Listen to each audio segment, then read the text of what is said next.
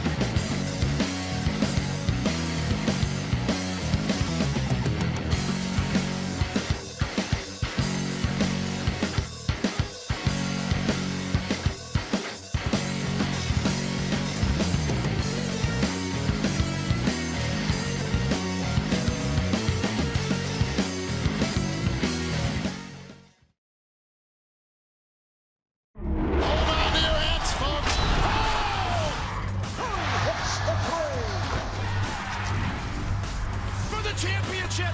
Yes! They are your Eleague Grand Champions. What a show. How about that? That ball is crushed. This is Turner Sports.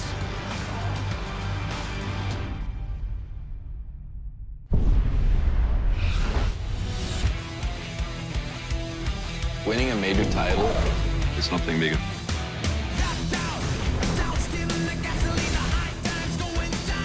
That's ridiculous. This is crazy. There goes one pop a second, and he's going to go for the third, and it's down. That is absurd. They go charge again to the blender. Going to wreck the entire team.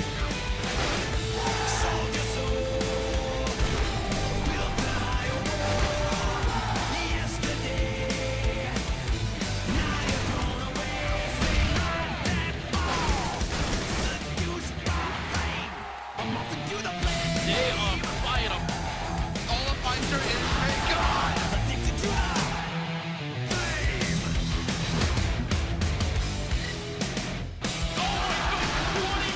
That should be impossible, and an incredible performance.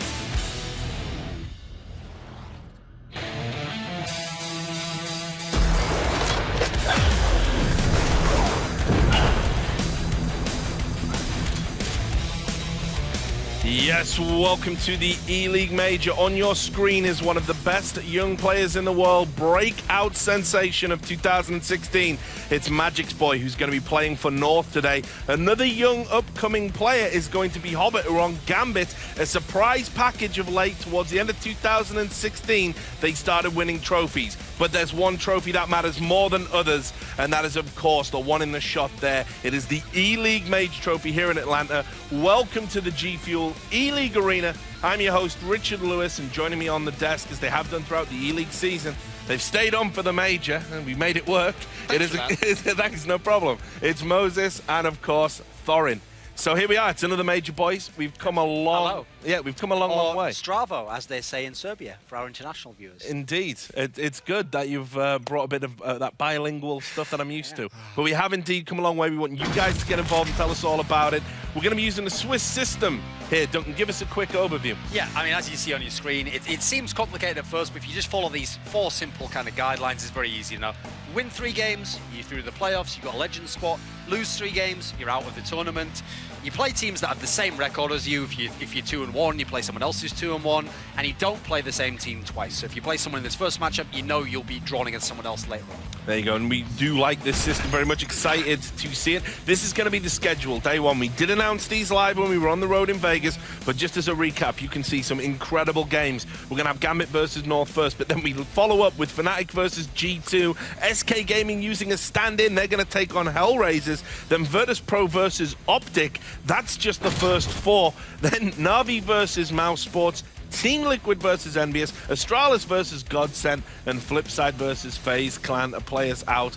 And you can also get involved on our website, eleague.com. There's all sorts of features out there. I've written some stuff. Thorin has been contractually obligated to write some stuff, and you can see he's super enthusiastic about that. So let's just quickly ask you guys, what are you most looking forward to seeing today? Because there's some great games there. Yeah, I mean, you look at the first half of the day. Those 2 matches with upset potential, Gambit and North. I think that's gonna be a great match to start things out. SK Hellraisers is upset potential, and then obviously VP Optic in the first half of the day. That's the one everyone wants to wait for. That's gonna be a sick match. Well, he's pretty much taken them all, so none left. There's one left. Fnatic G2. Is that a good Well, game? you did do a video on the old YouTube, Duncan, that you Sure. thought G2 were going to surprise. I think G2 is going to surprise for the tournament, though. I actually think there's someone where, just because of how they match up with some of the other teams and what the metagame of who's picking what maps, I think they have some potential to make a deep run in this tournament, which wouldn't be necessarily expected because they've kind of been slumping the last few months in terms of tournament results, you know. So I don't think that's going to be a great game, to be honest, as an opener. Like, I think Fnatic is kind of like a very unknown quantity, and I don't think either of those teams is going to be like a potential favorite to win the tournament. I actually key in mainly on the SK versus Hellraisers game because I think the stand-in element means it's hard to really think that SK is very reliable They've obviously got the makings of a good team still. Whereas I actually think the good thing about Hellraisers is on the few maps that they really like, we saw that they're dangerous. And it just so happens the few maps they like are right in the SK map pool. So that's why I'm kind of seeing that as the potential banana skin to start out with. Interesting. Well, look, there's lots of legends here, lots of legendary players and lots of legendary teams. We're going to have Gambit going up first, but we took a closer look at one of their legendary players. It is Zeus.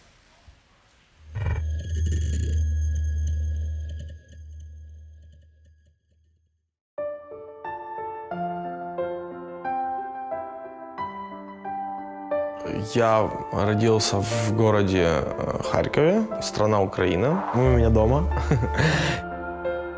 Я живу в Харькове. Здесь живут мои друзья, мои родители, моя девушка. He is a real man. He is a very strong person. He is the kindest one in the world. But when it connected with his game, he's crazy. In his heart, in his soul, in his brain, he's breathing just with this. Данил всегда был, конечно, с раннего детства. Он был очень эмоциональный ребенок. 12-13 лет он начал увлекаться компьютерными играми. И где-то примерно лет с 12 начал ходить в компьютерный зал, играть, увлекаться КСом. Ну и пошло-поехало потихоньку. Это было начало большого пути. В 2005 году я первый раз полетел на чемпионат мира World Cyber Games в Сингапур. И уже в 15 лет он мне объявил, что его пригласили в команду. Ему выделили 500 до чемпионата. И вот в этот момент я уже четко заинтересовался, чем занимается мой сын.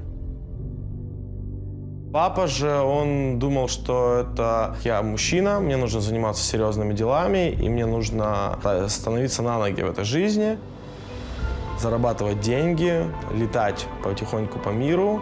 То тогда уже потихоньку родители начали смотреть на это с какой-то перспективой и с тем, что с этого может что-то получиться. В 2006 уже у него была команда ДТС. В 2007 у него была команда Virtus.pro. Мне предложили играть за команду Na'Vi, потом уже постепенно мы начали играть и выигрывать. И я увидел, с какими темпами развивается КС в мире. Понял, что за этим будет стоять будущее. Мне было около 22 лет, и в этот момент я присоединился к команде Na'Vi. Никто не знал, что из этого получится что-то большое, что эта команда станет чемпионом мира. У меня была мечта выиграть чемпионат мира по Counter-Strike. И Na'Vi у нас получилось это сделать. Это останется на всю жизнь в моем сердце, в моей памяти.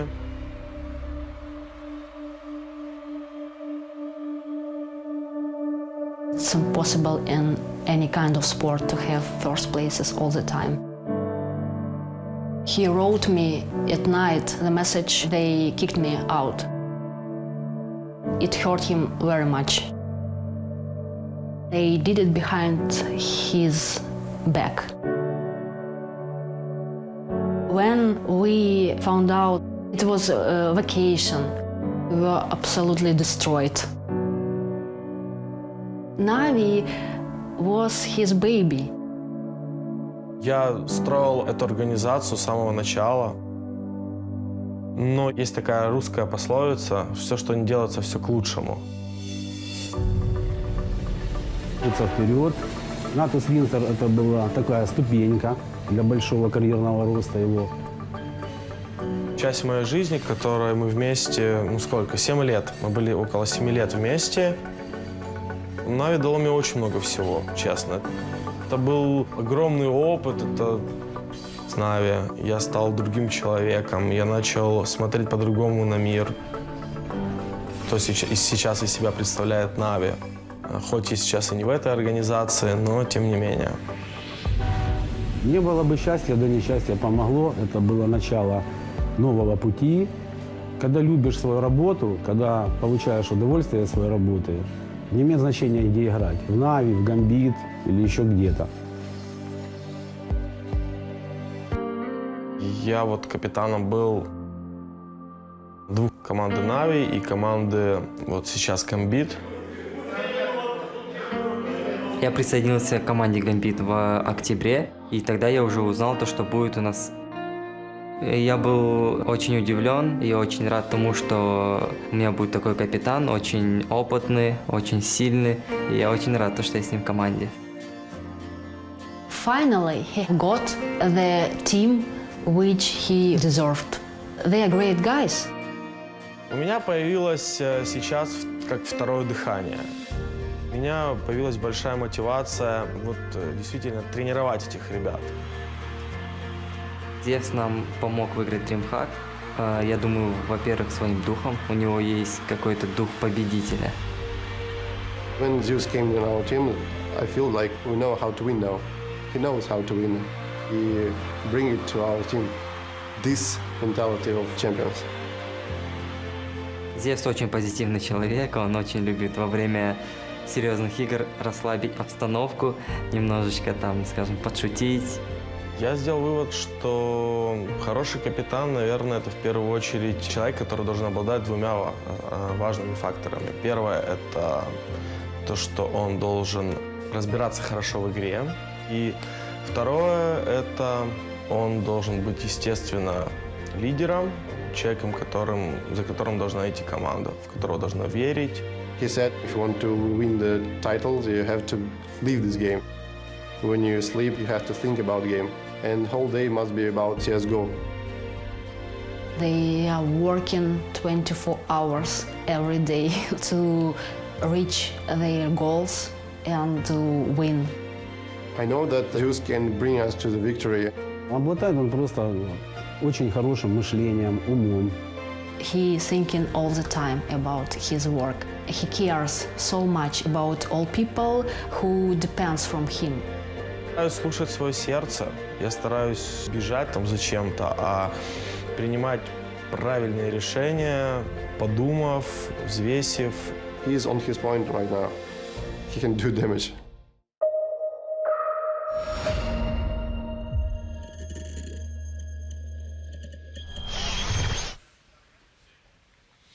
So there you have it, Zeus, who has played an amazing part in Counter-Strike's history so far. We're going to find out what the next chapter holds for him, because after the break, we are going to start the first game of the Major. It's going to be Gambit versus North. We'll see you in just a few moments.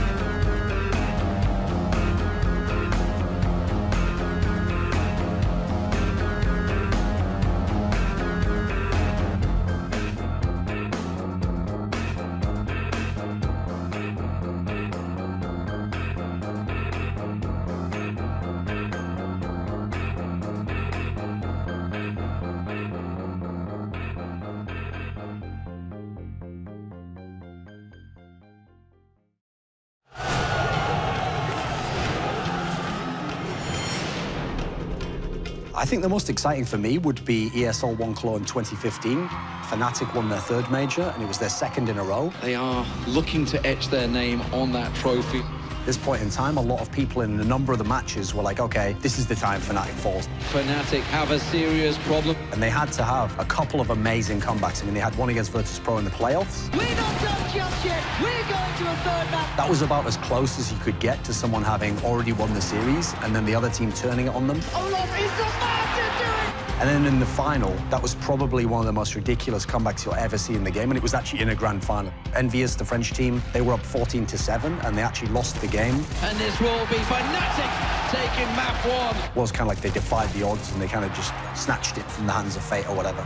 Your ESL One Cologne 2015 champions. An absolutely epic comeback here from Fnatic. So that was our major moments brought to you by Dell. And Duncan, obviously you do like a good comeback yourself, don't you, when we're having the banter on the desk? So that was one that you picked out there. And, you know, I was there for that. I was doing press work. I wasn't working on the broadcast. It was absolutely ridiculous. I remember that timeout they took when they were like something, you know, 13-7, 14-7 down. Just unbelievable. That is one of the great games of all time. You see, Moses, that's how easy it is to make videos about great games. Just a few minutes long, keep it snappy, have someone really good in it. Didn't actually do any work. So we're just waiting. We're actually waiting for the players just to get set up. Everyone going to set up for the first lot. I'm just ignoring you at the moment. Set that tone early, you know. For it is a major after all. But yeah, but that was a great game. What were you doing for that event, Moses? I was on the desk at that event. You were. Yeah. So what was your reaction to that?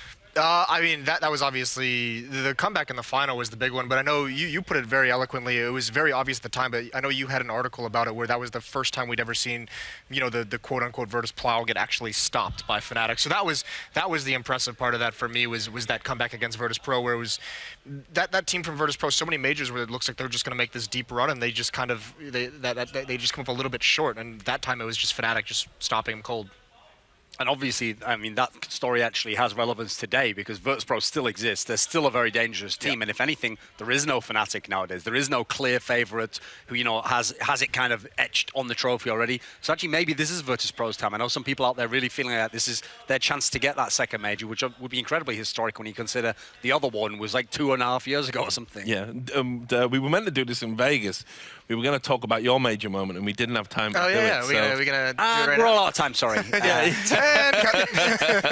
No, but what was yours? No, I really enjoyed it. I mean, it's from that very same match because it is that Fnatic. I always love the crowd reaction of Fnatic as the best team in the world, constantly booed at these events. And then they have this magical game, this incredible game where they just see a very high level of Counter-Strike, and they win, and they still get booed during the interview where Olaf can't even like answer a question. So Taz had to walk back out on stage right after that match and tell the crowd to like calm down and, you know, congratulate the other semifinalist that was going to move on or the finalist that was going to move on, and you know, just make sure the crowd was actually going to listen to the winner. So that was a cool moment, I always thought. Yeah, it was crazy how much that Fnatic team were disliked at times. Insane. It's like some of the they were best the best team in the world. Yeah. But I remember after that when they came through to get the trophy, and they literally had to walk through the crowd and come to the press area to do the after-the-match interviews, and they were getting booed by people in the press corps. Yeah.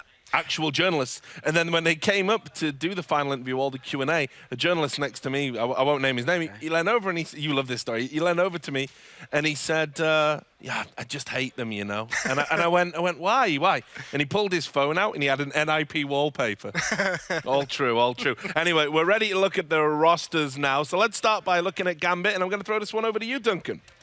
Yeah, this is a team where one of the interesting factors I actually thought about them coming together is that it's not like it's a totally new lineup. I mean, obviously Zoo's a very old school player, but then you've got Dosi, you've got Adren. These guys have been around the top level of CIS Counter-Strike for we're talking like, you know, a decade, half a decade at the very least. Then you have got those young guys though. Then you've got Hobbit, you've got Mu, these Kazakhstan players, where it's only the last couple of years we've really seen them break out. Obviously, Hobbit's case, basically only one tournament we've seen at a top level, but he was the MVP of that tournament. So I think there's excitement around this team that is justified.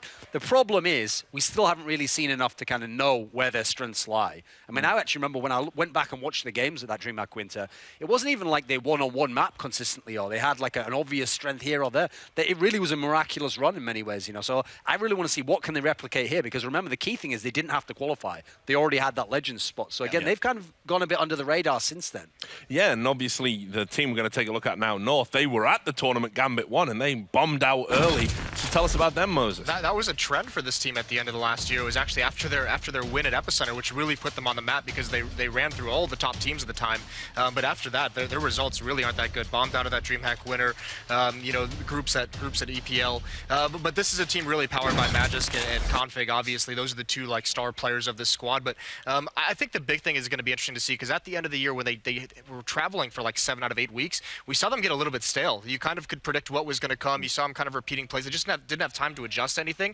So I'm really curious to see what MSL did with this squad because this month off that they've had is incredible. Like this is the kind of time an in-game leader prays to have to have a major. Yeah, you're absolutely right because there's no excuse now. If you excuses, well, I don't know about that. MSL could probably. If there was one man who could come up for one. No, but it's true, right? If you say, "Oh, it's because we're burned out and we're tired," and then you get a month off, and then we just had too much time off. Overprepared, if anything. He did say that in an interview. He did say there are no excuses for anyone. So we can hold that. Okay. We can hold his feet to the fire. Well, we'll hold back from roasting MSL ahead of the first game, and I'll tell you about a great way to watch the games that we're going to have here for you at the Major. It is, of course, Eleague Game Command. We're super psyched about it. More and more people are starting to know about it. It's a way you can become your own kind of director at home. Multiple ways to watch. You can pick what players you want to focus on, different angles. It's really, really cool, seriously. So go check it out, live.eleague.com. to go check out that feature. And now, Duncan, we're in your wheelhouse because we're about to get into the first vetoes of this Major.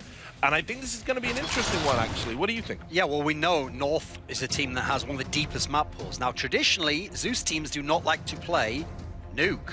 So that goes out the equation because North specialists on it. Well, I'm expecting Train as the ban here because they want to leave cash in the equation because we know Gambit in general probably doesn't want it. I'm thinking we're heading towards like a Cobblestone type picker. So at the moment, it's still in the equation. It's going to be between Dust 2 and Cobblestone, and it ends up on Cobblestone. Now, this is actually quite a fun one because the interesting thing is, always been a specialist map for MSL teams. He's always enjoyed playing this, and I do think that this team is good on it, but it's not like they've been incredibly dominant on it. It's not like you think like they're the best team in the world on it. So there's certainly some chances here for the guys from Gambit. And again, this was a map where all of Zeus's old teams, they actually had that good T-side. Na'Vi most famously, obviously. So I think this has got a little bit of upset potential, I think. So the teams have hit the ready up button, Duncan. So just a quick prediction from you. I'm going to say that North still, you know, they're the better team. I think they've got more depth, more quality. I think. And Moses, you've got some time here. So give us your thoughts about Cobblestone coming up. No, I agree that North is going to be the better team. It will be interesting because this is a map where if someone like Hobbit is having a very good game, Mo as well with the AWP, if these two players are hitting on all cylinders, this is a map where those two guys can really, really shine. And I'm going to start the Major off correctly, predicting an upset and potentially going crazy. Gambit is going to win this. So Gambit's going to win this. Right, okay. Well, there you have it. Moses has gone crazy early. No surprises there. Thanks for your thoughts, gentlemen. Now we're going to hand you over to two people that have played their part in Major history as well. It is, of course, Anders and Semler. Bless him. Thank you very much, Richard. And the desk as well. We're off to a great start. Semler, you ready? Yeah, man. I'm so hyped. Now it's finally time. It's been days, months, almost, 6 months plus since we've been waiting for this moment right now, Anders.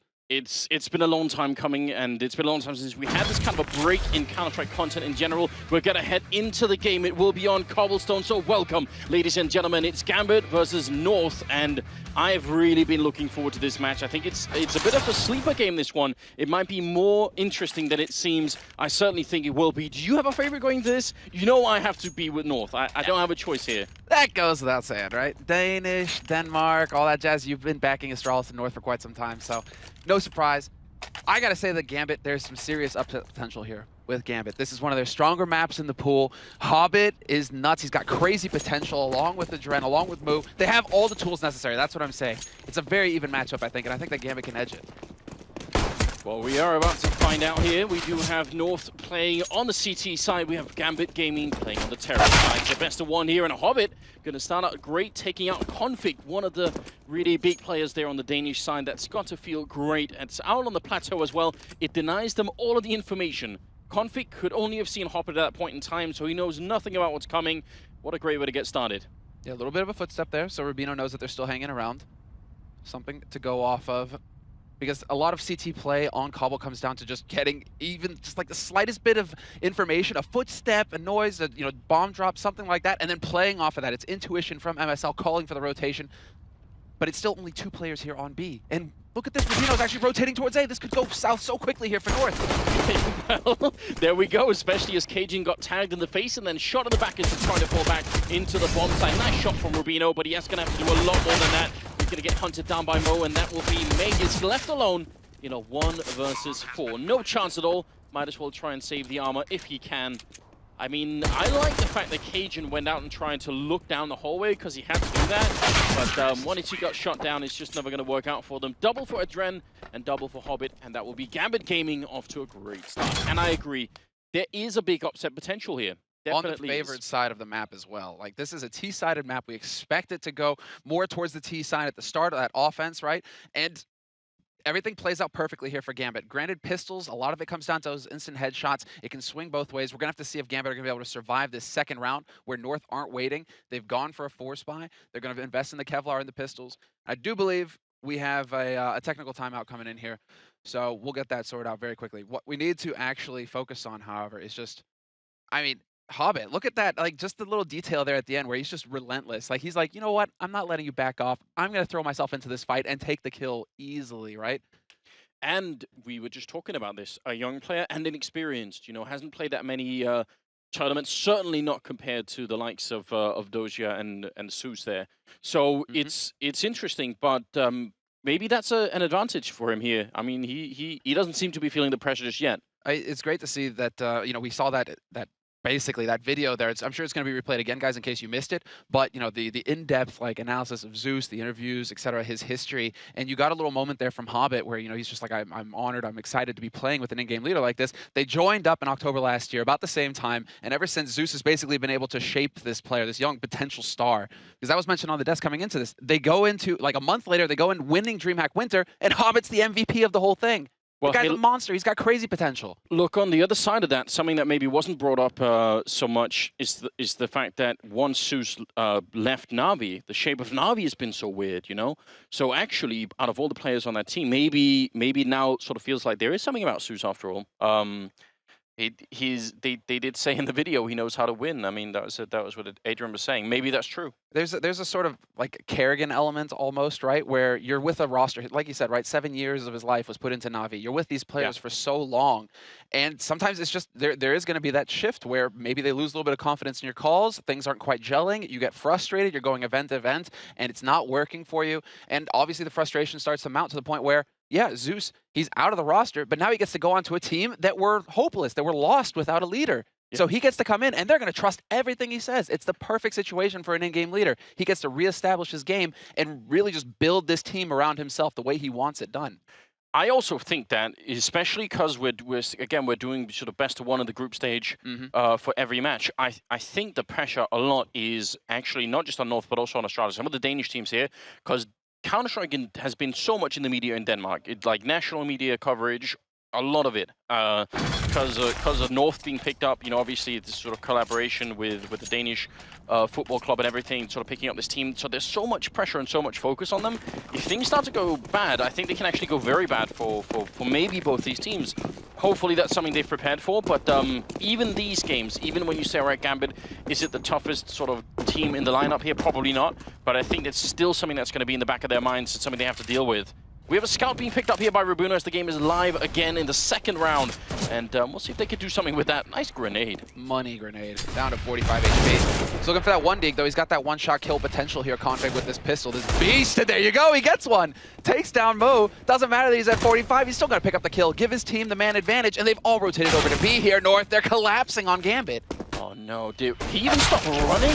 There's a bit of a body shot coming in from Rubino with the scout. Going to drop Hobbit low. It's still a 4-on-3 here. Adren coming in with a kill on MSL. Very importantly, Gambit slowing it down. They're just playing the angles and trying to see if they can get the better fights in. They don't want to run into that Deagle again from Config. He's still alive. Didn't get taken all the way down. Magus getting a kill, looking for the shot, and it's a headshot, taking down Hobbit. And now Doja are left with a UMP and a 1-on-2. He's looking for the headshot. He can't find it. Now the clock is out. 13 health. He's got the bomb, and he's going to make a run for it. You might just maybe able to make this, actually. Yeah, Cajun can't get into position to block off Connector fast enough. Doja, he's still capable of actually winning a 1v2 clutch in this situation because he's going to get that bomb plant down. Thank you. We get that big map. We get to see how much space is between him and North. So he's going. North now have to come into this blind, and they've split up. They've separated. Magus is going through underpass, whereas Cajun, he's going to be going from Connector. And the problem with this in this scenario is that they don't have a kit, so they don't have that much time to play around with. If Doja can just buy, you know, another 5 seconds here, it's going to be tough. They need to kill him really quickly behind this truck. And there it is, Cajun with the instant frag. And that will be the second round stolen away from Gambit's hands. That's rough, and we need to see that deagle shot again at some point from Config. I'm not even sure if he stops running all the way. He just sort of like, it's that drive-by, man. Yeah, puts a bit of weight on one foot and takes the shot. It's that drive-by, and I thought that they had managed to actually recover from that there. Also, Magus, like one of the most hype players in the game. He gets so pumped up. The energy you feel from him, man, just watching the tension. Well, the fist pumps, though, not working out at all. You see that? Not quite. It was a bit of hesitation. I put that on the Norwegian player in the roster, you know, Rubino, not quite fitting in with the rest of the Danes. Speaks Danish, of course, but I thought we'd gotten past this point in Counter-Strike Semler when people knew how to do proper high fives and fist bumps, and now we're back again. What's up with that? I mean, it just felt like Gambit, they kind of got bogged down. That's what can happen if you're pushing on that plateau. If you're not able to make it off of the plateau onto the site fast enough, you can get stalled out. And North, in that sort of situation, they aren't going to make those kinds of mistakes where they give away kills for free. MSL just going to work right now. Good control for him. Picks up 2 kills, and he's still alive. It's only Doja just now finding the kill on him. Not a bad shot, but MSL doing just fine. And now, not really any reason for North to do anything else to just sit back and wait. Magus will pick up the kill, and he was expecting another player to run out. Now it's all on Doja.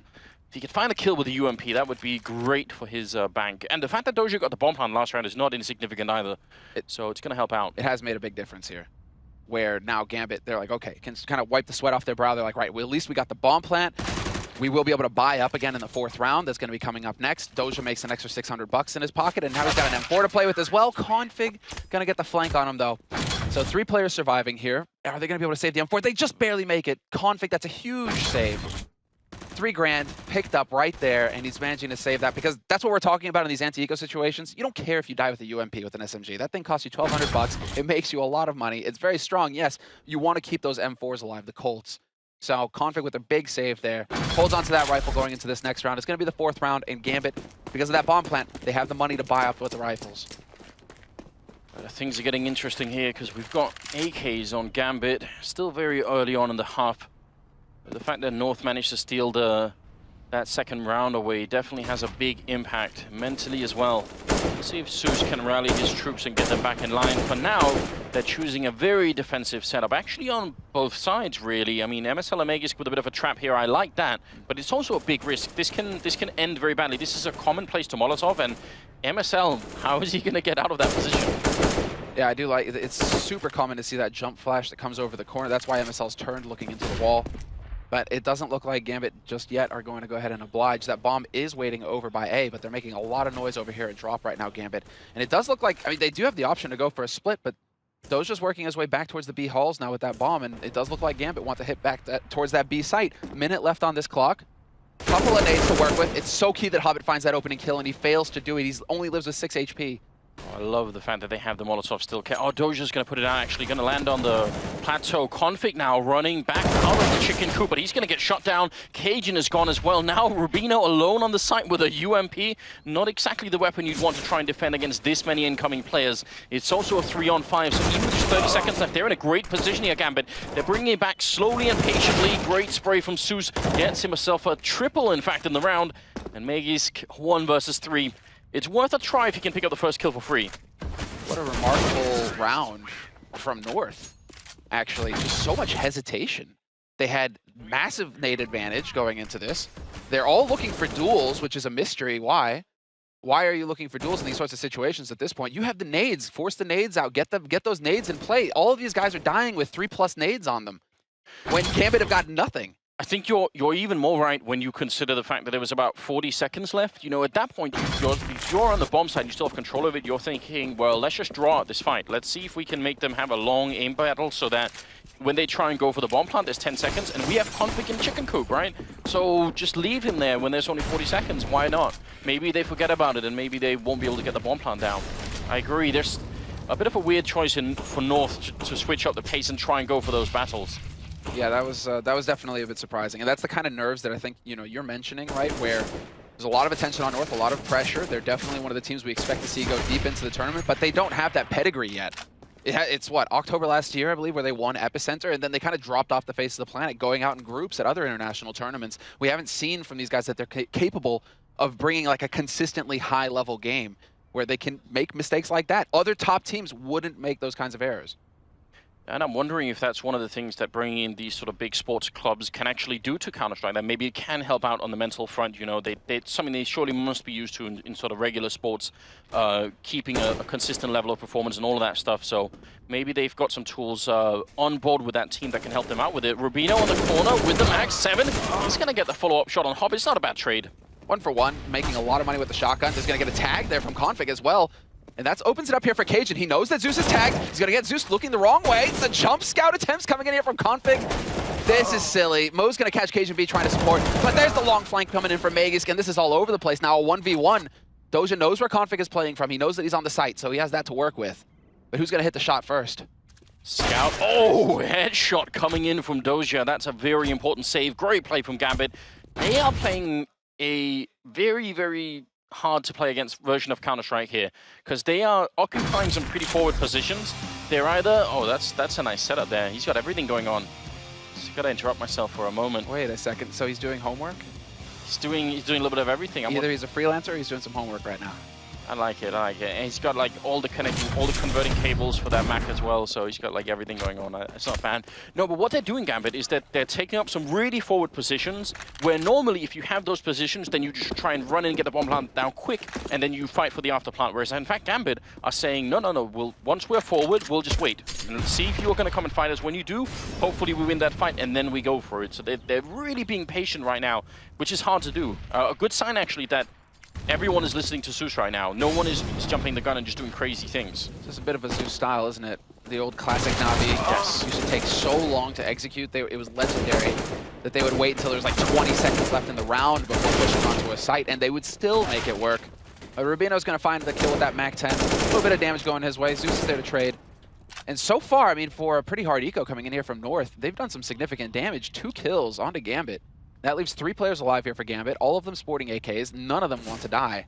But Magisk gives it away, they know where he is, and Zeus hits that shot instantly. So 4-2, Gambit in the lead. Not at all bad. Just to point out, what I'm talking about essentially is when Gambit have control of this, it's very tempting if you're on the T side to just want to sort of smoke off this area and then go for the bomb plant in the site and then forget about, you know, whoever is on the other side of the smoke. And you see just even this round, Gambit, they stay up here. They stay and drop. They want to wait until they have a much better than just a 4 versus 5 to go for the plant. They're waiting even further than that, which is really interesting and it's really good to look out for. And you are exactly right. This is what we knew. This is how we came to New Na'Vi when Zeus was on the team, as a really slow team, but it works, and it works really well.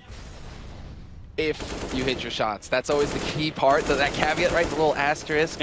Yeah. Now, like, if you hit your shots when you need to, yes, it works beautifully. If you're losing the duels, though, you're going to get left out, left out to hang in the dry, basically. So, I mean, we already have North going aggro. They have that same kind of setup here. Very aggressive, and Magisk going to win the duel versus Mo. Oh, that look, I don't know how Magisk managed to pre-fire that so early. I didn't hear Mu making any noise, but it seemed like almost like he did. MSL is very low. He's going to have to fall back, and Magisk will follow him, so a very good early fight. But look at how far up Doja is. It's unlikely they will expect him to be here. That's actually a very interesting position. Adrian going to take down Rubino, so now we're back into a 4-on-4. I'm still looking at Doja, yes. This is critical. He'll hear them rotating for days here. He's going to be able to catch them as they make their way through connector. This is the perfect angle from Doja. All he needs is patience. If they decide to go B, but Zeus is working his way back around to A long. Doja's going to find a kill on Magisk over on the A site, and Adrian's still hanging around. The flyby headshot onto Config, nearly gets the flick as well. Cajun, bit of a lucky break there that Adren was just a little bit too slow. Hobbit coming in with the bomb. MSL is in the back, and that's good. If only he didn't have 21 HP. He still gets a kill on Doja. That's actually really big. He's trying to buy time, and Zeus going to get the headshot on him. It's a nice shot there from the captain of Gambit Gaming. It leaves Cajun in a 1-on-2. This would be a big round to clutch. Only 20 seconds left. And early on in the half here, see if he can go for it. He's got the M4. He's been spotted. He's going to get the shot on Zeus, but he can't take down Hobbit. And Gambit will get the round in a 1-on-1 as well. Some close rounds early on in this, but that's 4 rounds in a row here for Gambit, Semler. Yeah, they're starting to chain it together. Another clutch goes their way. That's, what, the second one so far that they've had that's turned to a 1v1. And Gambit, this is where you can really start breaking North, because it's going to put North back on a pistol again. I love it. I'm sure somebody can translate in chat what he just said. I No love problem. everything about that. You see, but this is the excitement that we've come to expect out of the major tournaments. Like the teams, they feel it's everyone who's working here. It just feels different. It's in the air, and you can tell how fired up they get. Well, they've had such a long time, right? Very few tournaments going into this new year. The teams basically, I mean, they had some vacation, but for the most part, end of December going into January, they've been doing nothing but focus and work. Prepare as best as possible for this major. This is the most prestigious event in CSGO. I really do think we can't underestimate sort of the power of that position that Doja took up there. It's very, very critical. If you can get into a position that's just, you know, unthinkable if you're on the CT side, they would check every corner. You even see the guy walking into middle then, he had no idea. That's such smart positional play coming out of Doja. Very sort of routine to play. Config and Cajun are in the B bomb side, and they're about to have a very bad day. Yeah, they've got that HE figured out, Gambit. They're throwing that HE, banking it off the wall into the stairs and plateau every round. And Config, he keeps taking damage. It's almost for free. So we're gonna have to start seeing North trying to change it up, because it's so easy to counter that stairs position, whether it be an incendiary, whether it be an HE. You're constantly doing damage to Config or Cajun when Cajun happens to be holding there. And so that's just weakening the defense further on North. It's going to force North to get uncomfortable, where they're going to have to start trying to change up how they're holding. You're right, and the problem is if they let go of the plateau, then they're in the dark. You know, then if they want to make up for that lack of information somewhere else on the map, I'm not even sure how you do that. It's become very unpopular to go for the counter boost in drop. People don't really do it anymore on the CT side because it's such a big risk. Then you'd have to walk out long or mid on the A side. How do you even do that? It's almost never been accomplished, and certainly not consistently. It's very hard to recoup the loss of information over by plateau if you end up having that. Watching so far, I mean, this is just, North have been desperately struggling with rifle rounds right now. I believe they've won one rifle round, and that was an anti-eco rifle round. When it's fully bought up, Gambit Gaming are running the game on them. They are not able to handle this, the Danes. And so this is the big round here that they've gone for the eco on. Cajun B has finally got his AWP. They've got that good nade count again here, North, that they failed to use the last time. And so I hope to see them be a bit more proactive with the nades. You want to hold until about a minute's left on that clock, right? You don't want to throw everything out, which is why they still have 4 smokes on North, right? They still have 2 incendiaries. These are all key nades once you get deeper into the round. But I want to actually see them use it this time. Don't die with all of these nades on. Nice flash there from Cajun to open things up. Cajun is such a There's solid that AT. offer. Yeah, again and again, you're right. Down to 50 health. But, now what are they going to do? Looks like MSL and Magisk are actually going to go on an adventure. So that's how they want to sort of get... Oh, they're not even going to do it. They're going to wait. Actually, that's such a shame. They've put Magisk... They've got a cool setup over at the ramp here. So they're going to spot MSL first. He's going to be the first point of contact. And then after that, Magisk is going to sort of come running out. But I'm not even sure they're going to end up at the A-bomb side. This is going to be another B push. Yeah, they need to start cheating a little bit more here, North, and getting that extra play over towards B. That's where the intuition comes in, because it's so hard to get information on the CT side, on the defensive side that North is playing on right now, to figure out what Gambit are doing. And so it comes down to MSL making a snap decision, like put 4 on B, because they're going to hit B site again. And sure enough, Gambit, there's the opening kill from Hobbit from drop. Config is gone. Cajun pinned down on the site with the AWP. We need something magical from him right now. He can't do anything. Like, what is the play that's going to happen there? Doja and Adren are going to take another couple players down, and it will be MSL and Magisk left, but 2 versus 4, and they put the bomb down with 14 seconds left. This is classic Zeus.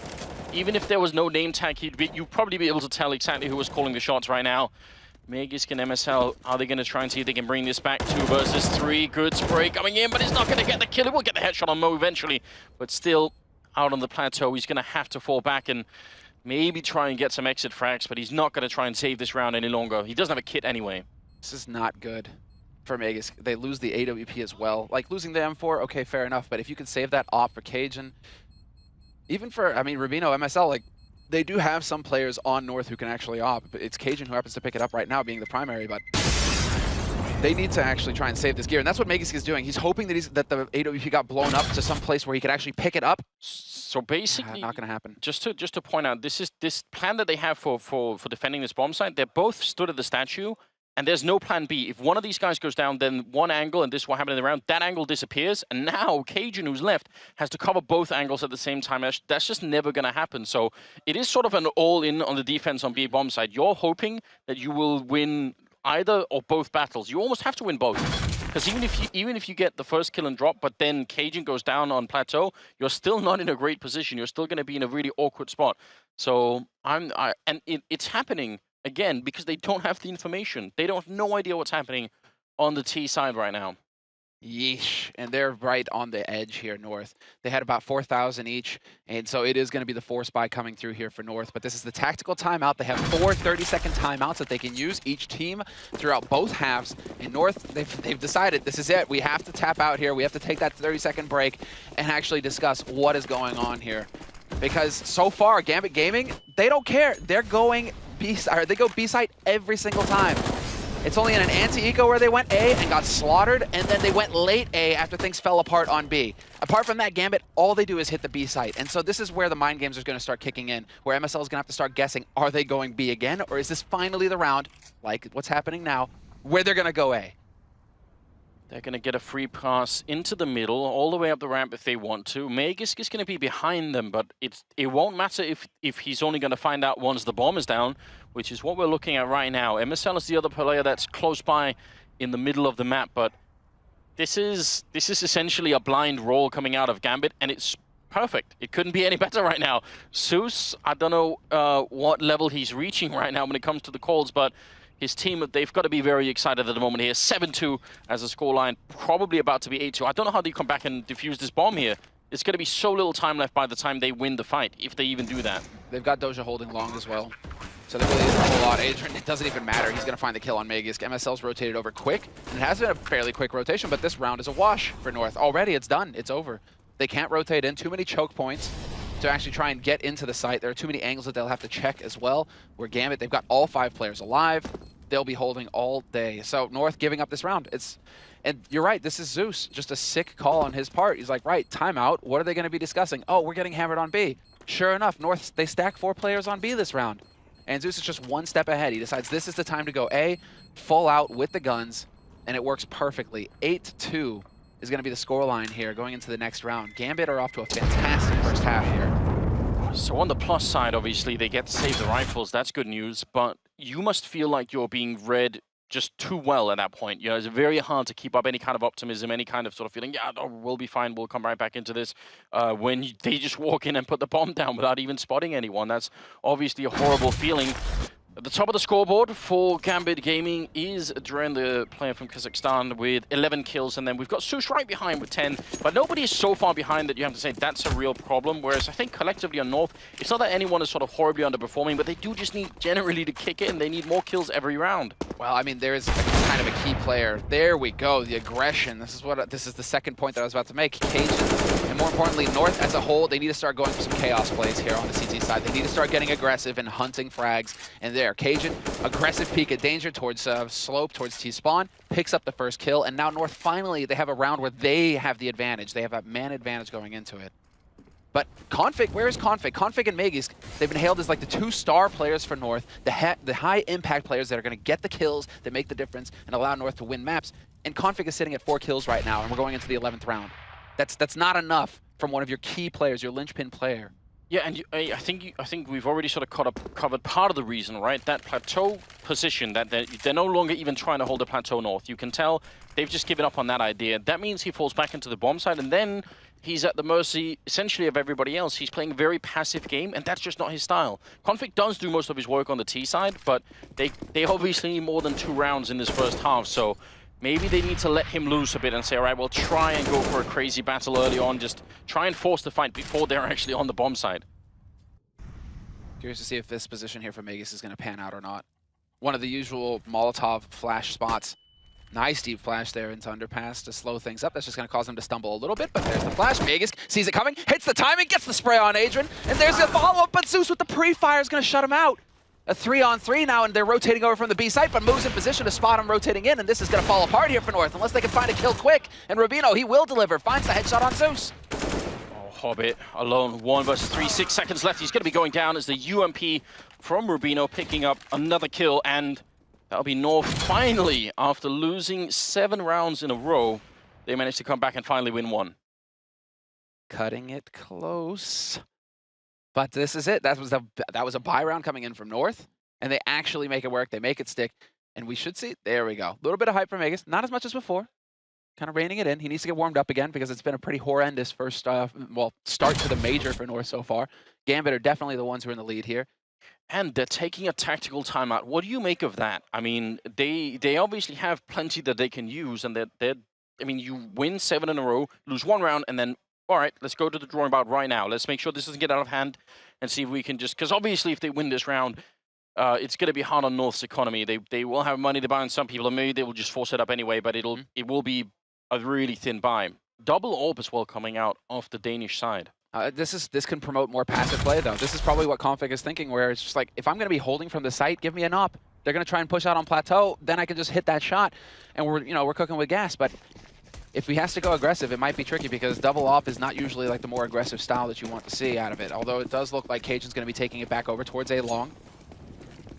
Not going to be any early action over there. Instead, it's Gambit trying to change up the pace, but those anti-rush nades kind of stumbling them, slowing them up a little bit here. And now they're forced to kind of sit and wait. Jesus, messing up nades left and right here, Gambit. A little bit of sloppy play coming through. Yeah, certainly Adrian's Molotov was going to land on the stairwell and actually landed on top of the box and got cancelled by the smoke, so that's unfortunate. Those are key nades, though. If that Molotov goes onto slope, if he doesn't mess up the HE, they're probably pushing out onto plateau behind the smoke that he actually sets up initially there. But because he messes up the Molotov, they're forced to sit and wait, and that plays into North's hands. Cajun B hits the first shot, and now Config looking for the follow-up here, up close with the AWP, hits the flick, Adrian's out. MSL, important backup there, gets a second kill. The Danish captain now coming into the round, and it's Mo left here, 1 versus 4 with an AWP. I'm not sure if this is any longer possible. They got the bomb as well. I think at this point you just have to wait. What? Cajun took down MSL? Not even in a firefight. That's when you know things are getting a bit heated, Semler. The North is ruthless, Anders. It's cold, it's brutal, survival of the fittest. Cajun had the op. Was it for the wall, do you think? I just don't even know. For the watch. What a scary development. It happened to John after all. But I mean, at least MSL got the double kill before he got taken out.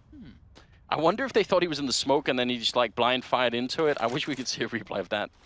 The madness.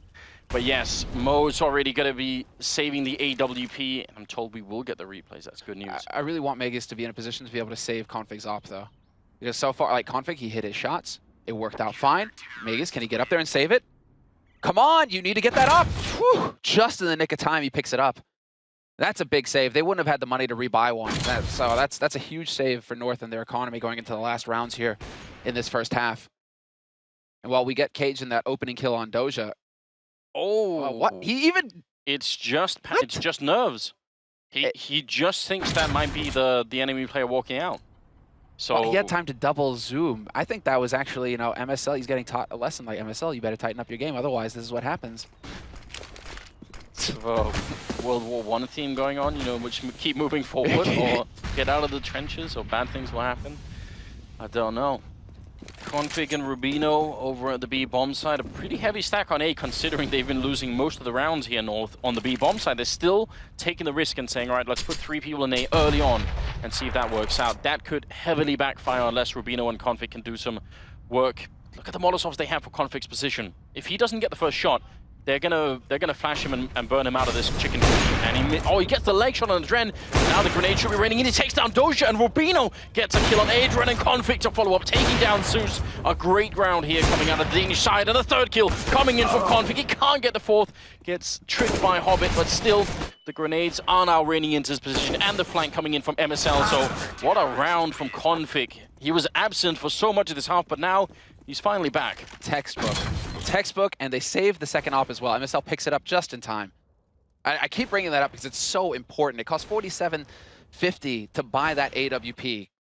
It's such a huge hit to your economy. If you lose it and your teammate dies, you're not able to recover it for him. It can really put a stumble in things. And so the fact that he actually just demonstrated like textbook play, hitting shots, going for peaks. Gambit are the ones who are a little bit light with the nade usage there, looking for duels instead of trying to make use of their grenades, and that ends up costing them. They're going.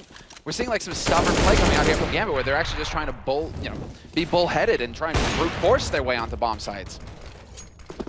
Leg shot onto Hobbit again. They're trying to. Well, they were trying to speed up onto the A ramp, but they're gonna give up on that mission and instead take the bomb back towards the B hallways. Config is holding close. It's actually the only one here. What is this mad over-rotation happening on the north side? No reason to rotate this many people when it's just pistols, and they know that. MSL goes down, Config in line for another highlight here. Yeah, this is getting a bit awkward. Just barely spots Doja, but Doja's up close. This is exactly where he wants to be. He's not going to hit the headshot, however. Instead, it's Config with that P250. But again, they're taking damage. And what should be a very clean round here for North, considering Gambit used all of their grenades over on the A site. They had nothing to help them get out onto B. And yet still, they succeed in finding 2 kills. North, though, man, they are very good at saving those offs. Actually, Rubino goes so far in the 15th round as to buy a 3rd off. A little bit of miscommunication, perhaps? And look at this poor guy. He's got the popcorn, he's got everything going on, and his PC's crashed. Nobody wants to see that window. It's obviously it's horrendous. But he's doing a good job just making up for it with the laptop. So that's why you need both. Tell your parents, you know. You need one of each, just in case, so you can watch the Eleague Major. It will be the 15th round, the last of the half, and what a way to get started. Doja taking out Cajun B. But honestly, the recovery here from North is quite impressive. 6 rounds is a pretty good number for them. I think they're going to be satisfied with that. If they get the 7th, it'll be even better, obviously. Yeah, they're going to be looking very good, actually, North. They've kept their cool, and they've managed to actually make it happen towards the end here. Mo turns away from the AWP. Interesting choice on his part, considering he is the main opera for Gambit. He could have that to work with, but with that AK, he's going to be more, fleet of foot. He's going to be quicker. And that might be what they're looking for here, Gambit. They want to get off that plateau as quickly as possible, because it does look like they're rotating that bomb back towards B halls. And I mean, this has just been B site for Gambit. This entire half pretty much has been nothing but hitting that B site plateau. Very little drop play, in fact. So we'll see if it pans out once again. North cheating a little bit, only having the one player, putting Config alone on the B site. Again, MSL's the closest guy, and he's over in Connector. Magus and Rubino, they're actually going to go and try and fight Doja, and they get shot down. 2nd kill of the round for Doja. No one's even touched him yet. What a great way to get started. That was North trying to get the information. They wanted to see if someone was setting up over there. Now they don't even know that. Config, he didn't spot anything through that smoke, and with the flashbang follow-up, that's going to be a definite win here. Magus can MSL 2 versus 5. Again, just shaky round here from North. Just getting picked off one after another, offering themselves up there. They have to take the risks. They have to try and at least bring it back to a 4-on-4. They're looking to get that man advantage, sure enough. But Gambit, this is, again, coming down to good fundamentals. They're waiting for North to make the play. They know that the pressure is on North. And when the duels come, they're prepared for it. Magus goes leaping in. And a flawless round to end the first half here for Gambit Gaming. 9-6 at the end of their T-half. That's very solid scoreline, actually, for both sides, I think. It was a good recovery from North, but Gambit shouldn't be feeling too bad about picking up 9 rounds. No, definitely not. What a way to get started here. 9-6 in favor of Gambit Gaming, but overall, I think a very, very even game. Now, before we go anywhere, we do want to remind you to go and download Team Stream, the free app from Bleacher Report, and follow the esports stream for all the latest E-League and esports news.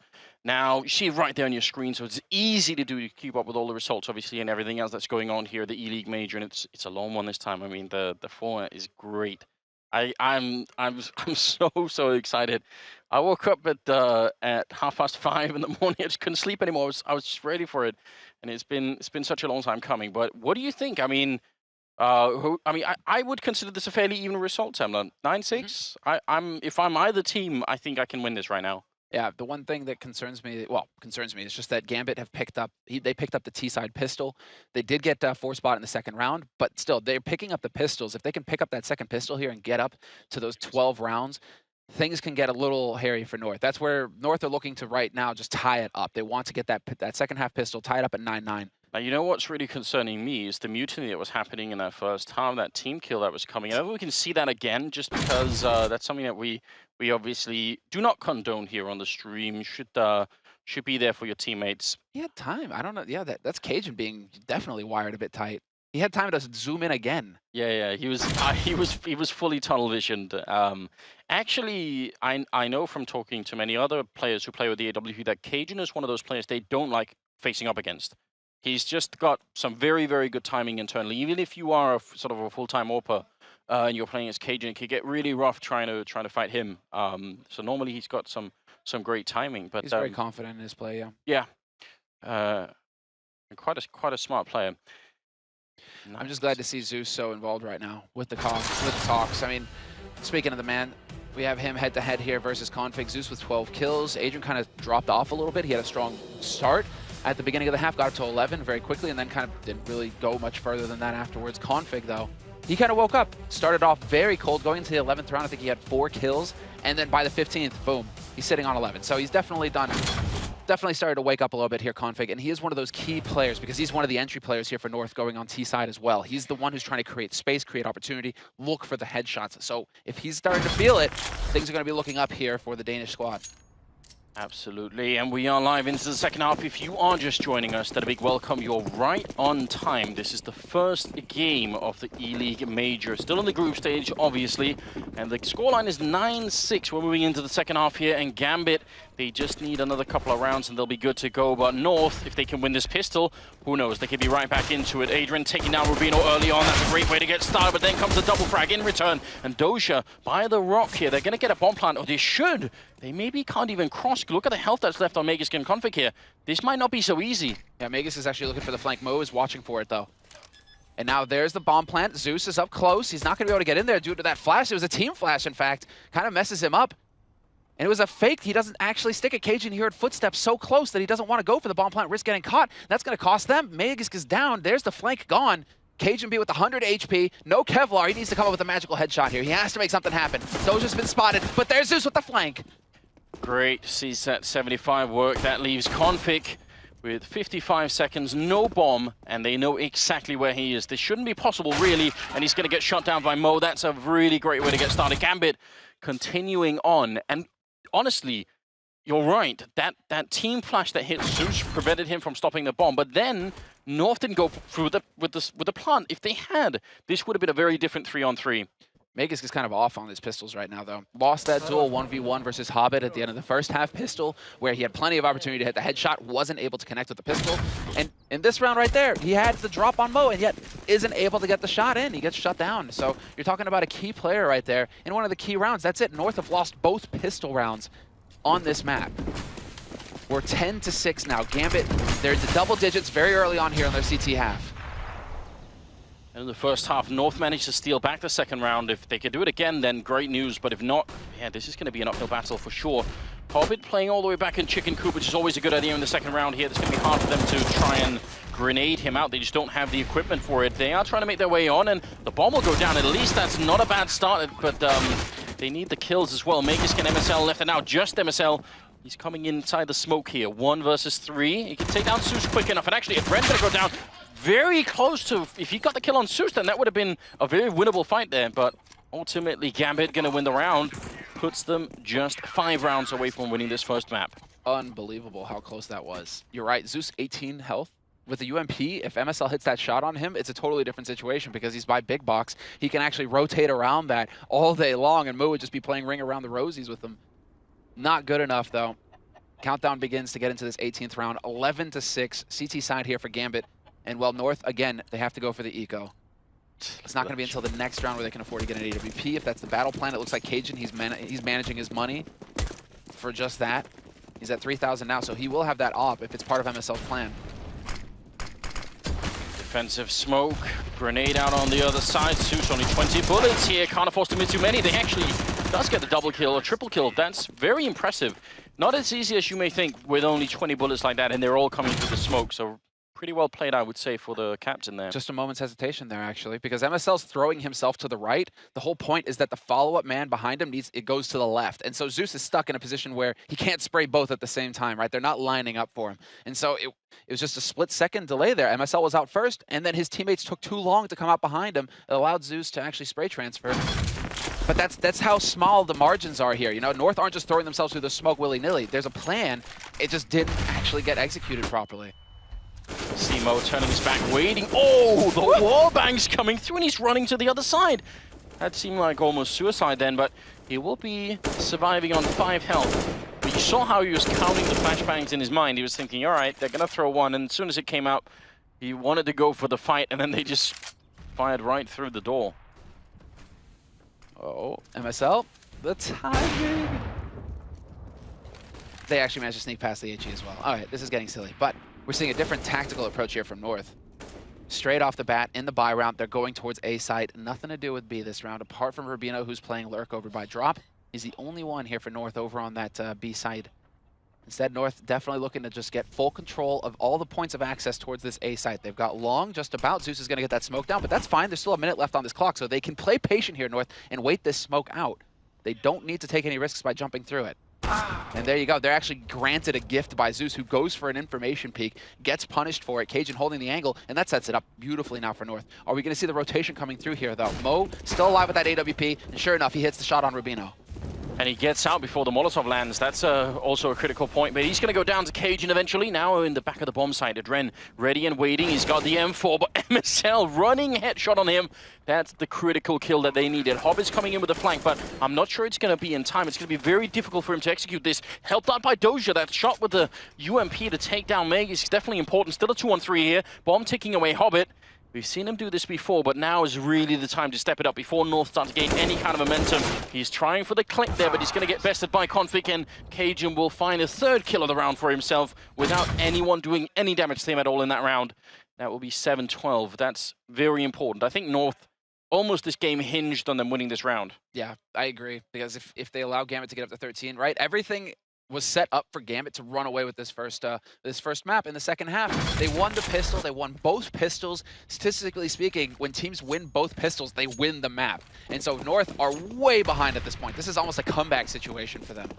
So they are up to 7 rounds now, North. They got the rifle buy. Gambit just barely managed to squeak a buy together here. Mo has got his AWP, but you're talking about 2 shotguns and a UMP. Boom, there's the shot though on Magisk.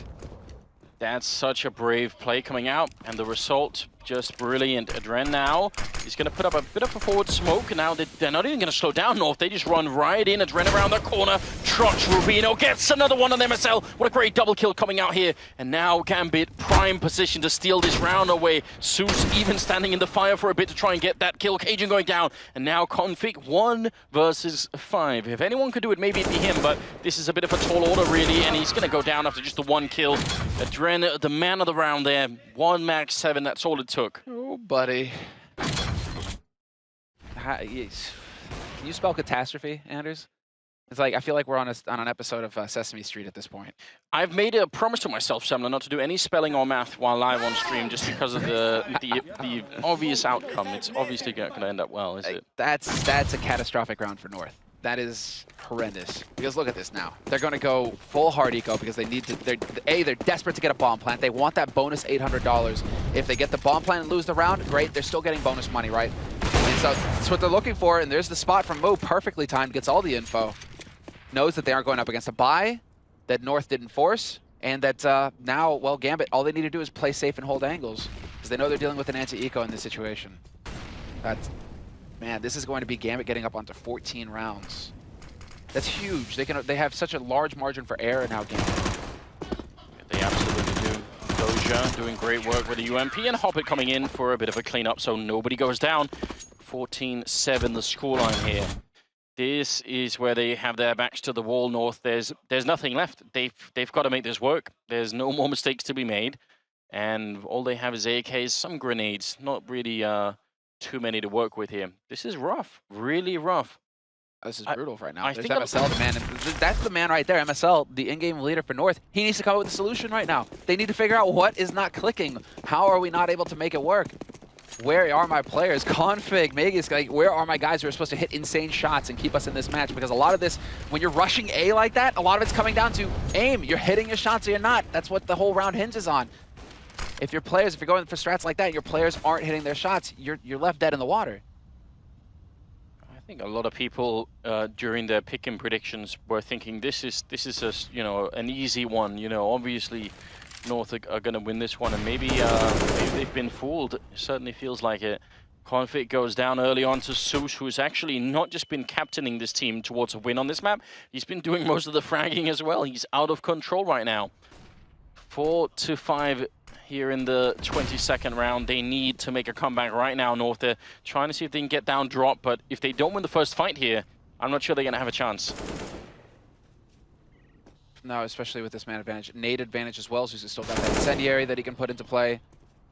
Adrian's actually collected a Molotov somewhere.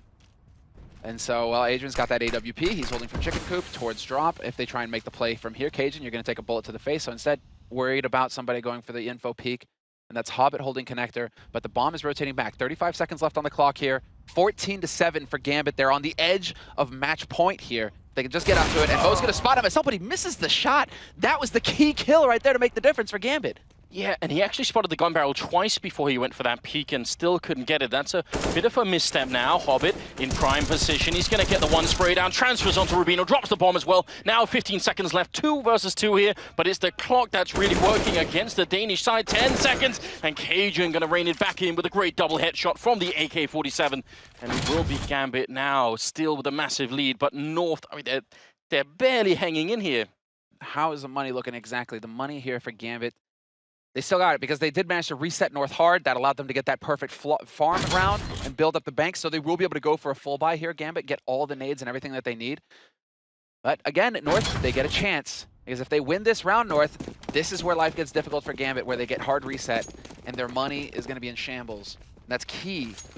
Absolutely key here for North to really get the ball rolling. They need to make sure that Gambit are getting reset round after round, that they're constantly having to go for pistols instead of go for the rifles, and that when they do go for the rifles, they don't have all the nades, they don't have all the kits, they don't have all the utility. And so there's still a chance here for North, but it's a slim one. Gambit just needs to keep cool and land their shots now. We've seen it from Hobbit, we've seen it from Doja. Everybody seems to have had their moments here on Gambit, so they're capable. It also feels like some of the big games that North have won in the past, it only happens when Magisk and Cajun sort of get unleashed, you know, when they feel so confident that it's running across the map, taking all the fights and winning them. Right now, they don't seem like a very confident team. They feel like they're playing a very patient game, and I'm not sure it's playing to the strength of some of their star players here. That could be a problem later on if they can't recover that confidence. You know, they need to unleash Config and Magisk. Just let them play. Shots? More shots? No. Cajun's calm. Do they have the nades for actually clearing that out? They do have an incendiary. MSL, he's close. Yes, he has the incendiary to throw down over on ramp, and we'll see if he actually uses it. Yes, it goes out now, but a perfect anti-flash is going to, well, basically burn valuable seconds off the clock. Rubino's going to spot the man crouching in the corner. That's Hobbit down, but Mo still holding the angle with the op, and he's going to trade for MSL. He even tagged up Rubino behind him. Mo with a second shot coming in, and Susan Doja helping out. It looked so good for just a second, and now, I mean, if they had got in, Config would have been here with the flank. You see the plan that was going to happen, and now obviously cannot happen. And Mo, third kill of the round here for him. 15-8, it is map and match point for Gambit Gaming. It would require 7 rounds straight in a row here for North to bring it into overtime. Not impossible, but certainly not very likely at this point in time, especially because they don't have the money. Magisk is just absent there in that round. He was the key player, I think, that really mattered, and you could see that he was forced. Like, the timing was off, again, skewed, where maybe we're seeing nerves from North because they tried to push Plateau before Config was in position and drop. So then Config just runs right into Zeus, free kill for Zeus, and then, like you mentioned earlier when you did the drawing on the map, right, where you're looking at multiple angles from that B site, if you have both covered, then that's what happens. The Opera can just focus on Plateau and hit shots all day. So a very comfortable round there for Gambit. A key round because you can see North, they have nothing left. A UMP. It's the most expensive gun they have. Otherwise, they're sitting on pistols. It's a nightmare. A rough way to get started in the tournament, but obviously they have 3 losses in total here in the group stage that they can take. So this is only 1 out of 3, but still not necessarily a comfortable way because the competition could get worse for them from here on out. You know, it could get even tougher than Gambit later on. 3-man stack at the A bomb site seems like a very good call coming out of Zeus. And again, he's at 20 kills, looking for 21. He's got the M4 out, spraying a bit through the wall, and he's going to go down to MSL, actually, who does burn up after the fact to Adren's Molotov. So now a 4-on-4. How many times has Config got HE down to 50 HP? The damage from grenades that Gambit are getting, it's unreal.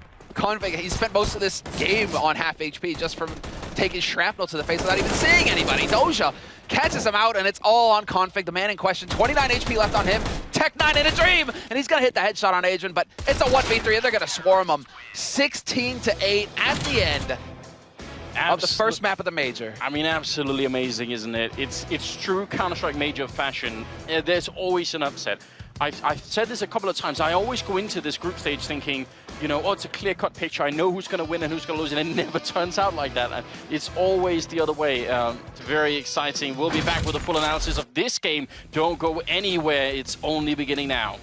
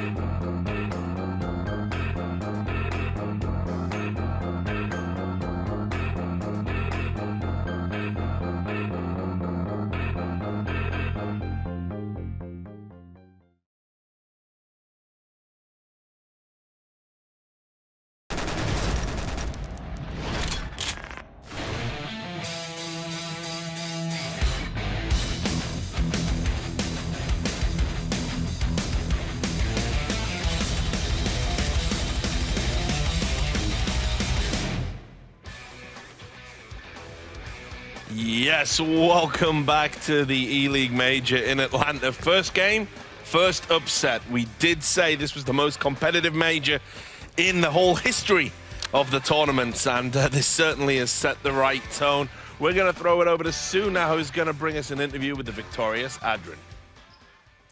Thank you very much, Richard. First of all, congratulations, 16-8. Great way to start off the day. My first question for you, knowing that you guys were going to be going up against North, who's known for having a wide map pool, how did your team decide to prepare?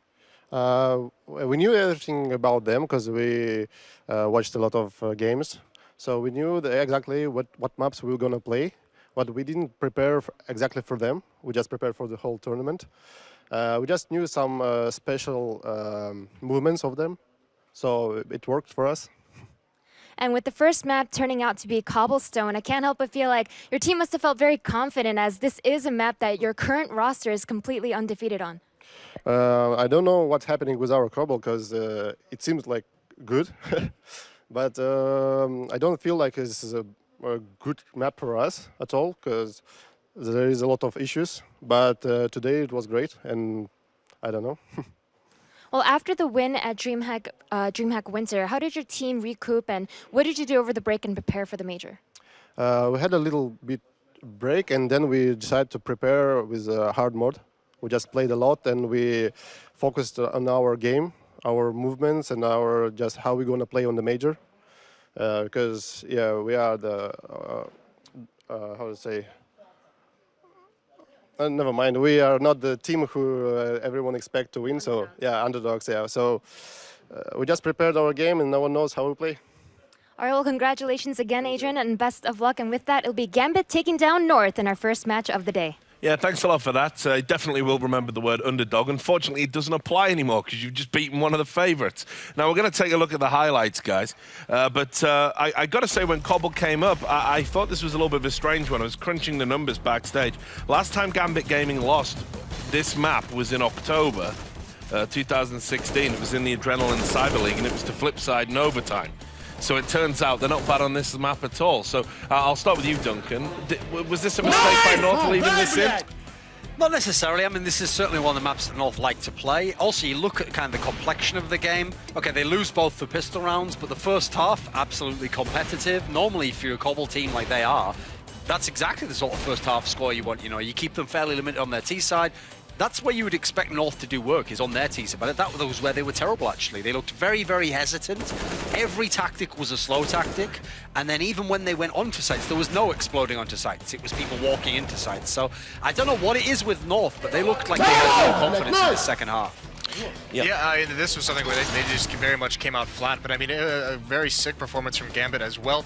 Gambit did such a good job in the first half of controlling drop, and you could see it in the B defense. That's what kind of got him out to that 8-2 lead, was, you know, first there was a Dren, then it was Hobbit a couple times getting just one pick down drop zone, and that one defender in the B bomb site just felt very isolated, and Gambit was able to take advantage of that repeatedly, and North had to really respond to it. But yeah, it's very much like Duncan said, this was a team that almost seemed like maybe they're putting too much thought into the tactic they're running and just not playing a little bit more to instinct, not playing a little bit more raw, and letting some of those star players shine. They seemed very, very much, you know, constrained into whatever system they came into that with. Like, the one thing that should have been the potential chance for Gambit to win is, I mean, they had some of this, was, you know, good reads from the captain, maybe prepare specifically for Dignitas, but actually one of the areas they won the game is, across the board, they had more firepower than the Dignitas team does. And you look at Dignitas, that's supposed to be a pretty deep kind of roster there, you know, where you go down as far as Rubino, pretty skilled player, and you weren't seeing it in the game. On North, as they like to be called now.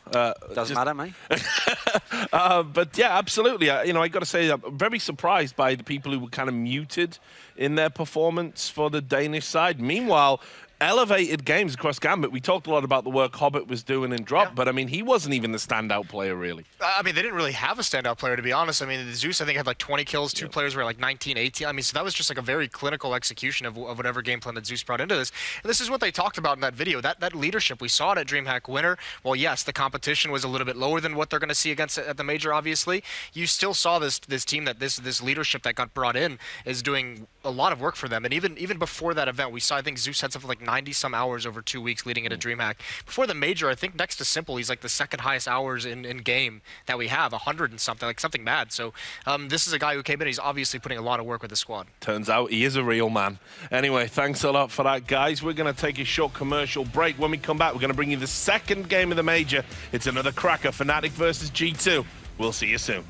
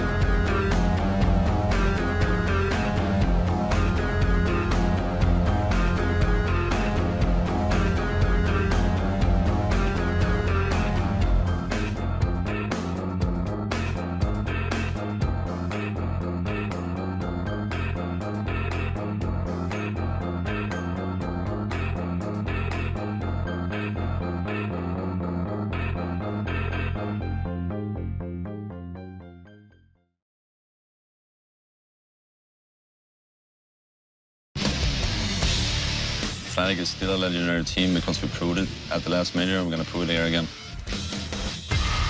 We don't have any pressure. We're just going to play our game. We don't have nothing to lose. They have their title to lose. They have two very strong players in Shox and Scream who can go nuts and be one of the best players on any given day. They can't handle us because they have two players. We have all five. Last time Fnatic beat us, even at the last major. So now it's our turn and the revenge is coming. If we play our game, we definitely can beat Fnatic. We are not scared of Fnatic at all, and we'll prove it this time. Beating E2 will be the first step towards the goal of winning the major. So there you have it. Two great teams as befitting a major. But what's interesting is neither of these teams are in a great spot right now. Lots of rumors circulating. This might be the last tournament with their current lineups as well. So we're going to break it down for you. Duncan, I'll start with Fnatic. Just a crazy situation they find themselves in. Rumors they might be bringing the old boys back. Yeah, exactly. I mean, it certainly seems like that team that you saw in the final of Eleague Season 1 losing to Virtus Pro, we might yet see that lineup happening again. I mean, understandable why. The new look Fnatic hasn't really managed to have much success. Obviously, they have made some changes. They brought in Disco Doppler. Crims returned, it turned out from Godsent. But even so, I mean, they actually didn't attend many tournaments after that. They obviously didn't make them out of the playoffs, so they weren't qualifying. So this is actually a team where they've tried a few different things. They've tried, like, the idea. I mean, you saw in that video feature there, both teams actually, like, I'd give them, like, a Razzie for, like, conviction on that. Yeah, we will get the revenge. This will be the step to winning the major. Like, believable. So I don't think these teams actually, like, especially in the case of Fnatic, they don't really believe they're going to win the major. No, I got to say that. Last time I did see them at E-League, you know, we commented on it. We talked about it on the desk. There was this weird kind of muted atmosphere about the team, you know, kind of almost as if they were missing something. And you know, we've talked about great players in the past who've played the historical roles at the major. Olofmeister's not even the best player on that team right now. You've got to give that accolade to Dennis. So all sorts of trouble over there. Also, great humor from Crims. We have 5 players. That is actually all you have, 5 players. Right, well, let's talk about G2, Jason. Yeah, another team with some former major champions on it, and obviously the two big names you're going to have here. It's going to be Shox, it's going to be Scream, and those are the guys who powered this team to really good placings earlier in the year during the summer. Since then, though, they've kind of cooled off, but Shox still is one of the most dynamic, one of the most exciting players that you can watch in Counter-Strike when he's having a good game. It's just some of the craziest stuff. But they have, like you mentioned, they have some of their own external factors going on where there's rumored to be another big French shuffle coming, or a little bit of a revolution where these two teams, them and Envy, swap players around. Yeah, much like the Matrix, the cycle's about to start over again. We're just going to see whether it's the one that wins or not this time, because, you know, a lot of speculation about it, and Envious, obviously, at this major as well. It's just another crazy situation. One thing about G2 that I really think with this team to be effective in their matches is it's not so much about the star players. Yeah, you need them to have a good game, but it's more guys like RPK and more guys like Body. If they're able to fill in some of the gaps in this team, that's where you see G2 really be effective, because Shox is a very reliable star player on this team. Scream is going to get some very nice rounds, some very good highlights, but it is going to be the role players more so than I think than Fnatic that are going to step up to make this team a little bit scarier in this tournament if they want to have a good run. Well, let's get into the map veto. Duncan, where'd you see this one ending up based on the form? Well, one of the interesting factors is obviously Fnatic can pick to be, and they're going to do the 3 bans. Nuke has to be a ban at some point in time because actually G2 plays it a little bit. Meanwhile, if you think of Fnatic, okay, in general, Cash, Dust 2, they're the G2 maps, but you're going to leave Cash in because Fnatic has always liked it. So I actually feel like we're going to end up with those at the end of the equation. I mean, look, we're down to Overpass, Cash, Dust 2. So there we go. It's going to be essentially a G2 map. It goes to Cash. This is actually a great matchup because the Fnatic core have always liked this match. It's always been one they've loved. Dennis, actually, even previous teams has liked it. But G2, this is one of their home maps. This is the map, remember, that it was the clutch one to get them through to this major against Immortal. So they have to do kind of a little bit of a comeback. So I feel like both teams are happy with the way this one came out. And it's a map where it's primed for kind of skill to determine who wins it. Well, I'll stick with you for just a moment. Obviously, I did say at the start of the broadcast, you did a video saying, you know, G2 were going to surprise everybody and go further in this tournament than perhaps people might expect them to. Is Cash going to be instrumental to that? Yeah, that's actually one of the reasons why I picked them in that sense. It's not that I think there's some team where they're just going to beat every opponent and blow the doors off with their performance, but I looked at it, and actually, in terms of Dust 2, in terms of Cash, these are maps that it's very rare teams are going to ban both against them. Actually, I went through the whole field. There's only something like 3 teams that are likely to ban both against them. Most people are going to leave it in the equation and at least let it go to the randomizer. So that in itself is going to give G2 a couple of games where the randomizer can kind of gift them a positive, and then the middle of their map pool, it really depends on the opponent. So actually, for Fnatic, I knew that Fnatic wasn't going to ban those 2 maps. I was fairly confident there. So I think G2 gets to start out potentially 1-0. And Jason, just some quick thoughts from you. The players have pressed the ready up button, so it's time to go. Predictions? Yeah, G2 are going to be happy with such a map that's going to rely on their skill that they've been good at in the past. I'm still, much like the last major where we say a lot of things point towards G2, but still going to take Fnatic just because it's Fnatic. So you'll take Fnatic? I'm going with G2 on this one. All right, divided again. Thanks a lot, gentlemen. We must now hand you back over to our casters, Anders and Semler. Thank you very much, Richard. So a split desk there. Moses and Thorin not quite agreeing on the outcome of this one. You have an obvious, well, maybe not so obvious, but you have a bit of a bias in this one. Who do you think? Is it going to be the French or the Swedes? The French in this case, I think. It was too telling when you came into this tournament, right, and Twisted an interview before the tournament where he just drops this fire line where he's like, well, we haven't really been practicing at all. We've just been like kind of focusing on the individual DM, FPL, but, you know, not so much. And obviously the Fnatic management got involved immediately afterwards. They're like, no, they practiced. But come on, guys. It's like no real preparation apart from the individual preparation coming in here. So they're just looking for duels, Fnatic. They're looking for headshots. That's the only thing. Whereas I think G2 are going to have a bit more structure going into it. Yeah, you'd have to hope so, certainly. I don't know. I wouldn't rule anything out. They could just be tricking everyone as well. I'm gonna see what happens here. Second game of the E-League Major, still in the group stage. It's Fnatic and G2 Esports, and Twist off to a great start. Shox trying to see if he can bring it back. He's in the corner. He gets 2 headshots, taking down Disco Doblin and Crims both. That's such a great way to stay in the round. And Scream gonna walk right into the middle. Now it's all on Shox with 8 health left. Oh man, that's painful. Scream. All you needed to do was stay alive at that point. Shoxy's on 8 HP. There's nothing he can do. I mean, it's just going to come down to blinding headshots from him. That's the only thing that you can really count on as he rotates through CT towards that B site. He's obviously read it. They've rotated over towards the B site as well, Fnatic, and they're getting that bomb plant down. Spots Olofmeister in B halls, and he knows there's a man on the site. He's looking for that kill first, but Twist barely bouncing out. This is unreal. One headshot! No way. Shoxy, he could do it! The 1v1 clutch, he's looking for one more shot. 5 bullets left in the magazine. And Twist, he's trembling. Shoxy will get it, the kill! Unreal! Quad kill. 8 HP clutch from Shoxy to start things off on this map. There you go. That's how you know it's a major tournament, ladies and gentlemen. That should have never even been within the realm of possibilities. He spots the guy in main and just walks in. Ice cold play coming out of Shox here. I mean... I don't even. You can't... there's no calculating any of this. I mean, as soon as Scream dies in the middle, the round is pretty much done. And then this happens. I can't believe it. Shoxy's just so good. Shoxy. Look at even then, he just casually taps away. Like there's no panic at all in him. He's very calm. He knows any bullet that's gonna hit him is gonna take him out. That's it. The round is done. Shox is just like the full package, man. Like it's unbelievable how his individual play hasn't really dropped off either. He's taken over the endgame leading role for G2 for months now, and yet he's still capable of the most dynamic, ruthless play you'll see in CS. There's another guy, however, who's capable of that, and that's Olafmeister. What was that peak coming in from G2? Shoxy's going to go ahead and like actually trade the kill, but that was the most hesitant peek into B-halls ever from G2. And what is this? How did Body and Crims not hear each other? Suddenly it's a 2-on-3 again, but yes, not only was it hesitant, they all lined up. They just walked right in front of Olaf, so... I don't even know. All right, so you saw that like earlier. I made a comment in the Cobblestone match where it was the eco round coming in from North. MSL throws himself right. The rest of his team are trying to go left, but they're trying to split it up so that they're not lining up perfectly for somebody who's holding that angle. What happened there from G2? That's textbook what you're not supposed to do.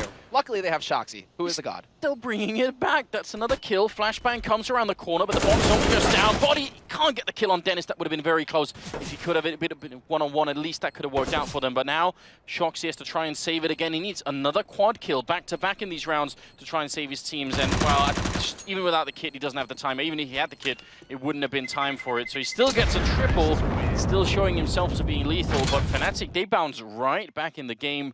Oh, come on! Triple. Oh my! The pickup button. He was standing there trying to swap for an M4 and it wasn't going off. He threw away his UMP. And now, that's disgusting. He really tried. He really tried.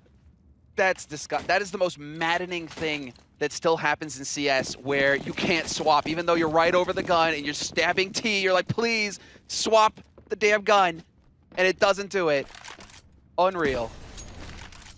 But look at what he did. He bought the hero AWP. But this is, you see how the first game was, how slow Suze was with everything and how hesitant both the teams were?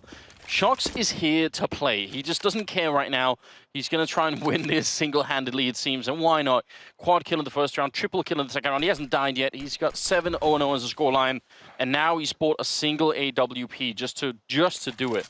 Spent his whole bank, and obviously the rest of the team bought as well. If anybody is capable of taking over a game single-handedly, Olafmeister used to be one of those players, Crims as well. Shoxy, definitely, can just basically initiate a reign of terror. Body gonna fall back, a little bit of information gained there, there's an obvious boost, and so Fnatic have some info going on to this site, but they don't know it's a stack. And Shoxy's here with the AWP as well, looking for a target. However, his teammates are just going ham! Somehow they completely shred the Fnatic roster. The Swedish team slowing down so much with that push into main that now they're in a lot of trouble. Disco, Dublin in the back line, UMP in hand, and no more grenades to play around with. They've boxed him in. They don't need to do anything right now. Smith's going to pick up the kill, and that will be a double for him and a triple for RPK. They didn't even need the hero AWP, and G2, they steal the game back in their favor. What an explosive start. All right, Anders, let's start, you want to have a little bit of a side bet going here? How many Force Spy wins do we see in this map? Because both of these teams, I mean, at one period in time, Fnatic, they were legendary. Olafmeister with the Tech 9 was unbeatable monster, just running through fully bought teams with a pistol. Was it the Major where he ended up having like more kills with the Tech 9 with the AK? Yeah. That actually happened at one point. So, yeah. I think that's worth taking a note of, definitely, and I think you could be right. We could be seeing a lot of them. Now, Fnatic going to go for another B round. It worked last time, but this time there's a double stack, and they actually stack the inside of the B bomb site on top of the box, so they can sort of look over any smoke or any grenade that's coming in, which is interesting. right on the edge. Smiths with an easy kill on Olafmeister. They're stacked up one on top of the other, though. Now you got that first kill. Start spreading out a little bit here. You have the rotation coming in from Scream as well, who's there to support. And I think he was actually going for some wall bang into Checkered as well. But RPK will find the shot on Crims. And Disco, Doppler, Dennis twist the last alive here for Fnatic. And a hard eco round as well here. There's no force buy this time for Fnatic. They're willing to just go with the P250s. And while taking a lot of damage, because this is shaping up to be a flawless round. Not a single point of damage taken here for G2. Very well played. No, really nothing left to chance either. You see how many grenades they used in this round, which when they don't have armor and just pistols, it sort of feels like a waste, but it isn't. Because if you're playing, you know, the caliber of Fnatic, the players that are on here, if you give them the opening, if you don't use the smokes and the grenades, you know, someone's going to sneak in with the Deagle and it'll be very bad news. 3-1 is the scoreline here, and Orb still in play for Shox. UMP on Olive, though. Let me see. 4 kills so far for Smiths. That's what I wanted to check. Shoxy obviously up at 8. Scream at 0. And so, you know, Scream, a player who relies heavily on intuition to carry him through on just those quick reflexes. He needs to start waking up here because he's definitely one of those key players for G2. But a guy that I want to watch quite a bit is going to be Smiths in this major. Because if we're going off of the rumors, you know, that have been spread that there's going to be another French Revolution coming up and we're going to have a big shift in team, Smiths isn't going to be shifting as a player. It seems like he might be the coach. This might be the last tournament for Smiths. Yeah, that is the word around the campfire, isn't it? And that could be very interesting. I personally would love to see Smith coach. I think he has just a lot of experience. I think he's a very reasonable person. I think he'd be exactly the sort of person you'd need in your corner to calm the team down and make sure everything is working. What is it, like a decade of experience from Smiths, basically on a pro level? He hasn't had a regular job. He's played CS his entire working life. Yeah, but also there's something about his personality. I think he can definitely be the sort of person that could calm a team down when things are getting really rough. So I think that could be a very interesting future for him. It's in the corner, gonna get jumped by Olafmeister. I wonder if he even touched the ground before he got that first headshot with the UMP. Now RPK gonna blow up the vents. They would have heard that in the middle, so they could try and grenade it out, but looks like they're just gonna be comfortable going for a bit of a boost. Shox letting them know that he's in the middle. Are they gonna try and challenge it? Crims, first kill of the game for him. Free fire headshot as well. That's nasty. And well, what are you going to do if you're Shoxy at that point? You're hoping to get the shot. Shoxy's one of those operas who prefers... Well, it's a tough call for Shoxy at that point. You're just getting shoulder peeked. What can you really hope to do? Yeah, he should obviously win that fight almost every time. But now look at the trouble that they're in. They actually rotated out of the B-bomb site. And I think now they're realizing this isn't working out. They're probably hoping it was A with only 10 seconds left. But now, might as well just go and say what you have. Disco, Doppler in the middle as well. On top of that boost, just a great position. Imagine if they had tried to go for the retake here and he'd been there. They had every tool to win this round, Fnatic. Just 2 quick kills and then great positional play, and it's going to be 3-2. I think what we have here is the makings of a very tight game. It seems like nobody's going to be allowed to really run away with it. I say that earlier, could be wrong, but it feels like both these teams are in it to win it. Oh yeah, no, this is no holds barred. They've got both, like, these teams just have nothing to lose. It's everything, it's all just about bragging rights at this point. Who can make it into top 8, get that legendary spot? You need 3 wins to make it through the groups here, just saying. 3 wins, you're through. 3 losses, you're going home. But especially if you think about it from a roster change perspective, you know, if you make it into top 8, you got your new roster and you can make something work there.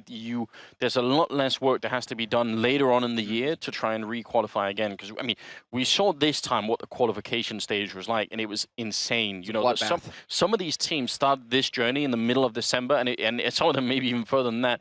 And it's been really, really rough to even get to this point in time. So you don't want to have to go through that one more time. 3-2 is the scoreline here. We're moving into the 6th round. Scream casual tapping through the smoke. Almost takes out Disco Doppler. That's a bit of a way to get started, I guess. Such a shame he doesn't have an HE. Looking for wall bangs as well. Not quite going to happen there. Disco down to 8 HP. Smith goes for the peek towards B halls as well. This is looking like a B split coming in, or at least an opening. Had they found a kill, Fnatic could have quickly rotated over towards that B site. Now they have the mid control, and they're looking for somebody to make a mistake here from G2. Look at this mind game. If you go in main here, you're going to see Shox first and probably lose a player, then he's going to fall back, and your mind won't be on the boost at all. Your mind will be about where did Shox go? You know, where is he falling back? Is he at the truck? Is he at the forklift instead? You know, you're going to be thinking about that scenario, and then Body's up here. I like that setup, actually. I mean, I like the setup, except that they've lost mid control, and that's the one way to counter Body, is if you come up Speedway. If you come up short towards A, then this is why he's only looking there, because he realizes That's the only place I can die from right now. We have no eyes, no info on mid. Yeah, no, you were exactly right. This is the play we're seeing now. Probably G2 are thinking, oh, we've got the setup to counter this. We know what's coming. You know, we've got everything going on. In fact, it's a B push instead. So all the grenades that would signal an A push are down in the A bomb side, but it's going to be B instead. Smith's way in the back. They have a Molotov on Crims. Maybe they could take him out, but he's going to get one kill. Molotov goes high instead, and RPK is down. Smith with another kill, and then a team kill from Dennis. Oh no, that is not what they needed. 24 seconds left. The bomb will go down, but Dennis and Crims are going to have to go huge in this 2v3. I want to watch where Body's going to throw that incendiary, because this is going to be a key grenade. And it is exactly. Dennis sees it coming in. He goes for the peek. Shox, he's there to get the kill, and Body from on high will take down Scream. So very clean retake, and you see exactly where that incendiary goes. It goes behind the boxes, exactly where Dennis was holding. Perfect use of grenades there from G2, making use of that advantage to take over the site and hit the shots easy. But this is a big start here from Smiths. Smiths gets 2 kills, and then Dennis is kind enough to help him out by assassinating Olofmeister. I mean, it looked to me like Dennis had to shoot Olofmeister in the back to get to Smith. He was like, get out of my way and let me do this. But obviously very unfortunate. Solid play from Smith. That's actually very important that he gets both those kills there. And then even the team. Scream is still at 0, but I'm not sure that's of really great significance right now. I feel like we might just be seeing a lack of action in his positions right at the moment. So I'm not going to pass any judgment just yet. I feel like it's too early to tell. Yeah, he hasn't had the most action-packed half so far, has he? No, definitely not. Smiths and RPK are in the B bomb side again. As you were pointing out a couple of rounds ago, they've given up mid control. G2, they're sort of lingering around there, but they're not heavy on the mid control. We've seen in the past teams that put 3 people in middle, really try and hold it, then 1 in either bomb side, and then you're quick on rotations. I mean, that's the key part of this map, essentially, because it opens it up here. You see Disco Doppelin can go through vents towards the B site. That's just the opening that's right here to his left. That opens up a pincer movement onto B site, and then you have short Speedway right there that he's now facing. That opens up the pincer movement onto A site. And so all of the options are here right now if you have mid control, if you're Fnatic. And Scream goes for the peek, and unfortunate timing there for Disco. Gets caught looking the wrong way. Easy kill for Scream, who actually goes for a spray burst, not the taps. Bit surprised, bit disappointed, Scream. We're talking about your one taps and you aren't delivering. It's true, he has a brand to maintain. He has to think about that too. Body, and you said this earlier, he knows this highway is the only way he can get shut down. He was in position, he had the aim and everything, he just couldn't connect. And now that has put Shox in a very strange spot. He's now being flanked by Olofmeister as well. Scream there to pick up the kill on Dennis. That's another headshot. Shox is going to get 1 kill in. Otherwise, this would have been a pretty good position for G2, or sorry, for Fnatic, but now it's a 2-on-2. Smiths has the defuse kit, and RPK has that 1 Molotov. That could be huge. Yeah, it's where that Molotov goes. That's going to be key. Again, make good use of that incendiary, and it's probably going to be behind quad boxes. It's the likely spot. Yep, Cribs watches it sail past. Completely useless because he's holding on the site. And he's got Olofmeister holding point towards CT as well. There's the shot from Smiths. Perfectly done. Takes the fight with Cribs, but that's the info necessary for RPK. RPK just a little bit too late, though. A little bit too slow. Not able to close the gap, and Cribs will clutch it. 1v2 for Fnatic. And a key victory there for Fnatic. Puts them up onto 3 rounds and makes sure that G2, they're in a tight spot. The economy is in shambles now for the Frenchman.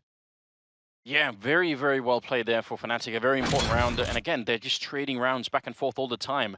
I just want to point out, because Smith actually got a really good kill there at the forklift, and one of the reasons he could do it is because that Molotov was in the in the back burning. So he didn't have to worry too much about someone running out from there to shoot him when he's on the red container. He's really open to get that kind of a peek in. So even if the Molotov doesn't actually force anyone out or do any damage to anybody, just the fact that they don't have to worry about it is still pretty big. And we're going to see another, essentially a free round here coming in for the Fnatic team. They're walking right into B. And this is the round that they decide, hey, let's go aggro mid. Olofmeister flipping out because obviously he knows that somebody's close. He's going to get the spray on RPK, could get the follow-up as well. He's actually going to make it out of here with Knife. No, Body hunts him down. Scream goes for the flick, not going to hit it. Looking for that 1 tap with the Deeg. And Twist, he's got the angle on Body. So, well, you get 1 kill on Olofmeister. Olofmeister got $600 by getting 2 kills. It's not the end of the world for Olof. It really did look like Olof was in full panic mode then, but he brought it back in the end and got himself a couple of kills, so it's not too bad. Shox and Scream with a couple of Deagles each. Why not just try and see if you can make the most out of them? Disco Doppelin will take down 1 with a UMP. That always feels good in a round like this. Just get a bit more money out of the round. Scream. Oh, he gets gets that parting headshot on Dennis, and then Twist is going to be showing up. So we'll tie up the scoreline here at 4-4. And I don't know, I mean, even the players, obviously this is right now a battle between Shox and Olofmeister, which is not necessarily surprising. But everybody else is starting to get in here. You know, Crims was out of it for the beginning. He's up to 5 kills. Scream wasn't getting anything, up to 3. So everyone is starting to get some traction in this game very early on, though. I'm liking the player names on the side of the monitors as well for these kinds of shots. Yeah, very cool. Definitely cool to see. Because I mean, Disco Dublin, you know, he hasn't been around for ages with Fnatic. I think he joined up in November, and well, right, he might not be. I mean, this is basically like the first international team that he's really playing on that's having any kind of an impact, right? So you might not be familiar with his face, but there you go. Now you know what he looks like. They should obviously do a giveaway of the monitors for whoever wins, you know? That could be interesting. Get that Olofmeister monitor? Okay. Exactly. Twist ends up going down. He was boosted up there. Good reaction. And now we actually do see the 3-man stack in middle. We were bringing this up earlier, and it's happening now. G2 swapping out the defense quite a lot and saying, all right, well, we want that early mid defense in case they were going to try and push through. And now that they're not, we'll swap it out one more time. But it shows you, as you were also alluding to, maybe G2 do have more of a plan in this game. You know, they're not just keeping a static defense. They're really trying to change it around pretty much every round. It's hard for Fnatic to guess what's going to happen. Exactly, because if you're relying on headshots, if they fall into a pattern, that helps you so much. If you're going random, though, if you don't have the structure, it's going to come back to bite you. Dennis literally stomping RBK into the ground. Brings it back to a 4-on-4 here, and we're tied 4-4. Fnatic on the T side. Going into the 9th round, and there's the opening. Doplin's going to catch Scream, getting greedy, trying to go for a peek and connector. He's down, and now 2 players holding here in CT, but Dennis can hit the shot. Not quite. Body's there to shut him down, but Crims, again! Crims, I have to say, has been hitting some crazy shots so far. Key kills. Absolutely, and I think someone wishes now that they had stayed with a 3-man stack in middle, because as soon as they gave up on that, Fnatic started to make the approach in there. And this is so unfortunate. Look at what's happening to RBK. Because he's already he's looking straight into the sky, so as soon as the player coming above sort of crosses the midpoint, he can't obviously keep, you know, by bending his head back. He has to sort of, you know, pivot around, and it's actually very hard to take that kind of a shot. It would have been easier if he had been facing the wall instead of having his back to the wall, so just a bit unfortunate there. 10th round is coming up, and G2 at another pistol round here. That's 3 rounds in a row for Fnatic if you've lost count here. Swedes are starting to get back into this game. Yeah, I mean, you can tell because G2 are ecoing. Again, like, Shox doesn't even see him before he's dead. Crims right now is so on point. Some of that individual play, perhaps, you know? Some of that individual prep coming through. If Crims finds his old shape, I mean, he used to be the wrecking ball, like one of the most brutal players to face up against in the early days of the Fnatic, the glory days, right, of the Fnatic roster. Yeah, I mean, so obviously the desk were making a bit light of this, and Dennis' comment saying, you know, they have 2 players to rely on and we have all 5. Well, I mean, the fact is that even if in recent months some of these players haven't sort of hit their best form, it's absolutely true. If Dennis, Olof, and Crims play really well, Disco Dublin, obviously a new young talent, but actually very impressive. And I don't know how many people are on this boat with me, but I think Twist has potential to be one of the best players in the world. So he just hasn't shown it on this team or really any other team. But you see glimpses of it. I'm still convinced that it can happen one day. But we'll see if it's going to be this major. Maybe it is. Hope springs eternal, Anders. Yes, it does. Don't worry, Markelov is going to be playing later as well. It'll be glorious. Last game of the day too, actually. In case you're a Flipside fan, you're a Markelov fan. We had the in-depth. I will on Zeus. Yeah, and it brought a tear to my eye. I will never give up on the dream of Markelov making a full return. Never. You and Lerpus both. Yeah, the only 2 people in the world, but still. It's a fan club of 2. It must happen one day. Just wait. We got a bit of a setup outside of B. Smith is I don't like this position. If you're going to play alone in B, if you're this far into the bomb site, imagine how little warning you have before things go bad. Yeah, you see some differences, especially since this is an incendiary spot, exactly. Now he has to fall into a really horrendous position. And he's going to miss the shot opening up. Is he going to follow up? No, Twist wipes him out, and it's going to be Scream and Shox. Quick rotations, though. It doesn't even matter that Smith didn't hit his shots initially. If these guys are able to actually get the retake going so quickly, G2 with a man advantage, and the bomb hasn't even been planted. Yeah, I think Fnatic should have made much more out of that early fight. I mean, if you win against Smiths like that, you shouldn't then be in a 3 versus 2 here. But they are. Disco Dublin going to go for the open plant towards Checkered, which is exactly where Crims is holding. So A little bit of thought going into the plant. I like that. One grenade left on Body, and again, it's going to force Disco Doppler out. He can't stay here. Fire right at his feet, and now he's flashed, walking into the box, and Body actually going to single-handedly win that round. Looking easy for G2 with the retake here. Scream for shame. Wait, hold on. Has Smith called? Okay, yeah, Body did manage to find the AWP in the end. That's what he was looking for there, it looks like. But unless I'm mistaken, maybe Smith is saying, actually, don't give me the op, give me a rifle instead. Because he decides to drop it. So interesting decisions being made here. Maybe the double op isn't exactly the go-to play that they are aiming for.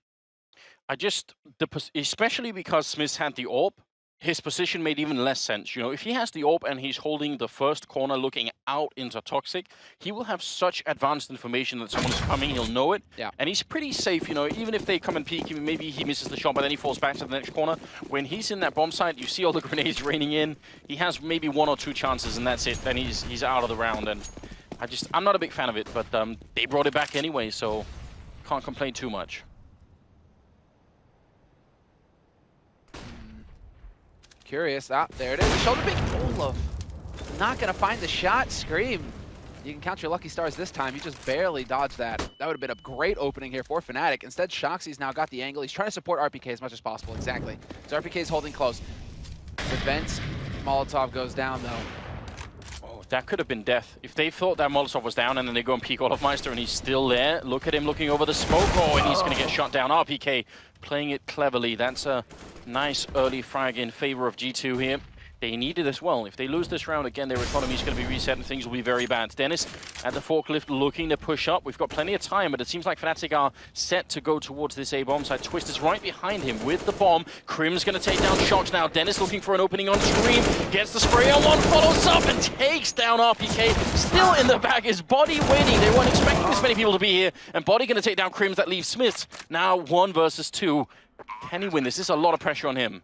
It's a tough situation as well because they know that he's coming from B site. They know that Smith's last guy going to be rotating over from the other bomb site, and so they can actually prepare for this. The smoke going down to block him out. That gives him a little bit of an angle to work with. Does bait a response at a twist. Hits the shot on Disco, and Smith's now into a 1v1. He's got an incendiary. He's got a kit. He's got options here, and especially if he manages to stick that incendiary back behind quad boxes, does he figure it out? Does he want to swap? You could have some clever play, but the time is ticking. Smith's gonna get forced out into the open, and now Twist can just play games with him. There's so little time remaining here left on this bomb, and Smith's not gonna be able to find the kill fast enough. Twist will hit the headshot, and Fnatic, the clutch 1v1 win in the end. But how painful is that if you're Smith's? I'm shocked that he got that kill on Disco Doppler. That looked like such an awkward angle, like he wasn't really gonna be able to turn all the way, but he actually did. Dennis doing a lot of the work early on here, especially with that second kill. It's so weird because the barrel is in the way, but it works out anyway. So 7-5, and a very, very good start for Fnatic here. They won 4 rounds in a row, then they lost the 1 round, and now they're back to winning again. It puts a huge dent in G2's economy, and that's what we're seeing again. They've had so many, you know, eco rounds here, it really feels like. I'm not sure why that is. Just because they can't really put together any kind of reasonable buy. It's going to be hard for them to win too many rounds. I think they need probably around, 6 or 7 rounds in this first half, and that might be tough. But not a bad way to get started. It's not over. It's not over, but it could definitely go south. You're right. I mean, if they can get up to 7 rounds, I think they're fine. Yeah. If they're G2, they're fine. But that's still a long ways to go here. Although there's what is going on? That's RPK with a USPS, and he's against head armor, and he's still wrecking them. I just don't even know how. Twist gonna get overwhelmed a bit here. It's dropped down to half HP, and then the HE Deagle combo to take out Twist. So G2 stealing around out of absolutely nowhere. That's criminal. Look at this from RPK. This is very, very impressive. This is some sick aim from him, and this is headshot basically. That's like a position that. Yeah, most people are just going to be pre-firing this spot practically, but the fact that he actually picks up 2 kills, Olafmeister and Disco, that's a huge round coming in for RPK. Yeah, he's up to 11 kills, right behind Shox, who's at 12. Interesting stuff. Also, sort of a fun historical fact about these 2 players in particular, if you weren't keeping around in the Source days, that these were the 2 best Source players in the world at different times. But I think everyone actually always said RPK and then Shox, you know, slightly behind, whereas in Global Offensive, obviously Shox has been the superstar for a very long time. But maybe RPK could find his way back there. It's always been a question mark ever since they picked him up again, isn't it? It's just it's been a very mixed sort of bag with RPK. I mean, I think the main praise that we could give him in CS:GO is that he's always just been very consistent, right? Not so much for the flashy plays like we saw there, but he was always able to deliver those 1 kill per round sorts of situations where if you're an in-game leader, you could kind of build around RPK because you could count on him at least getting you like the 1 kill that you need for your strategy to work. Yeah, definitely an important asset to be relied upon. Scream walking out into the middle a bit earlier, and he would have caught Olofmeister, who's now behind the box in middle, waiting for the right time. I think he heard Scream running back, so that's some information to work with. Look at Olofmeister. He actually spots a guy in the main, but he's on essentially a spy mission here. He's infiltrated the lineup. He's walking back. He expects to find Scream, but he's run all the way over the forklift. Now Olof just going to continue to lurk into the B bomb side. Dennis and Twist waiting on the other side. This could be cutting it close, down to 30 seconds. If they don't win this fight immediately, they might run out of time. It's right on the edge here for Fnatic, and RPK and Smiths holding a crossfire angle here. 20 seconds left. They need to get that bomb in, and it's cutting it really close now. Twist has the bomb right across. They walk in front. That's the bomb dropped now. 14 seconds. RPK, they have to go and check for him, and Olofmeister, hero round for him, picking up RPK, and that's going to allow the bomb plant. No grenades. They have no grenades for the retake this time around, G2. This is actually atrocious. The fact that RPK gets nothing out of that situation. Smith did his job. He got that 1 kill. But they had all the information. It's amazing that Smith even picks up the 1 kill, given the fact that where else are they going to be if they're defending B site, apart from Checkers or B halls? Apart from Checkers, because you have 2 guys in B halls. I don't know how this round actually plays out this way, man. Scream is walking up right behind Scream, and that pretty much seals the deal. Now Shox is saying, wait a minute, I can try and clutch this anyway. This is slight madness coming out of Shox, I have to say. The bomb is actually not planted openly for them, so they sort of have to go and fight him, but he does have a defuse kit, and right on top of him, Dennis gonna strafe, peek him down, and that'll be a triple kill for Dennis. Everyone goes up with a bomb as we go into the 15th round. 8-6 is the scoreline here. I think G2 are fine with getting even 6 rounds. I think they could be just fine with that. I mean, it's not like it was a stomp from Fnatic, right? For example, if it was a stomp kind of half, we'd be saying, okay, 10-5 Fnatic, 11-4 Fnatic, then you seriously lost the half. 9-6 is still a workable number if you're G2. So it's not over. But again, that's going to come down to how coordinated your T side is if you're G2. Fnatic, if they're relying solely on aim, CT side can get pretty comfortable if you're just holding angles. So this is still a very even match between both of these teams. We're in the 15th round, last round of this first half. 8-6 lead for Fnatic, and they're looking to make it to 9. And Scream with the counter boost. Yeah, but this is madness. They heard them running in main. Disco Doppler was boosted up there. He heard them running underneath him, and they made the call. You can tell on the new map. They knew Fnatic. Wait a minute. They're pushing aggressive. Let's just all go B. What a great call coming out of the Swedish side. That was very intelligent. Now, Scream, he gets the kill. He almost should have continued because now he's very low on health, but still, it's a 3-on-4 here, and the bomb is down. Dennis holding close checkered, though. And it's going to be up to Shoxy now to check this angle. He does. There's the first shot. Nicely done there by Shoxy. That's going to open it up. Crims and Twist, last 2 alive here for Fnatic. Holding on to the site. And Crims again delivering more and more headshots. Twist going for the tap, but Crims is still alive. All he has to do is play for time. There is no kid. Mid-air shot. Obliterates Shoxy. And then the finish. Crims is a beautiful beast. What is that? 14 kills at the end for him. This is almost like a glimmer of the OG Crims. The old monster Crims. It's him and Olofmeister. It's the duo. They used to be so deadly. Very impressive. That's 9-6. Moving into the second half, obviously, I mean, it's an uphill battle for G2, but I actually think the problem is, if it is true, if we accept the idea that Fnatic are lacking in preparation coming into this, that they're not sort of quite a team and they're just looking for more of the individual play, that usually shows more on the CT side. And it does so because while, yeah, sure, if you can win all of your first duels on the CT side, then great. But as soon as you lose a player, you have to make or you have to sort of answer back with something. You have to make a rotation. You have to make a, an adventurous play. You have to go and find information. You have to respond in some way once you've lost the first fight. And it's very hard to do that if you don't have the preparation. Here we see a bit of a matchup between Olof and Shox, and the ADRs they're all right, but they're not through the roof. Obviously, these 2 players did a lot to get to this point. Yeah, I mean, Shoxy had that phenomenal first, the first couple of rounds, basically. The pistol clutch where he got 4 kills. He got 3 kills in the follow-up. So, I mean, he got most of his kills right there within the first 2 rounds of the entire half. And then he kind of just was able to chime in here and there after that. Olofmeister felt just a little bit more consistent across the board. But I think the big difference here is the fact that Olof, man, he's got Crims there to back him up. Twist is in double digits as well with 11.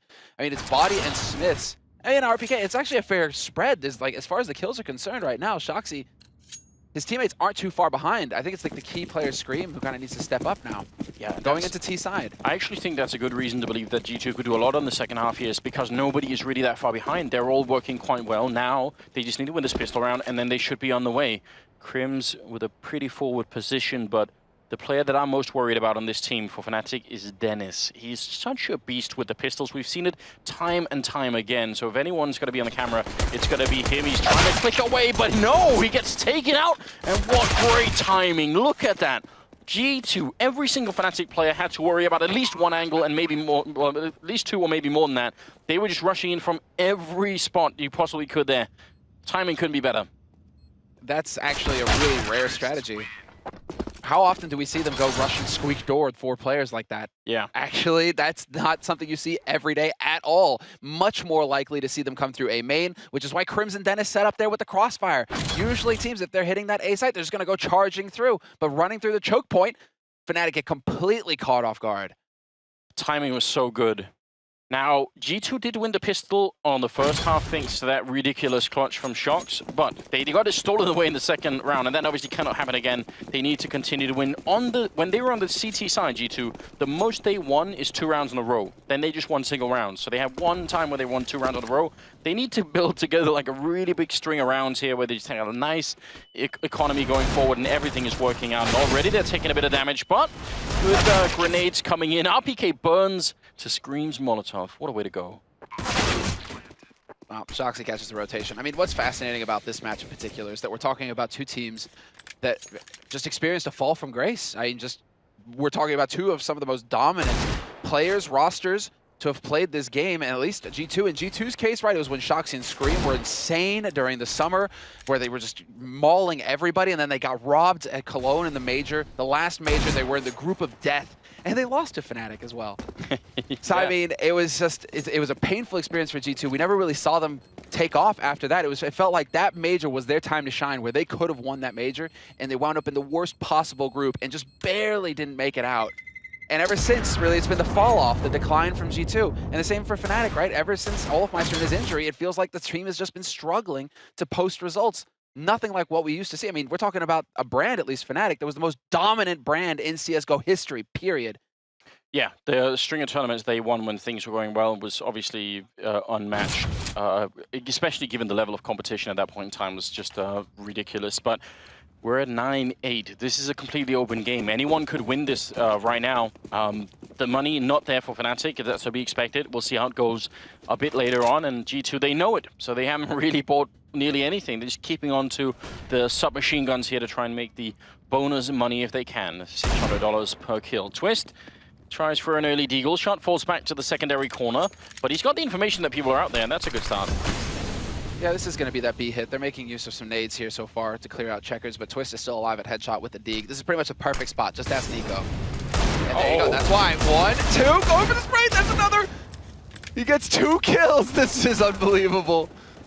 They need to get close and take him down. Dennis from on high gets a kill, and Twist is still alive back here. 41 health. He's finally going to get shot down. Scream landing 2 headshots with the Galil. That leaves Disco Doppelin 1 versus 2, and he gets the body tank in on Scream, but it will be a triple kill here for the Belgian player, and that will be 9-9 scoreline tied up. You thought for a second, didn't you, Samler? Yeah? I thought for a second that this was going to be the steal again. The Nico ace all over again. This is from this exact position. Nico, one of the best Deagle players in the world, basically, got that legendary ace. Now, well, Twist wasn't quite able to make it happen, but still, they did make it quite a bit more expensive for G2 than G2 would have liked. Good kills in that eco round, and Fnatic now, they get the buy. Full rifles, nobody going for the AWP. Olofmeister, no op for him. That's interesting. Dennis also capable of opping, doesn't want to go for it. Twist. I mean, they have such depth to these rosters, right? Where it's just like everybody can do everything. But it seems like it's just going to be rifles across the board, apart from Shoxy, who's got the UMP, but which might as well be a rifle, and which gives you more money, and which doesn't cost as much as a rifle. I mean, why not? Imagine if Scream had missed the pipe then and just fallen into the fire. They will take a bit of damage. Just the pace is on here and just running right into it. But they've got full mid control at the moment. I'm not sure what's going to happen to Olof if they actually go into checkered right now. They have a Molotov left on Smiths. This could be Oh, he's going to pop it into the B-bomb side instead. That's a shame, because now Olaf's position could be quite good. He's waiting patiently back here, flashes out. Olaf going to transfer right on, drop the bomb as well. Goes for a third spray, wants to get the AK to continue, but they're going to shut him down. Timing, but he did drop the bomb, and Disco Doppler through the smoke, lines it up on RPK. Smith's trying to get across, and he's just barely going to manage it. Both players now, no grenades, bomb planted. Shox is upgraded from the UMP to the M4. But there's a single flash grenade here for Disco Doppler that's pretty much worth its weight in gold at this point. Smith's going to take the risk, goes for the peek, gets annihilated, and it's all on Shoxy now, 1v3, but we've seen him do this already. Not this time, however. Disco will find the kill. Just goes dancing onto the site and gets that defuse. Very good sign for Fnatic early on. You know, they lost the pistol, they lost the next 2 rounds. When you suddenly sort of end up losing 3 rounds in a row, it can be a bit uncomfortable, but suddenly they bring it right back. They get the rifles. As you pointed out, no AWP or anything. They just make it work. What a flawless timing there for the flash. That's some great communication and teamwork coming in from Fnatic. Because basically, Olaf is just screaming, players in checkers, get that flash in here, and it just works out perfectly. So double digits now for Fnatic. All right, watching the Major with his cat, who's obviously not watching. You can tell by the fact that its head is sort of facing the wrong way. Do, you know? It is. I've heard rumors. I've heard rumors. Do pugs do that? You know, pugs actually can't get on top of the desk, so I guess you don't really have to worry about that too much. No, but they will generally sort of try and push you around until you pick them up. So you know, they get their way most of the time anyway. They know what's up. Bit of a spray coming through. That smoke going up, and more mid-control here for G2. This is something that I don't like seeing out of Fnatic. If you have to give up mid-control, at least let them fight for it, at least let them spend a bit of time, and look at it, in a minute and 20, and G2 have mid-control already, and Fnatic are not even really aware of it yet. That could get very bad later on. If this keeps being a trend or a sort of a feature of the Fnatic defense, I'm not a big fan of it. Oh, and Olaf trying a big risk there. Twist now. Playing it safe, not the best position. I guess if he has Disco there to support him, Twist, it isn't too horrible if Disco's first contact. I hate that position of the first box. I really hate it. I don't mind where Twist is standing now, but for that first box into the bomb side, right on the left, it's the worst for me. I can't stand him if you know who shouldn't get caught by it though? RPK, because that was his favorite position. He used to play that like every time he'd play first box. And so, well, we'll see. Scream's into checkered now, and so Twist looking for a repeat. Gonna get the flick. Yes, he does. What is this? Drop Scream. Great burst control there for Twist. He's looking for more, but he's not going to find it. Body is there to trade the kill. And a man advantage for G2 going onto the B side with the bomb. Look at Dennis. He's still in A. He's not even doing anything just yet. Is he confused about whether or not it actually is a B push? I mean, now the bomb goes down, and it seems like they just given up and said, all right, we're not going to try and fight this. They don't have any grenades, so maybe it's reasonable. But it's a bit of a shame because that brings G2 right back in the game. And they only had to get a couple of kills for it. Olaf was taken out outside of B trying to push. And then once Twist went down, that was it. It's going to tie up the scoreline at 10-10. This has been a crazy game.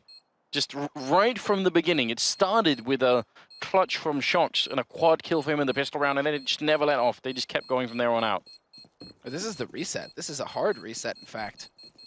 For Fnatic, this is where it gets kind of grim because you need to save these 3 rifles, and I think that's why. Otherwise, they're not doing anything in the next round, and G2 are able to pick up steam and start rolling. Now, because of these 3 players, Dennis has enough to drop an M4 for somebody, and so that's very important. Some additional firepower there.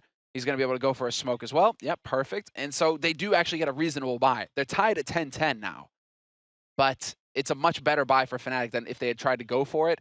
Maybe survived with 1 rifle or none, and then you're just ecoing hard versus G2. G2, however, their money is actually starting to come together pretty nicely here. If they can make a solid round, it's going to get pretty tricky for Fnatic to maintain a hold on the situation. Yes, it'd be tough for the Swedish team if they lose this upcoming one. Their bank is essentially gone, so we'll see how well they do. Parkour.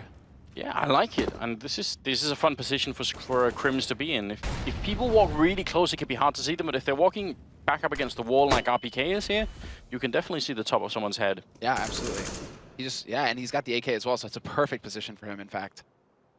For Crims, this could catch them off guard. He's got Dennis holding close to Forklift as well.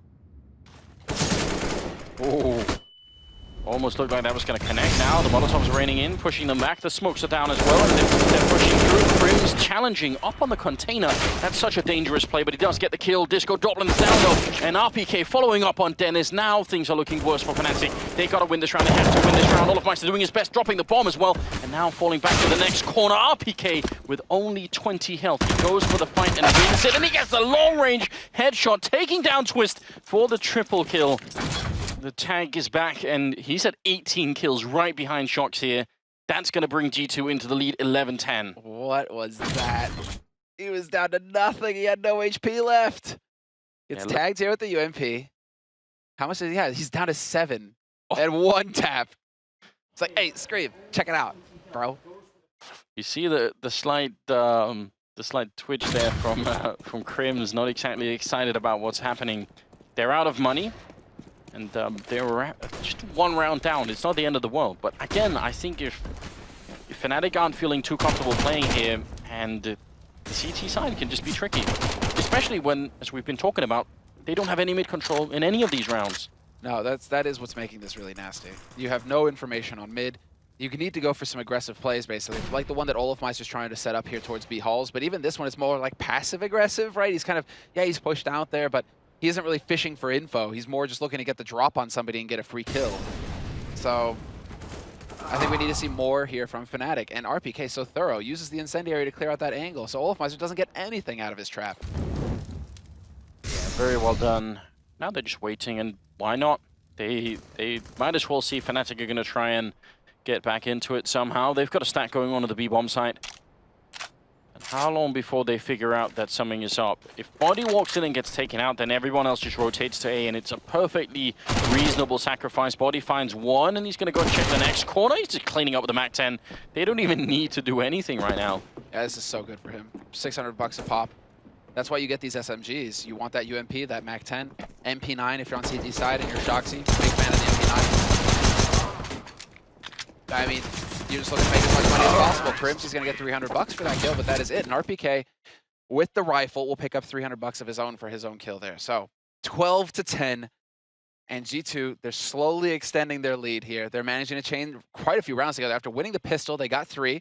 Then the 1 round back here from Fnatic, putting them up onto 10, but it's been 3 rounds in a row now for G2. Can Fnatic put a halt to this? Olofmeister, there it is. The change. Glass cannon AWP. Big risk, a big investment. It could work out very well, but I'm definitely worried about this one. Cash is one of those maps where it's very hard to avoid getting grenade damage on you, especially if you're going to go into checkered without the armor. This could end very badly for Olofmeister. He is going to have to go big. He's also alone. There's no backup here. They got mid control, yes, but what about him? G2, they're right outside. If they get the right grenade on him, he's going to miss the shot early on, tries to fall back through the smoke, and he's going to be successful so far. I'm still shocked that he's playing this close to the sort of regular grenade areas. Twitch, as they come through, but oh, Scream hits a headshot. It looked like the timing was there. Now they've lost the bomb site. The bomb is down, and they can't fight this. They have to save. No, Dennis had to stay alive at all costs because Crims was rotating B to support Olof. And so now it's just, yeah, this is it. Disco Dopplin's been spotted out. He's already been lit. Crims will take 1 fight through the smoke. Body, don't hang around too much. You're going to get punished. The flash is there, though, and Body is fearless. Will deny Crims the ability to save that rifle. Instead, it's going to be Olof and Disco, and Smith's already going to be looking for him.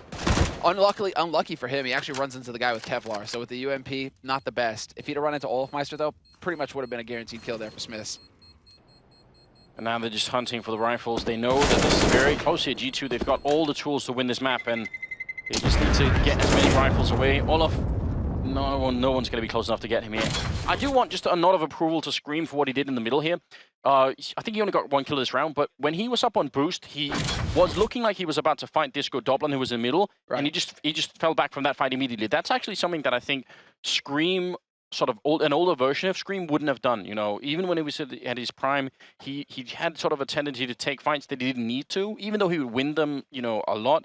It isn't worth it. So as soon as he falls back from that fight, it's just almost impossible for Fnatic to do anything. So I like seeing Scream playing intelligently, because we know he's got the aim for it. That's never been his problem, right? It's making those decisions that say, well, you know, I'm probably 80% chance I'll win this fight, but it's pretty much 100% if I don't take it and we just keep playing, you know, 5 versus 3. That's even better. Yeah, it's man in question right there on your screen. And that was a tactical timeout used by Fnatic, the first one that they have. 4 30-second timeouts they get to use throughout the map. And so Fnatic have decided there's the one, and they used to be legendary for this as well. But mainly it's, I think, so that Jumpy can actually have a say in what's going on.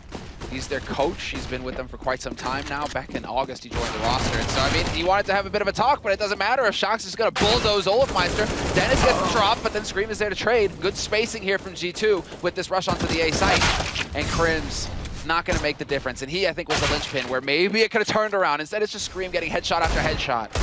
Oh, nice shot from Twist here. Still a 1v2. There is body armor on Twist, which is actually pretty important in this 1v2.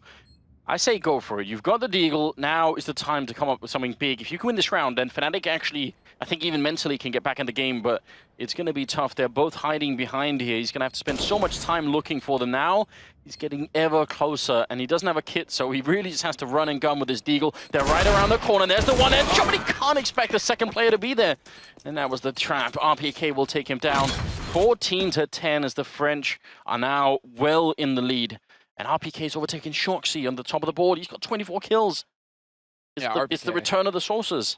But what I'm glad to see is Scream. Like, that is sick. That he had a bit of a slow start. There wasn't too much action for him, unfortunately, or he was going into retake scenarios in that in the first half. Now that it's on T side, he's got that AK default. Great. Everything working out perfectly for him. And the money is fantastic for G2 here as well. 14-10.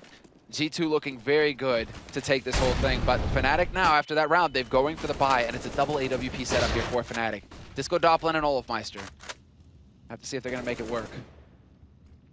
Now they've actually changed it up. Look at this, 4 players in mid here for Fnatic. They said enough is enough, G2. We're going to put up a fight here. Oh, they actually trade places. Oh, no. Nice shot from Twist, continuing the spray. Even a Scream is mid-air, but they lose the 1-0 there, and Disco Doppelin going down. So after all of that confusion, it's still a 3-on-3. Shox, Smiths, and RPK, can they bring it back? If they do now, certainly they will win the map. Fnatic, they are not out of it yet, and they're not going to give up. And Twist, look at that. He's actually moving up all the way almost into T-spawn right now. He's inadvertently, he doesn't know this, but he's actually letting them into the B-bomb site. What a chaotic round this is going to turn into. Such a shame for Twist that he wasn't able to get more out of vents, considering G2 made an elementary mistake. They did not Molotov vents. Twist could have completely ruined them. Instead, now, he's playing the long con. Smith is going to see this coming. He's in the perfect spot. And Twist, of course, is not going to make a single noise. He's going to get the drop on Smith here unless he decides to check back. No, doesn't check his back. Smith with the free kill. I think at one point, both those players were peeked out with their backs to each other. I think actually Twist was checking Toxic. What a shame, because if you got that kill, it would have been a 2v2. But now, Crim's just looking for maybe a chance here. Going to walk right into Smiths, picking up a second kill for him, and that'll be RPK with another 2-2, 15-10. And it is match point here for G2. RPK 27 kills. Who saw that coming? We said Shox and Scream. Those are the 2 players we had to rely on, and then out of nowhere comes RPK. Well, he's got 1 round. Well, I mean, he's obviously got more chances than that due to Fnatic, still having money to go for the buy. They can still fight back into this, but G2 are on match point now. Is he going to get 3 kills in this round to join the 30-bomb club? He's going to be the first one to get up to a 30-bomb in this major. And I mean, just speaking of RPK and where he's coming from, he had to take a big chance and give up a real-life job to come and play this. And obviously, I think that was a very hard decision for him. And at times, it seemed like maybe he would be left behind in all of this, and he wouldn't be able to sort of come back and play the game at a high level. You see him now. That's kill number 28, taking down Olafmeister. This is now 4 kills away from being a win for G2 in this round. If they can happen, then, I mean, what a power play in the second half. They just haven't let go. They're just trucking Fnatic right now. Yeah, RPK. This guy's a monster now. So we're up. We're keeping count. I've still got faith that he can make it, that he can get the 30. Twist and Disco Doppelin over on the B site. Body has got control of vents as well. And Twist is going to find the shot on RPK, so there we go. It ends it. But now, can G2, with tied up at 4-4, with the nade advantage, can they just collapse and decide which site we're going to go on to? And it does look like, well, what was successful last round, let's keep trying to rinse and repeat that. Everybody going through vents, it looks like, towards that B site. I don't like that the bomb is getting kind of hung out there to dry. Scream could get caught, but Disco not going to go for the peek and L-bend. Instead, it's going to be the straight push onto the B site here, and Twist holding all the way at the back. Wow. What a peek from Body. That's just so dirty. I don't even know how Twist could have played against that. I don't know what the answer is to that play. You just have to accept it and say that, well, I guess I'm just out of the round then. 4 versus 3. Now Crims, Dennis, and Disco Dotman left here, and they're fighting to try and stay in this first match. Otherwise, it's going to be the French team just walking away with it here. And you can't say they don't deserve it right now. They've been playing out of their minds. Body going to get the kill. Disco Dotman and Crims are left, and that's going to be the end of the game. 16-10 in favor of G2 Esports. They only let go of 1 single round in the second half, with RPK ending at 28 kills, Shocks at 22. Wow. Thorin just put out this video saying that he thought G2 was going to surprise and that people shouldn't underestimate him. And look at him here. That's impressive to say that. I mean, well, Shoxy, you can always count on Shoxy. It's almost like, yeah, that's not a surprise, one of the most right? consistent players across, you know, what, 4 years of CSGO now, 5 years. Like, it's just unreal the level that he hits. But when it comes to the rest of them, they just got to keep up. They got to keep up, and this time it was RPK. We're going to take a short break, and when we come back, we'll throw it to the analysts to break down this second map and lead us into the third one of the day.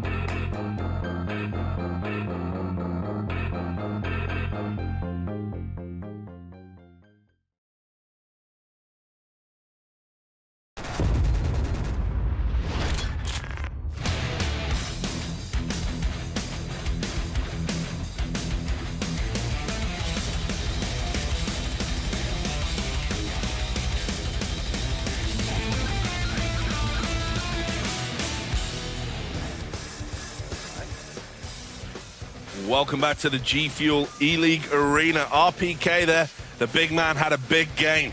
No doubt about it, even having a bit of a bout with the camera. It's a long way to go down, mate. But he doesn't know what to do. It doesn't happen often these days, but he really tore it up there. And G2 comfortable in the end against Fnatic, although the first half very close. Lots to talk about and break down. I'll start with you, Jason, because you did plump for Fnatic in this one. And, you know, in the first half, it looked like they were in it, but then Shots and RPK. Happened, yeah. I mean, the big thing actually even is that this could have been even a wider win for G2, I think, just because in the first half, I mean, Fnatic on top of everything, they lose 2 eco rounds, essentially. They lose to Force Buy and then like a straight up eco to RPK with the USP. And that, you know, magical pistol round from Shox, who just started this match off really, really hot. But the big thing was Fnatic also were relying on Crims. Crims had such a big impact for them in the first half, and if it wasn't for that kind of an individual effort for him, I think this half goes in the favor of G2, and they just have a massive win here. But I mean, it looked good. Fnatic had some very good ideas, taking mid control. They were really started to abuse Highway once they were getting control of it. They had some phenomenal plays to get into those sites. The clutches were big. but G2, when it transitions into the second half, you could see they really caught fire, they really caught momentum, and they just kind of trucked Fnatic at the end. I mean, they weren't even doing anything tactical by the end of that. It was just very fast-paced, take map control towards A main, take it towards mid very, very quickly, and they just won everything. That was the big difference to me between the two halves. Yeah, and Doug, I'll come over to you about this Fnatic side here. You know, obviously we're all au fait with the rumors right now. We don't even necessarily talk about it too much. But again, just a real flat performance from them in terms of even their reaction from round to round, you know? Well, I mean, obviously the rumor, it seems fairly conclusive at this point, is that they haven't practiced much as a team. Yeah. They're not really thinking to themselves that they are a team. In fact, they could go on and win the major. And I have to say, in this game, they really had no business being in this game. It was just Crims with these bonkers stats you see here, with almost a vintage Crims performance as well. It's not just the kills. You win in clutch rounds, you're getting key kills from positions where it gives your team a chance in the round again. Then you got to add in another factor. It's still won by a little margin, with Scream barely showing up at all, you know. So I feel like for G2, as much as you say, yeah, RPK had a great game, you know, maybe overperformed, but Scream, very rare you're going to see him that quiet. So I think actually, all things considered, totally fine for G2, no problems there. For Fnatic, I mean, if you're going to get that kind of performance out of Crims, you'd hope you could win the game, right? Well, yeah, but I got to ask a little bit about Disco. You know, I think it's his first major, you know, young kid. You know, been brought into the team, and a lot of Swedish players saying great things about him, saying he's going to be a complete player. You know, NIP took a long, hard look at him. He was a stand-in for them. How are we feeling about him here? I mean, is there a gear to go? Was he a factor in the defeat? Should we be too critical? I don't think you could be too critical of it, as considering everything that's going on within the team and potentially outside of the game. But also, he's not necessarily the one that's expected to be that kind of star. When you have Olaf, when you have Dennis, and you have Crims, you expect that core to be the strong portion of it. But on top of it, I just think it's both of those players, Disco and Twist, who a little bit like Twist has been a long time touted as like this next upcoming superstar in Sweden. He's a player that every time NIP roster changes have come up, Twist is the guy that like is rumored that they've gone to, and he's always turned him down. And I still haven't really seen anything out of him in Fnatic that makes me think that he is going to be this kind of superstar player. I actually feel like the flaws of the team overall stem from these guys who are kind of the people brought in. So the thing with Disco Doppler and Twist is the personality and their recent team history means they're not going to come into the team and say, right, I'm going to be the superstar. It's not like a simple, you know, like build the team around me, do everything else. So if the veterans, if those bigger names kind of say like, you know, we're going to play, oh, there's no stars in the team, we're all going to do what we want, etc.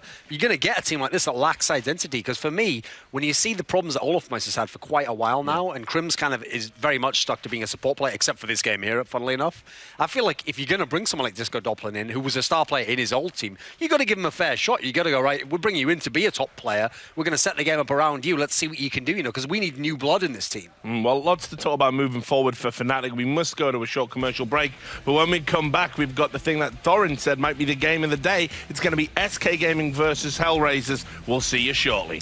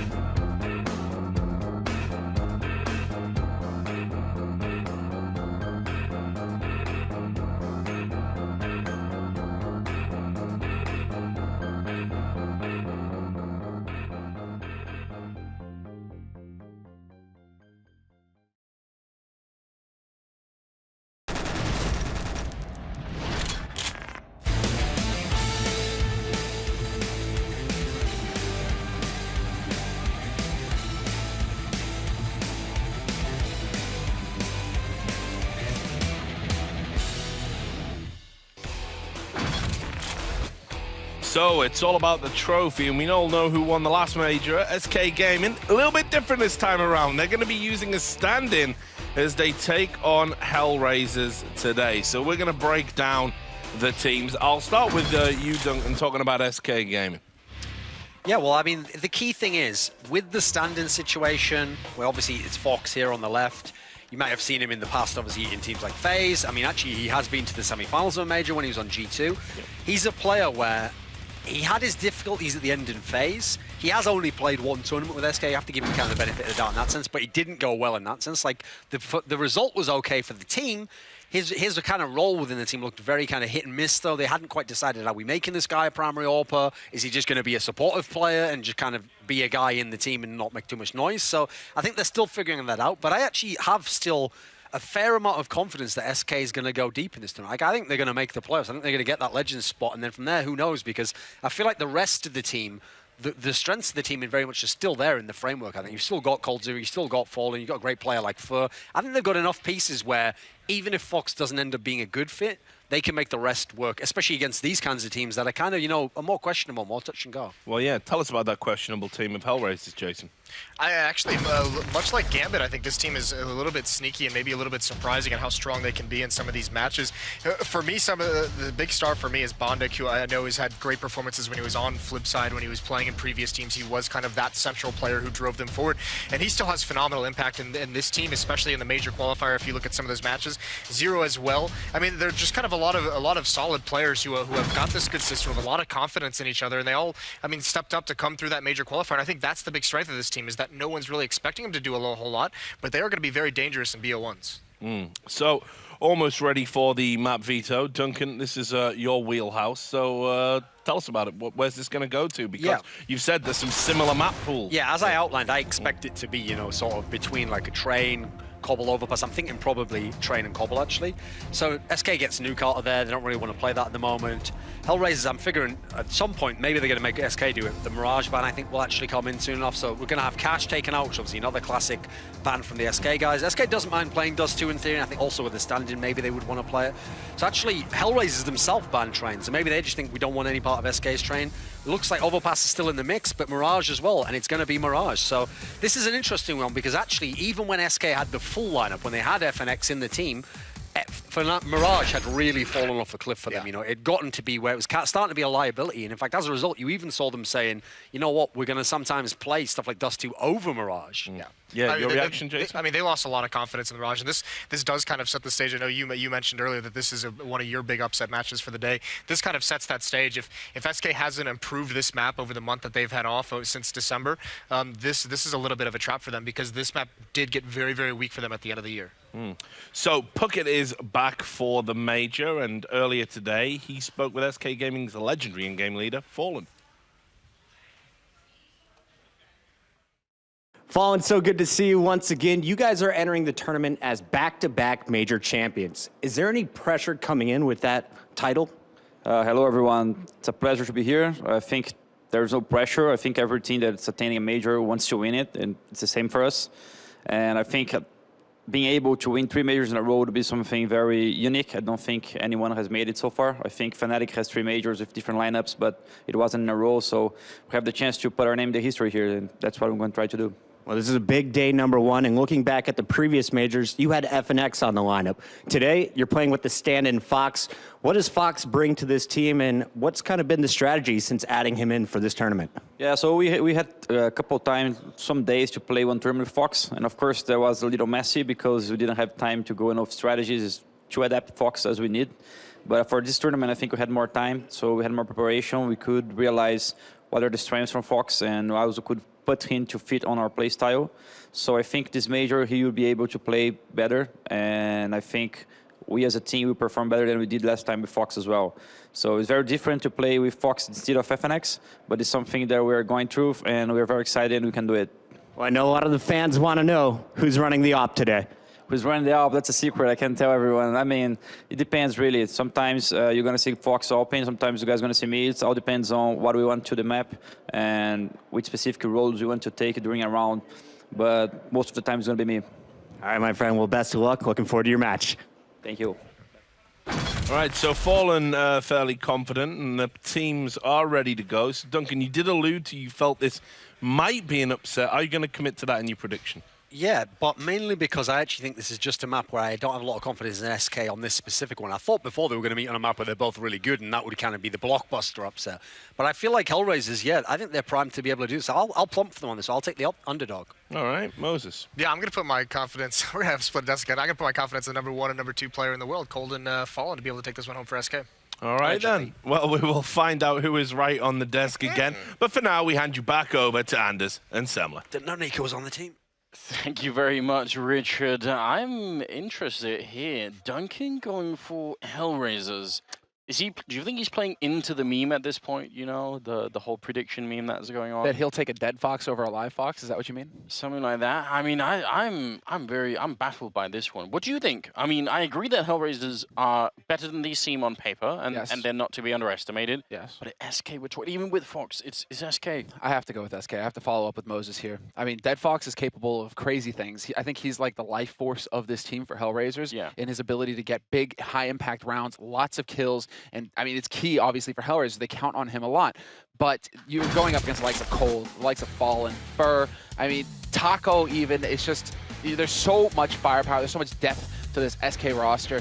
And I'm confident that they've had enough time now to figure out how to best use Fox and how to get him to fit into the team. I don't think that Fox is going to be such a big liability. I think that, in fact, SK are going to be feeling better and stronger than, you know, I think most people would assume going into this match. So I have to side with SK. We're about to find out, ladies and gentlemen. Here's the third game of the Eleague Major. We are just getting started. It's only day one, so if you're just joining us, then please invite all your friends and get them watching, because this is going to be interesting. Hellraisers on the CT side and SK on the terrorist side, and they are charging the bomb side. Fur running with the Glock first, but Angel, 2 big headshots coming through, taking down Fur and Fox. And are they going to be able to continue? Stico does go down, but Dead Fox showing up to drop Fallen. This is looking great for Hellraisers early on. They're in a 4-on-2. There's no bomb plant happening yet, and the SK lineup, they're stuck. They're just hammering battles out in the open in the middle of the bomb site. Angel finding a 3rd pistol headshot in the round. What an incredible way to get started here. That's the captain of the Hellraisers team, and he's wrecking SK at the moment. Well, it's not over yet, so I'm not going to start quite talking about why I think Hellraisers right now have done such a fantastic job, but so far it's all on Taco on a 1v3. Bondic is down to 11 HP, and Dead Fox is at half, so this is still possible here for Taco. If he can hit some headshots, he can take down Dead Fox. It's all about Zero, and that's why Zero is the one who's kind of holding the open angle towards CT. He's got the most HP, so you can afford to go for the peaks here versus Taco. But Taco with the drive-by and the 2nd headshot, and now he spots out the 3rd man as well. He knows exactly where Zero's coming from. This is unbelievable. Can he actually catch Zero standing up? Yes, he can. Looking for the shot, but he's not going to get it. Zero with the 1v1 clutch and the pistol to start things off here for Hellraisers. Barely saves it for his team. Still, how did Taco even get into a 1v1? Look at the 2nd shot, Angel. He can't even see what he's shooting at. Oh my god, but this is some god tier play coming out of Taco, honestly. That should have never happened. When Hellraisers are in a 3v1 like that and they know the bomb is down on the side, they only have to wait. They just have to wait until they hear the bombs out, and then they go. They don't have to fight even before that. Played it so perfectly, Taco. I mean, Dead Fox, they did. Hellraisers played it very well. All they have to do at that point, there's so much pressure on SK Gaming to play and get that bomb site under control while the smokes are still up. But once those smokes cleared, nobody was peeking on Hellraisers. Yeah. Nobody was giving SK anything to work with. It was brutal. So for Taco to drive it that close into a 1v1, that's crazy for me. SK Gaming, though, no bomb plant. They go for the force fire here in the 2nd round. Dead Fox holding close window. Bit risky. He's within 1-shot headshot range here. Fur was able to get exactly the drop on him, and there's the opening kill. And Bondic going down too. What is happening, Hellraisers? This is one of those rounds that you really cannot lose, and already you're in a position taking a lot of damage on Stico and Angel too. They've got to be very careful here. Bomb is being brought into the site of smoke there to make sure Fallen can get it down, but actually they get 2 kills in return and almost denying the bomb plant. Very close Stico there to making it happen. Angel will take down Fur, and suddenly Hellraisers are back in the round. Taco and Fallen. Can he do it again, Taco? He's got a Molotov, and they have no smokes. Oh no, this could be a very painful way to lose a round. Taco, he knows it. Exactly, and there's already the rotation coming out here from Fallen. He's going for the long con. Taco just looking to get that incendiary down. Yep. Gonna deny Angel the defuse for now, and that buys even more time for Fallen to rotate in. They have no kit, and Angel, the Molotov spreads onto him, the flames, they consume him alive, and it's all on Zero now 1v2. How did this happen? Taco with a triple kill. You hear the SK team erupt when that happens. Unbelievable. The Molotov, you're right. The last 3 ticks or something, it spreads, stops the bomb from being defused. I mean, it was only getting started, but still, that could have put a lot more pressure on them. And then a triple kill for Taco. He nearly did it in the pistol. He did it in the second round. Shocking result early on here. They're always so hype, SK. In rounds like that as well. But it was so close in the pistol. Now SK, they managed to win the force buy in the second round. Hellraisers with their backs to the wall already at the beginning of this half. They won the pistol. They should be coasting. They should be picking up 3 rounds, and they shouldn't have to worry about anything. Now, however, they have to get the drop on him. Cold lurks his way in, reacts in time, catches Angel sleeping. Yeah, it looked like Angel had a couple of seconds there to maybe get a kill, but Bondic, I don't think he's going to make too much of this position. Just too much happening right now. Taco will be going down finally. Dead Fox, but he's going to get jumped. He actually got the headshot on Fallen too. So you said he was sort of the pillar of this team, and you saw a bit out of him there, some flashy moves coming out. But Zero can't do much to win this round, really. Out of everybody on Hellraisers, I expect to see that kind of performance from Dead Fox. Really. Yeah. Like, he, for me, is a linchpin. Angel, he did manage to pick up a couple kills in that pistol round, right? And he has definitely seen a big rise in his individual level because they have changed it up. Yes, he's the in-game leader, but the man who's so important for Hellraisers is Junta, the coach standing behind him. It really is a team effort between him and Angel to come up with the strategies, and they have a very similar way of looking at the game as well. And so this has allowed Angel to really focus on his individual play because he has that support. Easy shot there. That's why we call it the murder hole. Easiest kill of Zero's life. Yeah, it definitely is. You feel very exposed when you realize there's someone on the other side and you're sort of stuck in the middle of it. Zero, he wins the fight. He's going to go for another one. Fur had 36 health. If he had got shot in the face, then the round would have been lost. So that's how quick it can go from a 1v3 almost to a lost round. You've got to be careful here. And these teams need to remember that. This is a major tournament. Don't take the risk. Don't try and go for it. It's not worth it. But it is going to be 2-1 here in favor of SK Gaming. A very impressive comeback into the round. And honestly, Taco, I mean, if he's going to be playing at this level, he's got 8 kills. That's more than the rest of his team combined. Taco gets very little credit on this team, right? There's a lot of focus on Fallen, Cold Zero, for obvious reasons. But Taco is one of the highest impact players that SK can have. In some of these majors that they've won, he's been the one clutching rounds, incredibly important rounds that get you the title. Taco was the one who stepped up. He's always been one of the hardest working players on SK Gaming. He is a monster, so I'm not surprised to see him leading. Yeah, but if you remember, when he joined the team, he was maybe the most criticized player on the roster. Absolutely. Everyone said it was a mistake. You know, they should have brought Steel and the rest of them back, and now it's looking a bit different. Fur almost getting caught there, swapping from grenade to SMG, but works out in the end. I like the double grenade early on from Hellraisers in this round. That got him the first kill, so they're putting some damage in. Stiko is the one with the pistol in the middle. Can he catch the bomb here? That would be interesting. He's got the position for it. That would be nuts. And he's going to catch Fallen looking the wrong way. But unfortunately for him, P2000 and no Kevlar means Fallen whips around and takes his head off. So it's down to Dead Fox, 6 HP. But this is kind of according to plan here for SK Gaming. This is an anti-eco round. They are going to go over towards that B site. Now that they actually encountered the opposition on A, they feel like, whatever, we can get that plant on B, and it's going to be up to Dead Fox now to hope that he can catch somebody off guard. Fallen definitely seems to be thinking that it's going to be from Kitchen, the push from the CT player, the remaining CT player, but it's actually up in B Apartments. Dead Fox, he's got a real chance here. There it is, the instant headshot, and he gets the kill on Fallen. Nicely done. Yeah, that's the most you can ask for in that position. That's not bad, you know, making it a 3-kill, a triple kill for the round. Look at this. I love it. Cold Sierra actually sent flying almost. We don't see enough of that, honestly. Multi-nades like that, where you just get 2-3 HEs. 2 HEs, if they land right on the button, that guy's dead. You shred him. Swift introduction to the Hellraiser space program, you know? Instant detonation. Oh, we haven't had that in ages. You remember the Jump Olympics? Yeah. Come on. Was that all right, bronze medal maybe? Bronze? That was pretty good. That was pretty good. I mean, especially because it looked like he was about to twist in the air and everything, so I'd give him some style points for that one. Points for style? Okay. Okay. Well, we'll keep track of this, guys. We'll keep track. Expect you guys to keep track as well. Stiko and Bondic are in the A-bomb side, and Dead Fox is in the window, just waiting. He's got the AWP, and this is where we want to see him really come alive. He's against Fallen on the other side, in fact, which is interesting. That's a little bit scary. Stiko, oh, the run boost attempt from Fallen didn't quite work, but still. Got the angle on mid. Good timing there for the incendiaries as well to go down. And so now, well, they need to make up their minds, SK. We're getting to that minute mark.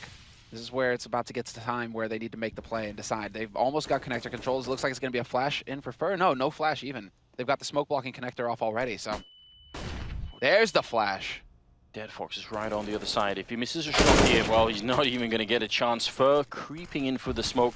That's a nice play coming out of the Brazilian player now. 4 versus 5, still 50 seconds left. Plenty of time here for the terrorist team to make up their minds. Stiko and Bondig are making a great choice. If they catch Fox with the bomb, rotating into T-spawn, oh no, Fox is right on the other side. This could be horrible. Stiko is going to go down. That's such a big kill for Fox. Otherwise, who knows? And now they're looking good. Where are the shots, though? I mean, Bondic still holding here. Pit, this is it. The key kill drops Fox. 27 seconds left. Now down to 25. Taco expecting somebody to be on the side, and Bondic, he is the hero. He gets taken out by Cold in the end, but they're still just barely. If he could have stayed alive, they're just barely going to have time for the plant, and they have to keep control of Courtyard at this point. Fallen at all costs, but it doesn't matter. Zero and Angel peek anyway, and give up the round. Yeah, for realizing that he had to take that fight in CT spawn. I mean, if Bondig makes it back from the second fight, he's going to get the kill here. If he can make it back around the corner, and I almost wish he would have stayed at Tetris. He could have bought another 5 seconds. Who knows, but... That's one of those rounds that's infuriating. If you're a team watching the demo afterwards, if you're Hellraisers, you're just like, oh, we were so close. Obviously, they didn't know, but we were so close to keeping that together if we could have just stayed alive. It's going to be moving into the 6th round here, but things are looking very bright for Hellraisers. Oh, sorry, for SK, but we have to sort of stipulate that these rounds are really close. It seems like Hellraisers might as well have been in a 4-1 right now instead of it being the other way around. So I wouldn't start celebrating just yet. No, I mean, this is the pitfall, the major pitfall here for Hellraisers, is that they just never really get their feet economically back under them. That's where we start to see teams really take off on the T side. Mirage, CT, it's so important to have grenades and kits. If you don't have the money to get the smoke grenades, to get the incendiaries, your life is so much more difficult. This is really one of those maps where it's so key. And so that's the risk that Hellraisers run right now. They need to go for the eco, because in this next round when they go for the buy, they have to have as much money as possible. We could see SK, if they win the next rifle round, we could see SK just running away with this half, getting up to 9 rounds. Yeah, they're getting very hard to control. Zero waiting in CT spawn, just hoping that someone's going to walk by. Currently, Taco is at 11-0-3. That's a ridiculous score. I mean, now in the 6th round, that's just way too much. Practically bordering on having a double kill per round at this point. If that continues, obviously, there's not much of a competition anymore. Well, one good thing to see is that Hellraisers have, like, they went for some deagles. I was hoping that nobody really went for deagles or 5.7s and kind of gimped themselves going into the next round, but 5,800 pretty much across the board. Couple guys spiking up to 6,000. That's plenty of money here for Hellraisers. So this is the big round, Anders, that we have to watch here closely for Hellraisers. SK are in the lead 5-1, and Hellraisers know it. They're taking the timeout. 30 seconds where they can actually get Junta involved and have a bit of a discussion on how they want to change things up. You can see the coach, Junta, standing behind there, having taken full advantage of the 30 seconds to get his info in. Now we should point out, I mean, if what we're saying is true, that Dead Fox is one of the cornerstones of this team, the one round where he could afford the AWP got taken up by Fur and Connector, right? So if you're just taking sort of a quick summary of the first 6 rounds, Dead Fox had an AWP in 1 and he got no chance to use it at all. Like, he never was in a position where he could have shot someone and he missed a shot and that was it. That was made the difference. So I feel like, you know, having a player like him on board, they need to create an opportunity for him. They need to make something work. But you could do that in the middle. If Dead Fox goes in the window and there's someone down on the main floor of mid and just, you know, sort of is taking the primary fight with SK, that can happen. But they need to create some space for him here to make this work. It's this smoke right here that's basically the nightmare for Oppers now on Mirage, which is why you rarely see Oppers even take the op into mid, into window. It's that short smoke. It goes down so fast. You have to just use grenades at the back. You can't get picks with the op. And look at this, SK Gaming taking advantage of this lack of information that Hellraisers have. Zero gonna win the duel versus Taco, but Fur is there to trade. Zero gets taken out by Fox, and just like that, 3 players still alive for SK Gaming, and they get the bomb plant on B. And even worse still, Cold Zero is looking at top mid. This is such a powerful position for Cold Zero to be in. If they try the retake, he's certainly going to be able to catch them. They're trying for a bit of a boost, I think, maybe look over the smoke, but you see here, very easy for Cold to walk in behind them. Fallen almost goes down. He gets the kill on Stiko anyway, and now it's all on Dead Fox. 1 versus 3. Doesn't even get the kill on Fallen, then that would have been at least a beginning. I think this is pretty much game over, and Fallen gonna pick up another shot, even with 14 health. That's 6-1, and Hellraisers, it just, I mean, they trade evenly in the beginning. I mean, it's a 3-on-3, but they can't get back in the game. Yeah, Zero did work. He got 2 kills there. I mean, he won the duel straight up versus Taco, the entry man for SK Gaming, but then wow, no support from Stiko. He got the headshot on Fallen. If he'd had the AK, yeah, that would have been it. But the M4 doesn't one-shot headshot at that range. That's horrible. The main issue though is just look at that. 8,000 almost across the board there for SK Gaming. It's only Taco who's taken the hit economically. But everybody else, they're filthy rich, Anders. Like, so much money now in SK Gaming. It's going to be so hard for Hellraisers to force them to an eco situation where they can start getting some easier rounds on the board, right? Hellraisers instead going for the half buy in this round. Couple guys going for the Kevlar, Angel going for a Scout. Interesting decision. Oop, there it is. Nicely done, Fox. Yeah, he got the tag in return, Angel, but doesn't really matter. They had a double grenade set up here at the A-bomb site, but one of them has already been used, and the other one is never going to be thrown by Zero. So Stico and Dead Fox, now just Dead Fox left, trying his best. He's going to get the headshot at least, so bit of a smile for him. Steals an AK. I don't think he's going to get to keep it through this round. Cold Zero is coming for him. 7-1. SK looking very much alive at the moment. Cold is one of those players when it comes to anti-eco rounds where he's just so brutal. Almost used a word that would have got me in trouble. Just a monster. Brutal. Yeah. He keeps his cool. He's got perfect spray control, perfect poise. There was a reason why he was considered by many people as being sort of the player of the year last year, right? There's a very good reason for that, and you sort of see it. I've heard from teams who have been practicing against SK leading into this major that they feel like it's definitely a different team with Fox, but they're still scared of Cold Zero. They're saying, you know, no, he's still very good. He's very hard to play against. That's what gives this team real. I mean, I expect SK Gaming to make it top 8 at least. So I mean, they should be able to get through this group phase pretty much unhindered with that kind of skill, right? With Cold, with Fallen, with Fur and Taco. I mean, even Fox with the rifle, he looks fairly comfortable. Fallen gonna get caught though. Stico taking advantage of the smoke, but there, exactly, Fox, the pacing, he's right there behind him with the space. They were actually under him in the smoke. That's one of the silliest things I've seen yet on this map. Fur is going to be taking down Angel. This is working way too well for SK Gaming. I feel like Hellraisers, they sort of need another timeout almost because it was close in the beginning, but now they seem to not even be in the game. There's nobody bringing them in. He sees the back, but he can't get the shot in. Dead Fox, I think it clips the back of the model there and can't quite get the shot in, and he's going to get tagged. He doesn't have any head armor, so just going to fall back. Who was planting there? Because that person doesn't do squats, right? Dead Fox was trying really hard to get that shot, and he just couldn't quite connect, you know? Almost shooting him in the buns. Yeah, that's kind of where I was going with that. The much famed bun shot. Zero. Yeah, there's no Anaconda on this thing. Yeah. Well, they are getting hunted. There's no reason why SK wouldn't do this. They have the money, they have the momentum, they have everything going for them. Dead Fox going to lose the AWP as Zero. He picks up a kill. He's getting almost shot down, but I think he's going to live for the round. 10 seconds, or 2 seconds left. He actually gets a shot on Cold Zero. That felt like the end of the round lasted forever then. But we are going to get another Hellraisers timeout. Yeah, second timeout used here for Hellraisers. My one concern is for Hellraisers coming into this. I mean, there was a concerning interview made actually with Stico where he just said like we're playing 10 to 12 hours a day, and I'm even going further than that, just trying to keep up individually. But I'm not enjoying the game. Like I'm not finding the joy in it because we're just grinding so hard that it feels, well, obviously like work. Yeah. And that's not what you're looking for when you're boot camping, basically going into one of the biggest tournaments of your career, right? If you can't find the joy in it, then that's going to be telling when you transfer into the game. Yeah, it's been a discussion for a long time. I think the Cologne major that NIP ended up winning, I think it was that one where sort of the then version of Hellraisers also had just a ridiculous practice scheme where they played more than anybody and they didn't do very well either. You get burnt out. Yeah, I think maybe if you want to do that, I think maybe you need more help to do it. Like this is where I'm interested to see if the sports world can lend a hand essentially to the esports world and get some people involved. Get a sports psychologist, get a sort of a coach on the team that has more experience trying to get people to work that many hours and make it work, because it must be grueling, especially if things aren't working. It's one thing if you're practicing a lot, but you can tell that the practice is sort of paying off, but if it isn't, I'm not sure if it's worth it long run. 8-1 is the scoreline regardless, and we're moving into the 10th round here. Fox, is he being set up for a flashbang? I'm not sure.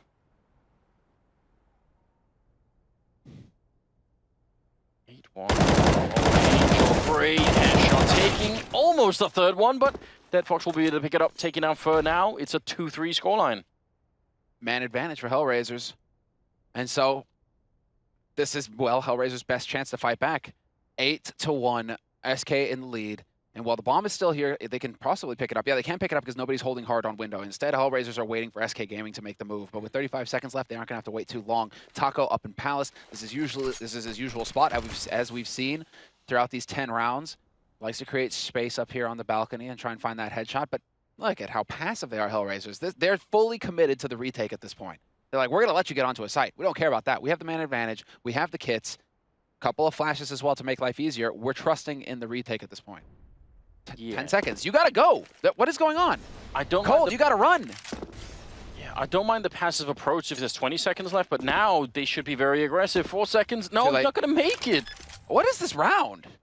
That's absurd. It's absurd from both points of view. When they're in the middle and there's like 40, 30 seconds left, I don't really mind that Hellraisers are playing defensively, but when you go down past 15 seconds, you should move a bit closer to the bomb site, because then you can put pressure on the bomb planter. Look at how well that worked out, though. That push, that's really the money kind of push right there. The top mid smoke wasn't there, or it cleared up. Angel is going in, but he manages to bait falling out into the open, and you have that support from window. This is kind of what you were referring to earlier, where you want to try and set up those 1-2 combination punches if you're going for CT mid control like that, if you're going to go for the aggro. But sure enough, SK Gaming, again, that smoke goes down, and now Hellraisers, they're kind of denied. They know one guy's up there because of the nades that are coming through, but apart from that, it's not a whole lot of info to work with. Very concerning right now for Hellraisers. They finally won a second round, but their money is not looking good. And honestly, if they lose this one, they're not going to have a chance in this first half, are they? They're going to get blown out. Yeah. I mean, look. This is the difficulty, right? If you're CT, it's so hard to reestablish your economy because we're starting the round. We're a minute 17 in, and just so light on the nades. Still, 2 incendiaries. That's what they're holding on to here. Angel's got a smoke as well. And Taco, he's changed it up. He's lurked his way out through Tetris without making a sound. Does it work? Does he catch Bondic? Bondic right there at Shadow. Goes for the peek. And Cold Zero is going to find the opening kill on Angel on short. Bondic, he almost has to take the fight with Taco. If he stays in Shadow, then there's a very good chance that they're going to come in from Connector and just have him pinned in the corner. Stiko taking matters into his own hands. Going to be walking in the middle. The timing just doesn't work out for him. He could have maybe caught the kill then, but now he's been spotted with the FAMASA, and he's down to half health. Again, the mid-control here for SK is pretty much unchallenged for Hellraisers, and the grenade, maybe it helped him up the ladder, but it also took another half health essentially off him from what he just had. Now, 4 versus 5, and oh, Fallen! How does he get that shot on Stiko? Dead Fox is there, and it is going to be the opening kill from Fur. Catches the trade. Bondic from CT will take down Fox. 20 seconds left. Again, SK Gaming running down this clock so dangerously low. They really aren't giving themselves much time to work with. 14 seconds. They need to pick up the bomb. Taco, you don't have time again. You have to run for it. Fur is going to find Bondic. So that's CT open. And just going to have the time this time around. Like a second left when this bomb gets planted. Zero rotating in from T-Spawn, though, in a 1v3 retake. No grenades, but he has a kit.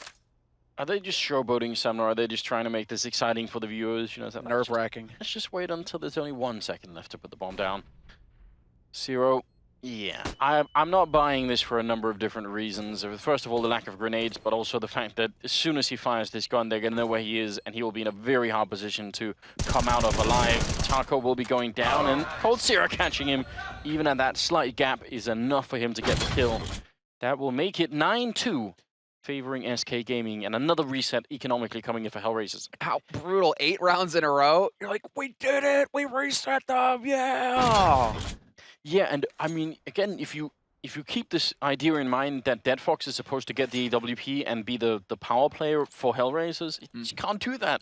Like, on none of these rounds. He's had it he's had it like 2 times maybe, I'm not even sure. Maybe just the once. Silliness. It's incredible. Oh, there's the shot though. Dead Fox going for the shoulder peek. This is a hard eco coming in here from Hellraisers, though. So we should expect SK Gaming to pick it up pretty neat. Angel holding close with Zero backing him on short. So they're looking to try and set a trap. Then they might catch Cold Zero. Cold Zero is alone. He does have a man on Delpan, though, watching towards short. Let's see. Is Angel gonna get the jump? There we go. There's the spot. Fallen ready for it. Easy kill. Yeah, he saw that coming, which is good news. It's still not every day that we see that boost coming in, so I could understand if someone got caught off guard, but SK, they're having everything their way. Grenade? Oh, it's gonna get stolen. That's a shame. Would have been a nice grenade. Flawless round. And we're really just seeing, like this, yeah, we're really just seeing the difference right now Well, it's really just that SK Gaming show no respect. They're just. We saw a couple of rounds there where they ran the clock down. Definitely playing a little bit safe, a little bit worried. But for the most part, the majority of this half, it's just SK Gaming just running around and having their way with Hellraisers. Hellraisers are not able to really get any kind of fight here. 2 kills for Stiko right now. Bondic sitting at 3 kills. And we're 13 rounds into the first half. Yeah, and Bondic, I mean, Moses was pointing this out. He's one of those players that needs to show off for Hellraisers for this to work out, and he hasn't right now. I don't know if he's putting a lot of sort of focus into helping out Angel with the calling or anything like that, but it is looking very rough at the moment. Stiko will be going down. Taco trying to follow it up. The flashbangs are in, and Bondic, he can't see a thing. He's still going to get the kill, and now Dead Fox is there on the crossfire, but he's going to get Molotov now, trying to put down that smoke to cancel it out, but they've lost Zero, and it's a 3-on-3. Still finding their way onto the bomb side. Here is SK with Cold Zero in middle, and the bomb is actually out there. They have to go. They have no choice. There's that lack of respect I was talking about, though. Taco's like, I'm gonna get this guy! Not getting away! And it ends up costing him. Pro on high. Dead Fox has no idea what hit him. And Bondic will get the peak, will get the trade, and we're very even right now. Both of these teams 2-on-2. Lots of damage taken by Cold and by Bondic both. And Fallen still alive with a Tech 9, looking for the long-range shot. Not going to find it, and now things get tricky. 50 seconds left, and the bomb dropped in the open. No grenades here to make life easier for Fallen, although he does pick up a flash. It's going to bait a response from Angel, but Angel with the headshot instant. A nice play from Angel. Really good at playing those corners, actually. Gets a double kill for himself. It's a 3rd round for Hellraisers. It's very hard to get, start believing that this can really happen. If this was early on, yeah, it would be looking interesting, but 10-3 is such a massive deficit when you're playing on the CT side of Mirage here, and everyone knows it. Certainly Hellraisers are aware. They don't seem particularly fired up, and SK, they're just sort of grinding out these rounds. Slowly but steadily. Now they're going to go for the mid-control here, and I like this play. Angel and Stiko going to be taking down Fox. That's a good start for. He sees the feet, and he's going to be able to get the kill on Stiko. And now in window, Dead Fox very low on health. He's not going to survive this one either.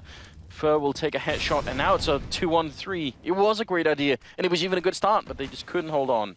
Cold is just so unused to actually having to pick up the bomb that he, it's unreal. To actually carry the bomb and get the bomb plant, he just keeps leaving it out there, just drawing it out. I'm like, Cold, please go pick up the bomb. Your teammates have got control of A site now. Just go and get it. Like, wait, hold on, Semler. I gotta go and find a kill real quick. Good shot from Bondic, but you're right. Maybe, he normally has people do that kind of work for him. Well, there's the smoke. Yeah, Fox in general, I suppose, right? That's pretty much going to be his role on the team for SK Gaming. But smoke goes down, that blocks it off. Bondic has already thought ahead, though. He's rotated over towards CT. Rotation coming through from Zero as well from that B site. Cold doesn't care. He's lurked his way right through. He might be able to completely hamstring this retake coming in here from Hellraisers. With 40 seconds left, there's enough time for shenanigans. Yeah, and it's kind of a clever... Actually, that walk through the smoke is clever because Taco's putting bullets in from Palace. So if someone's doing that, you're not thinking that someone else is also walking through the smoke. I mean, this is a good mind game coming out of SK. They're going to get the bomb down. 2 versus 2, and now Zero and Bondic, they're even running onto the bomb site. And now they're realizing we got duped. This is tricky. Taco has a Molotov as well. Even if they get the kill on Cold Zero, they're going to have to try and deal with that. Flashbang is in. Cold Zero going to be shooting Bondic in the back, and now Zero coming in. He makes a bit of noise, and Cold hears it, and it seems like Zero is going to try and save the AK for the 15th round. Wow. Brutal round for SK. I just love everything about this. I love the shots for the smoke as Cold Zero is walking through. That's very clever.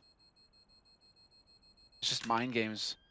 And well, between Taco and Cold, they pretty much joined the team at the same, well, that was DreamHack Winter 2014, wasn't it?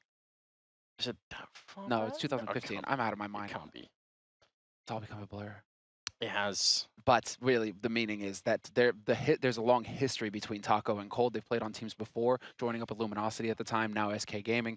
I mean, they go way back. And so if you're going to talk about a duo playing together at the end, there's a lot of experience between the two of them. They're going to have a bit of an edge. And we just saw that right there with the mind games and the clear communication. 11-3 for SK Gaming in the lead on T-side Mirage. First half. And it's a brutal one here for Hellraisers. Of course, SK Gaming have all the money in the world. They get to do what they want. And in the 15th round, they're like, hey, Fox, you know what? Go ahead and op. Go nuts. Go nuts. Why not let him do it? It's hard to imagine how they could possibly lose this game now. such a massive lead. Fox right on the other side, and Zero's here. I mean, this is not a bad position for Zero to be in. If Fox misses a shot, if they peek each other, then that's going to be Dead Fox actually hitting a scout headshot on Fallen to take him out. How about Cold and Fur? They're just wrecking house over on A right now. We're back into a 3-on-3. Fox just now rotating over. He's going to have to go through T-spawn to pick up that bomb. In the meantime, Taco and Cold still alive here on the A side, applying the pressure. Taco spots the man in jungle, faces, and takes a bullet to the face, but Cold is going to go ahead and trade. Not sure if he spotted the second man, however. If he knows that Dead Fox is playing jungle, but he's definitely expecting that rotation from Zero on the B side. It's not going to happen, though. It's through underpass. Another 2v2. It's just that Fox, he's not going to have that smoke to block him anymore. Is Dead Fox going to be looking towards Palace or not? It doesn't look like it. I guess not. Flashbang into CT spawn again. Look at how well they're playing it, but he gets a leg shot. He gets a follow-up headshot on Fox, making absolutely short Fox on Fox action. And now Cold Zero 1-on-2. Can he make this work? He's going back into it, trying to get the headshot. 24 seconds left. Can he win this? No, not going to happen this time. Zero will take him out for an 11-4 scoreline, favoring SK Gaming. It's got to be just a very, very comfortable position to be in if you are the Brazilian and Portuguese side. I just like how straightforward SK Gaming are. Like, this entire half is pretty much revolved around A site for them. And yeah. It's very similar to what we saw from Gambit in the first map of the day on Cobble, where they pretty much only hit B on Cobble on their T side. It's just, you have some of these teams, for some reason, they just want to keep repeatedly hitting a site unless you can figure out how to stop them. Now, Samla, without letting you check the score, what I cheated and just did, but it shocked me. Who's on top of the scoreboard right now for SK? Well, Taco started. Yeah? So it's not Taco anymore, is it? It's Fur. He crept up. Where did he come from? Yeah, this is actually what I actually have noticed this a lot. This happens a lot when you check the scoreboard sort of in the middle of the game. You suddenly realize, wait a minute, Fur's getting a lot of kills, and you're not seeing them. He's just creeping in there every once in a while. It's kind of weird that it happens, but yeah, he's at 16, 15 for Taco and Cold Zero. Somehow he's just managed to sneak in there. It's a great performance on him, obviously, as well. Very important stuff, and we're going to get into the second half here. The countdown has begun, 15 seconds, and I can't even imagine a path for Hellraisers to get back and win this. And you know what? It's such a shame because during the first 5 or 6 rounds, it was so close. It was down to clutches every round. If Hellraisers had won some of these, I bet this game would have looked different. But I think not only did they lose that initial battle, I think they lost like all confidence at that point, you know?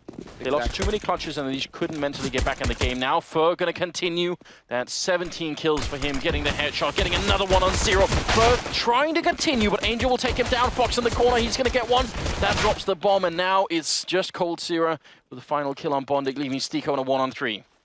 Well, Fallen, he's got the angle, and he's just going to be completely unflashed by that. No problem at all. Takes down Stiko. That is the pistol round in the second half, picked up by SK. Both teams picking up the CT pistol. Although it didn't really pan out very nicely for Hellraisers in the first half. They got the pistol, sure, and then SK Gaming proceeded to just completely annihilate them 8 rounds in a row. Now we have to see, you know, SK Gaming, they get the second half pistol. They're up 12-4. They need 4 rounds here to pick up this one map. Yeah, if they weren't already winning, now they certainly are. Look at this. It's like 5 UMPs. This SMG is so good. It affords them full nades, plus bonus kill money.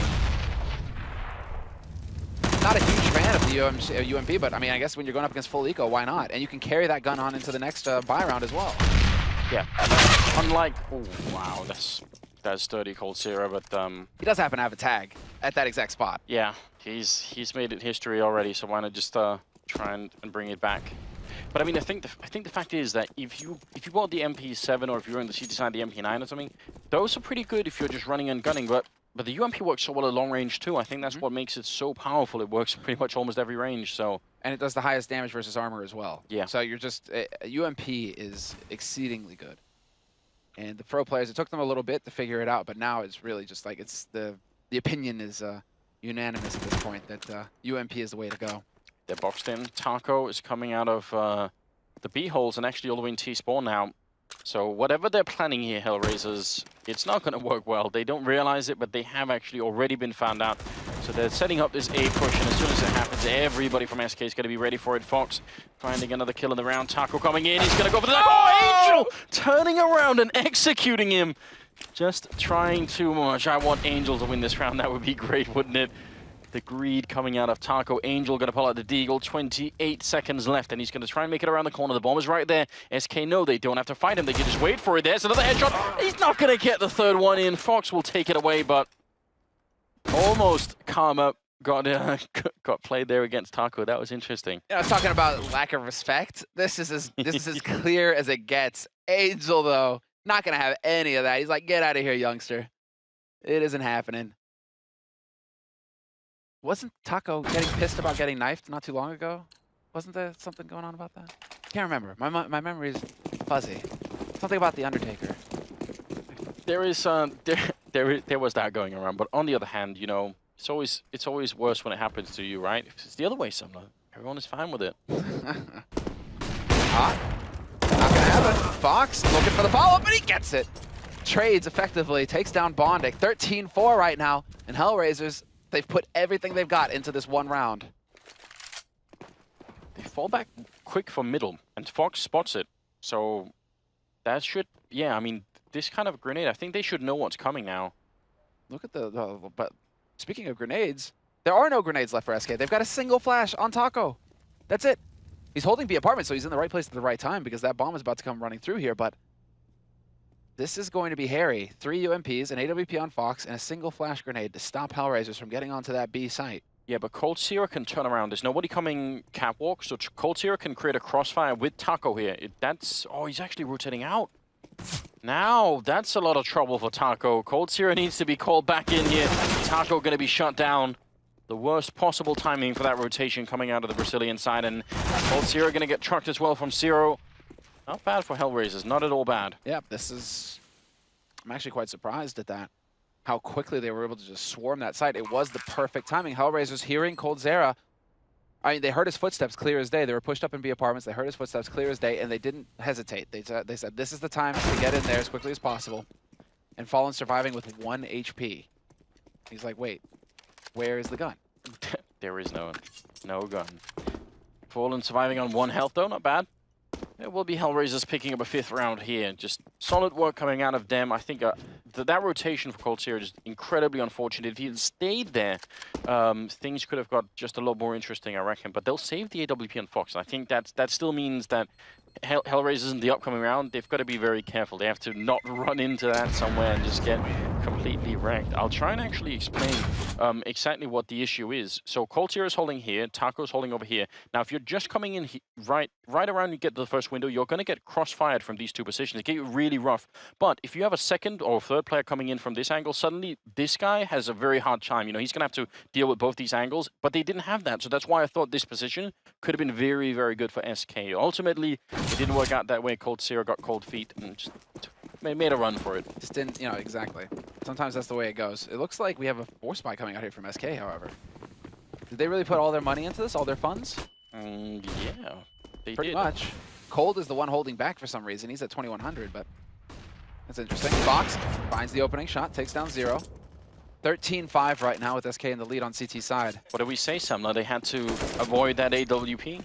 Fox goes hunting. Exactly, he gives no choice, right? He's not the kind of Fox that sets traps or walks into him. No, he goes out there with the rifle.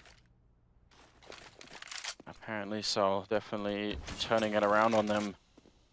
Taco's now still alone in B, but maybe they feel like the fact that the AWP was shown on this side is enough that they probably won't come B. I mean, it's actually not such a bad gamble. It just turns out not to be right this time. So Taco again, turning his back, and he's going to get shot down from Bondic, who leaps out of the window and drops him immediately. Now, with a bomb plant too, I don't know. SK, sure, if they get a kill really fast here, they could go for a retake. Otherwise, I'm not sure it's worth it. It depends on where Fallen dies with that kit, really. Yeah, that too. Because he has, I mean, they have a kit, but Fallen deciding to back off, he's just, I mean, they're looking out for Fox, essentially. I guess they're counting on Coldzera having eco. He'll have some more money to go into a buy in the next round. Fallen as well might be able to drop something for a teammate, a FAMAS or something along those lines. So, I mean, it's still a case of SK Gaming have so much room for error that they're not even just taking any risks to make Hellraisers feel good, feel more confident. They're just going to go ahead and hold on to their guns and wait it out. See what they can achieve in the next round. We are seeing Hellraisers start to actually, you know, get a little bit more confident, though. Just saying, because now that's back-to-back B-side hits that have actually worked out for them. Yeah, and they're showing some depth as well. I mean, SK Gaming, like I said, they went A site 13 rounds last half. Hellraiser's saying, well, we can go A, we can go B. You can't really cut corners and cheat with us. You're gonna have to try and spread across the map and find out where we're going. I almost feel like the fact that Hellraisers are slightly coming alive now, it's almost even more sad that they had such a bad first half then. You know, you feel like, oh no, if only we could have played this game in reverse, we would have seen, you know, a powerful, interesting Hellraisers that would now be tied 4-4 with, you know, sorry, 2-2 with SK, and it would feel better, right? Nice shot from Stico, though, taking down Fox, and SK just continue to try and keep this orb alive as much as they can. Not carrying it over round after round. Dead Fox alive at top mid, though, and he's got that bomb control. Who does he have, actually? So it's still Stico supporting him. And as far Hellraisers, the rest of them, they're all looking contact everywhere else on the map, essentially. Cold Zera's holding close. He's hoping that Fallen's going to be able to bait for him. He does this, a headshot, the drive-by. Takes down Bondic. Now he's got an AK to play with, and he's got Kevlar as well, Cold Zera. So there's a chance for him to do some real damage here. Yeah, Angel coming out of ramp as the only one. So if he goes down, the rest of the Hellraisers push is going to be much less effective, but if the 3 people in Connector make it in, then suddenly SK are in a lot of trouble. This is all down to timing. Past the minute mark now. Smoke goes up to a CT spawn. Nice shot from Angel. Drops Cold Zera. Now it's 3 versus 4. UMP spray not connecting at all. Fallen very nearly goes down. Taco showing up here with the deal. Are they going to try for a boost? You can look over the box, but I think they've been found. Angel on the other side. They missed the jump once, and he was not going to give them a second chance. The only problem is now they're boxed. So that op that they've managed to save for so many rounds now, there's no way out for it left. Zero is holding over here towards the murder hole. And so basically, they just have to get CT side on lockdown. They can't let Hellraisers swarm them. Hellraisers do have that in the back of their heads where they want to keep their guns alive, obviously. And they know that after this round of eco that SK Gaming are going to be buying as well. So all of these, there's these internal calculations that are going on in the in-game leader's mind and the players, right? Is it worth, you know, taking these fights? Is it worth going for it if they're going to buy up anyway? He's got a kid Fallen. Are they going to move far enough away? He's going to tap it. One Dead Fox is there, and he's not going to give him the chance. They're going to lose the AWP, but you see just how devious Fallen is. He wanted, I mean, at that point in time, we've actually seen that before. Flusher back in the day ended up walking onto the bomb site because people tend to run away, you know. They think, oh, that's it. No one is really going to come and defuse this bomb, and then that's it. This is great stuff. Hell, great round from Angel. A lot of this round on him. Yeah, opening it up, exactly. Yeah, and staying alive on that ramp. I mean, again, if he dies, then the 3 people coming in connector now, think about how many angles they have to cover when Angel isn't there anymore. 13-7. I still can't see this being possible, but right now Hellraisers are proving us wrong, which is exciting. That's what we want, obviously. This comeback shouldn't be possible, but they're doing a pretty good job at the moment. They will lose Stico early on in the round. They've won 3 in a row, and finally SK goes. They've just saved and saved and saved. They're able to buy again. Yeah, they've got the money for the AWP on Cold this time around, and he holding that angle deep towards B. Halls finds the easy shot onto Zero. Fox with a bit of the lucky spray on Stico at top mid at the beginning of this round. Pretty much seals it up now because that's a 2-man advantage here for SK. Angel, the hero of the last round, he's been holding, like, Fox is already prepared for this kind of YOLO play if he decides to jump in the window. Fox has got the angle. Like, they're just patiently waiting on either side. And look at the aggro hold towards ramp as well here from SK. It's Fallen and First stacked up together in a crossfire, just waiting, and that bomb is slowly working its way over here as well. He sees the shadow, tries for the pre-fire. Dead Fox going to take him out, Fallen in the corner. He gets one, he gets both. With 40 seconds left, the bomb is down, and Angel, he's just halfway across the map and not going to get a chance to do anything. That's 14-7. Patient play from SK, and nice setup over there. You see how much of a shadow advantage he has as he's walking in? Mm-hmm. That's very nicely done. That's painful, really, to watch, right? Where it's just like, well, and then they even check, Dead Fox even checks the angle. He must have missed the shot point blank. Hellraiser's going for their 3rd timeout, actually, my mistake. Hold on, Semler. Bondic spawning over shotgun. Why? The old man shotgun? I genuinely don't understand because, well, I mean, of all the things you could buy on the T side, the Nova shotgun just wouldn't be one of them. I mean, why? It must be a misbuy. Yeah, either the Tech-9 Deagle would be better than that, right? It must be a misbuy. 2-1, 1-2. Like, what is it? It's 2-1, isn't it, the Nova? So, yes. I'm trying to think of like what combination that he might have hit where it screwed him up. Oh, he's gonna throw it away as well. For shame. I kind of wish that he would have. I think he got dropped, though. A lot of money was on Dead Fox. He had $7,100 in the bank. Now he's down to $150. And After that tactical timeout, we'll see if that was what Hellraisers needed to get back in the game. Otherwise, they're going to lose this match. I mean, it is now or never for them. This has become plainly obvious. SK just great first half for them. Bit of a stutter here in the second half, but now they're back in it. Yeah, they're looking very good. It really feels like SK, the only reason is it got even close is because SK started to horse around a little bit, which is definitely one of the pitfalls that you can fall into if you're SK Gaming. You're the team with the lead, heavily favored. You start messing around and it can come back to bite you. But 14-7 is still, I mean, this is a dumpster scoreline basically, where Hellraisers, if they can't get past 7 rounds, it's kind of like 6 rounds, 7 rounds. That's where it was dominant, and SK really, there was never really any chance for Hellraisers. They need to get past this into double digits before we can really start thinking, okay, you know, this can happen. Fallen doing him damage to Angel, who's, I think, got tagged in the face with the M4 now. Fur going to be moving in to finish off the job, and he wants Bondic as well. Taps away Fur with a quick double kill here.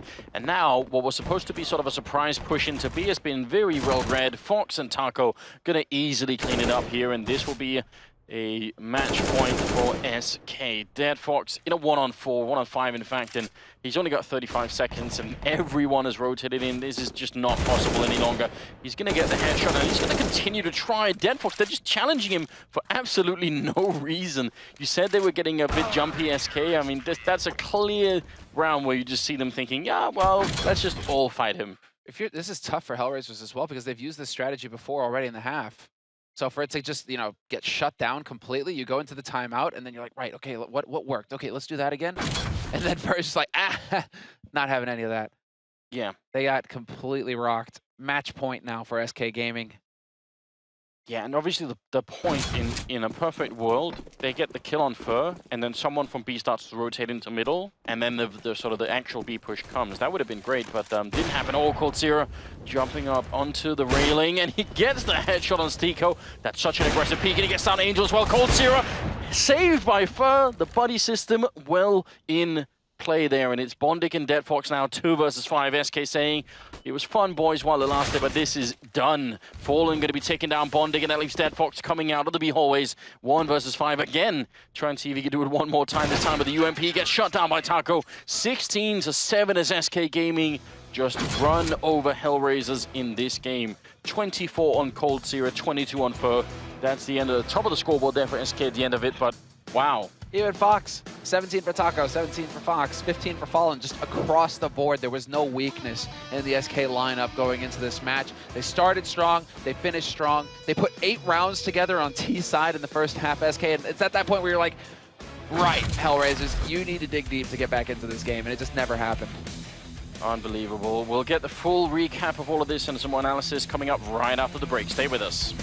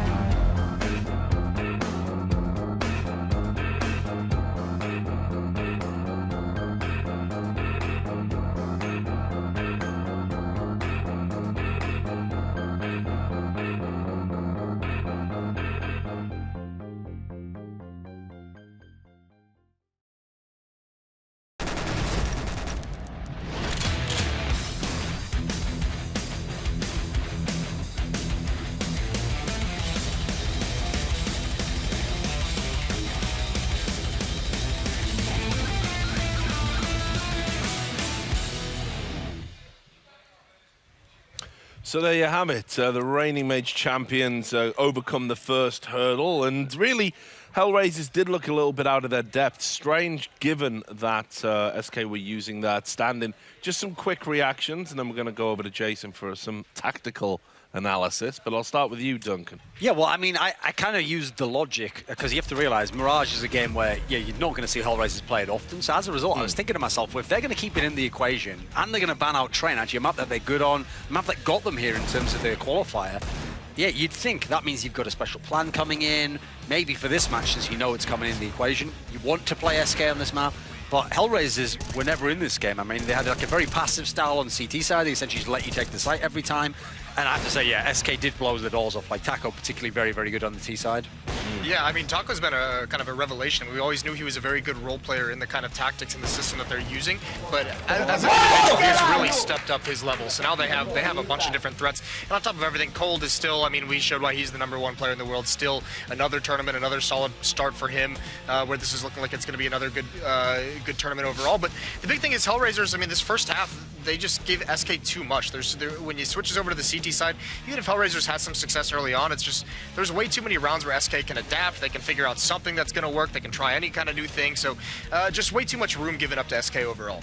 Yeah, and you know, we talked a lot about Fox going into it. Got off to a slow start, but did post some respectable numbers in the end, Duncan. And was that an indictment of Hellraisers, or you know, Fox being able to step up?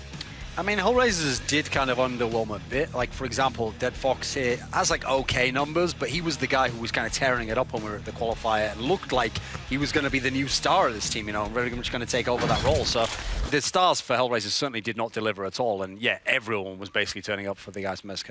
Yeah, so here you go. We don't have the Weatherman board at the moment, but you have picked something out for us, Jason. One of your little tactical analysis moments, your time to shine. And it's about mid-control, which obviously on Mirage, hugely important. Yeah, I mean, definitely important on Mirage, but I mean, overall, SK is able to get mid-control here with just 1 kill, but as this map comes up, you're going to see just what it affords SK Gaming.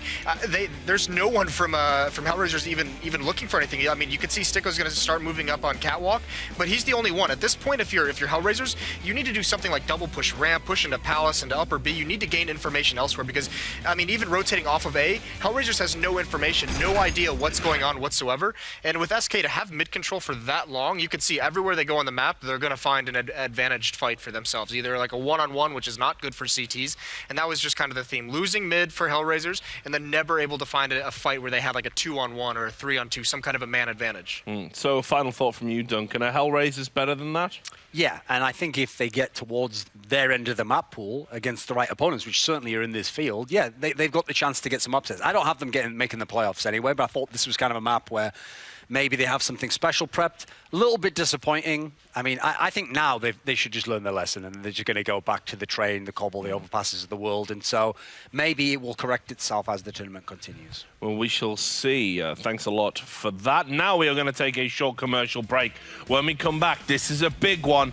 Optic Gaming versus Virtus Pro. Make sure you join us.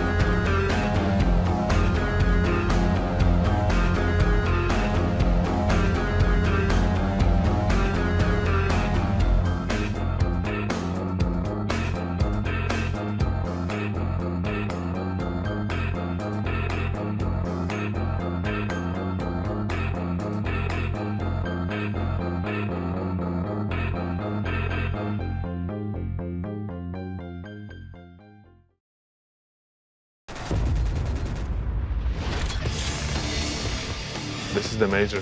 This is where every game is the game where you need to prove yourself. We are starting with Optic, and they're at the moment at the top of their game.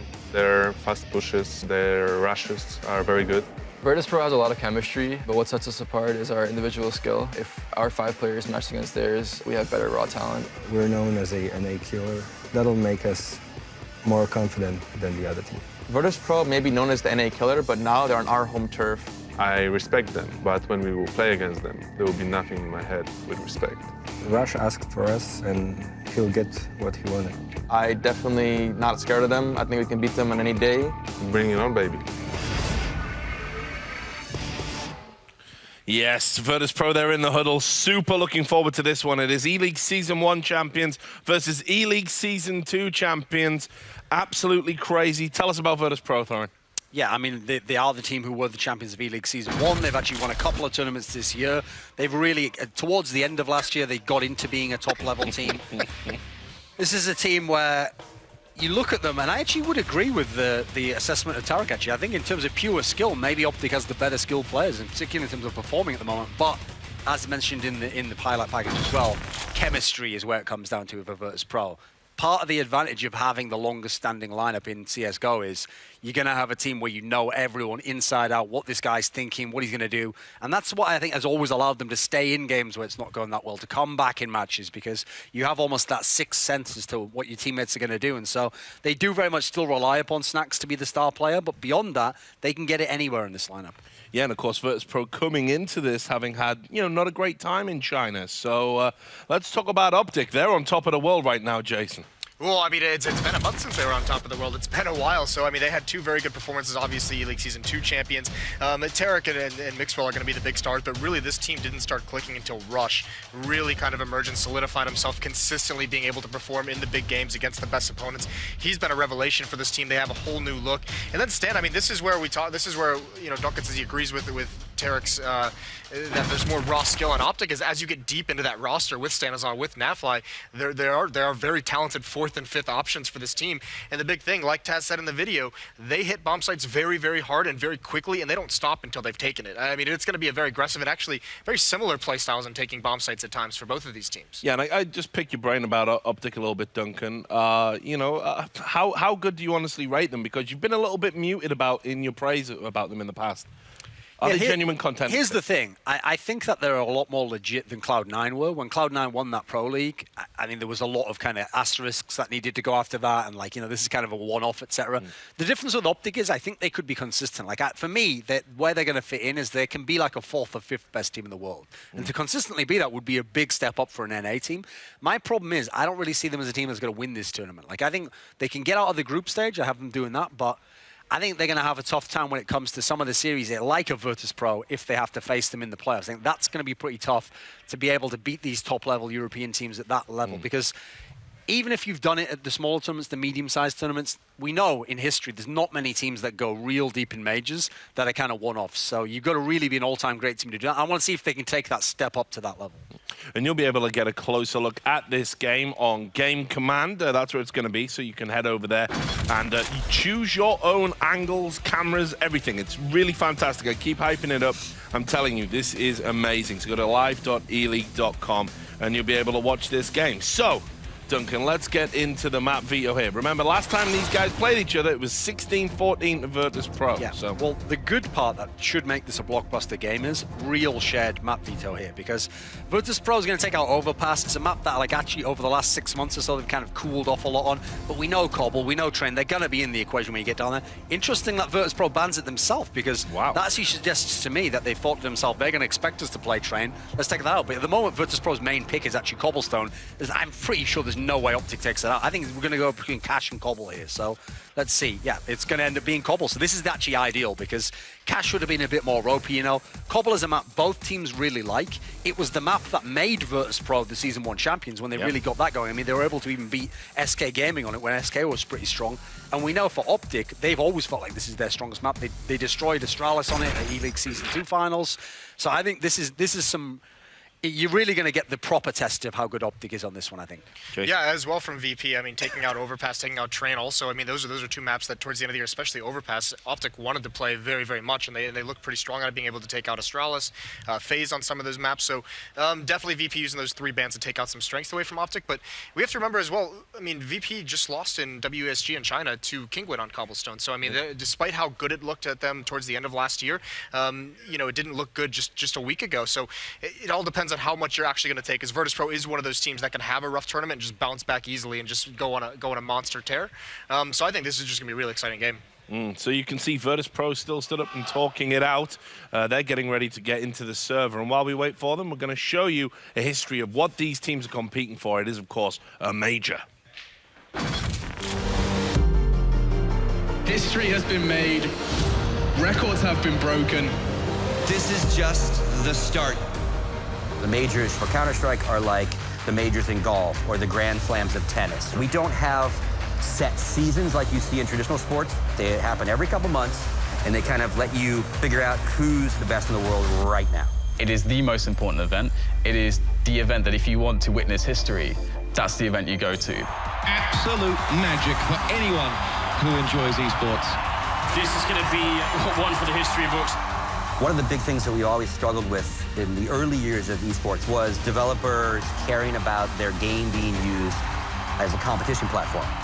We've been attending so many small amateur events. I think people were getting really frustrated. There was a kind of sentiment in the industry that people didn't put on grand scale events because they thought the viewership couldn't rise up to that level.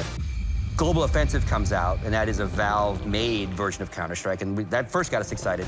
But then they decided to actively support the pro side of it, and the major system at its core was all Valve's idea. If you don't put on a really big event, it doesn't kind of signal to the teams and to the people watching like this is like the World Championship. So it is like kind of like classic thing of you have to build it if you want them to come. When the major announcement came along, it kind of legitimized everything we've been working towards. The majors was a great step up, a level that I hadn't personally seen in Counter-Strike before, so it was quite an exciting time. And I was excited because it was going to be an opportunity to kind of watch something potentially great unfold. This was the first time when I think we realized things actually started to get a bit serious. The first one was a bit rough, but it was at DreamHack, and DreamHack in general is more of like a laid-back vibe, you know? It's more like the old-school gamer roots because it's a big LAN party. When I think of DreamHack, I think of prestige, glory, biggest tournament ever. There was definitely excitement about the fact that we had not only like a World Championship event, but also one of the first tournaments where probably every single good team was there all at once. I think this has gone beyond all expectations. It's funny to look back on that particular event. We had kids jumping on the stage behind us, no security, like a guy literally jumped in the middle of an interview we were doing with one of our players. It was like, what is going on here? At the time, I was skeptical, but then every single one's gotten bigger and bigger. This is the biggest CSGO event of all time! In hindsight, we had no idea that we would eventually start filling stadiums with our game. It's always your dream. We didn't believe 1 million people would watch. Congratulations to CSGO. Over 1 million people watching. An amazing weekend. For these people, it means everything. They've made a commitment to becoming, professional players, and they've achieved that much. But this is the difference between being in this world and really succeeding in it.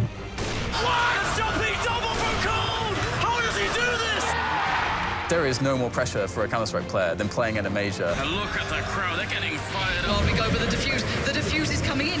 He's still going. Oh, Olaf gets it as the flames come in. And look at the little dance of happiness. Simple just jumping, catching into the side. He's going to fall down again. Where is this come from? Simple, are you serious? This is a major. It is the biggest of stakes. Not many people get a chance to be in front of a crowd this electric, this enthusiastic about the game. When you see a lively crowd going crazy, you aspire to be in that crowd. What is it like standing in front of this audience? Unbelievable. Just unbelievable. This is what esports is about. It's unreal. We're grateful to play here. It's amazing. There's nothing that really compares to the scope, the prestige, and the achievement and the history that you get from winning a major. And now it's our turn here in Atlanta, and it's the 10th one. We're super excited about it. Both of these teams are excited to be here, I'm sure. And this is the first real test for both of them. We've got to get our predictions out the way, gentlemen. I think this is wide open. I honestly think it's going to be close.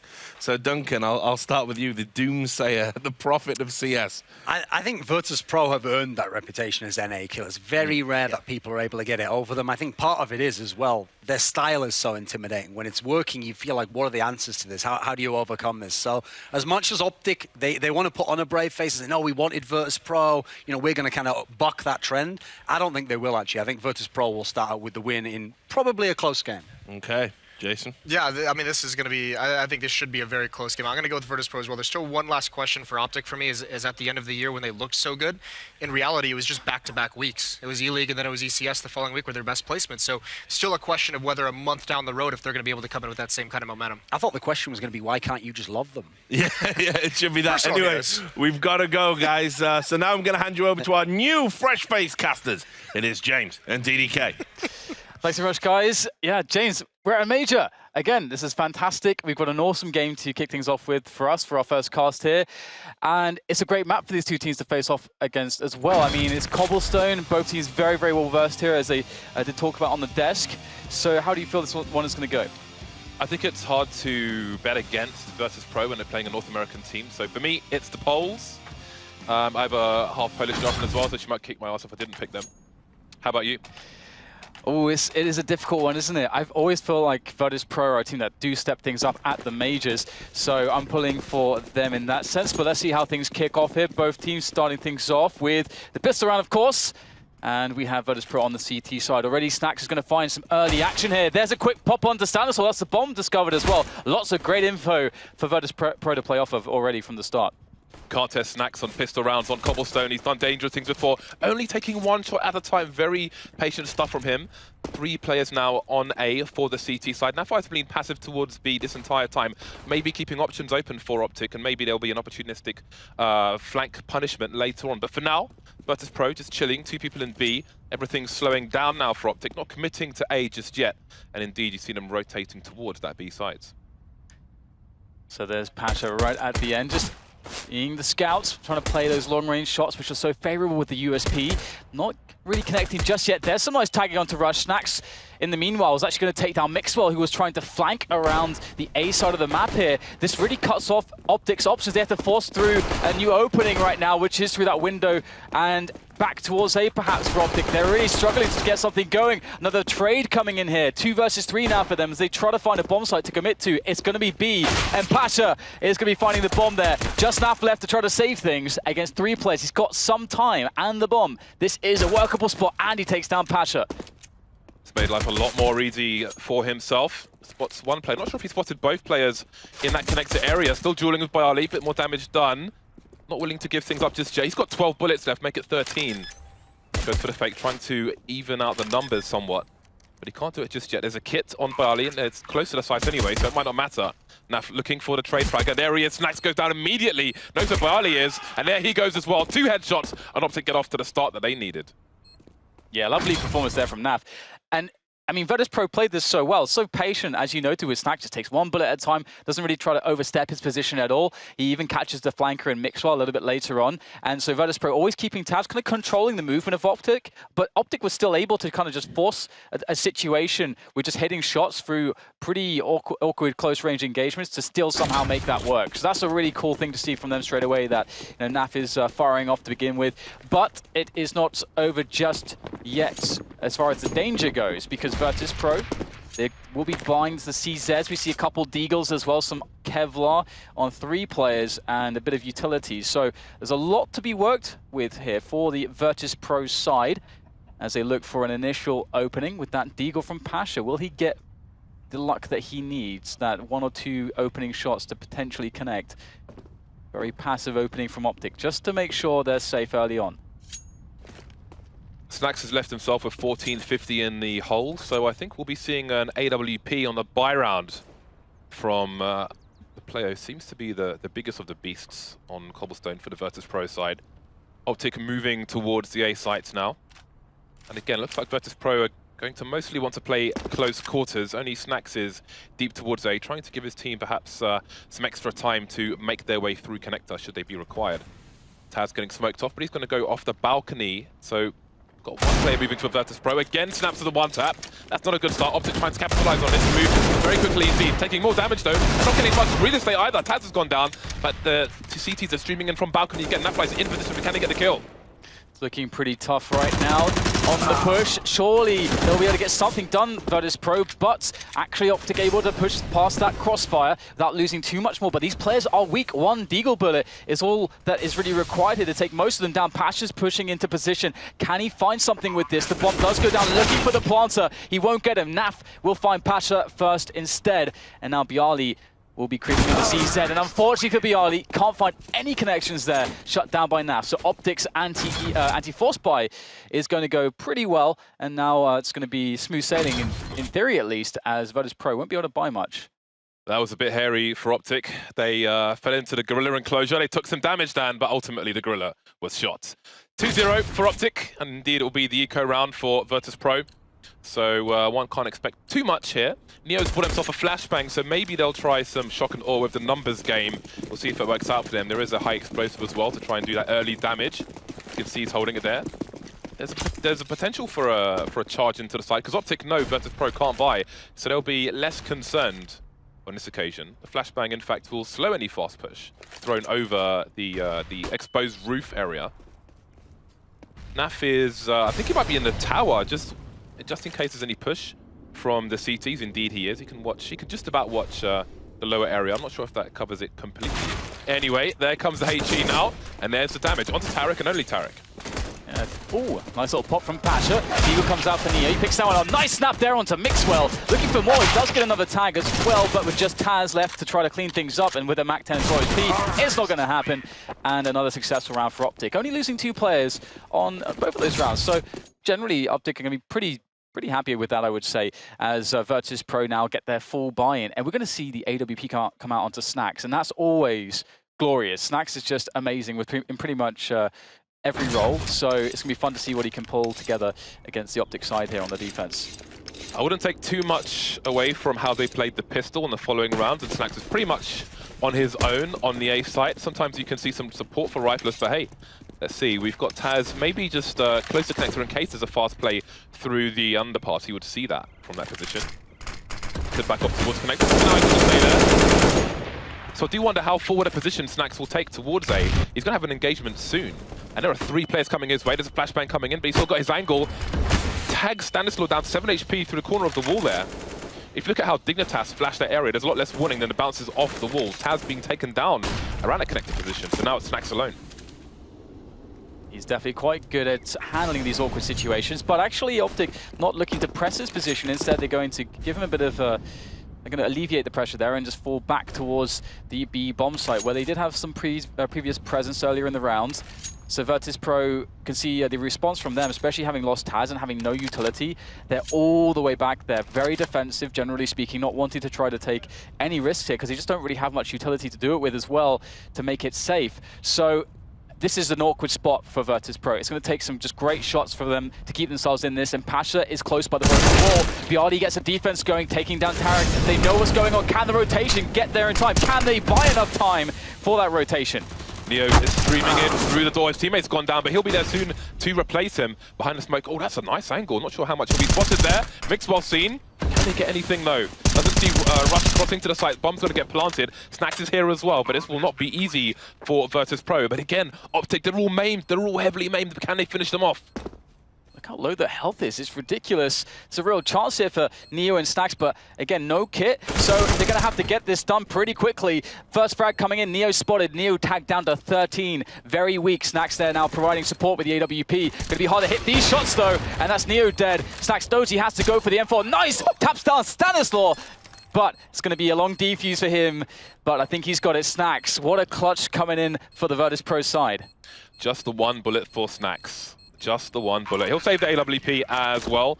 Virtus Pro on the scoreboard, but they've survived with just the one player. So there are questions economy-wise going forward, because Optic are going to have quite a lot more money, and they should have another buy. Just He had 4 bullets in the magazine, and he fired just the one. But maybe because he knew how low he was. And there we go. Job done. See what Virtus.pro can do now, because Optic are going to have a better bite as pulling out the FAMAS. Grenades will be limited as well. So we'll see if they can retain. Otherwise, there's a good opportunity for Optic to take a nice lead on Cobblestone. Again, it's the same setup as before for Virtus.pro. Taz towards connector, Snacks very forward with no support. So will Pasha spot something here? Because we have a lot of Optic players slowly but surely moving forwards there. Oh, bit of spam, bit of smoke. Oh no! Mixwell doesn't need any tracers. Just shoots Pasha down. Here's how close he was. Gets us follow-up entry onto Neo. Things looking very bad for Virtus.pro. Let's not forget, they just won a round. This could not go any worse for them. This is a save. This has to be a save already. They can't retake this. They can't afford to retake it.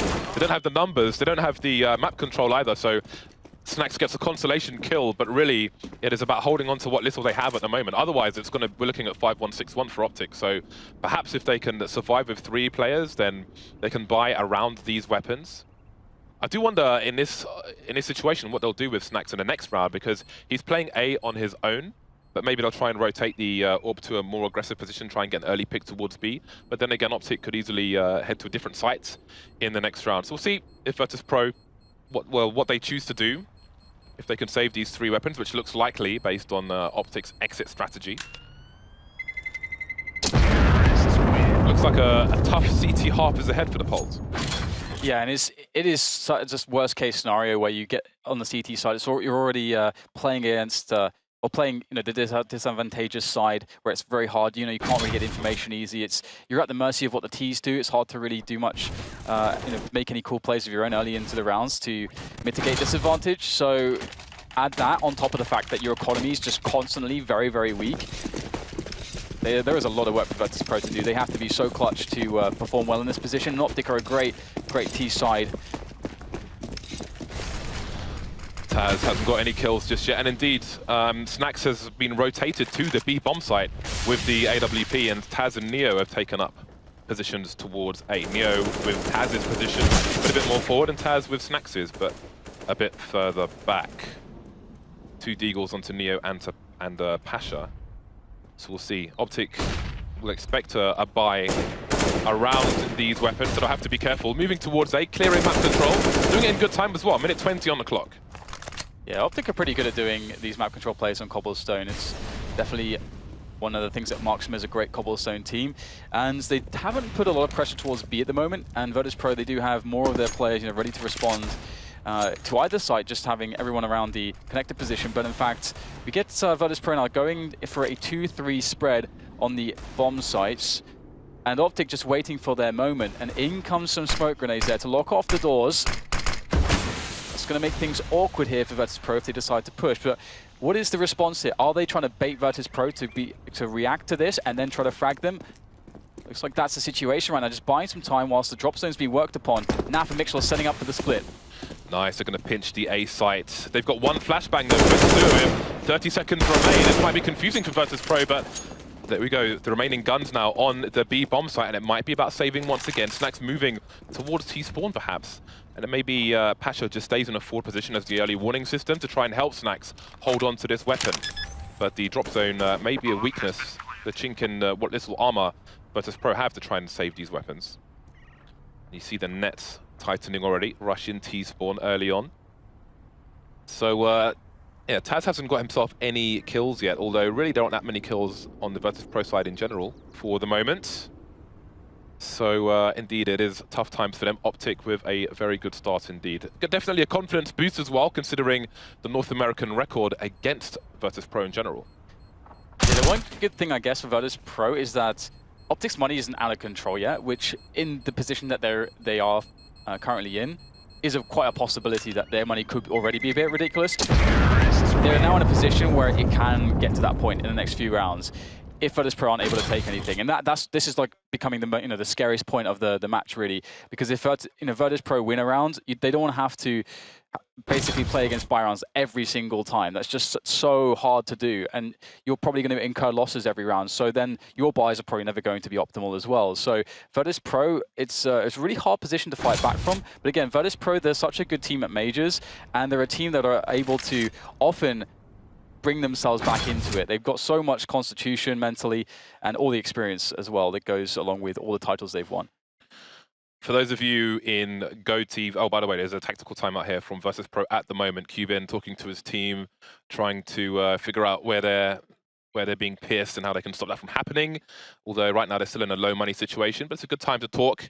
They can talk throughout the following round as well, and then come in for the buy once again in what's likely to be a 6-1 situation. But for those of you in GoTV, I would recommend watching Neo on the CT side and Mixwell when Optic are on the CT side, and Tarek on the T side for Optic Gaming as well.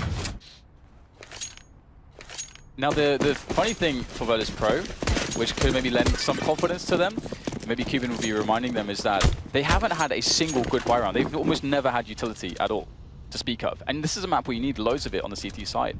You just do. So this kind of scoreline is basically just because of the way the rounds have gone. You know, winning a round and then losing it immediately in the fashion that they did.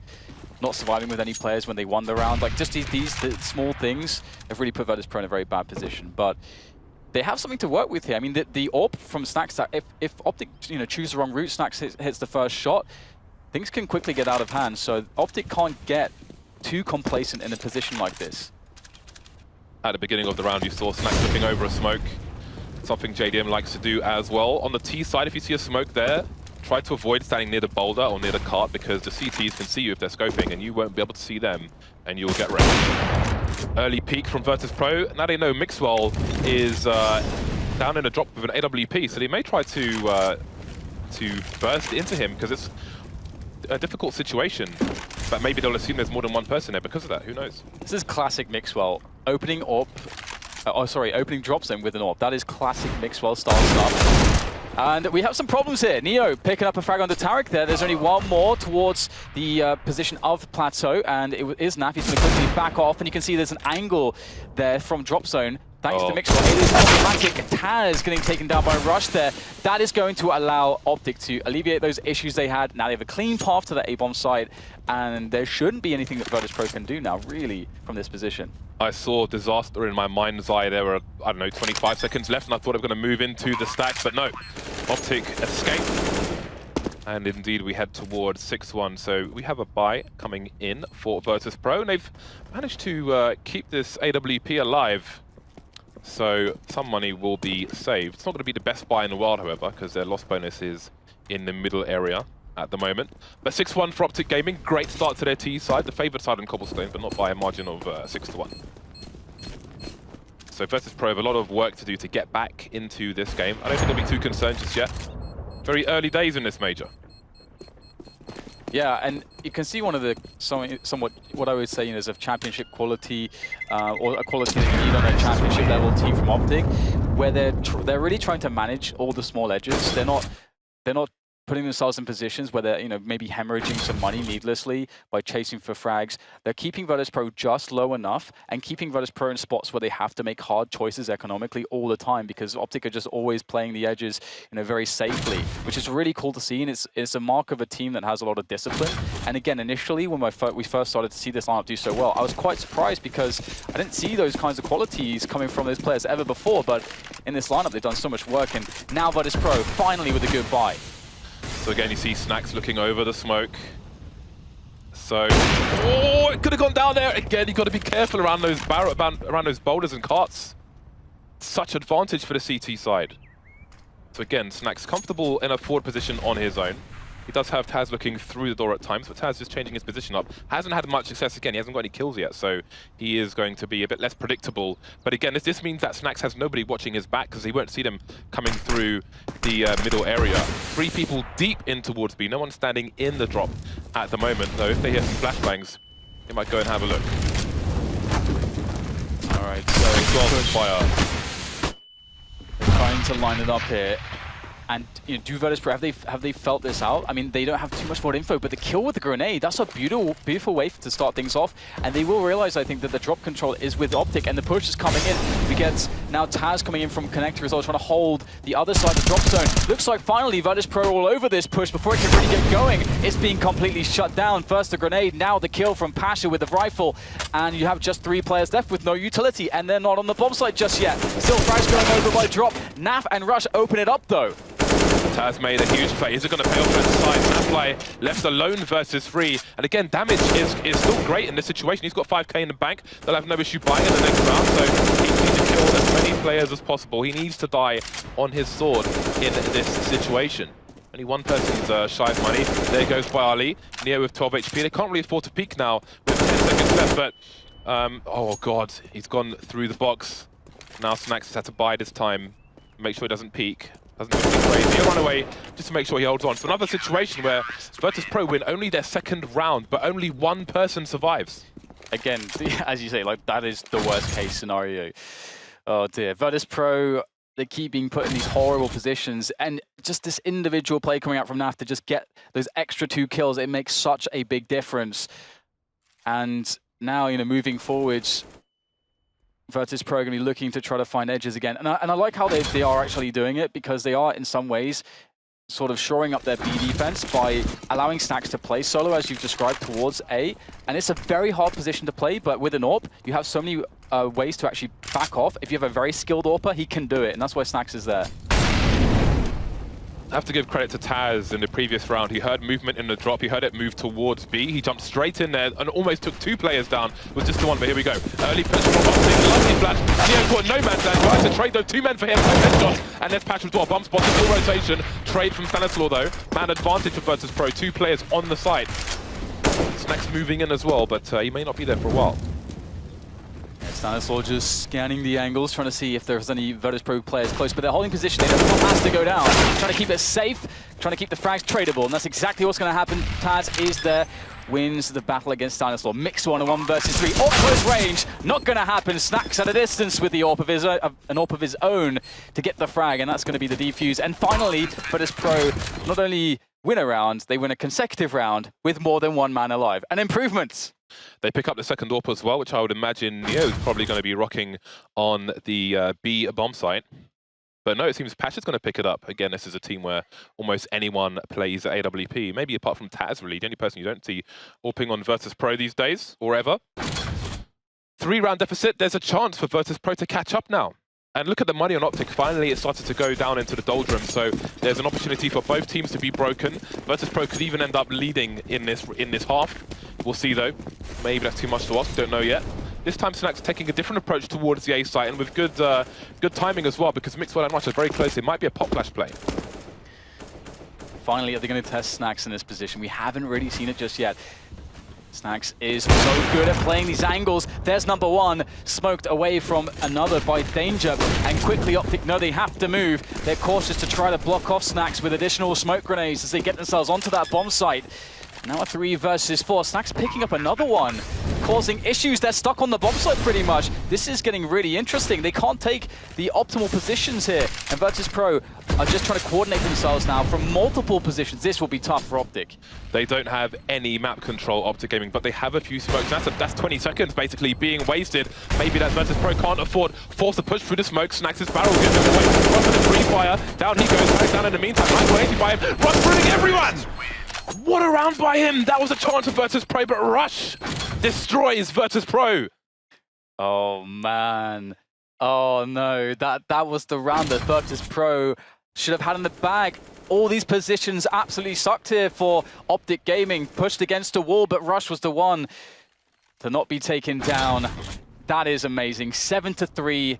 It was looking like a recovery from Virtus Pro, and if we look at the money that they have, of course they're taking a timeout right now, because losing around like that is just so difficult to deal with. They have no money in the bank. They've got to reset themselves mentally a little bit and see how they progress. The thing is, though, that in reality, most very accomplished cobblestone teams are going to be able to work from 3 to 5 rounds on their T side. But again, against the likes of Optic, it's going to be very difficult, because Optic, if that's the situation, and those are all the rounds that Virtus Pro have against him in the second half, the confidence they're going to have on the CT side, that is going to really help them out. So this is getting quite interesting. Snax picking up the AWP, and that's pretty much all Virtus Pro are rocking. I feel like they're the team that kind of started that trend in CSGO at the very least. I remember on Cash, on the T side, they had one AWP and nothing play, and they won the round with that. I'll never forget that. But on the CT side, that will be a tall order. A fast play coming in from Optic, and they've got themselves jammed. A slow movement into the Strapise AWP. Two-man spray down for Pasha as well. The garden hose is out. Snax putting in more work. There may be no kills for Optic in this round. What a response by Virtus Pro. So they put Snax in the right place at the right time, but how much damage can Thrush do here? Another frag for him. A team kill as well puts Virtus Pro down to 3 members, but they're going to be more than happy with that. What a way to bounce back into this one. And they're going to pick up all the guns that they could find on the floor. Snax obviously keeps the AWP in hand, and Snax is really playing well so far today for Virtus Pro. Traffic jam, there's a pile up, Dan, and it costs them everything. Total gridlock. Look at how Snax, he jumps to peek to get ready for his next shot as well, which aids him so much in his second frag. That's such a smart, very small detail in what he did there, but that just shows the prowess he has on Cobblestone. And finally, Optic, they don't have a full buy anymore. It's like basically the first time. So again, somehow Virtus Pro in all these situations are managing to bring themselves back into this aggressive peak from Snax. Won't connect, but can he hold against the masses, which surely should be charging in? Taz there is able to give him a bit of a hand, and that's going to buy enough time for Snax to reset himself, pick up a couple kills, and that leaves only Rush, but not for too long. An explosive exit to the round, courtesy of Snax, for the 5-7 scoreline, and suddenly Virtus Pro, they look fine, James. Again, a small detail from Virtus Pro. Every single round where they've had a bye, Snax has been on his own towards the long area, and Taz has been around the connector door. This time they have Taz as rifle support for the AWP, which they've never had previously, and that's a great advantage, a nasty surprise for Optic in that round, which leaves them with little choice but to eco. $2,000 per person. Lovely, small adjustments from Virtus Pro. Keep them in this half. Yeah, you're right, actually. That's such a smart way to adjust by Virtus Pro. And here is the rush down, and into the grinder they go, but looks like it's faulty. It needs new blades. In comes Bialy. Does have some support, but has to trade, and suddenly they are losing members. They might win the round, but they are losing too many. The cost is a bit too great. Should have been in a clean sheet, but never mind. It's 6 rounds for Virtus Pro. If you consider where they were a few rounds ago and the context of how things had been going, they're still going to be very happy with this. Nice. 2 rounds remain in the first half. And again, this is do or die for Optic as far as the last round goes, because they've got nothing in the bank. Whereas Virtus Pro have some cash here and there. They can spread the wealth. So let's see what the CT approach is this time. Back to normal. Snax long on his own. Taz going towards the underpass once again. Optic with an early focus towards B, but again, Stanislaw will be the passive player towards A. Not overextending. Snax very deep indeed. 3 Optic players towards the B bomb site. Not going too deep just yet. I want to avoid all the early grenades of the CT side. Never know when that flashbang's coming over the wall. Oh, Virtus Pro with a glorious deep smoke grenade. Played at somewhat rare. We saw these Molotovs earlier on. They took Mixwell down to 20 HP. Then he got naded into oblivion. So Virtus Pro going for the aggressive play. Neo going up close. He's got a smoke to re-smoke as well. What do Optic do in this situation? Love the proactive play from Virtus Pro. It's very hard to do on this map, but it's going to result in the end in drops of control for Optic, but not for long. The Snax brings a grenade into play, and just enough damage is done to Tarek, and he is gone. And all of a sudden, there is no map control for Optic, and they're down 3 against 4. The only thing really helping them out in this situation is that there is no utility left on Virtus Pro, but there's 40 seconds to go. Rush is in drop. They're going to go for essentially the split onto the A bomb site, but they've got to be quick about it. Snax, here's the jump. Oh, he misses that shot. That's a rare miss. But he's got the information. He knows 2 of the 3 players are over towards the A bomb site. Taz taken down from the back. Rush running distraction there. And there is the AWP as well. So this round is turning around. Rush smoking off the choke point, allowing his teammate to plant the bomb. He'll focus on the balcony. Both CTs coming from connector. How do they retake this? And Neo and Pasha both coming indeed from that connector position. It's never easy when everyone's coming from the same direction for the CT side on this retake situation. And Naf has a great position there of Rush, almost a crossfire situation going on.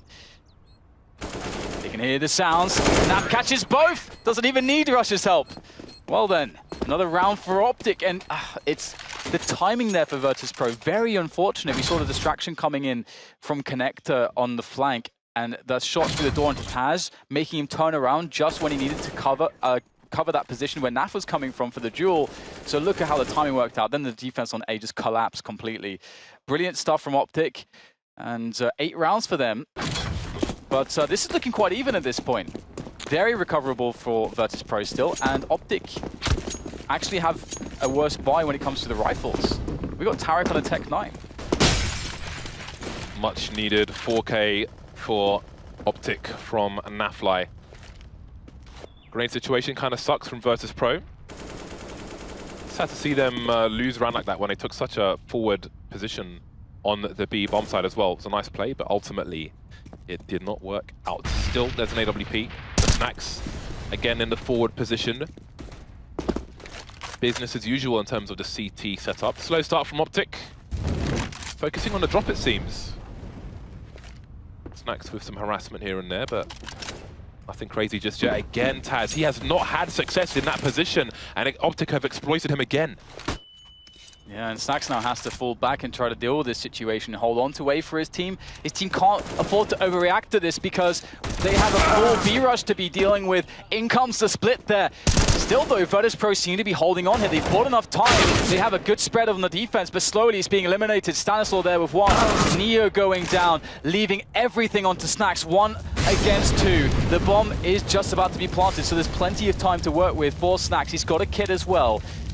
But this is by no means an easy feat for Mr. Snacks, but he has been the man for Virtus.pro so far, and that's a decent nade.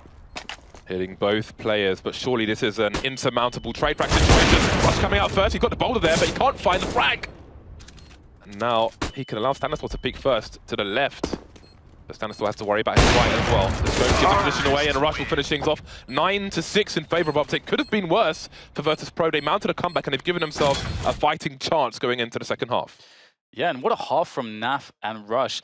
I mean, again, one thing that you can see from Optic on a map like Cobblestone, what makes them a good T-sided team here, is that they've got great discipline. They're really good at managing their opponent's economy, picking the right rounds. They've got all the utility is placed very well. The tactics are strong. But at the same time, they're showing why they've been able to win championships recently, because players like Naf and Rush, we didn't expect it, but these guys can really shoot hard, and we saw that in this first half. You can see Snacks, essentially the MVP for Virtus.pro in this first half against Naf there. And Snacks was doing a great job with the AWP, but I think also it felt like Optic were trying to avoid him. Something we've seen, sorry, Dan, I just need to mention this quickly. Something we've seen quite often recently, I'd say the last 3-4 months from Virtus.pro on T pistols is 3 players with grenades. And we see it again on Cobblestone, which would suggest to me a wall of smoke towards the B bomb site. And well, we'll find out what indeed it is. 3 smoke grenades, a lot of flashbangs, and 1 high explosive for Virtus.pro. So we'll see if their 3-man utility setup is going to work out for them. Sometimes it fails miserably, but we will see. Maybe Optic won't give them the chance, though. 3 players very aggressive towards A. Yeah, this is a really cool setup. Close range for the USPs. Crossfire comes in. Oh, Naf's going for the body shots. And that's not going to help out too much. Mixwell was there to clean up one of the frags. But it is a 3 versus 3 here. Chaos. And look at that position that we see Pasha finding himself in. He's gone to Connector. Stanislaw, though, with quite an unexpected position, picks up a kill. But more importantly, he finds out where the bomb is going. And Tarek is now the man to stop it. 1 versus 1, that's the bomb, and that spells problems for Pasha, but he's managed to make it into 1 versus 1. It's all to play for. There's time for the duel as well. Oh, please, Pasha. That is absolutely disgusting. Tarek doesn't get a chance to hide. No, denied. It looks like Virtus.pro are going for maybe, look at this. Like, hello there. Just sitting on the haystack. It looks like Virtus.pro were going for almost a post-plant setup with their utility, or maybe a smoke towards Connector. So their plan was entirely different, but we won't know what it is just yet. Again, Optic disrupting things, but ultimately they failed. So 9-9 is there's a reasonable chance, but we've got 5-7s for days, so we need to be very wary of the Optic buy. There are some flashbangs to go through the lower area, but the Pro not going anywhere too early, being very careful. Optic, a team who favour aggression, and that aggression must be respected by Virtus Pro. Just slowly edging their way up here. Oh, the Deagle comes in, a few shots there. You have to be so careful. Mixwell's done some damage, and with a scout in play, although the scout is, as we can see, on the other side of the map, maybe it won't come into play, but actually, Virtus Pro abandoning any efforts towards A, and indeed actually bringing everything in towards B, which is where Tarek is. Tarek can actually win the round here if he gets a couple really good shots. There's one, taking down Tad before he gets close. Rush in the meantime, and Napol chiming in with frags of their own. Problems here for Virtus Pro. 2 players remain, but Pasha with that AK, he's got a lot of work to do. He needs to clean up this mess. Optic, they're all spread out at the moment, and they don't have a diffuse kit, and with the damage done to Mixwell and Nafly, I do wonder what they're going to go for, but Mixwell's in a very forward position, so what they've got to lose. 2 digs, the B shots coming in, Neo must deliver, this is the first one, the flames will force him forwards, and there go all the Virtus Pro players. The round has been stolen by Optic Gaming. Wow, that was quite nice. Tarek with that scout and just a bit of deagle damage before it, just to set them up for there to be an opportunity, and the opportunity was seized by both Tarek, Naf and Rush. Just look at this, they had a nice little crossfire set up there in the drop zone as well, really punishing Virtus Pro very severely, to be honest. And once again, Virtus Pro are going to be plagued by economic issues. We see a half buy from them here, just a bunch of P250s and utility as well, which is very cool to see because you can actually get a lot done with that. It looks like we just passed the 750,000 mark on the viewers, so that's amazing. That is amazing to see so many people with a love for Counter-Strike, James. Virtus Pro not gone for the full force buy, they did get the bomb planted. So maybe this round is about damage to the CT economy for the coming rounds. That's a good start. Nice damage by the P250, trying to put in more as well. That's why it's tagged for 20. But the split is coming in from Virtus Pro, so Rush is in trouble, the bomb is down. Nice pistol shot there, doing big damage, Rush. Neo and Bali in tappable distance. Now it's just Neo unable to reload his gun in time. Took a lot of damage from his teammates, it seems, but there we go. Just the 1 kill for Virtus Pro, so that's not bad for Optic Gaming at all. And indeed, moving towards 770,000 now. Dzień dobry for the Polish viewers. I couldn't say in every language, so I'll just leave it there. Look at that. Beautiful flick from the USB. We've seen a lot of nice USB one-taps already, James, in this Cobblestone game. We have. We've seen some nice one-taps. Both teams on the buy, Optic with a 4-round lead. Virtus Pro with next to no grenades, and they're one of the teams who are quite good at using them, so I do wonder if that will change their approach for this round. Yeah, not much in the way of grenades if Virtus Pro, which does typically mean that you're going to be playing with a faster pace, and you're going to have to get more numbers behind your map control efforts, because that's the best way to truly win positions if you don't have many grenades. And it does seem that that is the case, and it is towards A. That's the area that they want to claim. And they do have Bialy do Virtus Pro, who is towards the drop zone, applying some pressure. He's not in the drop zone just yet, but it might be quite difficult for him to do that. He's only got a decoy, so it's going to be very hard to get his way in there. I don't know how I don't think he'll be able to do it, to be honest, or if he'll have the confidence to try. Here comes Virtus Pro. They're pushing towards A and stealing away map control in this area from Optic, but they realize what's going on. Neo going to collect the bomb. His teammates not quite on top of the A site just yet. Look at the rotation coming in as well from the CT side. Mixwell and Stanislaw are already quite deep, and Neo's moving the bomb towards the B site now, where Bali's still just creating a nuisance. He will announce his position. That does not mean too much though. Snacks is still in a position to throw a fake. Nafly with the off angle. This is the usual angle people hold. No bomb just yet though. When there are 30 seconds left, they've made the wrong play, Optic. They are on the wrong side of the map. This is just great movement here from Virtus Pro, something that they are known for. Snacks doing some damage there, or trying to, as a lurker, but in just showing his presence there, even though he loses the fight, look how out of position Optic are. Indeed, as you said, just They've got no choice, Dan. They've got no choice. They read it wrong. I've seen more choice in a North Korean election. They'll have to go for the save, and Virtus Pro will close the gap by 1. It's really cool as well because that's one thing that Virtus Pro are really good at is how you run a default strategy on this map. And the defaults on this map as a T-side are so strong because you essentially looks like you're taking map control almost everywhere. It's so hard for the CTs to confirm where you are, and teams like Virtus Pro can abuse that. They're one of the best teams in the world at really abusing that fact, and you can see how much it screwed Optic over. They just had no idea how to read the situation. It looks like both A and B have strong arguments that that's where most of Virtus Pro are trying to attack. So you have to run a gamble or an information plan. It's just so difficult. So that is what Virtus Pro need to keep doing to get back into this one. Let's have a look at the situation for the CT side. They are able to buy. They have some weapons saved from the previous round. Tarek, though, whipping out the Mag 7, commonly found towards the crack in the wall over at B. One would expect him to go over there. He could use it in a drop as well, but you don't really want to stand in the drop, which you would need to with a Mag 7, because you will be subject to numerous grenades.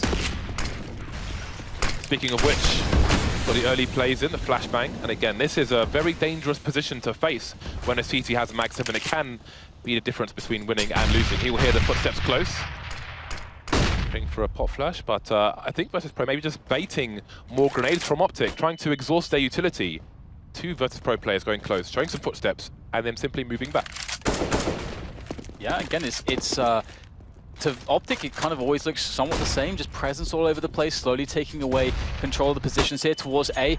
Pop Flash comes in to help Stanislaw get out of position and get some information at the same time as they start to react to how Virtus Pro are playing, but this time they just walk straight in, lining up a little bit for Vixwell. He only gets 1 though, and the race is on back for the retake of that A bomb site for the Optic Gaming team.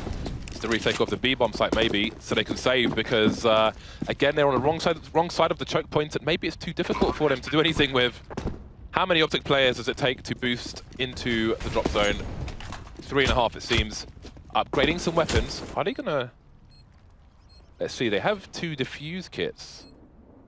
I don't know if they're playing for exit frags or if they're actually going to go for this. It seems they're going for it. Maybe they feel like they've given up enough advantage already. Neo going to take the first spray down. 2-man spray down for him, and that is GG for this round. Nafly, tail between legs, has made his exit. And the money for both teams is really crippled, and especially Optic. They don't really have anything going for them. And they have a very small loss bonus too, only $1,900 they'll get in this round. So it's going to be perhaps a little bit of half buy around the AK just to see what they can get done. So Virtus Pro have a good position here to start generating a few consecutive rounds to get themselves into the lead. And indeed, great defense there from Neo. I like how he, after getting the first frag, he kind of moves out with the spray, assuming that the trade frag is coming in to meet him preemptively with the spray. Great stuff from Neo indeed. And it's going to be interesting to see what Optic decide to do in this round. Well, they're in a situation where they're lacking in money. They have a lead, and they can use that lead to build some cash and then try to claw it back afterwards.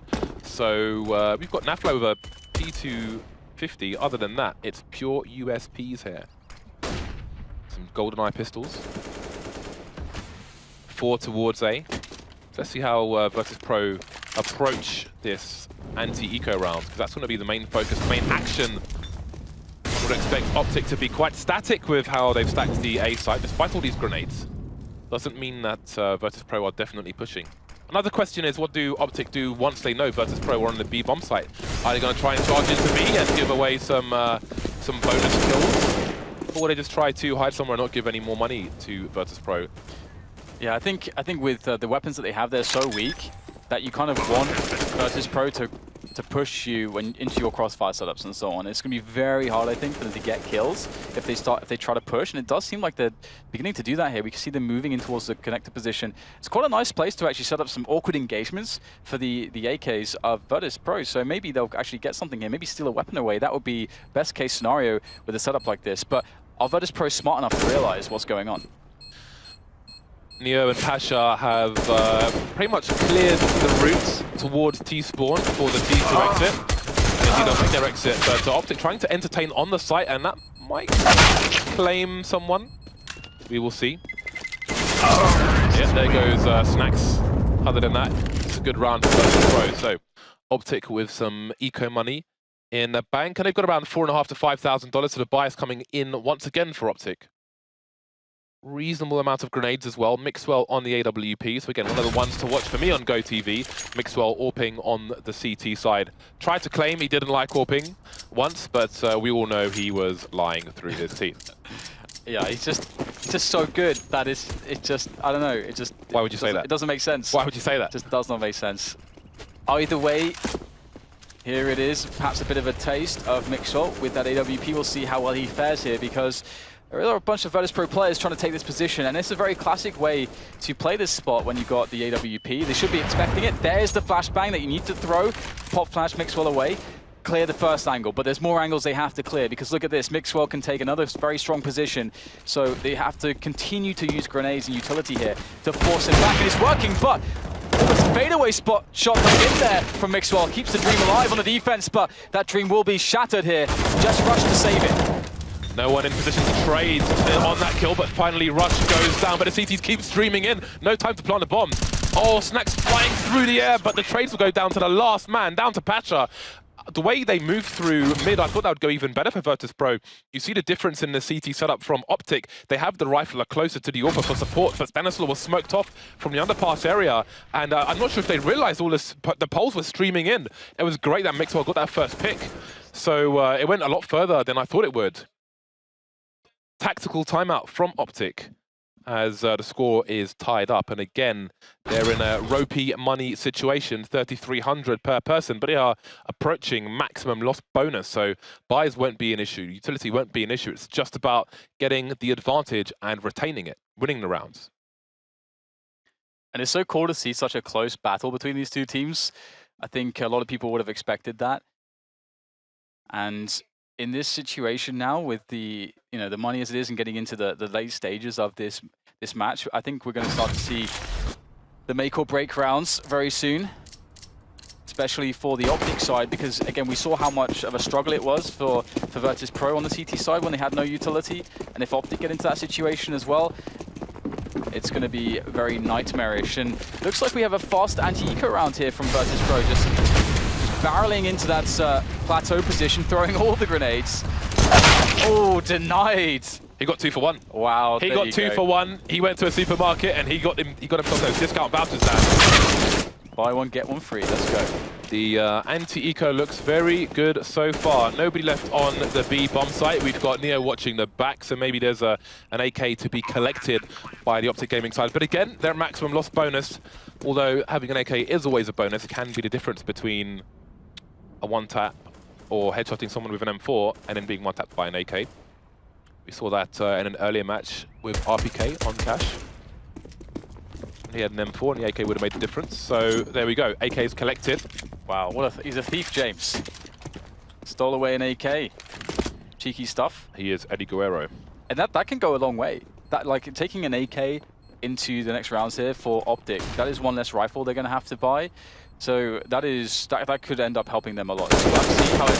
Oh, is he might not even be able to save it. He's in the open. Run! Oh, no! Oh, the AK. Who knows? That AK may have had a story in the coming rounds. Could have made a difference, but it won't make any difference because it's gone. It's been snatched away. Right then, Virtus Pro in the lead, and now we're at the business end of the match. But who's going to take the briefcase full of cash, Dan? As far as this match is concerned, double AWPs coming out for Optic Gaming. Tarek and Mr. Mixwell going to be scoping on either side of the map. And we have a different approach from the CTs, again looking around the bowl of the cart area. But Virtus Pro, are they going to change gears now? All over towards the B-bomb side. Yeah, they're a team that have been known to work at the pace of a match very, very well on their T sides. So it wouldn't surprise me to see them really trying to use that, like mess with the timings the CTs expect. And you can see the counter grenades being forced out here. All these flashes and HEs and smoke grenades being forced to be thrown for the Optic side. There's still quite a few more, but that's good. That's good work by Virtus Pro. That gives them something to work with. And again, now Optic, they've fallen back from A as well because of all the presence there. You can see they don't have anybody in deep positions. So at the current moment, Optic don't know. They're not convinced, but This is going to be convincing. In goes Virtus into the drop and the splits on. Tarek got nice support from Nafly, so no kills just yet for Virtus Pro. In fact, there's only 2 of them left. Taz in the smoke, has no idea where he is, but how much work can he do? He's with his teammate. They're both on the side. They've been hurt, and there goes Taz, there goes Barley as well. That is the round that Optic needed, not a single player down, especially when they've invested in 2 sniper rifles. Score tied up once again. Virtus Pro have built some money, Pasha with 11k, so they'll have no issue keeping the pressure up, but again, they've got no kills in that previous round. See if they can make a difference on this occasion. Perhaps that tactical pause paid off for Optic. Pasha with the AWP. Everybody else on rifles. This time we've got Neo making a play towards the A site. Again, oh, he may have an early engagement from Mixwell because he's going towards that boulder area. Mixwell's moving away now. So we will see. Nice shot there from Pasha. Always scary when you're playing the AWP close to mid, because when you put that smoke down, the T's can just pop flash through it and then you get completely ruined. Anyway, good start from Virtus Pro on this occasion. Yeah, we saw that Pasha, he ran, like, had a very fast timing to that off angle, and it seemed like that's a really nice play. That worked out marvelously. It may even have been that Optic, one of the players peeking first before the AWP Tarek came into play, even would have called that it was actually safe. In fact, it was not safe. And as I said, great start for Virtus Pro. They have a minute to work with, and they're starting to move towards the A-bomb site, finding themselves in the middle position. We have an AWP crossfire setup on the B-bomb site, which may not pay off for Optic, as indeed, here comes the push, but here come the frags for the CT side. Nothing but blue almost in the kill feed. Pasha and Barley remain both towards A. This is looking really bad. Really bad. Barley's taken out by a grenade, leaving Pasha alone. 30 seconds on the clock in the open and taken down. That's going to be another one on the board for Optic, and this is looking really bad right now for Virtus Pro. They still have the ability to potentially buy if they want to. We'll have to see. I'm pretty sure that they should, or they can consider it. They can tailor around to their buy, but yeah, Optic playing very well this double AWP setup so far, that everybody's really hitting their shots. So Virtus Pro are in a position where perhaps what they want to do is play it a bit more slowly, play a bit more tactically, try to actually steal away map control towards the A side of the map first in a default type situation, as they were previously when they started to really win rounds. But the difference, the key difference there in the defense is now we have more utility and the double AWPs. And Mixwell on the AWP defense to A, I can see why Virtus Pro might not want to think about that as their first option for their offense, running into Mixwell. It's interesting that once Optic had one player picked off, they chose to put 2 of the AWPs over towards the B bomb site. I was very curious to see how that would have played out, especially with flashbangs coming in. So indeed, it seems Virtus Pro are going to go for the force buy. This buy is going to suck, so they better have a nice plan in mind. 1 AK so far. In fact, well, I was waiting for Pasha to see what he was going to do. So you can see next to no grenades for the team. Snacks, that, though, has mustered an AWP. Mixwell over towards the boulder once again, but he smartly flashed off and gets out of there immediately. So quick peeks here onto the plateau position from Naf with the addition of a pop flash from a teammate to help make it safe. And Virtus Pro are indeed moving towards the A side of the map with the bomb. And interestingly, we have Mixwell immediately in a much more passive position. He hasn't really had to be flashed away just yet, I don't think. So Optic just saying, you know what, we're just going to keep it pretty calm. We know that you guys could even have somewhat of a half-buy situation going on. They're not 100% sure what kind of weaponry they're going to be up against, if there's going to be an AWP on the field, or if it's just going to be a couple rifles. But soon, all will be known, because Virtus Pro are starting to march in here, and Mixwell, is he going to be able to hit a shot here? Will they flash him off? The peaks are going to be coming in soon. There's the flash. Beautiful timing there from Virtus Pro. Instant reaction from Optic as soon as that shot's fired. A third player, Nafly, rotating towards the balcony position. But Virtus Pro not going to overcommit just yet. With the flash coming out, I doubt they've seen the bomb on the radar either. So you see Tarek just holding the angle towards B for the time being. The Virtus Pro continue their march. Stanislaw now will hear some footsteps being coming through. There's Neo, trade from Bayali. Now there's more rotation coming in for the CTs.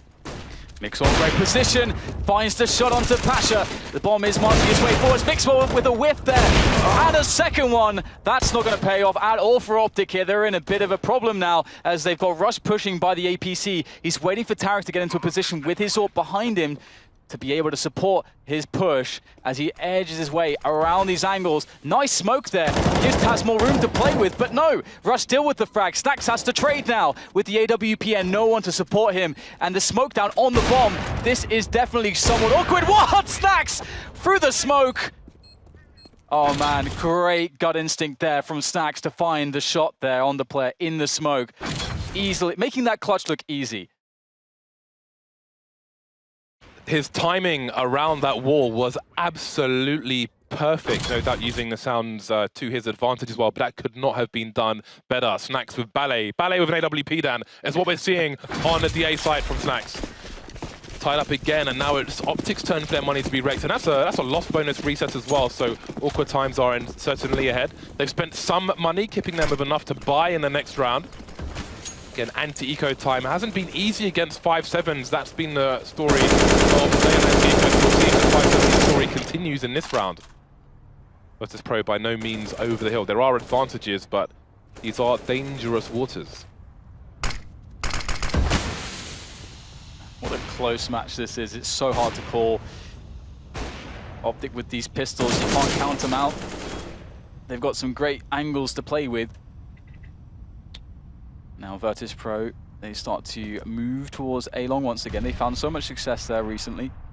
And it's always a good place to start out. It's quite difficult when you're up against pistols like this to, I mean, you really have to cross all your T's, dot all your I's. You have to have a lot of discipline because there could be 4 players stacked there. They can be in so many positions, so many angles. You need to use grenades. Well, Virtus Pro aren't using very many grenades. They don't have many grenades. So this is a bit risky, especially with such few players in the way of trade fraggers for Virtus Pro, but it's so far okay. And you can see that Taz will find Stanislaw, but in the same time, we have a frag going on to Pasha. So Virtus Pro, they're not out of the woods by a long stretch yet.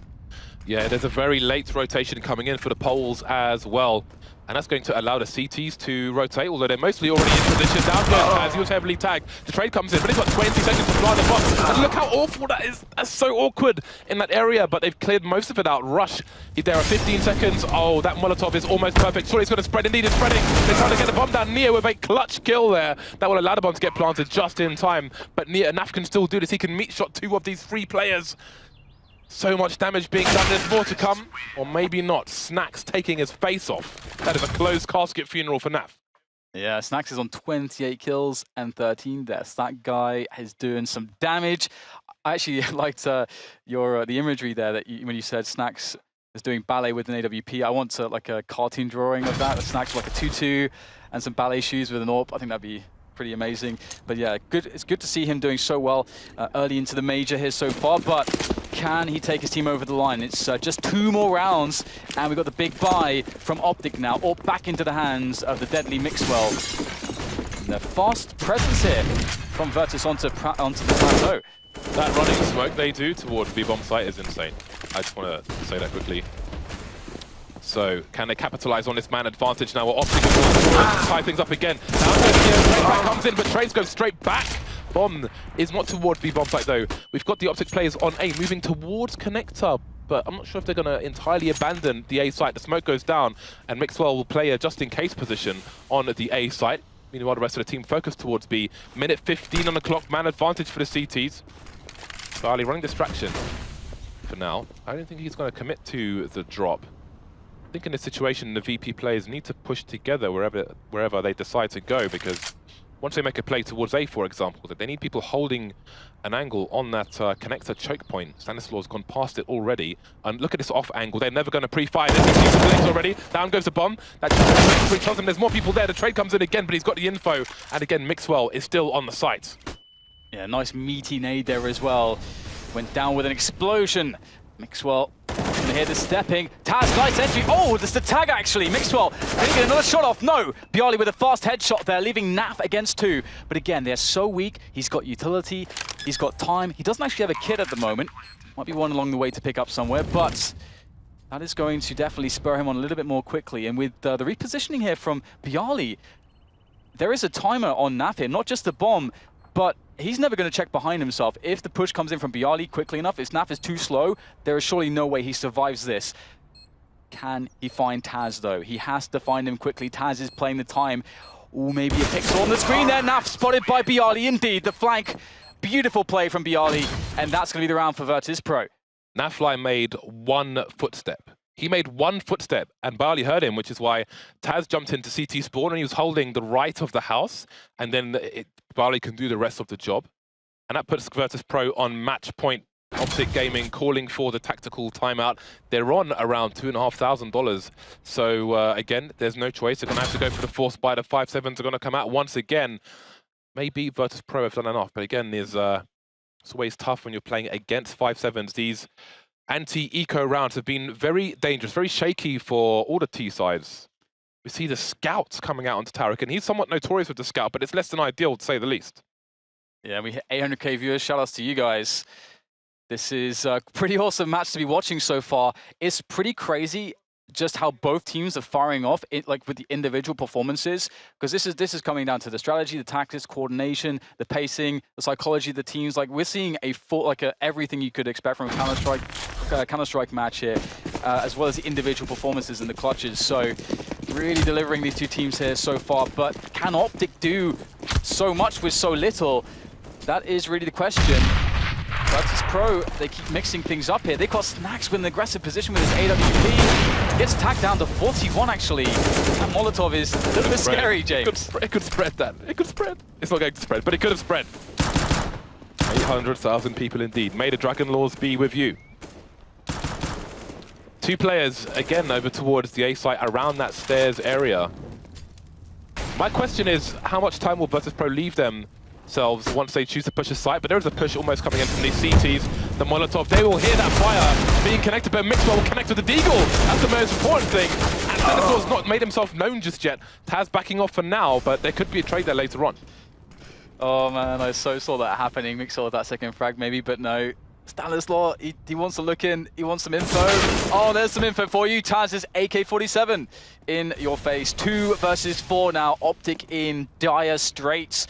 Of course, Virtus Pro, they're going with the rotation after that last frag. They know the A bomb site is up for free, and they will take it. Taz not spotting the leg step through the grate, through the vent, but he's got a great position, and they know exactly where the CT is coming from. Easy frag onto Tarek.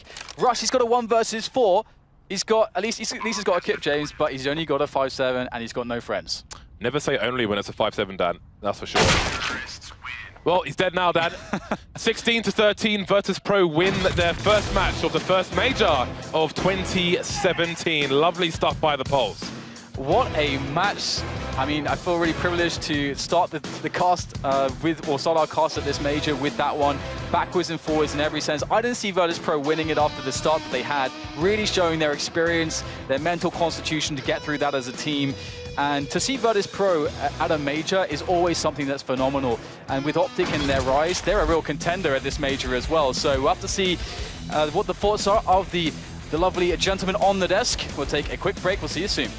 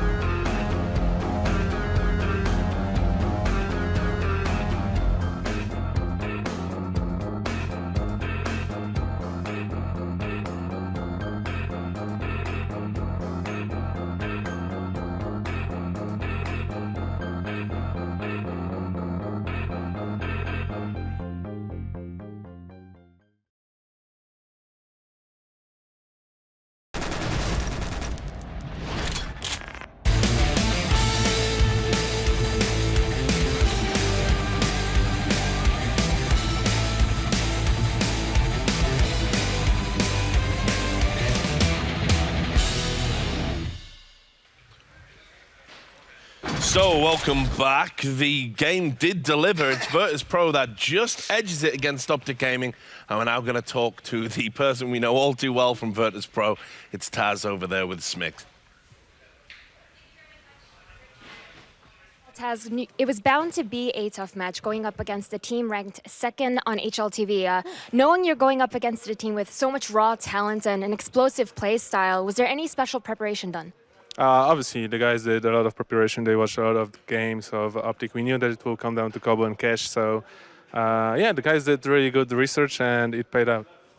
The last time you played Optic, it was also on Cobble at ESL 1 New York. The score was very close, 16-14. Today, it was also a very, very close game. So talk us through what happened. I think we have a lot of problems at the beginning of the year. Like our early start is very bad, and you saw here we also had very bad start. If not for one round which Snacks won, like with a one tap on a guy on the stairs, then it will be even more horrible. But we managed to crawl back, and I think this is something we are getting better and better with this year progress. That we are having good comebacks. So we are waiting for a good start, and then it should be a lot easier.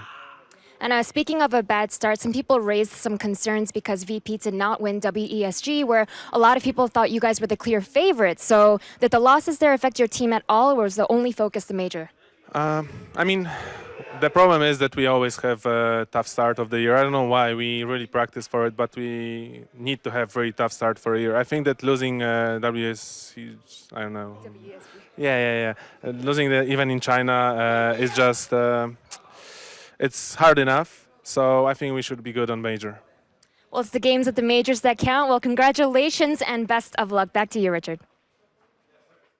And indeed, yeah, they got off to a winning start. But unlike at whatever that tournament was. They didn't win. We don't like to talk about it, do we? Doesn't But exist. here's the thing. I'm going to be honest here, and I'm going to say I think Taz alluded to it a little bit. I think that could have been a hell of a lot worse. I've got to say it, because I honestly think Optic Gaming probably should have had it based on a couple of rounds in the second half. No, guys. this is a game where, yeah, on one level you want to be like, oh, you know, great comeback, well done. But actually, I look at that game and I just find myself thinking like, ouch, if you're Optic. I mean, there's a few Snacks 1vx situations where you probably should have won this game if it wasn't for that. There's not many teams in the world who are going to be able to come back in this game the way that Virtus Pro did, because Optic applied so much pressure to them early on, especially economically. I mean, it's kind of silly to think that loss there. It's almost like a dream scenario for Optic to lose a one-on-one and then win the ensuing round, because that's such a hard reset to come back from. And even later on, when Virtus Pro wins their second round, they still only have one player surviving. So the amount of economic pressure they have, one slip up from VP, and this entire half is just gone.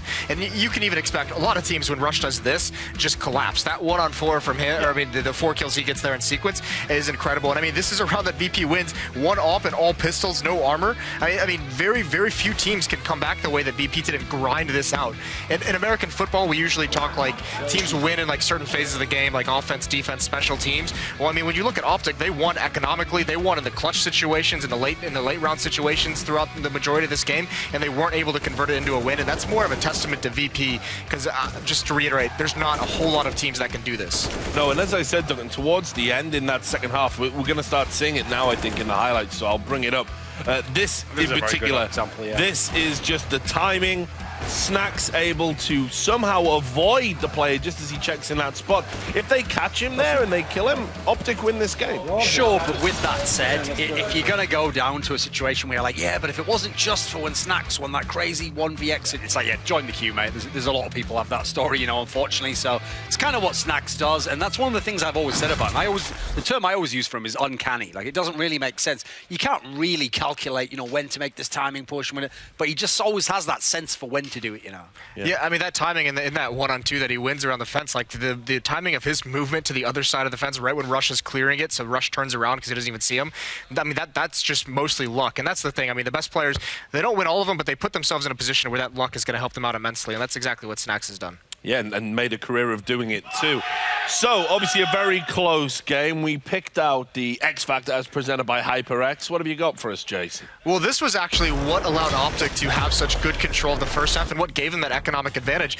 They get this one kill and they stall this out. Because there's not a whole lot of utility, Neo actually pushes forward and gets caught out in the open, and this is where Optic is so dangerous because look at how fast they take over this bomb site. From just that one kill, before Virtus.pro could even rotate into position, they've already swarmed the site, they already have the smokes up, and this round just has to be conceded. And this is something that Optic did repeatedly in the first half. They tried it again later on when Virtus.pro won their second round. It didn't work as much, and I mean this round is essentially over, but you know, this is where the strength of Optic comes from, how quickly they can take these sites after that first initial action, pressing forward aggressively as a team. So why is the X Factor something that didn't win the game? You're just asking the tough questions, Duncan. That's what Duncan does, right? So anyway, well, just a quick final thought there. Optic contenders for this major on that showing? I still think that they're a very good team. Like in that game, for example, Tarek didn't do a whole lot. You know, if he comes alive, it's certainly a different game in terms of complexion. For me, it was just a bad matchup. Like I think VP is one of the few teams I have where, yeah, I will edge it most times to VP. I think there's many teams in this tournament where Optic can certainly get wins, and I expect to see them in the playoffs. All right, well, thanks for that. So coming up after this break, another cracking game is going to be in store for you. It's going to be Na'Vi versus Mouse Sports. We'll see you in a few moments.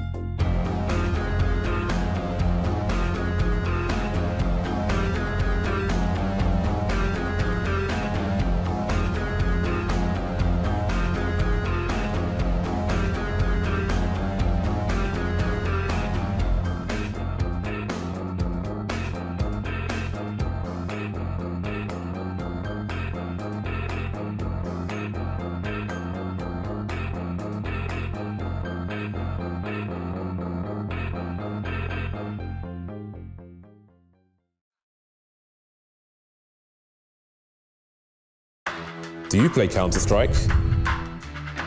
Do you want to play with the pros? Do you want to play against this guy? Going in for his team. Oh! Or this guy? Perhaps even this guy. Okay, maybe not him. Sign up now to Faceit.com and take your game to the next level. Play against the pros only at Faceit.com. My name is Forrest. I'm Getright. Freiberg. You want to beat an old timer like me? Come try us at Faceit.com. The home of all the good stuff. Yes, so welcome back to the G Fuel E-League Arena. We're going to get into another game. We're past the halfway point. It's Na'Vi versus Mouse Sports. Obviously, Duncan, I'm going to come to you for Na'Vi, perhaps for obvious reasons. Yeah, well, I mean, you want to talk about superstar players, and yeah, Na'Vi as a team might not be performing at the moment, but they've got one of the best players in the world in Simple. And at the moment, unfortunately, that's been all they've had the last few months. You know, he's performed to a high level, but the team, for all the quality they have in this lineup, they have a bunch of fantastic players. It hasn't really gelled. You know, they've never had the team play, unfortunately, even though they won a big event, you know, even that was kind of miraculous in how it came about. So I think these are one of the biggest question marks in the whole tournament, because they could go very, very far. They could be fantastic, or they could just bomb out in the group stage. that's a real possibility. And a team that has just arrested their downward trajectory is who Na'Vi have got to face. It is Mouse Sports. Jason, tell us about them. Yeah, very similar team in the sense that, I mean, last year Nico, the star player of Mouse Sports, had, you know, an electric opening half of the year, and he was probably the best player for those first 6 months. It kind of tapered off towards the end of it, but I mean, this team has a lot of questions in terms of what they're actually going to be able to capable of doing. At the moment, their best player is not even Nico right now. It's Chris J, who's found a streak of consistency that we hadn't seen out of him in the past. And then even beyond that, you'd even say their next best player at the moment is a role player in LoL. Nico has been very, very quiet, so they need to find some of that old Mouse Sports where they can have some of these big explosive games. So we're going to get into a map veto, and there is a little bit of overlap between these two teams, though. Yeah, one of the good things is that they both have a fairly small map pool, but they're playing similar maps. I mean, Overpass taking out there, it's not really a problem in terms of Na'Vi. Na'Vi actually have started to play a little bit of Nuke, so they're going to take out Cash immediately. You're actually thinking, I'm thinking like Mirage is a definite possibility. I think Dust 2 probably going to be left in there. Those are the two I expect. Okay, we're going to go with Dust 2 ban at this point in time. So what's bizarre is Na'Vi must have changed their practice because they've allowed themselves to get Cobblestone, and now I no longer know what is going on, because why would either of these two teams want to play Cobblestone? They've both had real problems on this map in the last few months. Na'Vi, obviously, when they first made this lineup, were terrible on this map. They were outrageous losing it, even at the tournament they won. Mouse Sports, it's their classic sort of get onto this map and lose at Majors tournament. I actually feel like, I don't know, is someone trying to throw the game? Is this a Brewster's Million type scenario? Yeah, what is going on? So I've got to ask for your prediction, because they've already dubbed. So who's winning? I mean, I'm going to stick, I think Na'Vi will win, because I think it'll just be an aim fest. So I'll say Na'Vi will be the less worse of the two. Right, okay, Jason. Yeah, I think the skill on Na'Vi as well before this game. They were all sat outside, sitting around C's, who had a large piece of paper, listening to Starks talk. They had a big powwow. Looked intense, so I'm going to go with them. Bit of good news, because we just unreadied up. I think they've like, what, double? Right, unready. Yeah. Okay. Do we get to do a do-over? No, we don't. So we get a little bit more time to talk. So I think when you look at the pedigree of the players on Na'Vi, with the amount of success they've had in the past at bigger events, I think that's where you can kind of hang your hat and rely on that kind of experience and that kind of victories in the past to propel Na'Vi forward in this matchup. Yeah, so again, we still are confident that this is going to be a Na'Vi. Yes. Confident. All right, then. Okay, well, thanks a lot for your thoughts there, gentlemen. We're going to see what's going to happen here. I'm amazed Na'Vi are playing Cobble again. I'm sure everyone at home feels the same way. And now I'm going to throw you over to our casters, James and DDK, to see what they think about it. Welcome to Cobblestone Souvenir Box Simulator 2017. Dan's mother emailed and said, is James wearing Dan's waistcoat? What's that about? Don't know. Honestly, I have no idea. Well, this is a bit of a surprise. Cobblestone between Na'Vi and Mouse Sports. I don't think many people were expecting this. I mean, do you have a favorite for this? I find it really difficult not to think that Na'Vi will win, James, because they have Simple and Guardian on Cobblestone, and Simple used to be able to basically win Cobblestone by himself. Obviously, this, having so many other amazing players on the team does shift the dynamic, and they have had some issues since they removed Zeus and put Simple into the lineup. So, it's hard to say where they're at right now, but obviously the Major's the most important thing. This is where the impact has to happen, and this is where the fruits of the labor of much work and practice. Dan. Mouse Sports, triple smoke, triple Molotov. Nice. What is this sorcery, Dan? What is this sorcery? We've got Na'Vi seized with the defuse kit and the high explosive grenade, but we've got triple smoke, triple Molotov. I have all kinds of question marks. Well, the good thing is that Na'Vi aren't pushing, so maybe we'll actually get to see what the intended purpose is behind this madness. This is some Riddler tier nonsense going on right now. Where will these smokes go? See, now it seems Virtus Pro were looking to maybe smoke off some choke points in the A bomber site with their smokes, and or have some post-plant smokes to delay. But what will we see from Mouse Sports? All going over towards A. You can deploy a bunch of grenades from there. You can smoke off the balcony and the door, if I'm not mistaken, from those positions. Some light dueling here. You see Flamey in position on the crate in case any madness should happen, but the A site is very weakly defended. This is good, James. This is good for us. The dream might be real. We might actually see all the grenades and exactly what they're supposed to do. Uninterrupted strategy from Mouse Sports with the smokes and the Molotovs. Oh, the wall of smokes! All right, that's awesome. Okay, now we've got the mollies where they're going to go. Simple's going to try to wrap around here. There's one opening. They know that. They've designed this strategy. They know. And that's it. Just carpet bombing the bomb site. The site's on fire! And Simple had to leave. Yeah, he got that GTFO, and now he's trying to get himself back in. Double P coming in for a T-side, but no frags just yet. Somebody kill someone. He's got no bullets left. Teammates being tagged as well. Flamey heavily tagged. Somebody die, please, in a situation. There's still 10 players on the server, Dan. What is going on? Finally, Spitty gets taken down. Let's see what else the CTs can do. Simple doesn't know where to go now. This is crazy. They were not prepared for this. Next level strats from Mousesports, but the bomb's being defused. Oh! Flame. Just Time Seas has made it. That is... What is this? Disgusting. What a retake. That was mental. They got so far before throwing the grenades. Is this Counter-Strike or the circus, Jake? Mousesports have got, like, they've got sleeve of Wizard, Dan. They've got tricks up their sleeves. But still, Navi with that hero defuse. The hero defuse. This round was just so weird. Oh my god. All right, let's move on. Let's move on. Triple UMP. And for Mousesports, we've got a couple flashbangs, mostly stock pistols, to be honest. Couple PT-50s and a Deagle, that's it. Deagle's on Nico. Oh, and already Seas is going to take a meat shot from Nico, so a bit of damage being done. But it's hard to expect too much from Mousesports in a round like this. It's really all about Na'Vi not losing more than one player. That's the winning, that would be a massive win for them. And Mousesports, they would be really happy with getting more than one frag out of such a low investment. And with a couple flashbangs, they should be able to win some positions at least. They're already pretty deep on the A-long area. 2 flashes for Spitty. Seems there's going to be a play to plant the bomb, if you ask me, in this round. And I know, well, we'll come to it in a bit. We've got a flash on the Na'Vi side. Simple having a look with the UMP. Not much to lose, and he will lose his weaponry.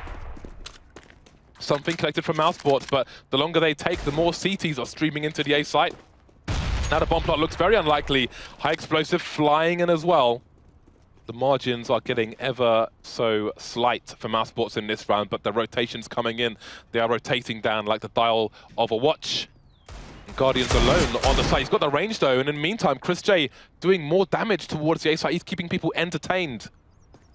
So Guardian may be exploited. There's a potential round win now for Mousesports, but again, they have no armor.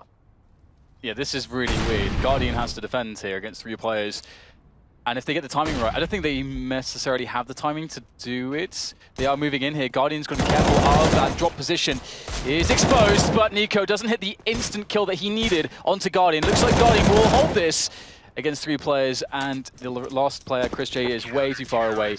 And he's actually, this actually kind of sucks for Chris J, because he's going to basically save just a UMP, which is, I mean, it's just not worth it. Even if you were just to like lose 1 round, like 1,400 loss bonus, you're still not making money there. You can see Guardian was also playing the clock just in case he went down. He was trying to make sure there was not enough time to plant the bomb, so smart stuff by him. But, I mean, Mousesports, like... Mousesports, you know, like some people, you know, when they're feeling depressed or something, they hit the bottle. Like Yanko will watch Mousesports games, and it seems like they are more prepared. I mean, yes, we are 2 rounds into the major as far as Mousesports are concerned, but that pistol run was next level from them. So I do wonder what else they have to show us as this major continues. They're on the buy now with the AKs coming out. Chris J, of course, continuing with that UMP. And he will be, it's funny, Chris J with the worst range gun is holding the A site. Meanwhile, Seeds with a cheeky boost. Gonna survive, but that will slow down the Mousesports advance. Yeah, it has been pretty much halted, but their presence is still going, still making some noise there towards drop. Na'Vi just biding their time at the moment, waiting for Mousesports to make the play. They do have a few grenades left, a couple of smokes, a couple of flashbangs.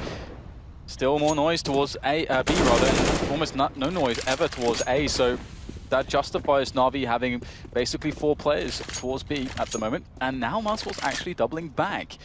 And they haven't cleared out any forward presence towards the A side of the map, but it's unlikely that there would still be forward presence just because they've been pressuring B so hard that normally forces a reaction to cause one player to play passively on A. See how Nico's just taken the jump to suggest that he's fallen into the drop. And you saw a 2-man peek coming from Na'Vi, and they see nobody's there. They realize they are being baited. You see Flamey now rotating towards the A site. Edwards in position to quickly make it through connector as well. And we see the charge from Mousesports now. 4 players coming in. Nico looking to get some flank action done as well. No bomb spotted for Na'Vi just yet, so they're not exactly sure, but the rotation's coming in towards A. Here comes Seas. Will they be in position though? wrapping around the APC. Flamey posting quite the defense there, opening things up. No frag for Steez there. He's very close to the UMP, but not quite. 1 versus 2 here. Edward comes in. Already 2 kills for him at the moment, but he's up against Dennis now in this 1 versus 1. He's got to play against the Bombers very close there. Almost not enough time to plant. 1 second was left, but Dennis managed to do it in the nick of time. And where is Edward? That is now the question that currently haunts Dennis. Spots him though, but no connection. Edward, looking for it by the tree, finds the headshot, claims himself his 3rd kill in the round. Nice clutch. Edward, really a very nice round from him, saving Na'Vi, but mousesports, they did a lot of work there. Yeah, and I think Dennis was unlucky not to get the headshots in that first angle he took up, but nice angles taken by him in general. But Edward, the sexy man talisman of the Na'Vi side, take the round for his team and keep the clean sheet. Perhaps a touch of frustration there. Not surprising considering the effort put into that pistol round as well. So, you know, psychologically not a best start for mousesports, never mind the score. They've chosen to force it up. We have the UMP onto low, all the rest of them with Tech9's P250 and a Deagle onto Nico, of course. So they've got a moving accuracy and the Nico accuracy in play. We'll see if Na'Vi can survive. Ooh. Very early peak, perhaps not. Nico off to an early start and he wants that AWP immediately. Oh no, that is... Oh, the grenades are coming in. He's taking some hits here, down to 41. But that is quite the steal. Man, walking in there. He's got a grenade in his hand. Oh, so is Nico! So awkward. The flick comes in. It's not good. Sees from above the crate, able to take down Nico and somehow escape with his life. That is divine intervention. 4 on 4, and again, moving accuracy. The Tech9's coming into play. Down goes Flamey, but the trades are coming in. Edward on the tree, getting 2 for his team. Can the bomb go down? But now the clock is only low. Insta-trade. 2 plays surviving for Na'Vi, but it's 4-0. That's all they care about at this point. Looking for AWP. AWP found. But again, Nico, that Deagle, ever dangerous. He does horrible things with that. He really, really does. Oh man, surgical precision. And I actually agree with you. You said it, you know, yourself, it's very early to kind of make the judgment, but it does seem like mousesports have way better rounds. Like the way that they're executing the rounds, you can see the plan, the tactics are pretty tight, the movement is tight. It looks like they actually know what they're doing throughout the entire round, which may sound a bit weird, but on Cobblestone historically, it's not necessarily been a map where on the T side, they always look very like they absolutely know what the plan is at all times. But so far, they look very driven. And maybe that's what saw a bit of frustration from Nico, because they have worked so incredibly hard to turn things around for mousesports. Worth noting as well, that peak from Guardian was insane. To peak like that, it's very dangerous peak. And he was punished accordingly. Although, again, it's Na'Vi with the clean sheet, the whitest whites. mousesports making some steps. Simple will hear the rifle being reloaded. He can let his team know there is some presence towards A. In the lower area, no less, and his team will pop flash him in, so he knows they've probably gone to the high ground. But how many are there? At least one. Maybe it's likely that it's more than one. Na'Vi holding formation for the time being. Super deep smoke grenades. We saw Virtus Pro try to push behind these smoke grenades, but Na'Vi will just leave them be and keep passive positioned towards the end of the plateau. 40 seconds left. We've got presence and drop from mousesports. They're running the clock down as they like to, but they have no frags just yet, and I'm starting to worry. Yeah, I like how they're mixing up the pace. And let's see if it works out. Nico can't get himself the entry towards Connected. That would have helped, but there is still a lot of success that he potentially had in this push. Look at the chaos the smokes are causing. It's going the way of Na'Vi currently. Still holding strong onto their original defensive setup.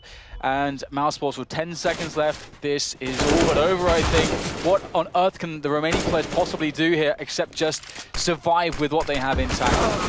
Spitty will not be able to do that. Low will, but again, another round from mousesports shut down by Na'Vi, and it is almost a little bit sad to see for them, because we can... Don't leave me hanging, bro. Because they've had a lot of great rounds. Like, you can see the way that they're building the rounds together. They've got good coordination and so on, and some of them have been very close and down to the clutches. So mousesports, I feel unlucky so far to have only 0 rounds on the board.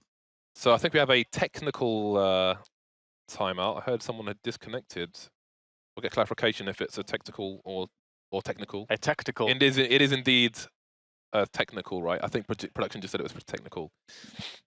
So hopefully that will be resolved shortly. 5-0 for Na'Vi though, and you have to wonder, as Na'Vi, if they continue to rack up rounds here and Mouseport stay on a 0, again, if you put in all this work and then you have literally no success, what does that do to you psychologically? And also, if you consider just that Na'Vi are always such a dangerous team, to be able to let's say Mousesports, after all the work they've put in, of course, we had like almost I think it's a 6-month gap between this major and the last one, so that's a lot of time for a tournament. And the major is a tournament. If your team hasn't been doing very well recently, you make it deep in that one tournament, the major, that just makes all the difference to your team. And if they were to just out of the gates get a victory against Na'Vi in this early stages of the Swiss system, then that would be, I think, very encouraging, obviously, and would put them in a very good mental space to not have to fight from a loss straight away. And I would love to see Mousesports in that position. I think they're in a spot right now where they could actually surprise a lot of people. And that said, that's the same thing goes for Na'Vi. We know how much skill they have on the team with the likes of Simple, and it seems like they initially shoehorned him into the team, and they've had time to work on how it really can work as a unit now to really become a team that can win a major. So much going on for both these teams. On the subject of Swiss systems and Swiss things, I highly recommend Gruyere cheese. Send me your thoughts on Gruyere cheese on the tweeters. Maybe we'll extend the discussion. So there was just some money restoration following the reconnect, and we are live again. So we have Lowell with the AK and 4 players on a pistol. Of course, Mousesports are at maximum loss bonus, $3,400 coming their way should they lose this round. Even more if they plant the bomb.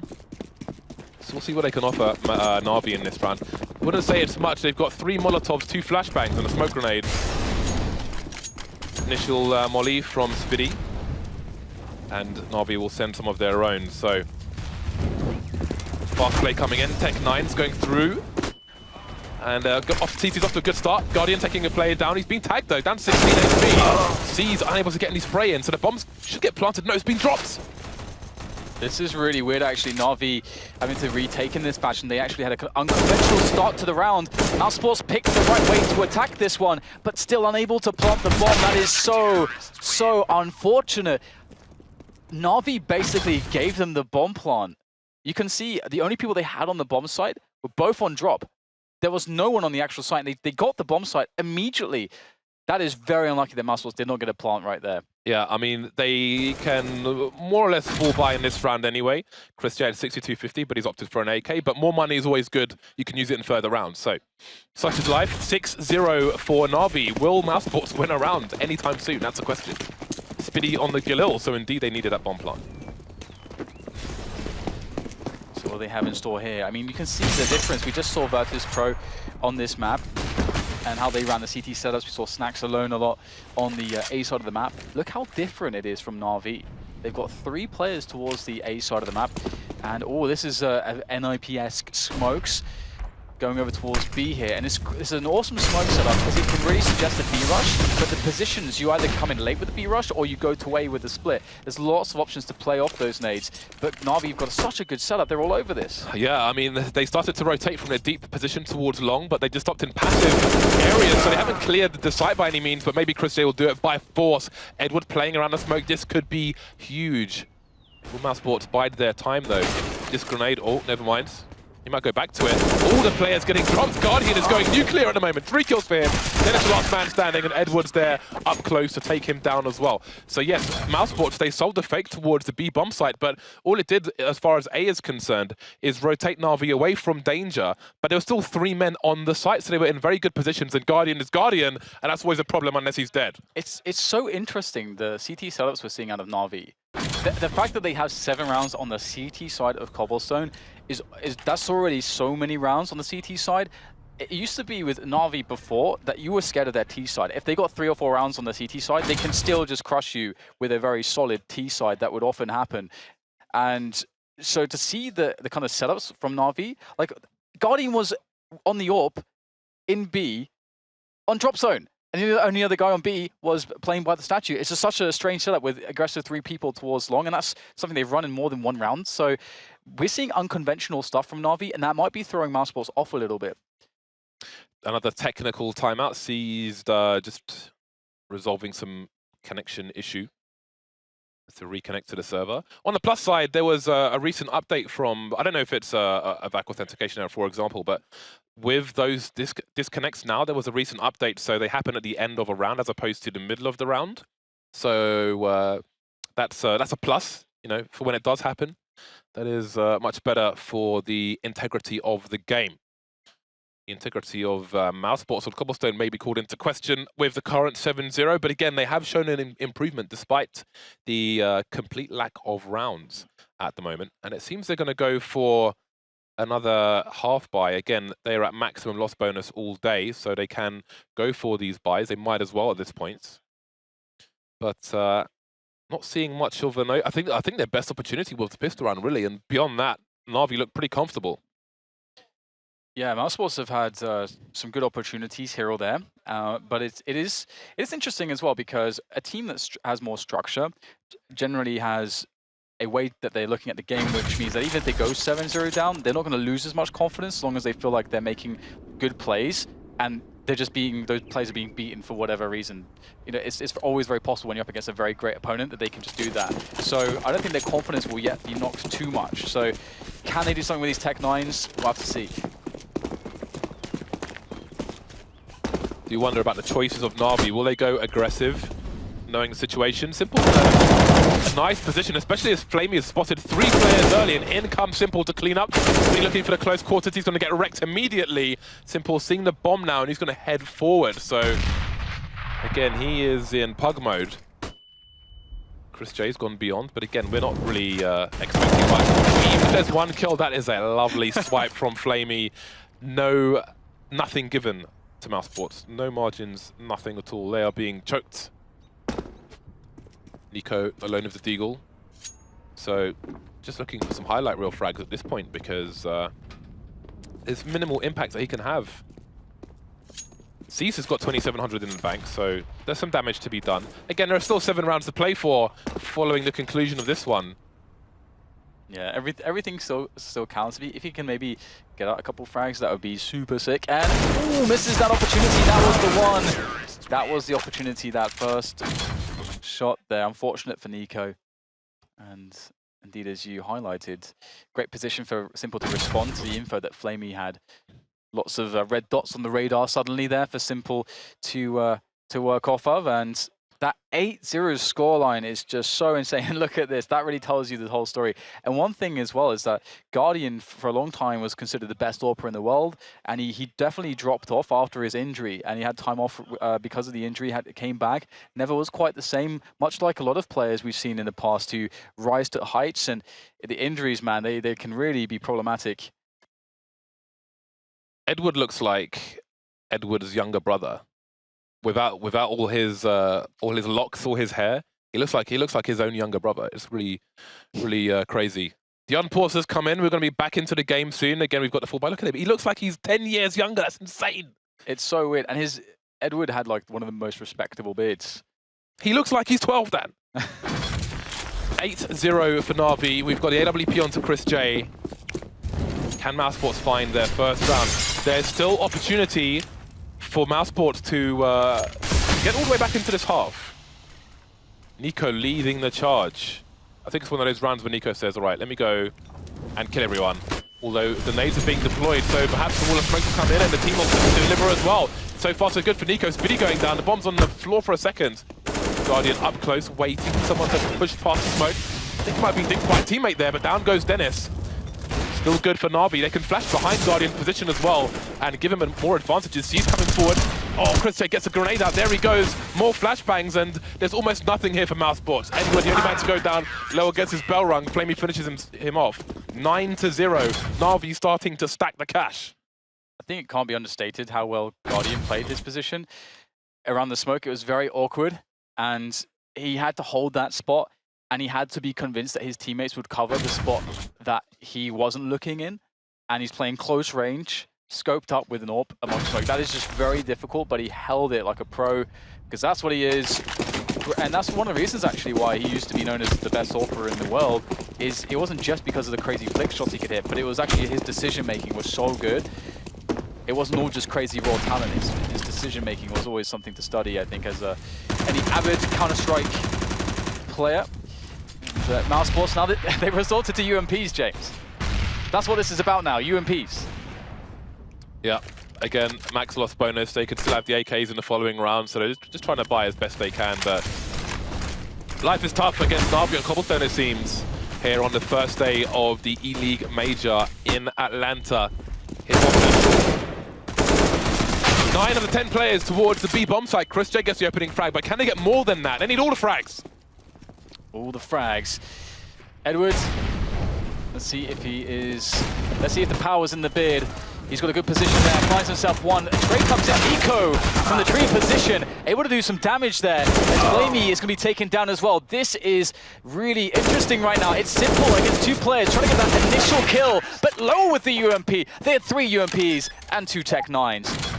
And they have won their first round, James. That's 1 on the board, but it is 1 against the towering score. That is the 9 that Na'Vi have on the CT side of Cobble, no less.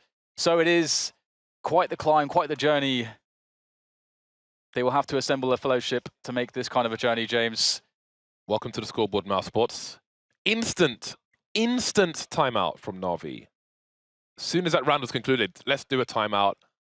It looks like they might have momentum. Timeout.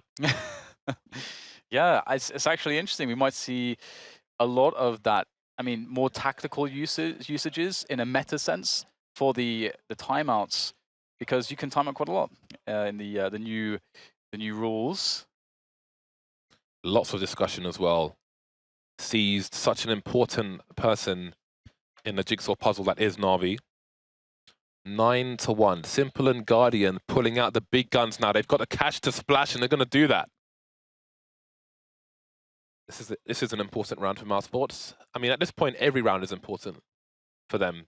So, not even worth digging into the factors for this particular one. They must win every round at this point. The unpause has come in. It's time to get back into it. So let's see what kind of... I mean, Simple's been playing towards A, and remember back when he was on the flip side and they were playing double ops on Cobblestone, that was very dangerous, very brittle setup. So I do wonder if we're going to see such aggression from Simple on this occasion, or if he will be taking a different approach. Smoking towards the underpass, but not going to look over the smoke. He'll be holding a passive position, so hashtag new Simple after all. So mousesports, they creep along that plateau. And there's a lot of presence here from Na'Vi. They are not messing around. Look at Guardian's position. Just chilling there by the top of drop. He's going to spot one. Hits the shot. That's Lowell down. Nade sailing there. He's got some good support in Seas. The Seas is going to win his battle as well. Already 2 players down. It's no longer a split, because drop zone is well and truly Na'Vi's, but Nico trying to squeeze his way in there, immediately traded, and somehow Chris James Spitty able to even up the numbers here. But Guardian is still causing problems. That's 3 for him now. Simple's like, can I get the last one, please? Simple and Guardian, double ops, look at that, that's glorious. That is a glorious moment right there. Simple and Guardian, crossfire, double AWPs. And who knows how much more of that is to come in this Na'Vi lineup. Those two may write some history together, starting with the boost as well. Lovely stuff from Guardian. 10-1, the worst has happened for mousesports. They've been reset, but they've still got the cash to pull out 4 AKs. That is a face of frustration. It's so cool as well the way they played it, because it's such a bait when you have an AWPer in that position, because you know you have to rush that spot to trade frag him, and just to set up with the rifler waiting in C's. That is just such beautiful, efficient Counter-Strike there. And now mousesports again in the position where they don't have much in the way of utility. They're just going to try to get it happening here for themselves with a bum run onto the B bomb site. And there's the first shot missed, but Edward to pick up the pieces here. Guardian might get a few more shots at this one.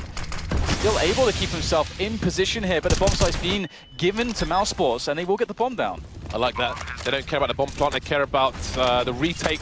situation with as many players as possible. So they will keep half the bomb site for their team. But ChrisJ coming in for the flank, looking for more players, but they're all on the sites at this point. But now he will be an element of fear. Nico going down on the site. Spinny's got to put in work.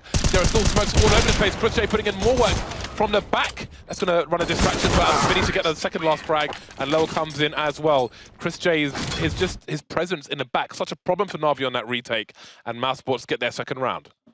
Yeah, you're right. Yeah, exactly. It was the presence was scarier than the actual frags that he made. Completely dominated the thoughts of the Na'Vi players retaking. It's so scary in the back of your mind. There could be a guy to just shut down the round at any time. That is so hard to deal with. And I agree with you. Like, giving up the bomb site there was, I think, it was a really smart choice by Na'Vi, but looks like that drop control from ChrisJ is just too much to deal with. And a timeout here from Mousesports. Only 2 rounds on the board. And Na'Vi, they have been really taking a lot of heavy hits to their economy, despite having a 10-2 scoreline. They're actually out of money almost after this buy. Yeah, I mean, Guardian's buy in this round is $9,850.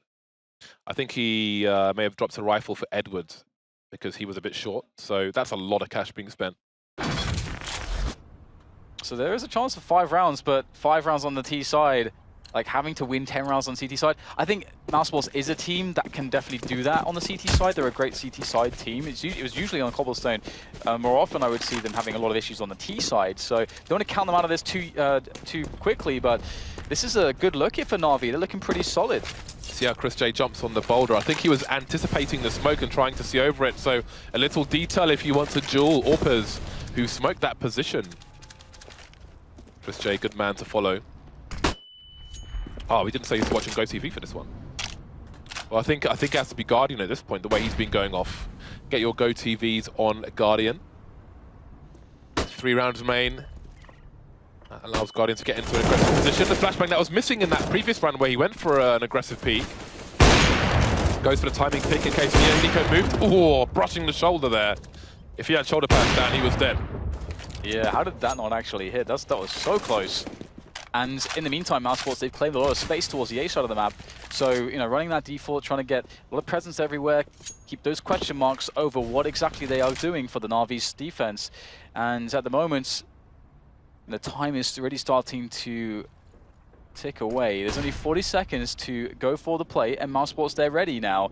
In a timely manner, I would say, to hit the B-bomb site. But the problem is Na'Vi are all over the B-bomb site. They've got 4 players there, Simple with a fast rotation from A there too. There's no room for failure here for Mousesports. 2 players behind the smoke as well. That smoke may delay things. Guardian, of course, getting the first frag here, and this is falling apart. The bombs on the floor as well. Mousesports, do they have time to breach? The frag starting to come in for them, but they're at man disadvantage. Edward in a great position just to stop the bomb from going down. ChrisJ, last man to fall. And again, there wasn't room for error for Mousesports when they played a clock that late. Is that actually Edwards? I'm not convinced, right? It's so weird. I feel like the beard just gave him this. If the beard was just so. How did he get through passport control? How did he get through passport control? I don't understand. But it seems, I don't know, it seems to be doing the trick because it's 11-2. Yeah, honestly, it does seem like the power was not in the beard after all. Na'Vi are really. It's not just that they're defending well. It's also that they're reading Mousesports very well. Like Mousesports tried to make it look very unclear as to where they were going to go. But in the end, Na'Vi basically had 5 players pretty much ready to defend straight away onto that bomb site. So, oh, that was bye ChrisJ. That was a very fast one from Simple, as you would expect. In the face. And they've only got Glocks. It's not even fair, James. It's not fair. The Simple welcoming party is here, and he likes to welcome you by shooting you in the jaw with an AWP for approximately 448 damage. Mere pistols remaining at this point from Mousesports. No more UMP buys because that loss bonus isn't there. Things going from bad to worse. There's Nico eliminated. Death by paper cuts in this round for the T side.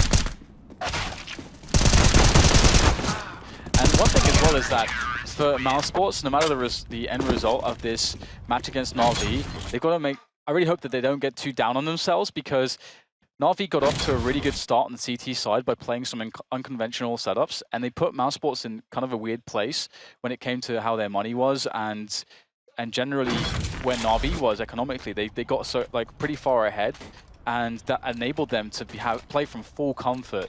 So and they also played so very well. So I feel like Mousesports, a lot of this is just Na'Vi playing super well on Cobblestone here, which is great to see for any Na'Vi fans out there. Let's see though if Mousesports can at least get the last round in the first half. Not the best start though. Flamey in danger, is traded eventually, but Simple still a problem. Oh, the bait is there. Edward boosted once again. 2 kills for him. The damage is done. And we are looking at a 13-2 half unless Chris J turns on. They know where the bomb is as well, so life is difficult. It's going to be hard for Chris J to approach without making scope sound with his AWP, so he has so much against him at the moment. Minute 10 on the clock. Not sure if he has time to rotate towards B. And Na'Vi may have a read of that, leaving 3 players in the A site. Oh, Guardian looks away at the wrong time. But still, Chris J has a lot to do. Yeah, that was quite nice. The problem is that there's a lot of choke points he still has to move through, and there is one smoke grenade still on Na'Vi. I think it was, oh yeah, still on Steast.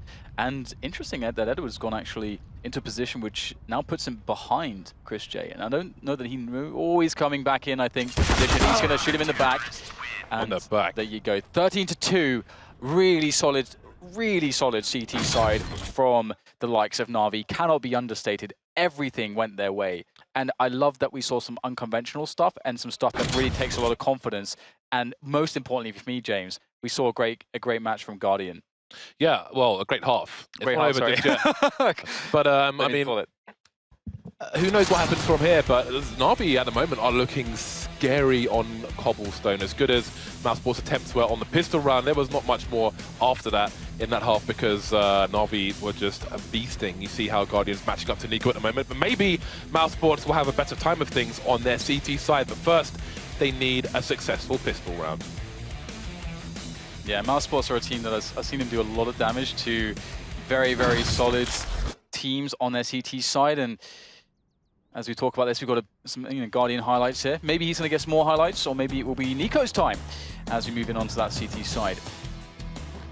Yeah, Guardian did a lot of work here, and he's, warming up tournament-wise in the first game. Always good to see him delivering. Again, there's been questions, I think, post-operation to fix his arm from what I think was a footballing injury or something. So, yeah, nice to see Guardian delivering.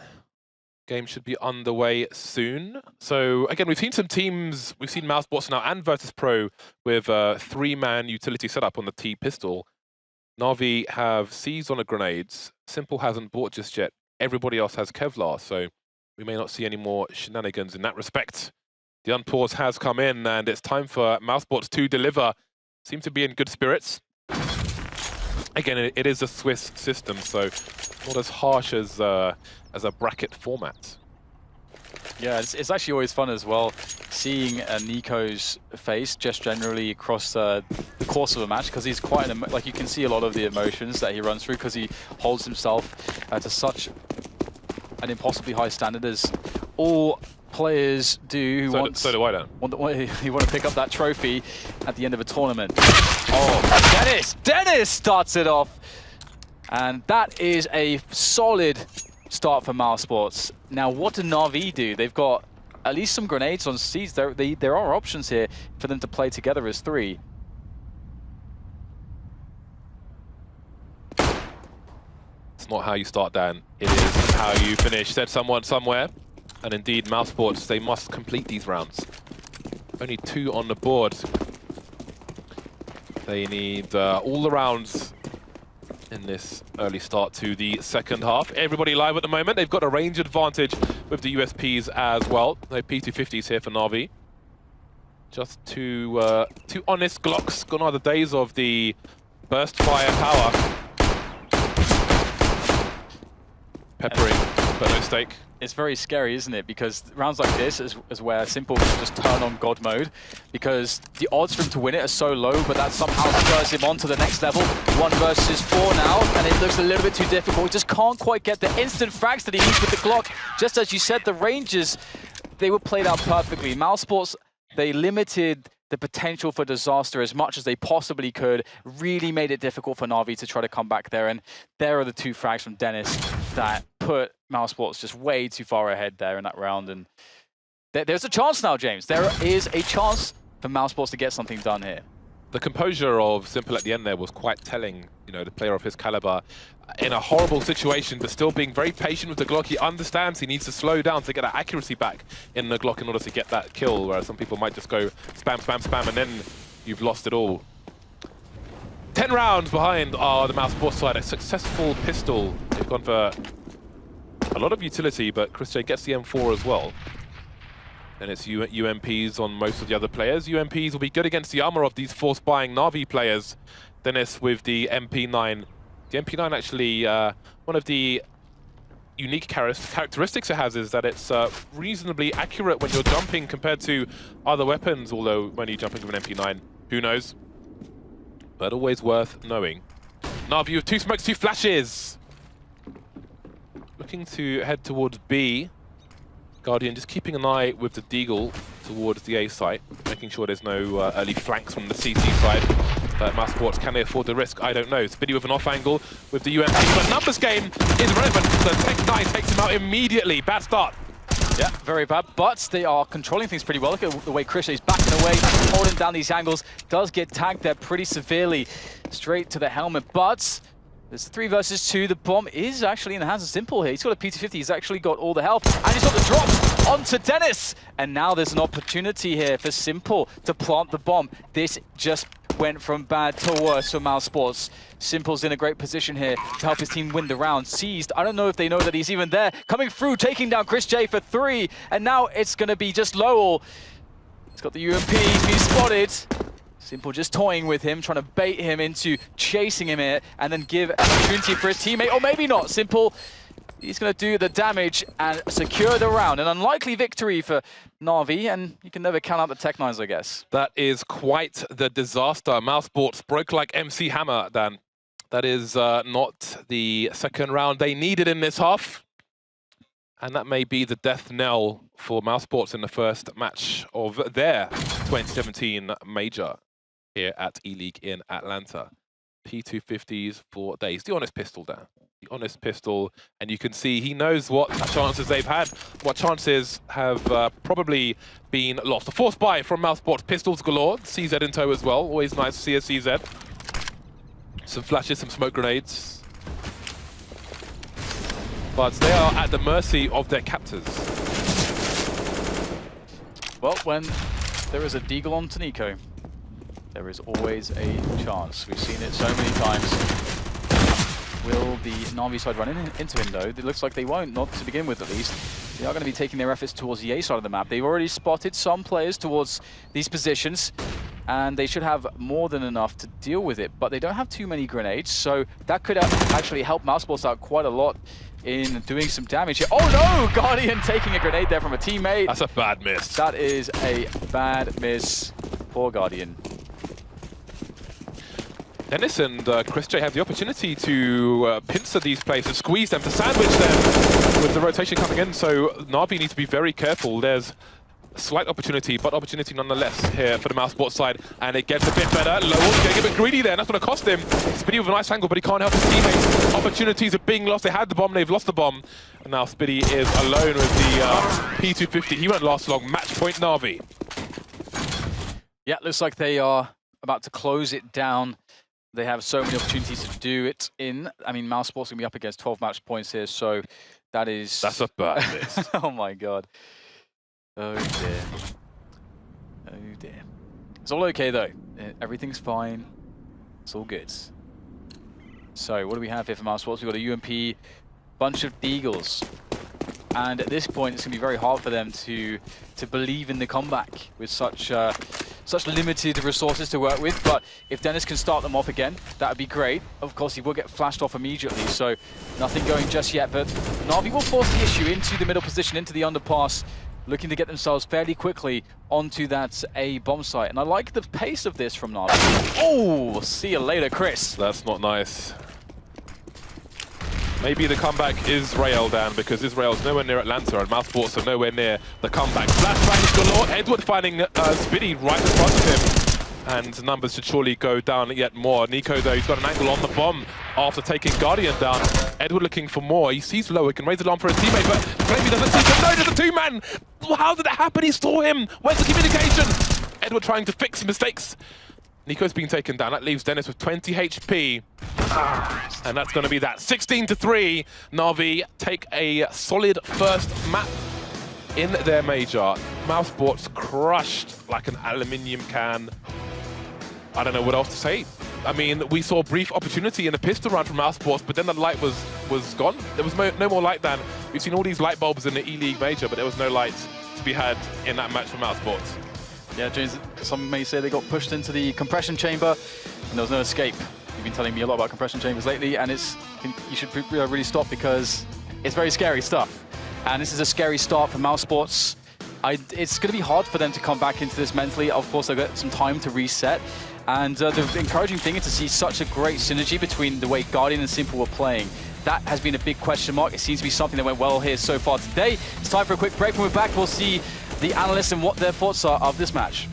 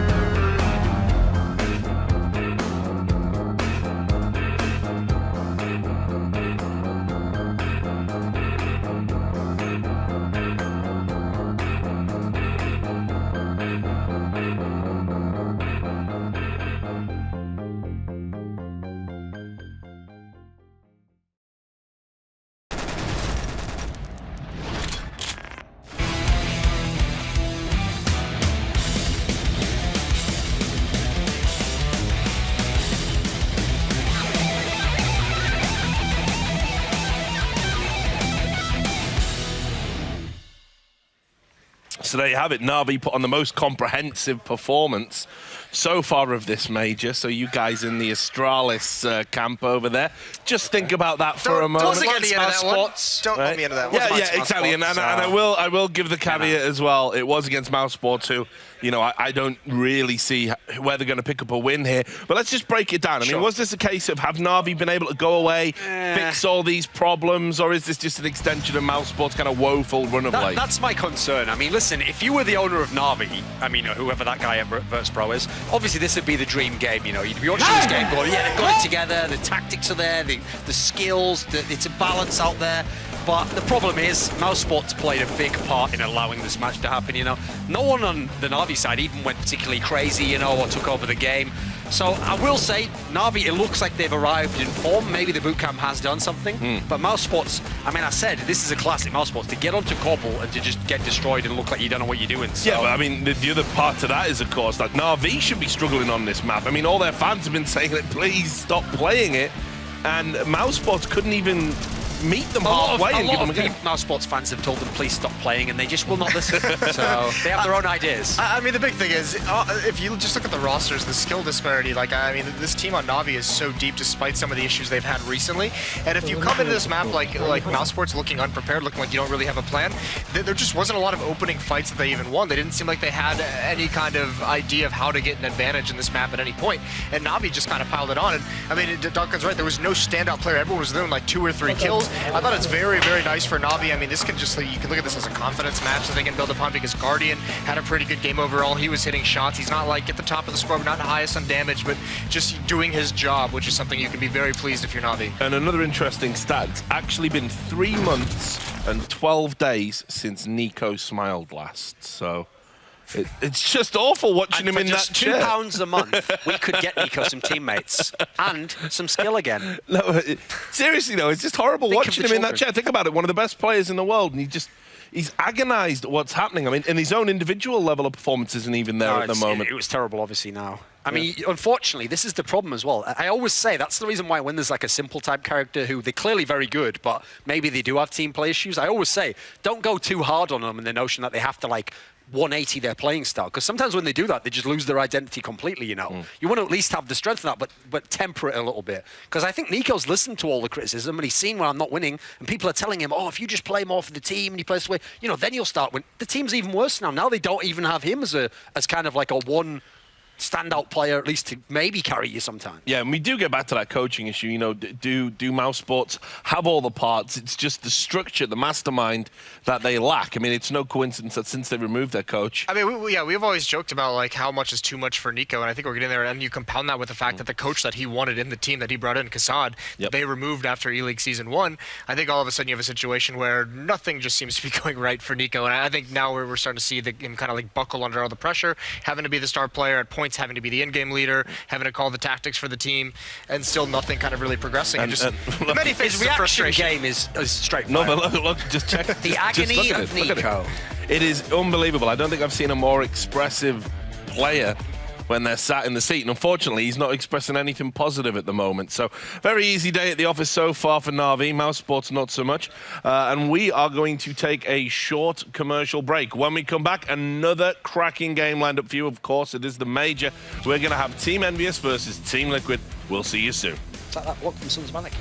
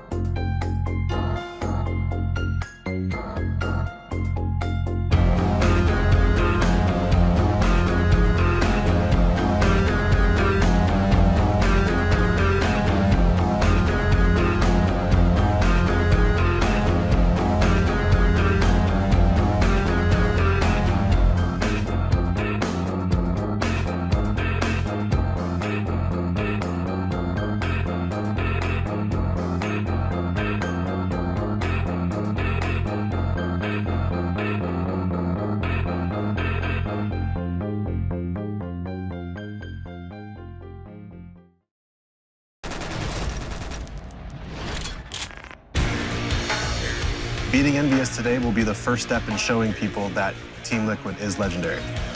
I don't care if we're underdogs or favorites, we're just here to win. Team Envious is a great team. They've won a major already. We don't know how to judge Liquid at this moment because we haven't seen them for a while now. Kenny S is probably their biggest asset right now. Happy with his lurking, NBK with his kind of supporting solo bomb sites. I think what we do better than Liquid is actually our firepower. We are going to beat Envious today, and it's just the first step to being the first North American team to win a major. We are not afraid of anyone. If our team is fired up, we'll destroy Liquid. Yeah, so a very interesting matchup, this one, especially with lots of stuff that's been going on recently. We're going to start by talking about Team Liquid. Jason, I'll go to you first on this one. You've got lots of good things to say about Team Liquid. Always. Yeah, no, I mean, this is a team, it's kind of interesting. The last couple majors they've been in, obviously they had Simple last time, and they made top 4 at Columbus, they made top 2 at, in Cologne, and now finally, I mean, going into each of those events, they knew there was going to be a roster change afterward. This is like the first major where they haven't had this roster change impending over their heads with a stable roster. Depending on how they do in this event. But the big thing is, I mean, like it is just Team Liquid, they've always struggled to incorporate AWPers, and I think that's the big thing. They've brought in Zeus, they need to find a way to get JDM involved. And that's the key difference right there. You can see Zeus giving them, he's obviously brought his playbook here, giving some handouts. Pimp might want to take a look at those notes. But they did bring in a coach here, and this is going to be very important for the development. World champion coach as well. And exactly. Arguably one of the best coaches we've had in CSGO. Anyway, they're going to go up against Envious. Duncan, they're coming in on a red-hot run of form from WESG, which they won. I mean, certainly in terms of winning a lot of money, yeah, that was very good. They didn't necessarily play many good teams at the tournament, so I'm not sure it really changes where they are in the world. And at the moment, they're kind of a middling team because, listen, yeah, they're in the top 10, you know. They are a team that at least can do a little bit of damage, but you look at some of these names here, these are major winners, you know. 4 of these players have won a major. Happy and MBK have won 2 majors each. Very, very decorated players. So to have that much talent in your team and then to not really be contending for a title outside of the WESGs of the world, that is always going to be a disappointment, you know. So as much as you can say, I actually think Envious kind of did get it together a bit over the end of the year, you know. They solidified their map pool a bit. They kind of centered around Kenny S. Happy actually is being a little bit more effective. Even so, part of the reason why this roster move is impending for this team is because the experiment's kind of failed, you know. They can't go much further than this, it feels like. And so in this matchup, sure, Liquid's may be there for the taking, but how far can Envious really go at this tournament? Well, I'm not sure it's too far. We'll get into the map, Vito. Obviously, you did make that video saying Happy's not a good in-game leader. No, just a good leader. Sorry, good leader. We'll see if he's good at the vetoes. What's going to happen? Yeah, well, the interesting thing is Envious, I think, is the team that has the deeper map pool. And since we know they want to play stuff like Cobblestone, naturally, Team Liquid tends to be a team who enjoys that, expecting that to come down at the end. I think Mirage is going to be, well, this is something you'd expect to be taken out by Envious here. Overpass, is Team Liquid going to take it out? No, they take out Cobblestone, which actually classically is their map. But I think we've ended on a map that both teams want to play, actually. Both teams like a bit of cash. It's always been an Envious map for this particular foursome, so I feel like Envious is quite happy with how this went. They probably didn't expect the Cobble ban, maybe, but I think cash was first or second. It was 1A or 1B for Envious. What's your reaction on that? Yeah, I mean, Liquid's going to be happy with them. Obviously, this is a map that, dating back to previous lineups of Liquid, we've always talked about. This is like kind of one of their home maps that they've always liked to play on. It's fallen out a little bit. It's not nearly as like dominant for them as it seemed to be in the past, but it's still a map they're going to enjoy playing. Plenty of opportunities for JDM with the AWP, and obviously it's a map that lends to some individual skill where you have Nitro, Eleague. This is Nitro's playground historically. He's always been done very, very well against some of the best teams in the world on this map specifically. Well, that's what I was going to ask you, Jason, because obviously I know you do, commentary and everything else, kind of in the day-to-day, and obviously you're very focused on the North American scene. How have Team Liquid been getting on? Because there's kind of almost like a, I don't know, for me as an outsider, a little bit of a lethargy around the team right now. I'm not fully convinced everybody's feeling it. Yeah, there's been some, definitely. So I think the amount of roster changes they've had, the amount of like coaching swaps they've had, and never being able to have like some kind of an opera that's successful. I think there's a lot of these things where it's really kind of grinded this team down, where they've had a lot of, I mean, this is a team, it's crazy to think that the first 2 majors, like the year they had last year to start out, top 4, top 2, and there's just not a lot of hope surrounding this team despite some of those results. They're also a team who they've always challenged to be the best team in North America, and they've never been able to actually like take the crown away from from, you know, the Cloud9s of the past. So they do seem to have some kind of a wall that they've hit, and they just can't proceed past it. But they have some very, very young stars. It's just been so long where, again, just like you said, the experiment has failed with Envious. At a certain point, you've got to wonder how many losses, how many disappointments can they suffer. And it's a very expensive, you know, assembled team, Team Liquid. A lot of money's gone into getting this, and it is a roster of stars. I mean, people forget. Even guys like Pimp Duncan, very, very, you know, accomplished player, was really unlucky to be left out of some of the great Danish teams that have been assembled. And, you know, he's kind of gone to seed a little bit, really, in Team Liquid, you know.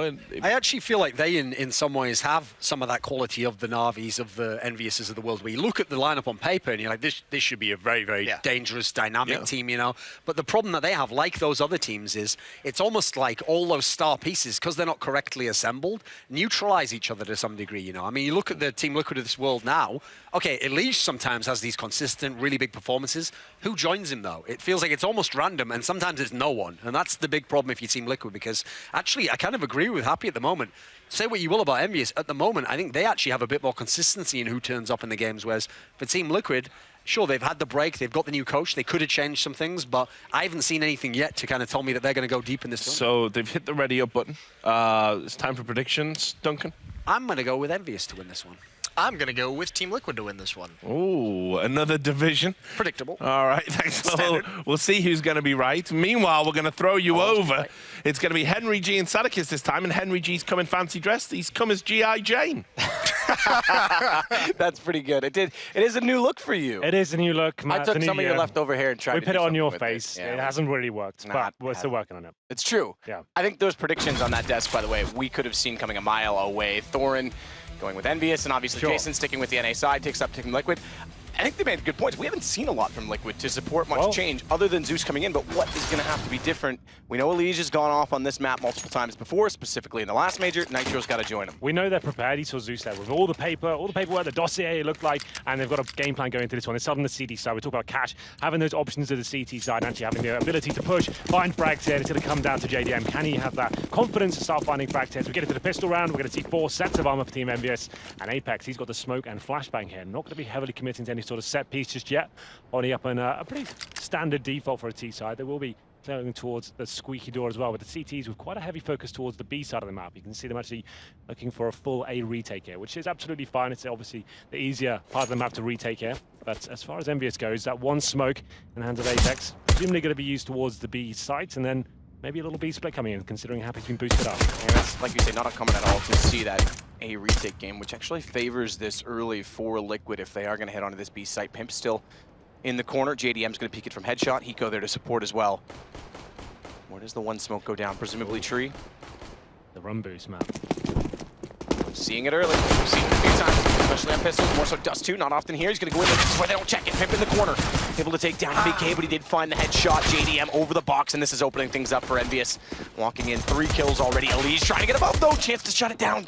Only finds 1, but that's enough to slow things down because Apex backs away and doesn't get the bomb in position. Well then, 2-on-2 retake, and Nitro does bring it to the 2-on-1. Just Happy remaining now. Was looking very promising for Envious. Has got the bomb in hand, but does he have the opportunity to actually get down there? Ooh, lovely shot as Nitro drops in, and that's going to give him the clutch. Eleague walks out dead as well. Brilliant shot on that first hit as Nitro came in. I mean, that's committing. They try to go together, and he just picks him. That, on paper, that sounds like the right thing to do. Try and push in at the same time. He's gone for the bomb. They think he's going to drop it onto the side there, but he comes in, and that first shot, like he said, absolutely stellar there from Happy. Great work from him, and it kicked things off. It was a round where Envious were looking very promising going to the B side. We saw the run boost. That's to actually take off the aim of the CT defending player at that point, but here's the replay now. Happy block on the side, and Liquid, it's going to be disappointing. We know they've been struggling recently. Obviously, normally very well at the majors, but without Simple now, it hasn't been the same sort of story, and we'll see whether they can do anything here. There's no force buy in the second round, but they have committed 5 players towards the A side of the map. Presumably, they're going to have that one flashbang there. It is. Hiko's got that ready for them. He'll be flashing to A storage. It's seeing there's a frag available. Shouldn't be too difficult to hold off here. Just some backup from Apex as well. They start mowing some players down. Him finds 1, but okay, now it's getting interesting. Hiko with the second as well, a 5-on-2, and they have managed to pick up a UMP as well. Good read by Hiko, knowing that the door was going to get opened up and they'd catch off the players retreating, so he just stands in front of it. But also countered off. This is a good shot from Pimp. This is going to give them a gun. I was going to say good read to go back over to B. They know the last 2 players are in A, but picking up a rifle on the way over to go along with that UMP, they've actually got a chance in this. The unfortunate part is no armor, no kit.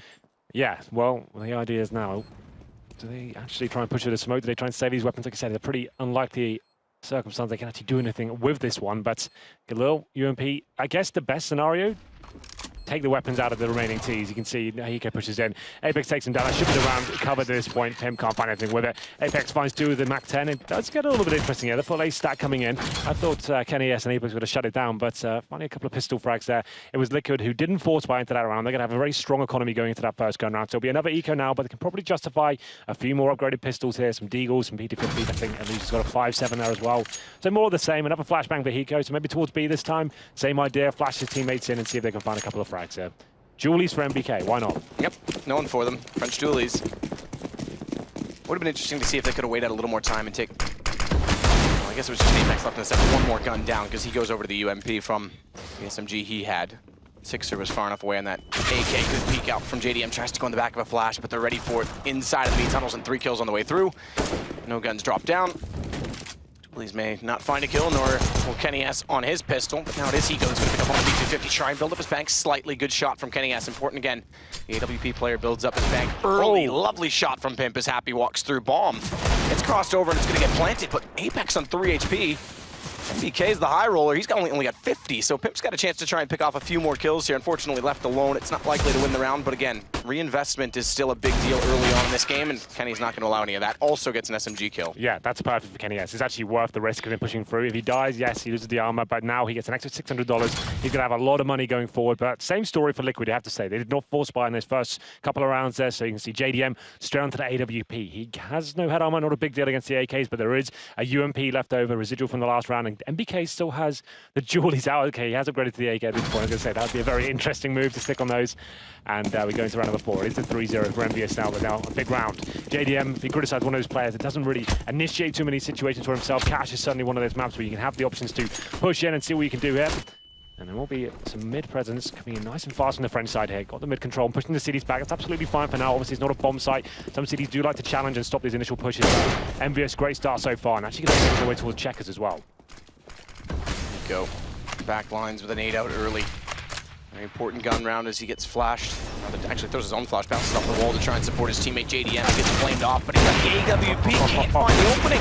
Fires between 3 players, and they've actually managed to slip Sixer all the way through. He's maybe will come back around at the right time. JDM did find 1 kill, but that's all they get. And bomb on the site once more. Lockout as well, and watch Happy. We know he's capable of lurking. He's inside a middle right now, holding off Nitro from joining his teammates on this retake, and he's backed all the way up highway as well. Yeah, this is perfect positioning from Happy. Known for these lurking roles. Middle's not a problem now. He can call the fence. It's not going to be actual possibility of the chance of CT's coming at that point. Even Happy actually coming for the backstab as well. Okay, then mixing it up. That should be the round secured. There's the headshot towards Eleague, and I would say round over, but Nitro does find a kill with the HE grenade there. And I was going to say, exactly that, even better from Happy, because not only does he wrap around behind them, okay, they've rectified the situation, but he locks off the chance for a full save and gets information as to exactly where they are. They know there's no time to go for the retake, so they try and set up and get the guns down, but good shot from Nitro. MBK the one to fall.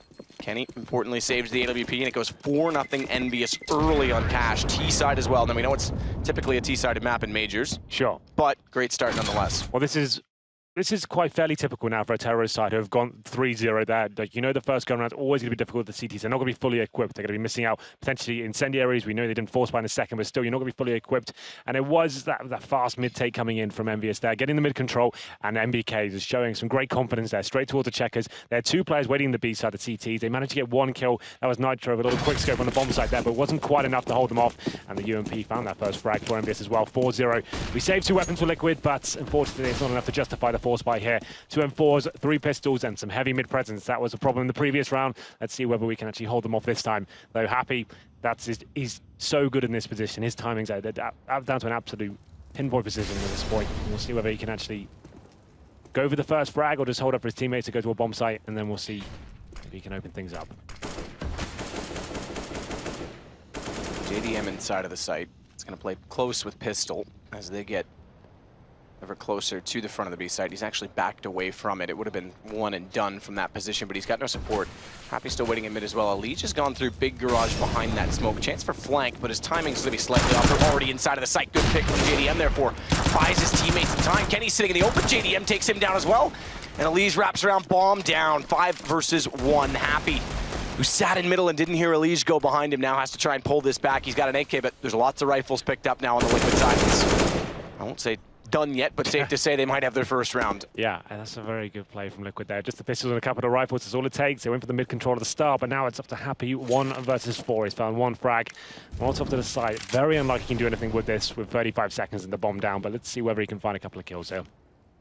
Every kill he can find is actually a dent towards the economy of Liquid at this point. Lots of money for MVS, so it's not going to find anything more. There it is, the first round on the board for Liquid, and it's actually with 2 4s and 5 7s. So the mid-control at the start, rotating back towards B, and they do find MVS coming to the site and good crossfires. Yeah, fantastic job by JDM inside of the site as well to stay alive, because remember, he was alone when this play started. Still getting rotations, finds one, picks up the second. I think it was Kenny that he found, yeah, there, right there with the flashbang. That left the op down, by the way, which they have picked up. So not only strengthening their economy with, as you say, 5 7s, getting rifles into their hands, they grab an op that goes immediately into the hands of JDM, excuse me. JWM, I'm mixing them up. We got Swedish-US hybrid now. Yeah, well, that's an interesting concept. I think we have got a little timeout here from Liquid. They just won a round. I guess they're going into the first gun round. This is tactical. That's probably not the worst. They do get 4 of those, 30 seconds apiece. And at the moment, they have got JDM on the AWP. Of course, they could actually bring a double orb setup in. It can be very beneficial on a map like Cache. They've got the money to do so. But at this point, they are at a reset potential match. If they were to lose this round, it could be a difficult one going forward. Good news is that they did win the round on an eco, so the money's not going to be massively detrimental going forward. But I guess it's a good chance to work out what the plan is going forward. And you can see them kind of just discussing right now. So Zeus, of course, was active this year, actually playing in Immortals. It's true, yeah. Jumped away from coaching to reinvigorate his playing career. He definitely tried it with Immortals. They unfortunately didn't work out with him. It was a mixed bag. The playstyle changed, and you could see that the game he wanted them to play, but it didn't suit that team's playstyle. I think this is a good move, him having the kind of guidance for a team like Liquid. I think that's what they've been needing, and we'll see whether this tournament they can kind of relinquish some of the glory they've had in the previous couple of majors. So just about to get underway. I saw the vote go through, so all 10 are ready to go.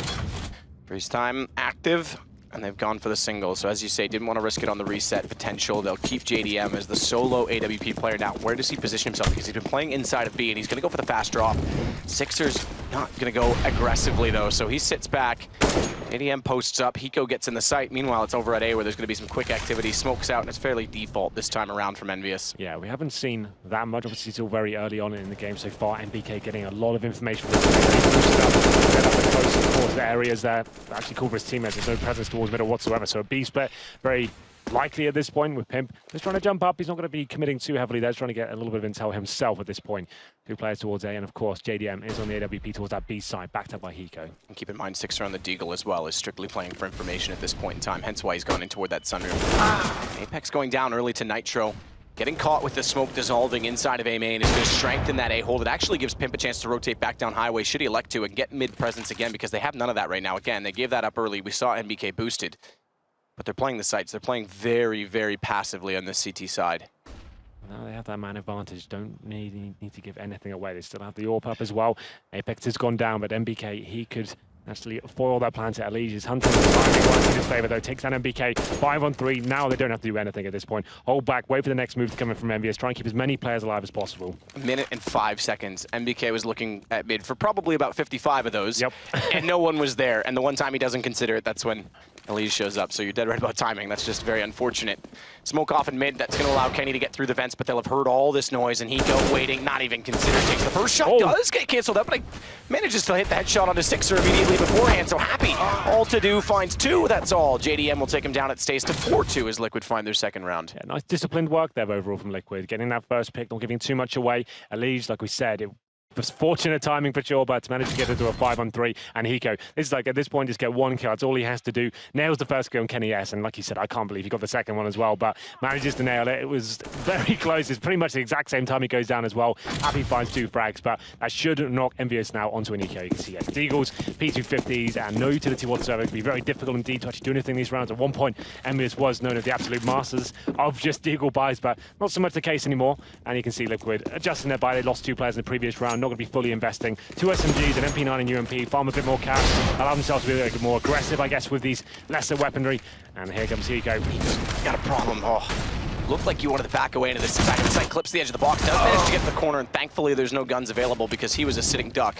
Manages a 1-for-1, and JDM now comes into the picture, just trying to watch the default cross toward backside bomb. It's been dropped, but it's on the platform, so it is grabbable if they can hold off rotations. Unfortunately, they're losing members in doing so, and Happy just going to get inside the equation now as he drops in from the vents. Only 5 HP for Sixer, but Happy has picked up an M4. Sixer really gets overlooked, but at least finds it. Happy, as always, does manage to at least be a pest and take down one, forcing out reinvestment, but it's going to be 3 in a row now for Liquid. Yeah, doing a good job recovering here. Here's the replay of the frags we didn't catch from Eleague. The MP9 just farming some money, $600 per frag with that weapon, and he knew it was going to be unique. They're tracking the economy just like we are, and at this point, Envious, Happy only has $100 death. There assume there's been a technical issue at this stage. Our old friend. Yep. Okay. So yeah, we are going to have a small technical pause at this stage, but it gives us some time to reflect on what we've seen so far, Matthew. It was a 3-0 start for MVS at this point, but Liquid have fought back. A team known to be quite emotionally invested into these games and quite get tilted and get run over. We saw it at the Pro League Finals, for example. They just had a horrible tournament, and they're looking to recalibrate since they've brought on Zeus and try and keep better headspace going forward. I think he is going to bring that kind of father-like figure to the team and keep them controlled in these scenarios, I guess. Now 3 rounds in a row. There is going to be another buy for MVS available, but at this point, Liquid, I would say these are the kind of rounds you want to start throwing a little bit, something more experimental, and you start maybe throw JDM towards Squeaky Door or A-Main, go for the first pick just as MVS are starting to adjust. That's what would be my call right now as the coach. It's an interesting thought as well, because JDM's been playing in B every single round. Yep. Even with the AWP, pistol didn't matter. He's always been playing there, even having more mid-presence, because they haven't done a lot of that. There's lots of options to push on Cash. You always talk about this. We haven't seen much of that from Liquid, aside from second round when they tried to go for the A-stack. That's what I'd be calling right now. JDM, let's start getting you into this game and start getting those opening picks. Obviously against Kenny S, but he doesn't actually have the AWP available right now in terms of his money. Double AWP setup, okay. Pimp. We actually saw that Pimp. He has been known to be an AWPer in the past. Not the best, though. When he was playing in Dignitas, he took over that role full time. It was when Dignitas were actually in a bit of a slump at that point. It didn't necessarily work, but him as a secondary AWPer, I actually like quite a lot. I think he gels quite nicely with this team, and we'll see whether he can step up here. Maybe he'll be the one who has to be more aggressive when he's got a very good spawn. He could go towards that Squeaky Door position or push A-Main. We'll see whether he decides to do either, or just go for the passive hold at the back. It's fast play toward A at this point. Pimp alone, very easy to get smoked off toward quad, but right now they want to take the fight. Next. There it is. Overwelcomed. Pimp's ready for it. He'll smoke himself off. This will allow some transition and dynamic play from the AWP as well. And as we said, they had not pushed mid. Well, Eleague, with that kill as well on Apex, ready for them to fall back. MP9, he can farm up some cash if they're not ready for it. And Pimp again, as soon as he smokes himself off, changes the angle. So trying to keep them guessing as much as possible. Yeah, we discussed the double AWP potential on this map especially, and Pimp brings it out at the perfect time. That Apex good, known for being the entry frag of this team, he takes an audacious phase towards A-Main. I have to say, it's without the flashbangs or any smokes covering him. It's a lot of angles to look at, and gets blown away. A 5-on-4 situation with Liquid. Have been very good so far. These man advantages haven't thrown too much away. Hiko's made a good call as well after boosting Eleague. He gets inside of the vents, now can support JDM over toward B, but it's about information at this point in time, and they've got very good positions to work off that, especially with Eleague, where he sees those exactly. So thank you very much. 2 nades go over top of me. I know you're outside of mid. I'm just going to sit, wait, and exactly that. Sixer walks in. They have no idea he's there. He now goes hunting. Oh, they didn't call for it. MP9's going to farm up a ton of cash, nearly getting NBK as well, down to 2 HP. That's insane. Why are they just oblivious to him coming behind? He just killed 2 people from boost, but regardless, NBK does get him back into this round. He's only got 2 HP, but Pimp, there it is. His second frag with the AWP. Now just NBK doing some serious work here, considering the lack of HP. Find 3 kills in total, but it's not enough to win the round here. And here's the replay. Eleague has already found a frag in that boost position. Why is Kenny S not aware that's even a possibility? He's already got a player in lockers who can watch towards A-Main. That's a breakdown in communication, it seems, as to why he's not even checking behind it at all. Eleague, of course, is a bold play to make at that stage. He's pushing after finding that first frag. He's only got the MP9. He hasn't been able to upgrade, so he thinks, okay, I'll see what I can find here. He finds 2 kills and gets another play down to 2 HP. Wonderful round from him. Gets a ton of money, and still 4 rounds in a row now for Liquid, and it's going to be another, I would say, Eco, I guess we'll call this the partial buy from MBS, getting the pistols, some armor as well, and Apex with the smoke and 2 flashbangs towards A, who ahead, probably going to freeze throwing that smoke towards Highway, flash in, but at least that's a really nice position to hold off these sort of rounds. You can jump at the red box just to execute and spray them down from above. Actually in corner, not boosting himself up, just sitting, letting them trying to enter through. He's going to get spotted, but turns around, no, not in time. So both players inside of the A site go down to the pistols. Fast plant comes in out from the Squeaky Door and leaves Pimp well and truly removed from the action at Truck, trying to find an opening. First of the AWPs. The second, JDM finds Happy, as always, on his own in mid. Good position to be in with bomb down, but now 3 versus 3 retake in play, and all 3 do have kits.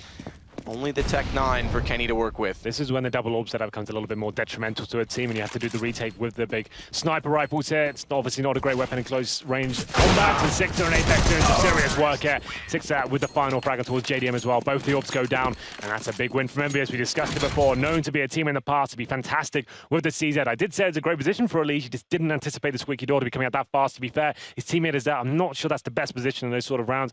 When you know they're going to be on a weaker economy, you want to be further back, having crossfires that kind of complement each other. Those positions right at that point did not complement each other. You've got being stabbed in the back. Your teammate can't actually help you out at all. They're not throwing grenades with nice synergy at that point. Wasn't the best setup for the scenario, and they get punished for it as well. So MVS do find a round here after losing 4 in a row. And I think the money, you know, has been broken for Liquid. We have got Hiko, who's on just shy of $9,000, and a purchase of an MP9 for Eleague so far. So this suggests they won't be fully committing to this round. Maybe a little partial buy here, some Deagles drops, and wait to get that nice full buy going forward. Like you said, it's a kind of 50-50 map. I'd say at the majors, it does seem to be T-sided, depending on what kind of aggression and playstyle and the matchups. But I would agree with that sentiment going forward. 6L on the AWP for now. That's presumably not going to stay. That's the case, you would say? No. That's going to get thrown. Well, what's his spawn, though? That's okay, so he'll question. go for he's got, now we can see he's got the mid spawn. So this, you can beat the CTs crossing over towards white box here towards middle. So it's actually a decent call. He'll give that off to Kenny S. Once he goes to the first shot, if he beats the smoke, it's a chance. You can see it was close. Takes some nade damage, and presume they will be swapping that orb over back towards Kenny. There it is. So yeah, that mid spawn can actually work out. It's not every single time. It comes down to the CTs having bad spawns and you getting there just before that smoke blooms. And once again, Eleague boosted in the same position with that SMG we saw before. It worked out very nicely in the previous round, and we'll see whether he can recreate that magic, whether he just goes with a straight-up backstab or he waits for another terrorist to challenge him. And Liquid trying multiple things again this time. They've got a skylight boost going on in B. So last time it was Hiko boosting Eleague going to vents. This time Hiko goes over to B, Pimp puts him up, and this is why. So they've got 2 players in decent positions, and the only way they get by them right now is if they don't go into Skylight and slip into B and they aren't ready. So thankfully JDM's given up on that without committing with tunnel vision. It's a high risk, high reward sort of situation. You can't sit there too long, but MBK, he opens things up, Nitro drops, and it's going to be the B push coming to the CTs, but Eleague is doing it again. The timing, working with the SMG, finds 2 headshots there, somehow finding kills and getting Liquid back into this round, and it's going to be Sixer replying though, and now it's up to JDM. That becomes a problem, because the call was to push into B to get information. Hiko goes with JDM. Eleague gets the kills. They don't need to overextend at that point, but they get caught out. One of them goes down, Hiko falls, and it falls to a 2 versus 2 with a very split defense. MBK is going to wait because Apex now has highway control. He can try and take out Pip. Spots him in turn, but MBK gets the information, and now JDM's well removed, no kit, AWP on what is about to be a retake. If Bomb can get there in time. No! Scope timing just off. He had the shot. Yeah, well, obviously no way of knowing he's going to be coming at that point, but just scopes out at the wrong time there. He nails that shot. He had a real chance of winning the round, but without the kit, it's looking unlikely. At this point, do you want to save the orb? Might as well go for it. Pistol out. And good timing there. Good communication from MVS to win the round there. Eleague once again now with that MP9. What a play this was. The timing just perfect. Just as they're about to boost as well, they have no idea what's going on, and Kenny has just let it all passing it for the no-scope. Can't find it. Not enough to win the round. There's happy reaction. Not happy about it, but still, they win the round, so no harm, no foul. I guess at this point, an Averico for Liquid going forward, but MVS now extend that lead to 6-4, and it wasn't the best of buys for Liquid there. You can see that boost coming in to start. You normally see those kind of situations when you're a little bit desperate, you're trying to find the first pick, and you can't sit there for too long, maybe 10-15 seconds, because you can't obviously see into B storage. You can only see the sunroom. If a player does walk into the bomb site, he's going to find 2 free frags at that point, but still similar to what we saw before. Flashbangs in towards A main. Liquid did find a few frags of this play before, and it actually is effective. Flashbangs, can they get any kills? Not meant to be. Just absolutely slaughtered that time. Yeah, and it's just going to be poor Eleague now. 5-7 in hand. I think he'll probably get 1 kill there. There it is. It's not right so far. See if he can find more, but he's going to get wrapped around by MBK, takes him down. So this is now the response from Envy. It's been streaks of rounds in both directions. We had a 4-0 start, 4-4 game, and now 3 rounds in a row for Envious. It's definitely broken down the economy quickly, and with the efficiency of the last round, they've actually got a decent situation on the French side right now, on the T side, because Kenny's got an AWP plus 75 left in the bank. Look at this buy coming in for Liquid, man. There's no orbs available here. JDM, okay, we can't see his weapon. Maybe he has been dropped something at this stage, but okay, the orb is out. So it's not the best of buys in terms of utility. No kits available, no incendiaries. That mid presence is going to be a bit of a problem from Envious at that point. But JDM now, this is what we wanted to see. Him going a bit more aggressive, more versatile, trying to find the first frag. When they're up against the ropes like this, that's what we want to see. He takes down Apex. We've been waiting for it all game, and finally he steps up here and gets that man advantage. He's been playing B primarily throughout this game, and now he actually goes with the aggressive phase, and it works out for him perfectly. And they need more of that. That was one thing that Simple brought to this game, was knowing to go aggressive. He loves to do it. JDM is a bit passive, good play from Pimp, falls back through from middle. He catches off Sixer and B main. This should convincingly funnel them over toward the A site, which they're now playing a retake game on as well, because the Liege Highway has to look back in the other direction, does so in the right time. His back was turned a second before that and could have easily been caught off by Happy, which would have foiled plans for the retake game. And now they've got 2 posted at truck, Eleague waiting top highway, 1 smoke down for Envy, but that's soon to dissolve, and they've got to get the bomb in a better position quickly. Thankfully, MBK is going to address that, but Kenny's the one with bomb, and he's still posted looking toward quad. This stage, just get it planted, get that extra cash in the bag. It's very unlikely he can win this round, but a player like Kenny S on a map like this, I normally call it his home ground cash. He can do some fantastic things with this. They just need him to find that opening pick. It looks like the A side is available for them, but they can't rely on that alone to win this round. Taking the time available to them, still with 37 seconds. Kenny definitely saw the nade get thrown in from highway, so hence looking that direction to try and find the opening, but bomb's getting in position. They'll go for the plant now. No Molotov in play to go for the denial. Nitro has one, but he's not able to throw it. Speaking of, it's JDM that's going to be at truck. That's where it gets thrown from. Instead, he gets the kill directly, and NBK 1 versus 5. Good luck to you, my friend. Yeah, but you know what? That's actually really impressive from Liquid. A lot of teams that situation, 5-on-2, you'd be challenging, trying to deny the bomb. I think there's actually a wise call to make. Keep all 5 players alive at that point. Yeah, you've let them plant the bomb. They've given them an extra $800 per player on the T side, but you kept all 5 alive on the CD side. You've got another AWP in hand as well, and this is really good stuff from them. They're not giving anything away till the bomb goes down. They can actually 100% guarantee they're going to be retaking as a complete unit and not giving frags away for nothing. So that's actually very nice from Liquid overall. There was a shot at truck as well, apparently, from MBK, and I was a bit curious. He jumped twice, which obviously resets aim, so I'm not sure if the scroll wheel, sometimes if you're playing with a scroll wheel, it gets bound in between. Yeah, that was like an old school problem. Yeah, the mouse sensor was like slightly off the spring load. Don't normally do that, but yeah, back in the day that was a massive problem. I don't know if he scroll wheels or not, I assume. Most of these guys do now. Yeah, definitely. The bunny hop aspect. Anyway, double AWP setup like we said, and Pimp, obviously you can see the players without head armor, you don't need them against the AK, so that's absolutely fine for any new viewers out there. And it's going to be another buy available though for Envious. It'll be Kenny S, of course, back on the AWP. Another default. We haven't seen much in terms of set pieces yet, Matt. It's definitely a hybrid map where you can rely on the defaults or work those opening picks, and you can go for set pieces without any sort of default at all. But Sixer working his way in towards checkers, does find JDM. That's a huge scalp to take as well, considering that's the AWPer. Just eco on that B bomb side now. Smoke to cover off Sixer's position, smartly so as well. That's him on the second AWP. He's trying to find an opening aggressively toward that B site. He'll fall all the way back on that. No needs to stay solo with that weapon. Better shot from MBK though, finding him to open them up. Nitro behind Fork finds one. Molotov out so they can't wrap into his position. Spots them coming through. Good flash over, and that's going to allow him to take down MBK. 2 for him. Spots third, but it's Kenny with a Tech 9 drive-by shooting. Yeah, why not? Okay, that's very impressive from Kenny S to actually have the bravery to push in that sort of scenario, but he manages to pull it off. Now down to Eleague in a good position there. The reload, more timing for Sixer there, and now it's Kenny S with 30 HP as well. Actually nails a shot, of course he does. 2-on-1. Eco to retake the A-bomb side. Problem on this as well is that they didn't get the secondary information before his teammate went down. They had no idea where Happy was, and he sneaks up highway. Eco walks into the open, and Envy responds. So first time we've had what I would call a reset. It's only 3 rounds bonus built up, but a round that didn't get followed up by a second. So Liquid only wins 1 on that stretch. It goes to 8-5, and this is going to make money a bit of an issue for them. They're sitting in a forced situation, but it's not ideal. JDM only on 3,200. Yeah, they're going to go for it. I guess at this stage, you might as well. Round 14. Yeah, round number 14, the money's not going to be fantastic. We save either way. So you're going to have Famus's M4s and a UMP as well. I've got a couple of kits. There's some utility to work with. It's not the most devastating a buy, but certainly not ideal. Happy will be boosted up quickly. He knows the money's going to be low, but the CTs might not necessarily have those incendiaries to stop him. And mid control are going to be coming in once again. And run boost towards the A side of the map here. Nitro is to be pivotal here to hold off this presumably A-sided attack. You can see them actually working up towards Highway and Squeaky Door as well. All sorts coming in. Eleague and Nitro, 1-2 punch inside of the site. Talk about their entry potential. We'll see that in 2 rounds time. But Nitro with this position, remember last time, he put himself in the corner to go boost it up. He gets caught again. Sixer finds him, spots him, and gets the early kill. That's going to leave Eleague in a bit of a problem because Highway's coming off. Thankfully, there's smoke. They line up. He's got 2, almost the 3rd.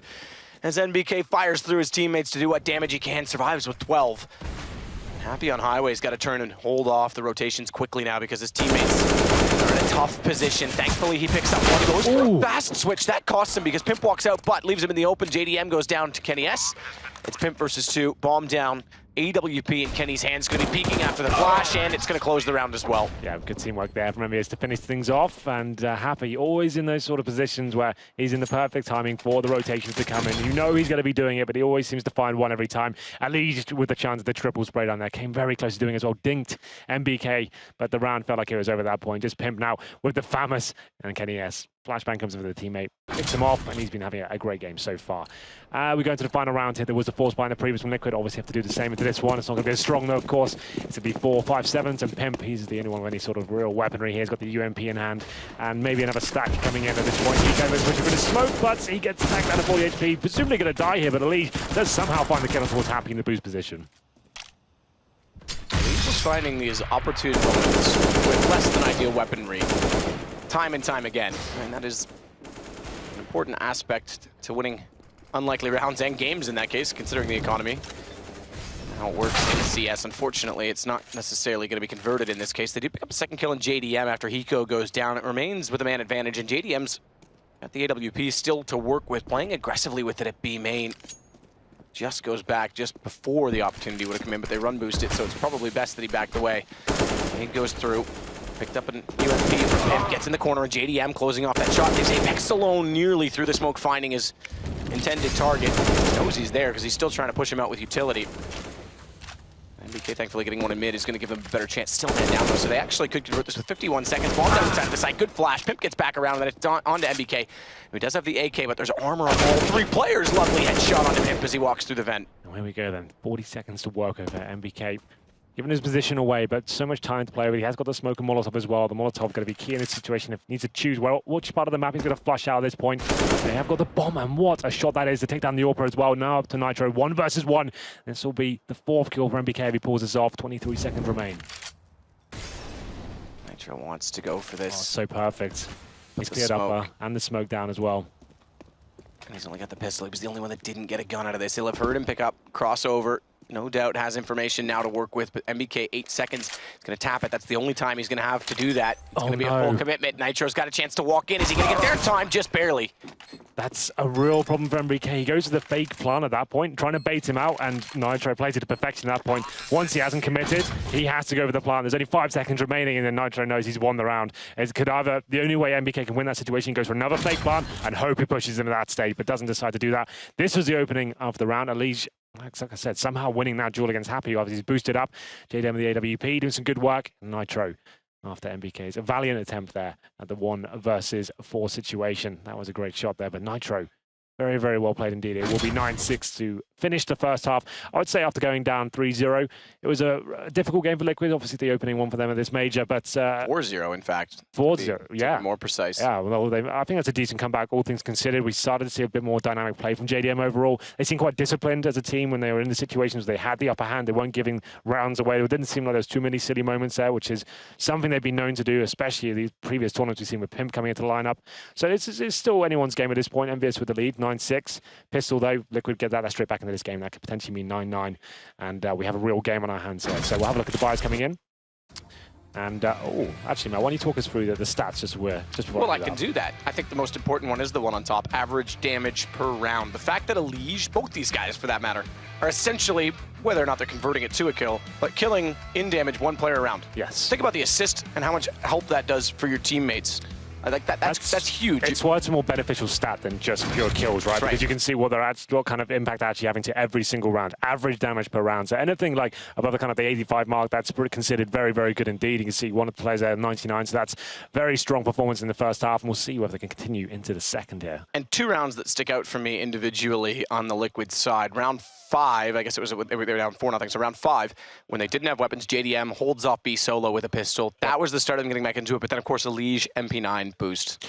Eleague with the MP9, that was something quite special. We don't want to talk about highlight moments with MP9 that much in CSGO, but he suddenly made it work. To be fair, that was a breakdown of communication, I think, from MBS at that point. The fact he got that kill on the boost, and then he goes behind, and Kenneth doesn't seem to be aware, and there's a player in lockers as well. I feel like maybe there was panicking, or someone maybe has one of those calls where they get a bit angry first before they give the real information over, and didn't anticipate that Eleague would be that quick to actually push behind. regardless, still was a bit of an issue overall. But 9-6, and I think now we are going to be ready for the second half. Teams do have the option, Matt, in between to have some time to talk over and mull over the first half, up to 5 minutes, which we don't normally ever see the 5 minutes, but it is available if you want to. Interestingly enough as well, it's been absolutely forever since it's been implemented, but this is the first major with the new coaching rule, which is essentially what everyone switched to match. We didn't have the third major in 2016. It's what, been 5 months? So teams are fully adjusted. So that extra 5 minutes does actually help, because remember, you've only got the 4 30-second timeouts when the coach can talk. Aside from the halftime, obviously, so that brings Zeus back into it. Sixer tags up one, backs away, but it brings Kenny into the play, and they overcommit. Kenny's got 3. Finally, he'll go down to Eleague. Hiko's going to respond, but Sixer steps back up, and it's down to just Hiko remaining. We often talk about Hiko. The games when he has big numbers are usually because he's required to clutch. The games when he's quiet, it's because they're dominating early in the rounds. This time, he won't be able to pull it back, and MBK will convert the second pistol now for Envy. This is exactly why we saw Envious with the run boost and the pistol round on their B attack from the first half. You do that run boost because when you go in the corner, you're actually trying to take off the aim of this first CT. You're having someone jump around at such a crazy angle, they can't just sit there picking off heads here. Kenny S from the headshot angle, looking very confident indeed there, I have to say. Didn't look too challenged, and with the silent USP, it's mowing down the terrorists as they come in. It comes down to that first shot, really. You need to be instantly replying, but unfortunately, Liquid can't find the headshot required. It's going to be 10-6 here. And in terms of a force buy, once again, they didn't get the bomb down. You would assume most terrorist sides are forced by with Tech 9s and Armor in the second round here, especially when you don't get the bomb down. But they're actually going to be going with Zeus's new game plan, it seems, of keeping the money strong for the gun rounds here, regardless of whether they get the bomb down or not. It's going to be Deagles, no armor, no nades. No kills found just yet. It's going to be Eleague that drops first in the hands of Apex, and Pimp boosted up. I mean, known to be a very decent Deagle player, and Cash certainly lends itself to giving you some options for some long-range potential here. This is a perfect example, that boost position towards the connector. Apex knows how troublesome this can be. That's why he's only got the knives out now. Just will be jumping up, looking for pixels, and then he won't necessarily be challenging there. Just wants to get the call for his teammates. Okay, they are trying to get some mid-control at this point. Be up close as well to the A. Yeah, main entry, yeah. So, as you said, that was closer than you think. He's dancing with the devil here, Matt. Like, he gets himself down to 36 HP. I'm not sure why I'd keep jumping at and giving him opportunity, but he does manage to stay alive, so I guess it's fine. Pimp does manage to get the mid-control with 50 seconds remaining and no nades. That's a real problem on a map like Cash. You've got so many choke points as you go into these bomb sites, and now Pimp presumably will be getting his head blown off. We'll see what happens here. Maybe a B split. We have got one player in Sunroom, and Pimp making his way back towards the vent. Hiko going to head back over with bomb to B as well. So if they get through the vents, go for the split play, they have to contend with the fact that Kenny's waiting in the corner. Remember, Hiko paid him a favor from this position exactly like that. He gets 2, goes 1 better, finds a third as well. He's got 6 kills in the first 2 rounds. His money's big, assist on the last one as well. So AWP more than ready for Kenny at this point in time. But might not necessarily come out. Well, there's no need to just exactly yet. Right. So these are the really interesting rounds. You have this sort of lead. This is definitely like a bonus round. At this point, you've got 2 SMGs left over. You've got Orpa, who can certainly buy an AWP if he wants to. But I think at this point, you want to just try and crush the economy and send a message out to your opposition. It's with the lead as well, you can justify keeping these SMGs. So Kenny S on the MP7, happy with the UMP. And we'll see. This is the sort of round that should be redundant at this stage. You can see it's going to be Tech 9s, PD50s. They'll probably keep all 5 players alive. And that's when we'll see whether that bonus round really will come out. Towards A, Liquid will go. They have 1 smoke, 2 smokes in fact, so you can smoke off towards quad or highway, or you can do highway and the left-hand side of the bomb side as well and try and just segregate any CTs who might be waiting for them. But Happy, it looks like he wants to push here. Flashbang comes in, good damage, but Eleague takes it. Good shot from Eleague. Better position from MBK, though, as they try and get out the doorway. And this is his spot. It is literally called NBK for teams callouts for this reason, because he gets into this fence, he knows exactly how to peek it, he knows the angles to perfection. 2 kills already. Now that flash changes things, but still through the flash, he manages to pick up Nitro, and Hiko jumps through and greeted with the same fate. 4 kills from his position. Yeah, it's quite rare to have a position on the map that's such an important position named after a specific player. We had it in other games as well. We have the Bard off on this map as well. We do have the Bard off on this one, not so commonly used. But yeah, definitely up there in terms of call-outs. But yes, MBK doing a good job here. Not really much to hold off against. Like we said, there's a smoke, so they went for the quad and highway smoke. But MBK, like you said, holding them off in emphatic fashion there. 12-6. And okay, so we do have the upgrades coming in from MBS there. We did speculate whether they do that bonus round mentality. They've actually gone for, I guess if you're going to say winning the game and is getting the rounds on the board, this would be the safer option. Yes, it's a little bit more crushing to the economy overall, but it's certainly the idea. Get Kenny S on one of his best maps. Let's give him the AWP and let's just actually close this one up.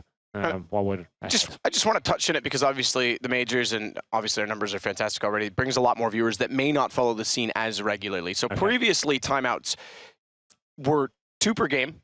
Yep. They were 2 minutes long, and your coach could talk during the timeouts and during the game. So he could essentially strat call. They've switched that as of August. I think just after the player break is when it first was implemented, so that coaches can no longer strat call and talk during live time. They can only talk before the game, halftime, and during one of 4 30-second timeouts. And the reason I bring it up is because we just had a technical, which means the coach still cannot talk to his team during that technical timeout. And just to know, obviously it was a bit of a controversial thing at the time, but this is the way Counter-Strike should be. The pressure of being an in-game leader, that's what it should be. You should be able to, it's like it's spinning plates, right? You've got to perform at a professional level and coordinate your teammates as well into the tactics you see best fitting for the situation. And I think that's the way Counter-Strike should be played. And I think it was a nice move. Now everyone has adjusted. It's actually working out quite nicely. But here we go then. Kenny S looking to get aggressive here. Flashbang towards A main, but Hiko, he knows that the CTs will be pushing at this point, but maybe get caught out. It's 6, so very, very aggressive here indeed, but comes out on top of the Famas there. Gets to 5 and 4. The CTs have done their work at this point. I'm not sure why they keep extending, but there it is. MBK gets punished, and when you have those 5 and 4, especially on the CT side, you just want to be falling back. You've shut down any sort of tactic or set piece that Liquid had in mind at the start of the round, and they kept pushing there. It was just relentless at that point. 4 and 4 now, Liquid with a chance. The 6 has gone down to 9 HP. Well, that's exactly it. Worse still, it was MBK that went down, not Sixers. So Sixers still bleeding out in this situation. So it's 4 versus 4 with the HP advantage heavily in the side of Liquid. Good position for Kenny S, though. Nearly gets the opportunity. The second guy jumps up, but he's not quite set for it. Just misses, but gets a read that they have mid and vent control. So immediately rotates back over. Nearly catches his teammate on fire, but perhaps they'll overlook that because of it if they even get entered in that far. And Kenny, uncharacteristic to miss these shots. JDM is able to adjust accordingly, take him down. Eleague follows it up. It's just down to a 2 versus 2, and one of those 2 players, it's Sixers still with the 9 HP. Thankfully, Apex steps up to find 2 of his own, but he's on 40. It's just Eleague. Bomb down inside of the site. It's to his left. He's got to grab that, get in position, and they can wait this out. They can play it correctly, but he finds the headshot position toward Apex. Peek back in, Sixers low, and that's going to cost them. That's from the beginning of the round to the end. That was their detriment. Eleague with 4 frags overall. Lovely work from him. It was a back and forth round for sure. And here's the replays there. Like you said, Kenny S with a couple of key misses there. Difficult shots to watch him. It's like you said, he's normally so good at those sort of even pixel shots. You can see he's disappointed in himself, giving the calls off there as he goes down. We thought he was going to get at least a couple at that point, but unable to pull them off. And we'll go down to 12-7 at this point. I think we do have a timeout. The interesting thing as well is, like you said, they didn't want to play that bonus mentality. So if they lose the bonus round, they leave themselves with more money, play a longer game. Now this becomes the last buy and a chance to break from Liquid. Now that said, they've got a lot of reinvestment as well. Just to discuss that idea as well of why I'm pointing out, they went for the squeaky door push there, MVS. They get the first kill right. And the reason I say is why you normally stop at that point, you have the man advantage. In terms of I'm concerned as an in-game leader, that's your aggressive push completed at that stage. As soon as you go any further and it comes down to the equal 4 and 4, especially with 6 on low HP, that actually is an advantage to the terrorists. A 4 and 4, it might sound like an equal situation, it's actually not. It means the defense have to spread a lot thinner, and obviously the terrorists, the attackers can group up and have a stronger attack towards a particular area. So that's why I really disagree with that idea of MBK pushing further when they didn't have to. Yes, they had lesser weaponry, but I think a 5 on 4 is it's a blessing in some situations as we go into round number 20 here. There was a lot of damage done to the economy of Liquid. You can see that by after winning the round, it still was a 1-on-1 situation. So they have an MP7 and a UMP themselves. They lose this round. It is a full reset. So still Kenny S on that AWP, but he does not have head armor. And normally not a huge issue against the terrorists, but there are 3 SMGs out for Liquid, so that could actually be a bit of a problem. JDM will be the one with the angle as they get ever closer to the B site. Molotov extending out in front of the doorway. Hiko just trying to hold them in position over toward A. We saw that 2-pronged approach quite often from them on this map. And he's got 3 players. That's a ton of smokes on the A side. 3 players over there. Hiko's going to go down to MBK, but that's going to buy space. They're going to know this now that there's a number of players still on that A site, so take advantage. But again, the box gets overlooked. 6 are left to walk by, but doesn't account for 2. Pimp's able to turn it back in time. Now he has to get bomb and get it down because they only have 2 players remaining. Kenny, not able to catch him in the cross, is going to allow it. So this will now mean Liquid has to be very solid in Apex position and timing. Perfect. JDM down, Pimp stuck on the site. They know it. 4 players going to come in on to him, converge on a 1 location. Tons of information. Very simple retake for Envious. Kenny S does burn there towards the end of the round, but regardless, they're going to be very happy with that victory. We said it was a big round for Liquid going forward. I do like their idea of what they went there. They did the full execution towards the A side, but you know what? They went for the fake back towards B. I think I would prefer them actually go commit with the execution there. You've got the SMGs. Let's try and push in and segregate any potential AWPers that could be in that sort of position. It was quite a technical maneuver commitment from them. One that certainly did not pay off. All the smokes come in. The players who are actually trying to sell the fake, Hiko and Eleague, they go down instantaneously. Back towards B we go, and at that point it's very obvious as to what's going down, and MBS run away with it. So I think we, of course, we have another pause coming in. You are allowed 4 per team, so you're going to take these every chance you get. There's Zeus, of course. I guess he's the relatively new coach. I think it was Pro League we first... Not Pro League, that's the last event. That was last event he played with. It was the event after just that, after. which escapes me. But that's when we first saw him coming in. It wasn't officially announced at that point, but he's been kind of following the team around. It's been basically been brought in for this event, this major. We knew he was coming to this. And 13-7, a big round. Money certainly not working in their favor. They get the bomb down. That's an extra $800 per player, but the loss bonus not there at all. So I think they're going for a little partial buy here. Some deagles, PD50s, and a little bit of utility. 3 smokes. They're going to try and get the bomb down here without the commitment from the armor. You can see that it's not necessarily the objective to win the round, just get that bomb down and give them a more promising position going forward into the next round. Six are waiting. The AK in hand will drop inside of the site with lots of smokes deployed already on B.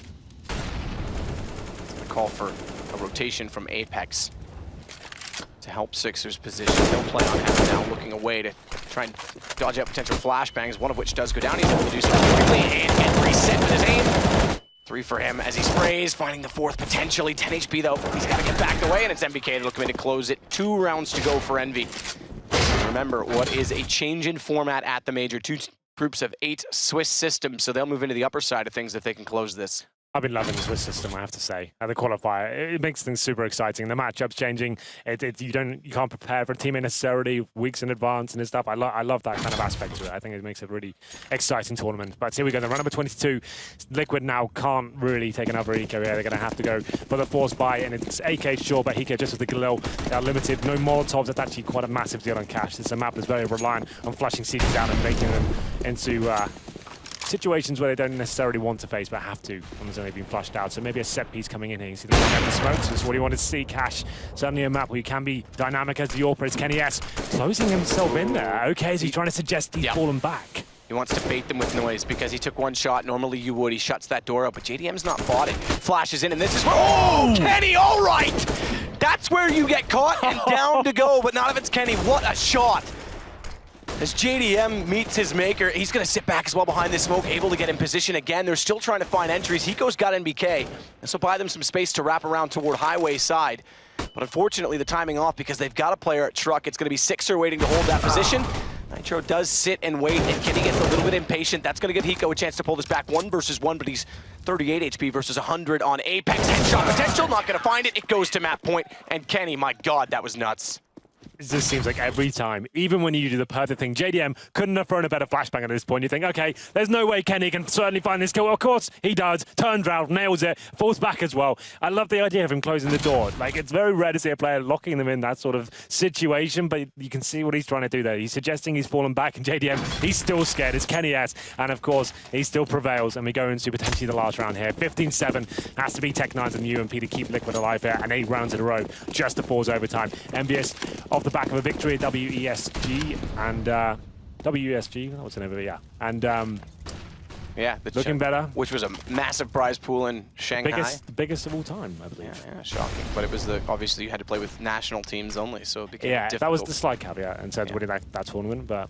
Hey, good shape-up event for them to come in here. Sure.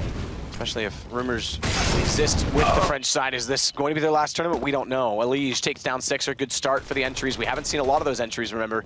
Something to talk about as a strong suit for Team Liquid, but they've not had money. They've not had much to work with at all this half. Bomb down. Man advantage. Finally, time to convert. Happy's already spotted doing what he does best, trying to come in late and catch them off on rotations.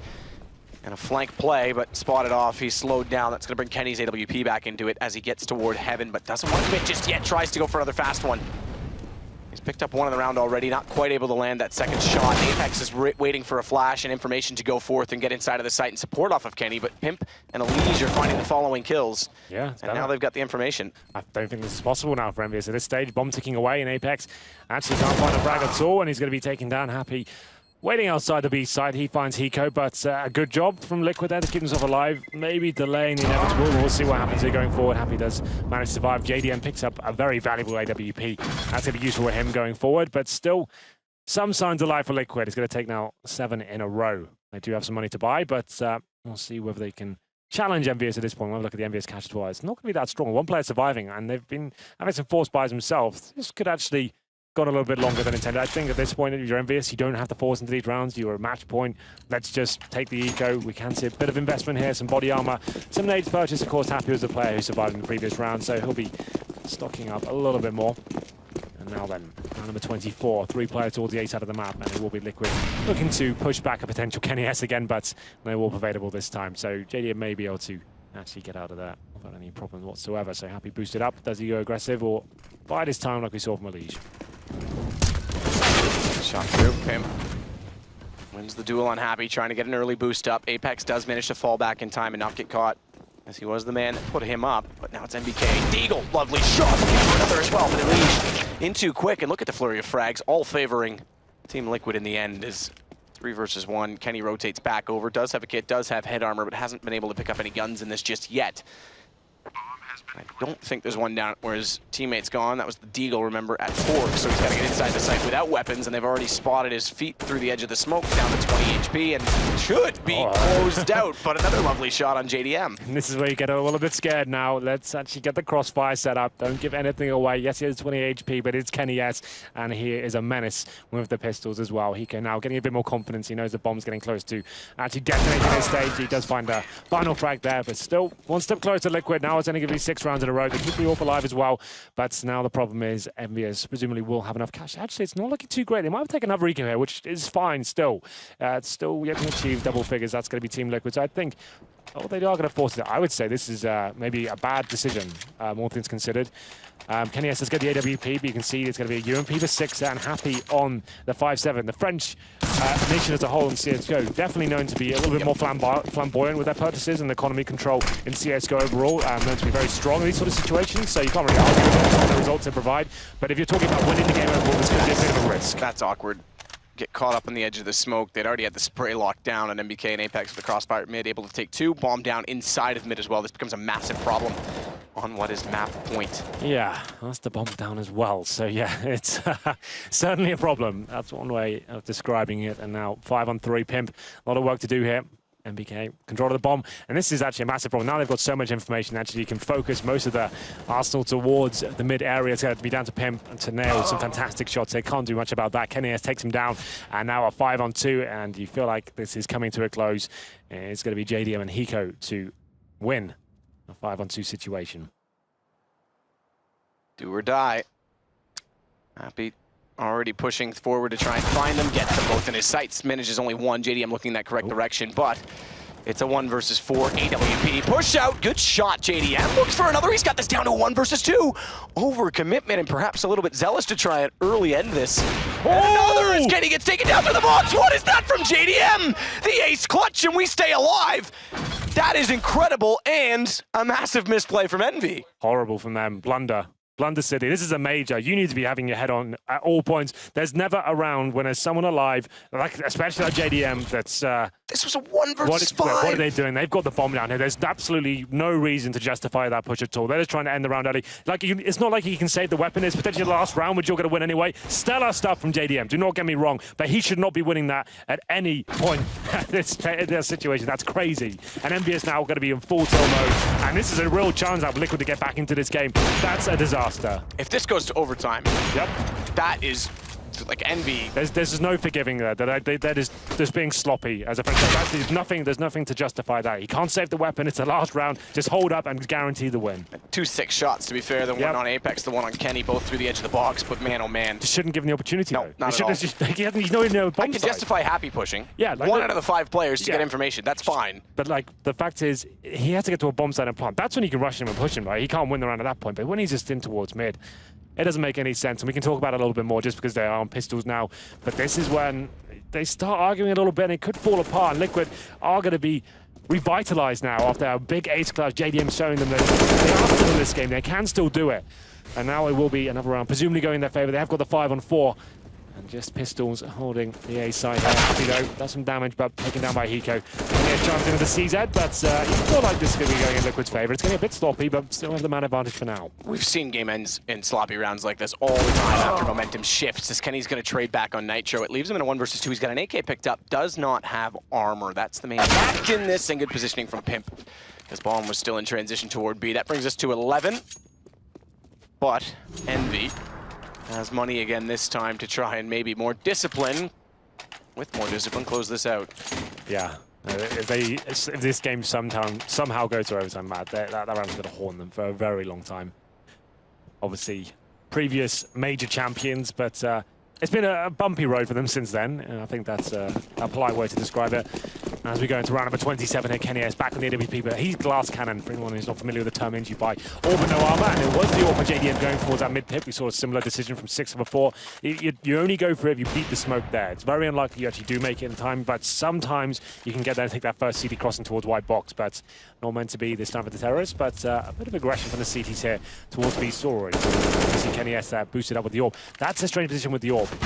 We'll see whether he can actually get anything going with this one. All fall back to whoever's live just about there. Glass cannon AWP especially as well. If he gets touched by one of those AK bullets, his scope goes straight up into the air. We call it aim punch, and he's almost certainly dead. It's a big factor as well when you see clutch situations on an eco where someone picks up a gun and you think, oh, they've got such a chance, but the aim punch. Yes. You have to consider it. Well, at this point, we're just feeling the map out, but they know the money's not going to be in a great situation for MVS. Glass cannon, we've already mentioned that. No real utility remaining. Some flashbangs, one smoke, that's it. A minute to work with, and we have got smokes, Molotovs, flashes for Liquid as well, and the JDM AWP. The JDM AWP. I'll have one of those, please. Wow. After that round. Yeah. I'll take 2 if you've got them. Kenny, meanwhile on his AWP, had a lovely shot earlier on towards Squeaky. He's going to post up behind box watch vent, which is blown out. They've Molotoved it back, and 6 are found.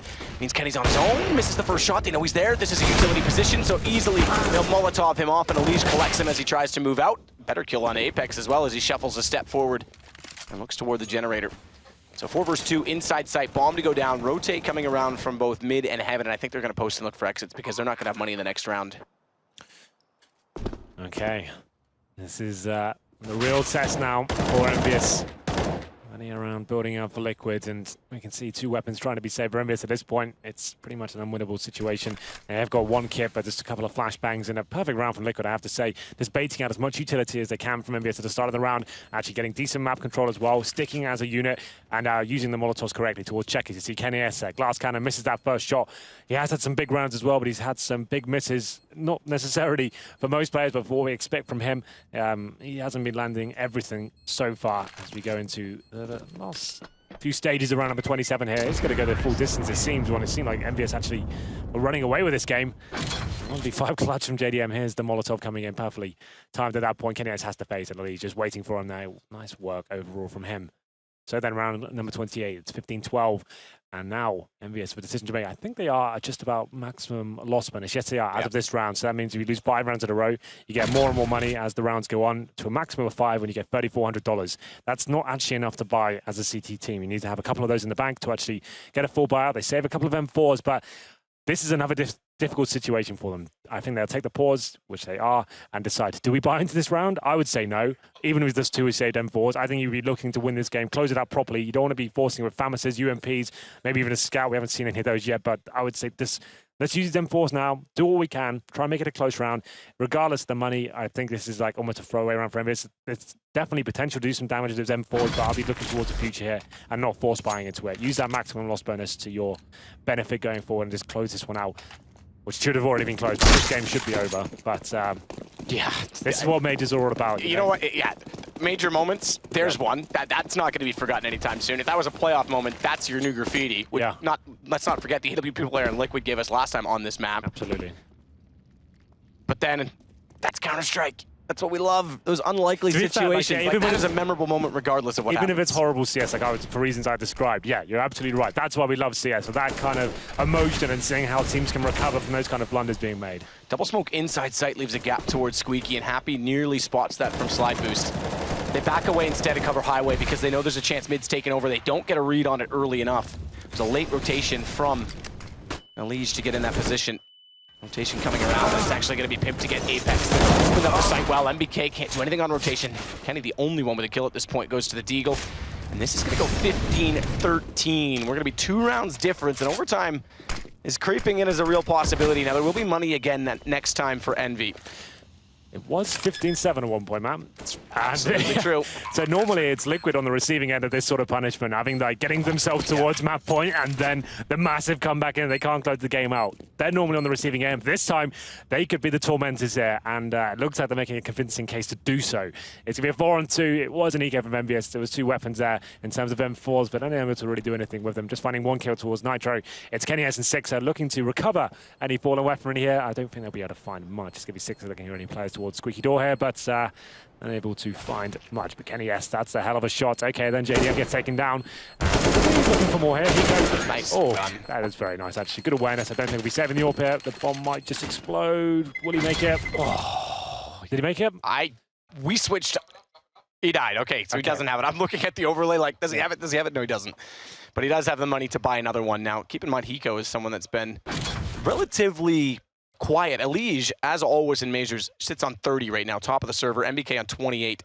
Hiko's only at 15 and hasn't had to have those moments because they've started to come alive. But if he can start to have those good snappy aim moments, yeah, that's the player. That's like the X factor right now, I think, for Liquid. Well, here we go then. Round number 29. MVS, like I said, maximum loss bonus 2 times now. And it's going to be more aggressive play from Kenny S here towards the start. The other thing as well is we talk about Eleague usually playing second fiddle to Nitro. That's definitely swapped over the last 5 months or so because Nitro's only on 11 and he's normally your primary entry. Yeah, after 28 rounds, that's suddenly a quiet game for Nitro overall. Kenny S did go aggressive towards A main at the start of this round, trying to hunt out that first frag. We know he is very good at that indeed, but not going to be the case this time. No real awareness gathered as he pushed into that position. He has to fall back now, can't really sit in the A main position too long.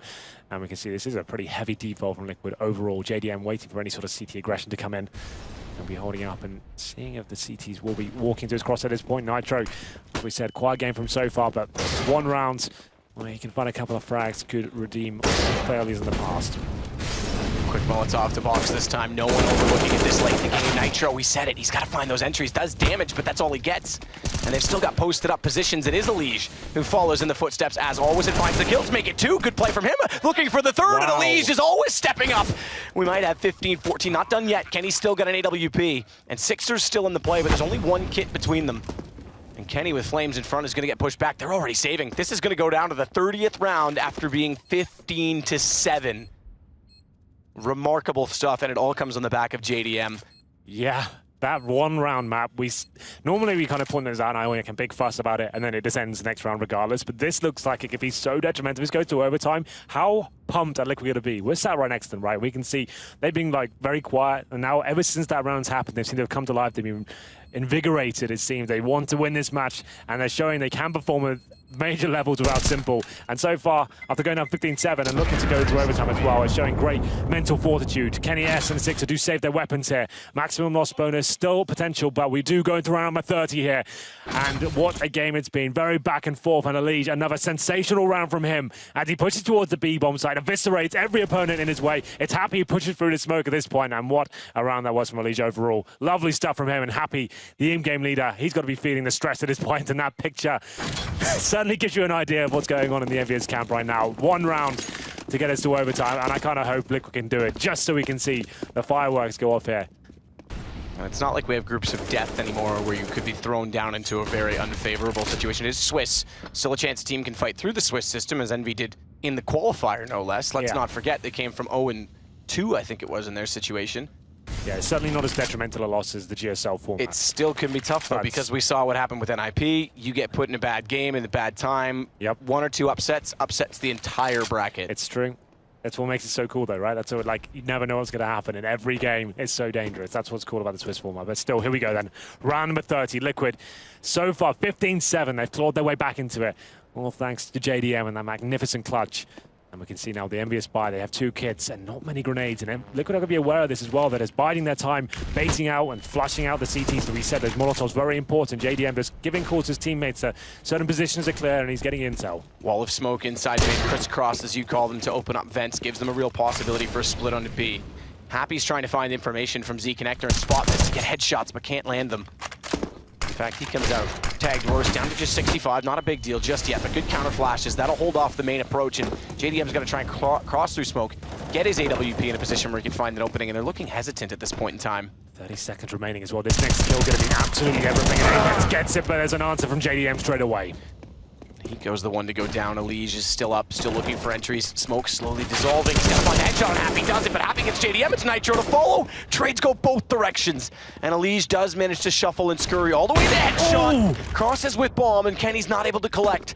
This will now put Bomb down with 10 seconds left in the round, and Pimp, he's not crossed over. They don't have full information as to where he is, and they're going to work together. They want to work trades. Let Kenny go first with the op. If he finds an opening, excellent. If not, Sixer's got to get straight in. Better still finds the headshot lineup potential, though, in Eleague. He's put them in overtime, and he gets 35 kills in regulation to do it. Unbelievable scenes. Eleague, what a hero he has been. Yes, JDM had that sick clutch, but 35 frags in regulation time. Godlike performance from Eleague, and it's a 2 versus 1 to take us to overtime. We thought it was over. Sixer getting the penultimate frag there, but it wasn't quite enough. They line up for him, and there it is. The hero that got him into this game in the first place. JDM celebrates as we go into overtime, and Kenny Hetz can't believe it. And what a round. Let's discuss that before. It was a done game. This one was over, 15-7. They had a 1v5 situation. They threw it away. They actually got themselves in a position where it was impossible to lose, and they ran at him, gave him the frags, and now we have overtime.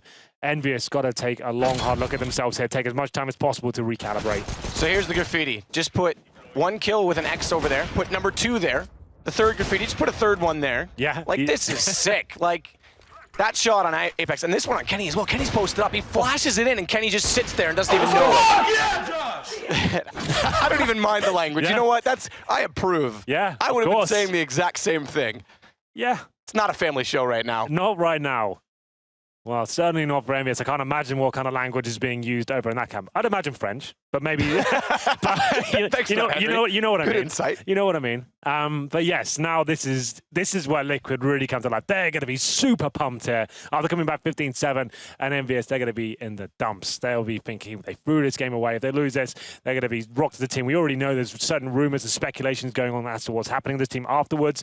And if they were to lose this game, it could be the tournament over. They could just be so far removed as the team. Yeah. Instant crumble. I mean, they were so far ahead, and they said they were so confident coming into this. Like, just came off the WESG win. They had this 15-7. They looked very in control. In fact, I thought Liquid looked quite lost. It's moments like these and games like these, like, as you say, if you think Envy can crumble, Liquid, as we've seen from runs at the previous 2 majors, could just suddenly come alive and find that magic major form that they have on this alone. So I would have said down to that clutch alone, you give the MVP performance and regulation towards JDM, but Eleague, here we go then. What a game that was. 120 ADR, Matt. That's absolutely nuts. That's a very, very, very good ADR to have. 35 frags. MBK, good performance to him overall as well, but not quite enough to finish the game off here. And we do make a massive point about that one round where they're just running out, and we saw the replay, and I think that's going to be put in a lot of frag movies to come, for many years to come, I would say. And Eleague now looking a lot happier than he did in the first half. They were looking a very disjointed Liquid, what we're used to seeing the last few months, but coming to life after that clutch moment. And now I feel like the advantage goes towards them. And it's not even that the comeback happened. It's how Envy allowed it with that round. Like, that is, you can't live that down. You can't. You have to win this game if you're Envy right now, or you're literally not going to get that out of your head until the end of this tournament, whenever that is, whether it's early or late at this point. What a game this has turned out to be. It seemed like it was a bit lackluster when it was 15-7. I thought, Liquid had some decent rounds, but they're looking jovial now. As we'll be getting into this one, let's just explain the overtime format, how that works. It is $10,000 per player, and we play best of 3. So it means it's the first, essentially, to 19 at the top of the board. So 15-15, everything's fully reset. Essentially, this is now like a new game. It's called overtime. And this is where the pressure starts to mount, and certainly the economy does play a factor here as well. If you go for double orb setup for the CTs, for example, that means you could potentially have pistols going into that third round of the first half. And usually this is a reading in a bit, but you stay on the same side that you finished regulation on. Yep. So if you start on the harder side and you're more warmed up to it, it sometimes can be a slight advantage, because then the other team has to swap back over, get used to, in let's say Envy's case, get used to calling again and working in tandem to try and take over bomb sites, and it sometimes can catch you off from that one round in overtime that matters so much. If they hit 18-18, we do it again. That goes without saying. We hit double overtime, and we've seen lots of those over the time as well in Counter-Strike. You and I in particular have seen many multiple overtimes. We have indeed. Yeah, I think we have the record for longest ever game on LAN. It got close to being beaten. I think it got close to being beaten in the minor recently with James and Damara. I think it was close to being beaten, but not quite. Surprising. It's the minors that do it. Yeah. But anyway, it's going to be an exciting overtime, and we'll see whether there's any adjustments for MVS here. To be fair, they were having a great game up until that one round, and I think at that point that it's understandable why some teams do crumble, and you can start arguing, and like I said, a team in turmoil, potential roster changes coming in after this one. They're not necessarily going to be having that brotherly love right now. Could be getting themselves in a place where arguments certainly going to be prevalent as we go into it now then. 15-15, all things tied up. A fantastic performance in Liquid after being 15-7 down.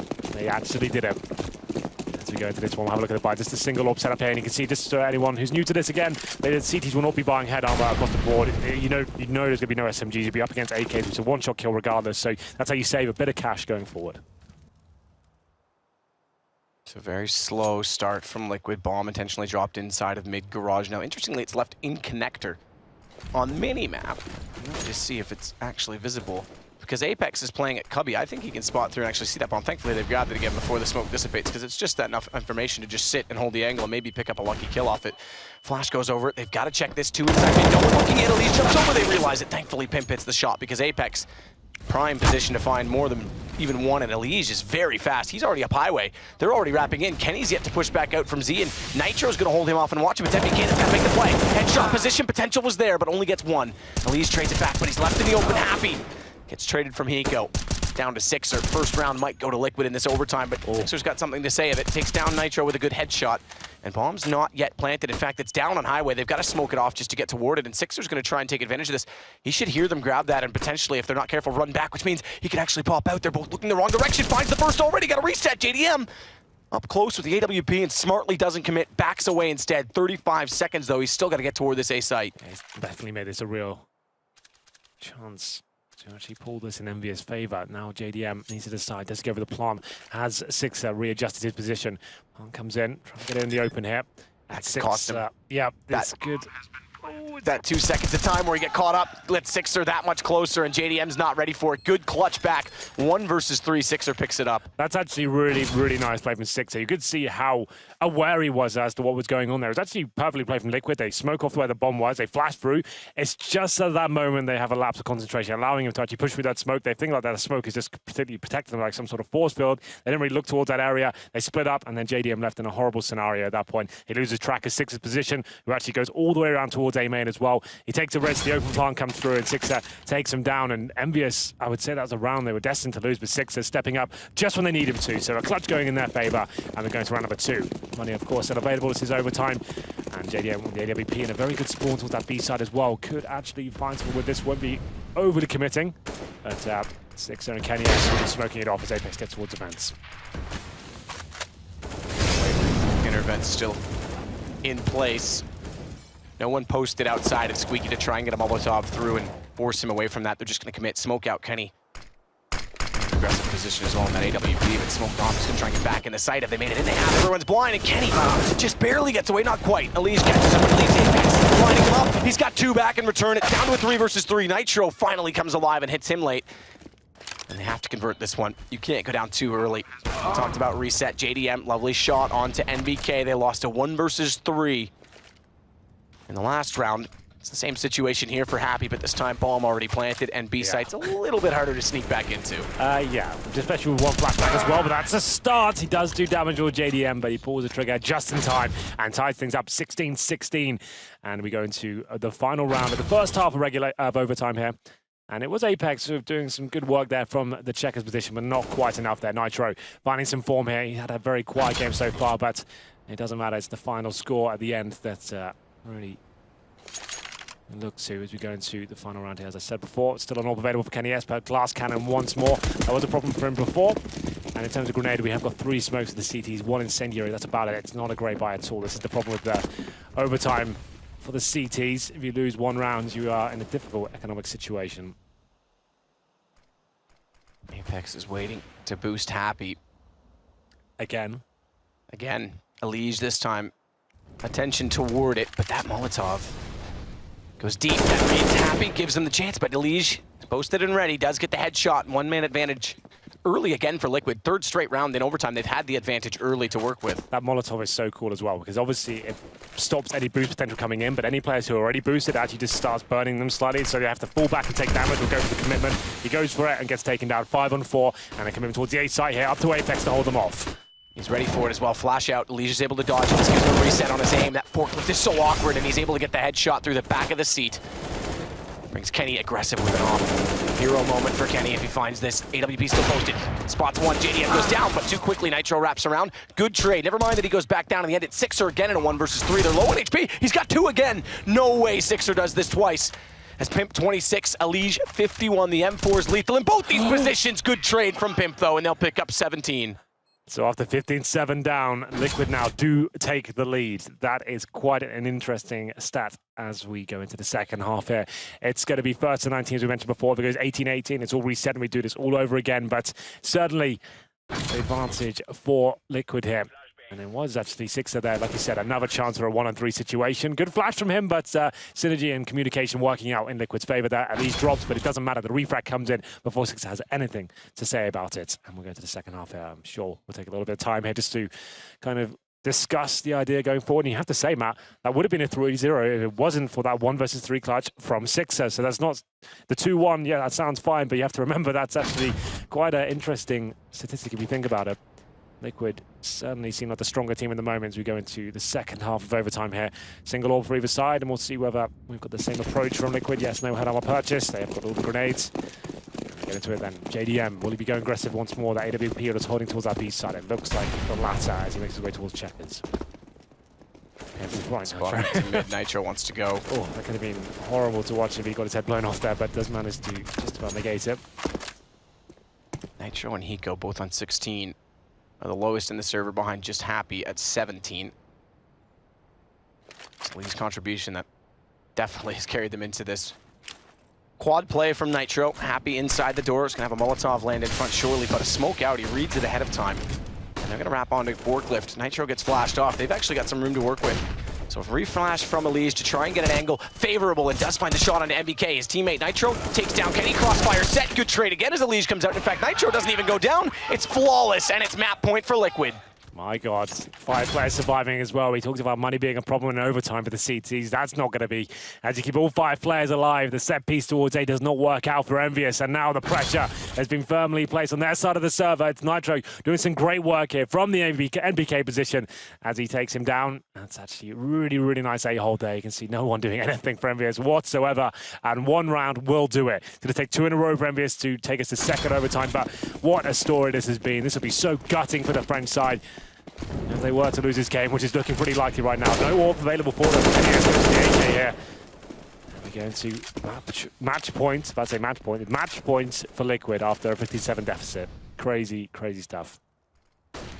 Eleague, who wasn't even in the top 20 this year, based on the HLTV ratings, despite an incredibly good performance at Cologne, showing off masterclass early in the first major and first tournament of 2017. Speaking of, though, it is MBK that's going to put him down this time. Hiko's got a position in the corner, which could be favorable. Flash goes in, though, and Sixer runs. He hears him, chases him, but gets caught out as they wrap in behind from the fence. And on top of that, MBK, his 3rd kill of 3 for them in the round, is going to open up B site entirely. They probably have to save the weapons at this point. Pimp and Nitro, it is a 4-on-2. Certainly possible, but I'd say, okay, Happy. He's taking him down, as always. Lurking in the shadows, he finds the AWP player. Just Nitro now going to be saving the AK-47. He can try and damage the economy. It's actually more detrimental to him. If he loses the AK, I think he'll just be wanting to hold on to that. Looks like he wants to hunt out a little bit there. It will be dropped in the end, but there it is. Envious do host their first round here in the second half. Good work from Envious overall. It was Hiko who pushed in towards that B storage area, found Sixer, but MBK through the smoke. Good awareness, finds 2 frags and pretty much secures the round at that stage, but not going to be celebrating just yet. A lot of work here to do. 1 round required from Envious to take us to double overtime. 1 for Liquid to actually take the map, and that would be unbelievable situation. All things considered, Matt. Double orb now for Liquid, Pimp and JDM. We saw it before. We'll see whether it's the setup that closes out the game. Double up indeed, and it's a split position for them. JDM goes back to B as we saw very early in the game. It's Pimp towards middle as well. He'll be watching 20 players boosted up here. It's a full default for the French side. Haven't seen too much from them in terms of full-on set pieces, just trying to fill things out and see what kind of setup the CDs are presenting towards them. And we'll be happy towards the squeaky door position. They are spamming towards that boost spot as well to see if anyone will be up there. Not the case case at the moment, but Sixer left no grenades. There are 4 smokes still available for the French side, as it looks like the bomb's still down towards middle. It's difficult to tell what they're trying to set up here. It's just trying to work a pick, it seems, at this stage. Bait out any CT utility they might have, but you can see actually 5 incendiaries still available with some smokes as well, so Liquid are pretty well equipped for anything Envious can throw at them at this stage. So set for the Molotov to go in vents, that Apex to try and flush them back. No one there, but they can't take chances at this point in time. This round, last of first overtime, or last of the game. Pimp smoked off, still wants to keep that AWP in a position where he can spot toward middle and Apex. Gonna take advantage of the time they have to get toward that vent that he's already cleared. This brings JDM's op now into the picture. Molotov to hold them off, that's gonna give them position, but forces them back slightly. He knows they're there. So the angle's his favor. Flash could catch it out. Sees the shoulder, but Sixer's in closer. Good headshot. And Apex, despite Sixer going down, can post up to watch the vents, to watch the flank, to watch the retake, because it's right now a 4 versus 2. And the French side might force this further. We're not done, and I dare say we don't have a decision as to which team's been the class of the two in this overtime. Happy with a lovely shot on Nitro. Down to just Pimp. Bomb planted. First shot successful. No way he's going to replicate JDM. I don't think so, but certainly going to give it a go at the last round regardless. So has to go for it. Open hand, no grenades. 3 players to find, and the bomb has been planted as well. This would be another blunder for Envious to even give him a frag at this point. Make him touch the bomb before you give anything away. MBK makes the first mistake, but Kenny S rectifies it. Okay, double overtime comes in, but still anyone's game. Envious looked like they were out of it at that point. It's the first time we saw match point in favor of Liquid, but they hold on and reset everything once again. So we have the exactly same situation. Everything reset once more, and Kenny S, he's going to be pivotal going forward. It's not this double orb setup from Liquid that doesn't close things out, but certainly a nice adjustment to try and finish the job off. And what an adrenaline player Kenny is. You can see his hands shaking in these situations, like just can't believe where they are, and yet somehow he's so precise when he still grabs the mouse. It's pretty nuts. Absolutely. For those wondering, for those of you again who maybe don't watch all the tournaments, those are hand warmers. Everyone wants to keep their fingers nice and loose, hands good and warm on the keyboard and mouse, so everyone you'll see pretty much runs a hand warmer to keep it consistent. It's a fine balance between warm hands and sweaty hands, so you need to make sure you don't hold on for too long, Matt. So that'd be my advice. Good advice, Henry. Yep. Thanks. Clarify, just hold on to the hot pack, just to be clear. You don't want if you don't have to slippery hands. You just want to make sure they're warm, the blood's pumping, you know. The double orb setup once again for Liquid here. And they do not switch over, so they buy 2 kits here. Interesting idea. Lots of different teams have different approaches over time, like we discussed. I know head armor sort of principle, and it's going to be Liquid. Just buying 2 kits. They do cost $400. They are more expensive in CSGO compared to other iterations of the game, so they are quite difficult things to justify purchasing 5 times over, but 2 is certainly enough going forward. Number 1 here. There's going to be another default from Envious. Kenny is back on the AWP, of course, and no real damage being inflicted. Eleague's gone down to 63, but what a game he's had so far. It doesn't seem to be too disheartening for him. It's just going to be 1 player towards mid. I think that's Hiko in towards the vents. We have got quite a heavy setup towards the A side of the map. Flash goes in towards A storage, trying to find that first frag, but Kenny S, he strikes first. Does indeed. Traded back and forth, though. Eleague gets another. Goes down immediately after. He hasn't found multiple kills as of late in overtime, but Hiko steps on the trade. Lovely shot from Apex, getting in the face of Pimp, and that's going to open up the A site for a plant. Bomb just arriving now. No Molotov in place to deny, and Hiko wants to try and get a position on highway and catch them in transition post-plant.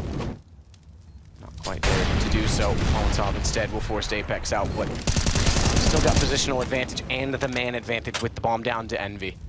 And remember, the first round of the last overtime was favoring the T side as well until Sixer came through with some brilliance and clutched back a 1 versus 3.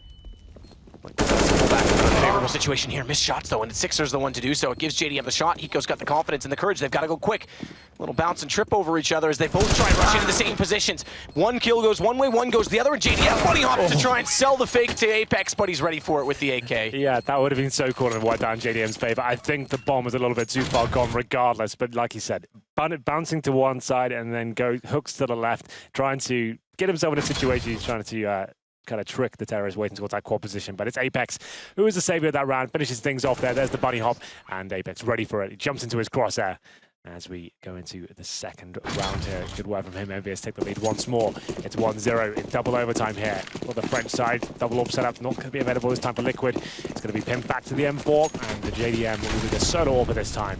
If they were to lose this round, if you get the 2-0 on the CD side, as we discussed before, that's when you have a bit of a problem as the CD side actually buying weaponry, and that's when 3-0 is a real possibility. So this is a big round for Envious. They can pick this one up in a fantastic position going forward.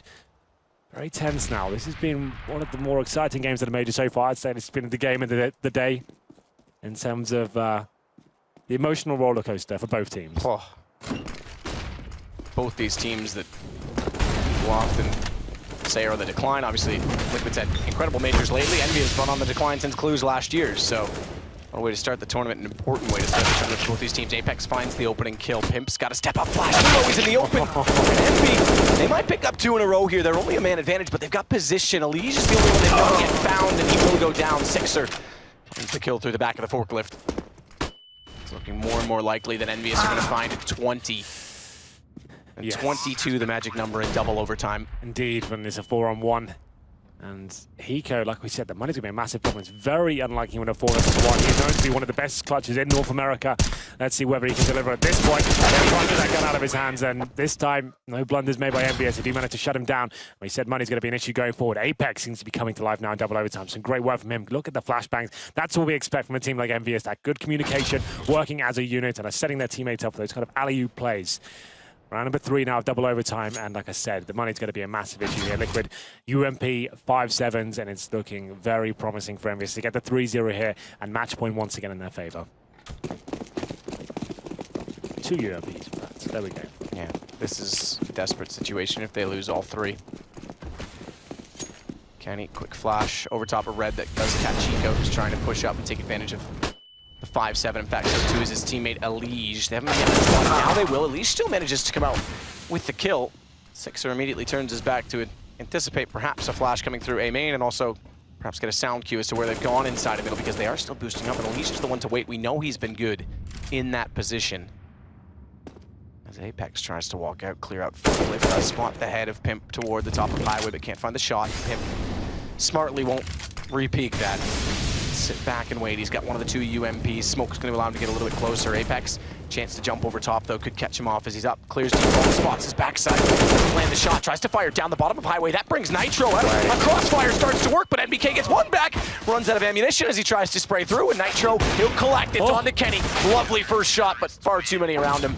And thankfully, for Liquid's sake, they don't go down 0-3 in the second overtime. Yeah, so regardless, they lose the half overall, but the fact they win the last round is actually going to be a little bit promising for them. They'll actually be thinking, okay, we just did that with pistols and UMPs. We can still do this, guys. Good work for Nitro there. Flashbangs and teamwork on point for the CTs. Nitro there just doing everything he can to keep the dream alive for Liquid here. So still the advantage for MVS, of course, but haven't quite achieved a match point just yet to be round number 4.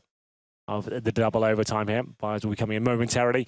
They still have a little bit extra time just to work out how they're going to be setting up into this second half. It's going to be MVS on the CT side. Now, we haven't seen much of a double AWP setup from MVS as of late, really, as a whole, as a team. It used to be Kenny S and Happy all the time. You're absolutely right there. They seem to have adjusted and kind of moved away from that. It's the solo AWP that was so prominent now from Kenny S. And even as there was one point in the MVS where Happy seemed to be taking the AWP over Kenny. That was a crazy couple of months. I think it was like back at Starladder and Minsk, if I'm not mistaken. That's when that was going on. Jeez, that is over a year ago. Yeah, that's at this when point. But yeah, no, I think you're right. That was when that whole trend started. Yeah, and it was mind blowing to a lot of us. So now they've kind of moved away from that mentality to say, Kenny has got one of the world's best AWPers. Let's just leave him with that role, give him that one, and yeah, no double AWP setup, which is it's very rare to see them run now. So it's kind of an interesting note on a map like Cash as well. Hiko's got a Mac 10 map in the first round. Mac Daddy Hiko. Okay, so this suggests he's got no nades either. This suggests he's some sort of decoy in this round. He'll be running through a smoke after getting flashed and trying to find one kill. This suggests this is a set piece they've got coming in here, man. This is not a default. They've got a game plan here. This is the Hail Mary play. I haven't seen it before. I'm very interested to see how this runs out. Watch the boost. He could catch the player running back. Kenny's not ready. Kenny's already out. He gets in with the Mac 10. They spot Sixer, but no one's turned in time. And Apex gets baited in because of it, so it still works for the envious side, who could find map point very quickly off of that. It was a good attempt to catch Kenny, but unfortunately they didn't read why he was running back. And it's down to Eleague. Okay, so like I said, I was calling that as a set piece, but sometimes Counter-Strike is about gut instincts. You hear a sound cue, you hear some sort of boost going on, Hiko takes that chance to strike. He pushes in, he gets the kill on towards Kenny S, but as the teamwork working out in Envious's favor there, Apex actually backing up his teammates, and Sixer boosted up as well, so close call, you have to say, Matt. When you had the Mac 10 in hand and no nades, you know they're planning something at that point. That's something they've been working on. And I don't think we saw exactly what was supposed to happen, but in the end, it's MVS now who get themselves, like you said, one step closer to that. Magic number 22 is what needs to be attained in double overtime here. Round number 5. Pressure firmly towards Liquid at this point. The all-power for JDM. Hiko this time has got a rifle, AK-47 and grenades, and maybe a default setup here. They have put a few set pieces here and there, with some fakes as well that haven't been particularly successful. This is round 41 and 45 kills credited to Eleague in this game. Great work. Boost again for Sixer. Go back to it. The first time, why not? He's going to jump off it after the first shot comes through, though. And he actually got tagged slightly, or was that fall damage it, perhaps? At 5 HP. I don't think an op would have tagged him for 5 through that wall. I think you're probably correct. Well then, looks like we're going towards A. He smoked off his own choke point towards the B storage area, so suggests they will be finishing up towards the A side of the map, but they do get mid-control back towards B, so this is an interesting maneuver from themselves, but it's going to be at BK from the headshot position now to hold them off. Big kill required from him. And Kenny is there as well, so they've got good position. Kenny down the lovely shot from Nitro. Finally gets an opening, turns his back to watch for the flash, and gets caught off by it, but good response. Better still as they take down Apex in heaven. On to Happy, 1 versus 5, rather 4, and 2 of them on 4 HP. Pimp and Eleague. 1 bullet, a shadow of a bullet from Death, and he's gonna walk in. He's got both those low HP players in front of him. Bomb as well is not planted off of this. Pimp needs some help. And he's gonna try and just stay alive, dance around the boxes. That brings Hiko into it, but nearly takes him down. It does go the way of Liquid, and they bring it back to within 1 the difference, but they're still fighting to stay alive. The B splits, it's every shot, every kill. So many small little variables in Counter-Strike that amount to these round victories, and you can see the frustration on Kenny's face there. This match suddenly had to deliver. What a game it's been so far. Potential triple overtime here as well. Liquid just keep finding life, but it doesn't, well, seemingly exist. Number 6 here. We can see the money's relatively okay for both sides here. You can see now MVS has got the sort of AWP set up, and Kenny has once again. They have got utility to work with. Same story for Liquid as well. The open hands of JDM. Looking for triple overtime here. Still match point for MVS. Apex going to rotate over a little bit late after they put some attention into mid, walked up from highway. JDM and Eleague sitting way back inside mid. Smokes out over top, and I think they want to go for a fast play toward B. They've got the smokes out already to cross inside mid. They want to take over vents. But rotation's already come around this time. Kenny's given up that mid position, and he's actually going to play from heaven. So good position for the AWP. Watch the fact that the smokes are down, and MBK's in the corner as well.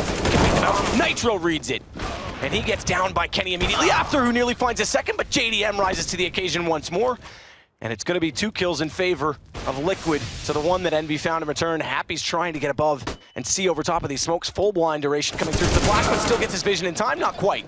Pimp hits the shot. And we could have a triple overtime because Pimp takes Apex at 6er, 1 versus 4. This game refuses to go lightly. Yeah, absolutely. Sixer has to go for it. It's the last round. 4 players to fire, a bomb to defuse. It's very unlikely, but he did win a 1v3 before. Can he go 1 step further here? Bomb ticking away. I'm going to suggest it's not possible at this point. He doesn't even find 1 frag. Hiko takes us to triple overtime here. What a game it's been so far. And it's Pim towards his B side again, getting the job done, finding the frags that are required. And Liquid, like you said, just don't want to give in at this point. After going 2-0 down, they find a round with just pistols only and manage to stay alive. In triple overtime, we're a reset once again. Nothing accumulates at all. Everything is reset. It's exactly the same rules as we go on. It could go on indefinitely. It could go on forever. Like you said, the longest one we've done is 79 rounds total. Yep.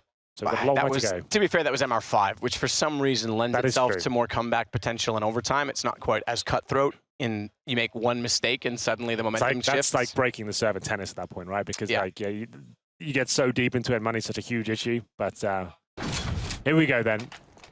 Triple overtime, OT3. I've lounged my casting chair in homage to what got us here. We discussed it before. It's very rare to see MVS with that double AWP setup. This time they're rolling with it. The first time this game, Happy has got the secondary AWP. You pointed out before he's been the quietest player so far for MVS. He's only on 20 kills after so many rounds, and we'll see whether he can pick something up here. He's going towards the A side of the map. Won't be going towards Squeaky, but going into his teammate's position, MBK.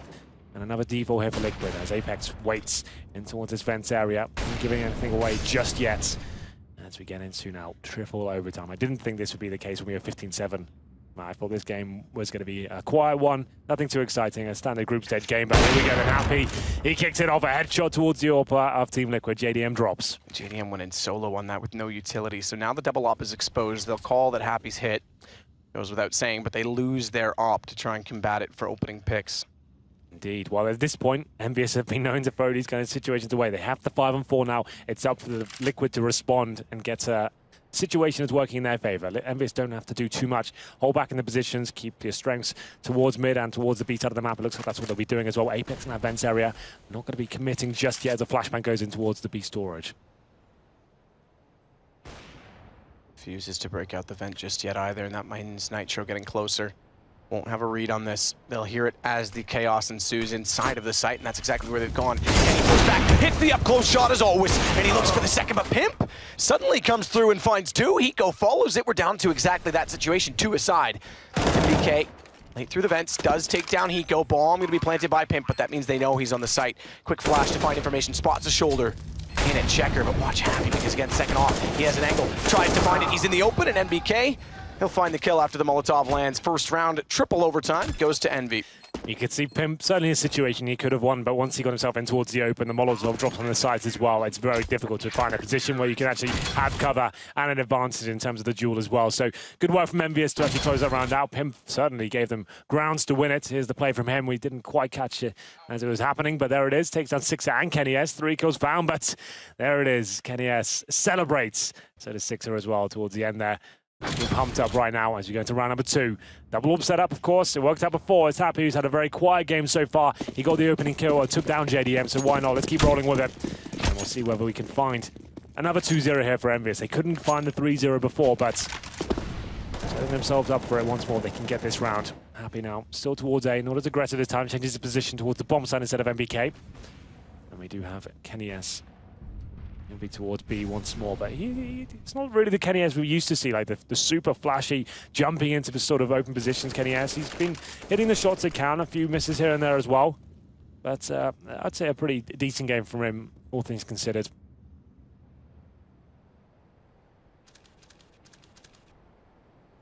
Very passive thus far. Same Molotov, that's to flash out the boosted player, as we saw. Happy got taken down that same Molotov before. He's not going to be in that position this time. It's quite an open mid-hold from the CT. He's not going to be committing at all. Apex, once again, using that same jump mentality.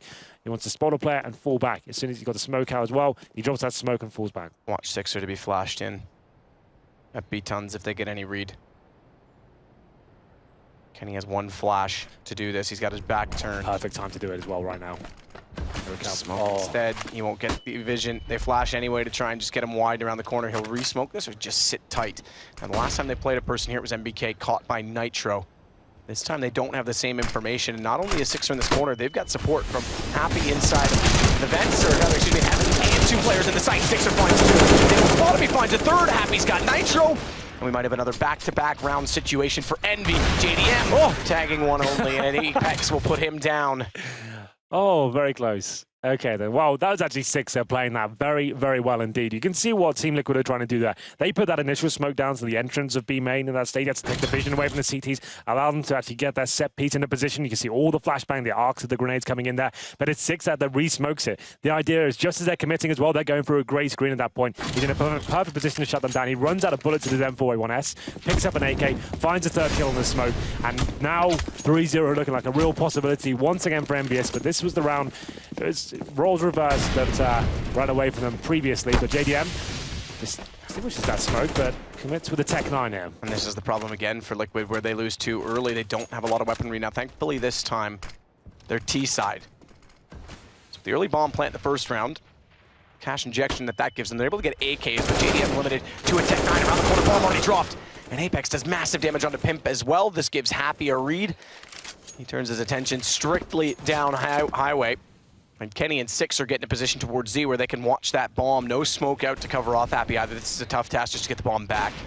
Exactly that. Pimp goes for it. Happy waits, hits the shot. Well then, 4-on-3, a lot of work to do here now for Liquid. They've got 2 flashbangs remaining. Eleague's low HP as well, and the bomb down towards middle. It's up to Hiko. In this position, looks like he's far removed from it, but he's going to try and be the fly in the ointment at this point. See if he can find a kill, just to take the attention away from that bomb momentarily so his teammates have a chance to strike. And Eleague will be joining him on that side of the map as well. They still have 45 seconds. And it's going to be Nitro towards mid, but look at the CTs. If you look at the minimap right now on the top left, they're just surrounding that bomb, but Eleague does find a kill. First kill in 4 rounds for Eleague. Goes down after his Happy, follows up with the AWP, looking for more as well. definitely added to the equation with this double up, but now he's getting pinched off. Nitro's extremely low, tries to bait it. Pistol has a chance here, it's 9 HP, and he hits the headshot up close. Down to just Hiko, as you said, who had a chance to try and make a play, but 20 seconds, and that bomb's still down in middle. He's found by Kenny. 3 in a row for Envy, on to map point already. Map points indeed. They do manage to get the 3-0. So, for anyone who's just joining us and wondering how the hell did we get here? Triple overtime, Envious versus Team Liquid. It was Envious that were up 15-7 in regulation time. Liquid, they fought back, and it was just players like Eleague, JDM, who had a fantastic clutch as well, got us to overtime, and it's just been a stalemate ever since. Finally, though, it looks like Envious have got themselves in a firm situation to take this map. It's a best of one, but it's gone on for a very long time. I think the unpause call comes in. It's a double orb setup once again for the CTs. Team Liquid with JDM and Pimp on the double orbs. It's a big risk to take on the overtime rules. So obviously, for moments and the economy game we discussed before, lose this first round and you see JDM, he's only got 2,600 residual cash. If you lose that round, you're only getting 1,400 on top of that going into the next round. So it's a tough call to make. Full orbs and everything. JDM and Nitro fast toward A, so the AWP not going to be as we've seen it. Instead, it's going to be Pimp and mid. This is going to be door open. Kenny, not a battle you want to take in overtime, but needs to get a kill to open this up. And lovely shot from MBK. With bomb as well, it could have given them a bit of an early read on that. Instead, they're going to lose 2. As Envy getting ever closer to closing this 6-0 on Hiko. And Kenny still in mid, trying to get more information, forces Eleague back ever so slightly. MBK's got another. Eleague has to go massive. 2 versus 5. He's got 1 in front of him, does manage the kill, looks to follow it up, does get a second as well. Back down to just a 1-man advantage. Pimp has to hit that shot on Kenny. Nearly does, but just goes wide, and you're right, this could be a problem because bomb planted and Eleague has a long way to go to get back over to the A site. Going mid as well is going to give Kenny the chance to go into Z. Needs an ace clutch here, and that's a good incendiary to kick things off. There's so much work to do. There it is, a fantastic game here between Envy and Liquid. Great battle overall, but Envious, you feel like they should have been the victors after that huge blunder, the 1 versus 5 of JDM. They do close it out, and I think they'll have a sigh of relief at this point. Yeah, I would say so. That could have crumbled them for the entire tournament, like you said. And yeah, Liquid could have lifted them. Now it's curious to see how they rebound from this. Remember, Swiss system, you still go into it an equal bracket by theory on how the Swiss system works, but we've got to take a break. We've got to talk that over. There's lots to talk about, and we'll take a short break, come back with the desk in just a minute.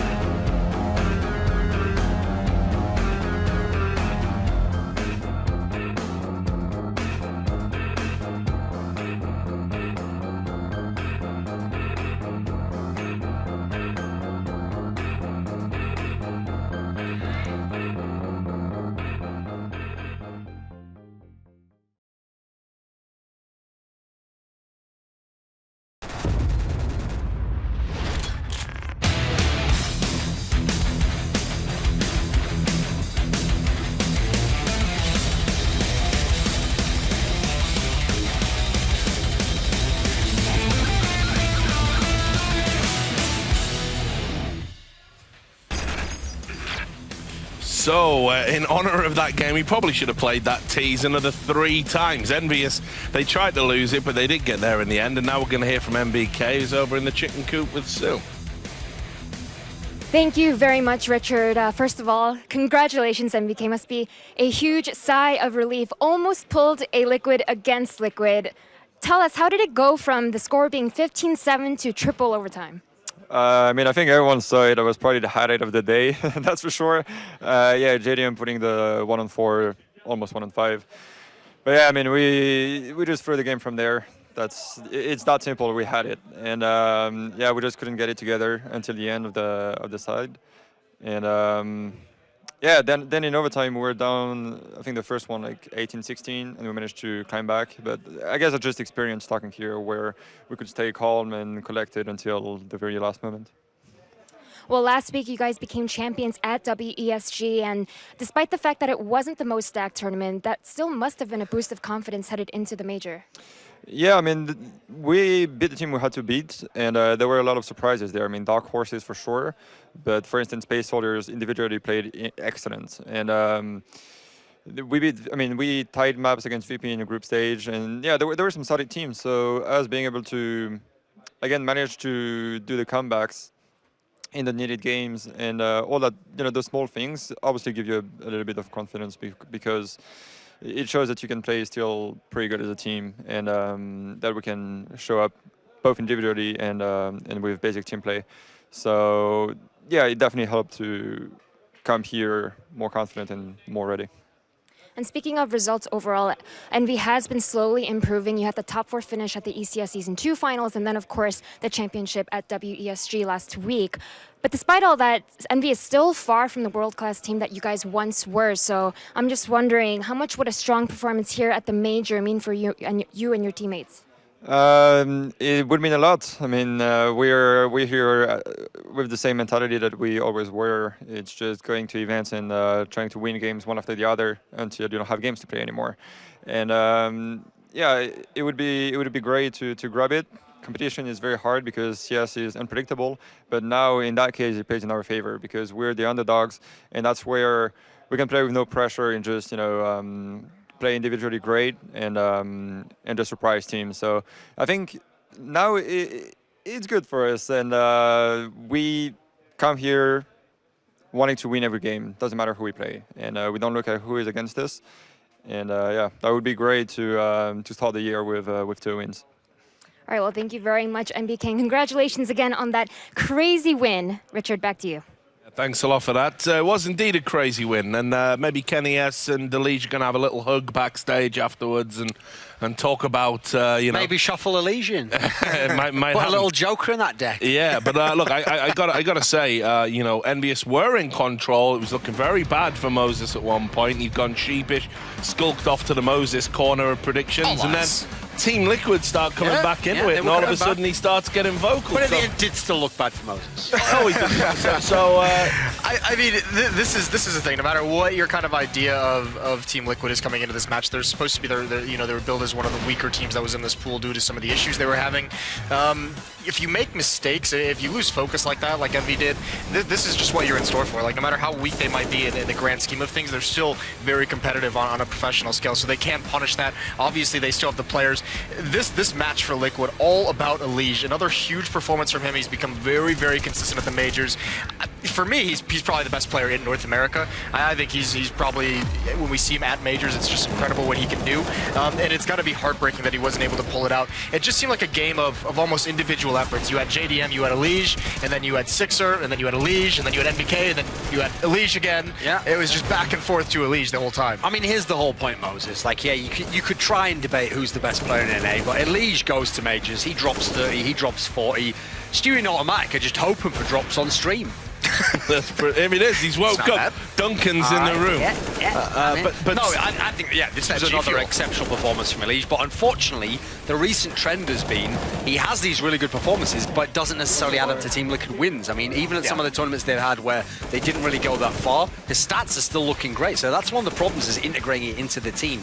This was a better effort overall from Team Liquid, but I mean, you could see from Envious there, they knew they were playing their part in just falling apart entirely. And it was pretty apparent that Liquid eventually in triple overtimes run out of steam, like tactically. They didn't seem to have any kind of fresh ideas or any kind of real minor changes to any execute to throw Envy off guard. But in regulation, you could see some of the influence of Zeus. They were a little bit more proactive on the Liquid side on some of the defensive setups. They're a little bit more aggressive, had a plan of getting a lot of fast flanks in as much as possible. It didn't pay off in a win, but I mean, you can see the thought process that they now have behind them.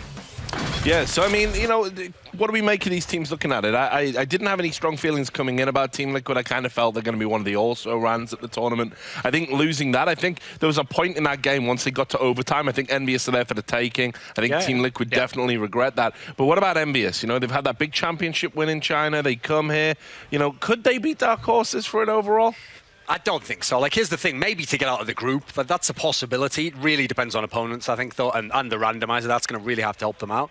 I have to say, this game here, I don't expect them to actually have the good elements of this performance as much against other teams. Like, I think Cash coming out actually really helped them. I mean, you really saw like a throwback performance from MBK. Funnily enough, for people who haven't followed the game very that long, someone very much associated with this map. You know, there's so very few players who... You think of Cash, you think of that play, you think of sports. He invented so many of the smokes, the Molotovs. You know, this is kind of his specialty. So I don't think you can expect that kind of performance from him. With that said, a lot of the other elements were pretty stable. KennyS had a pretty solid performance. Apex had some good rounds. No, Apex was monumental for Envy to win this game. In overtime, he was incredible on the entries into that A-bomb site. He was just a beast. It was a flash of brilliance out of him. So without him, I'm not sure they're able to win this in overtime. You see, though, they didn't really have the killer instinct. That's the problem, you know. Yeah, well, definitely. And then the overconfidence. I mean, that round is just going to get highlighted for just being monumental. You just can't do that. Yeah, I'm super happy for JDM to get a highlight like that. But again, that should never happen. So there you have it. Envious with the win. We are now going to take a short commercial break. When we come back, guess what? Another amazing match. It's Astralis versus Godsend, so make sure you join us. Hope you get a drop, Stewie.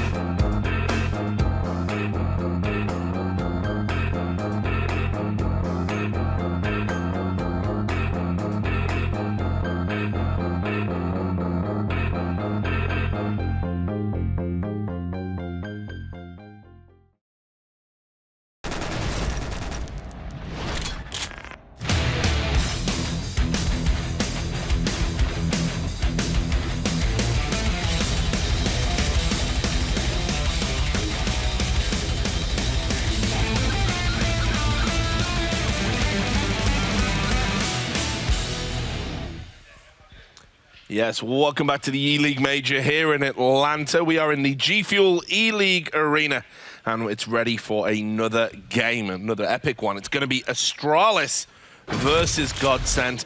Tell us about Astralis, Duncan. You've got them winning the whole thing. Can't wait to hear this. Yeah, I mean, here's the thing about Astralis. Much like some of the older lineups they've had, they've pretty much got it all in terms of the pieces on paper that you'd want in a team. You've got Device, the star player, but at the same time, a very well-rounded player, can do a lot of things. One of the best hybrids we have in the game, AWPing and rifling.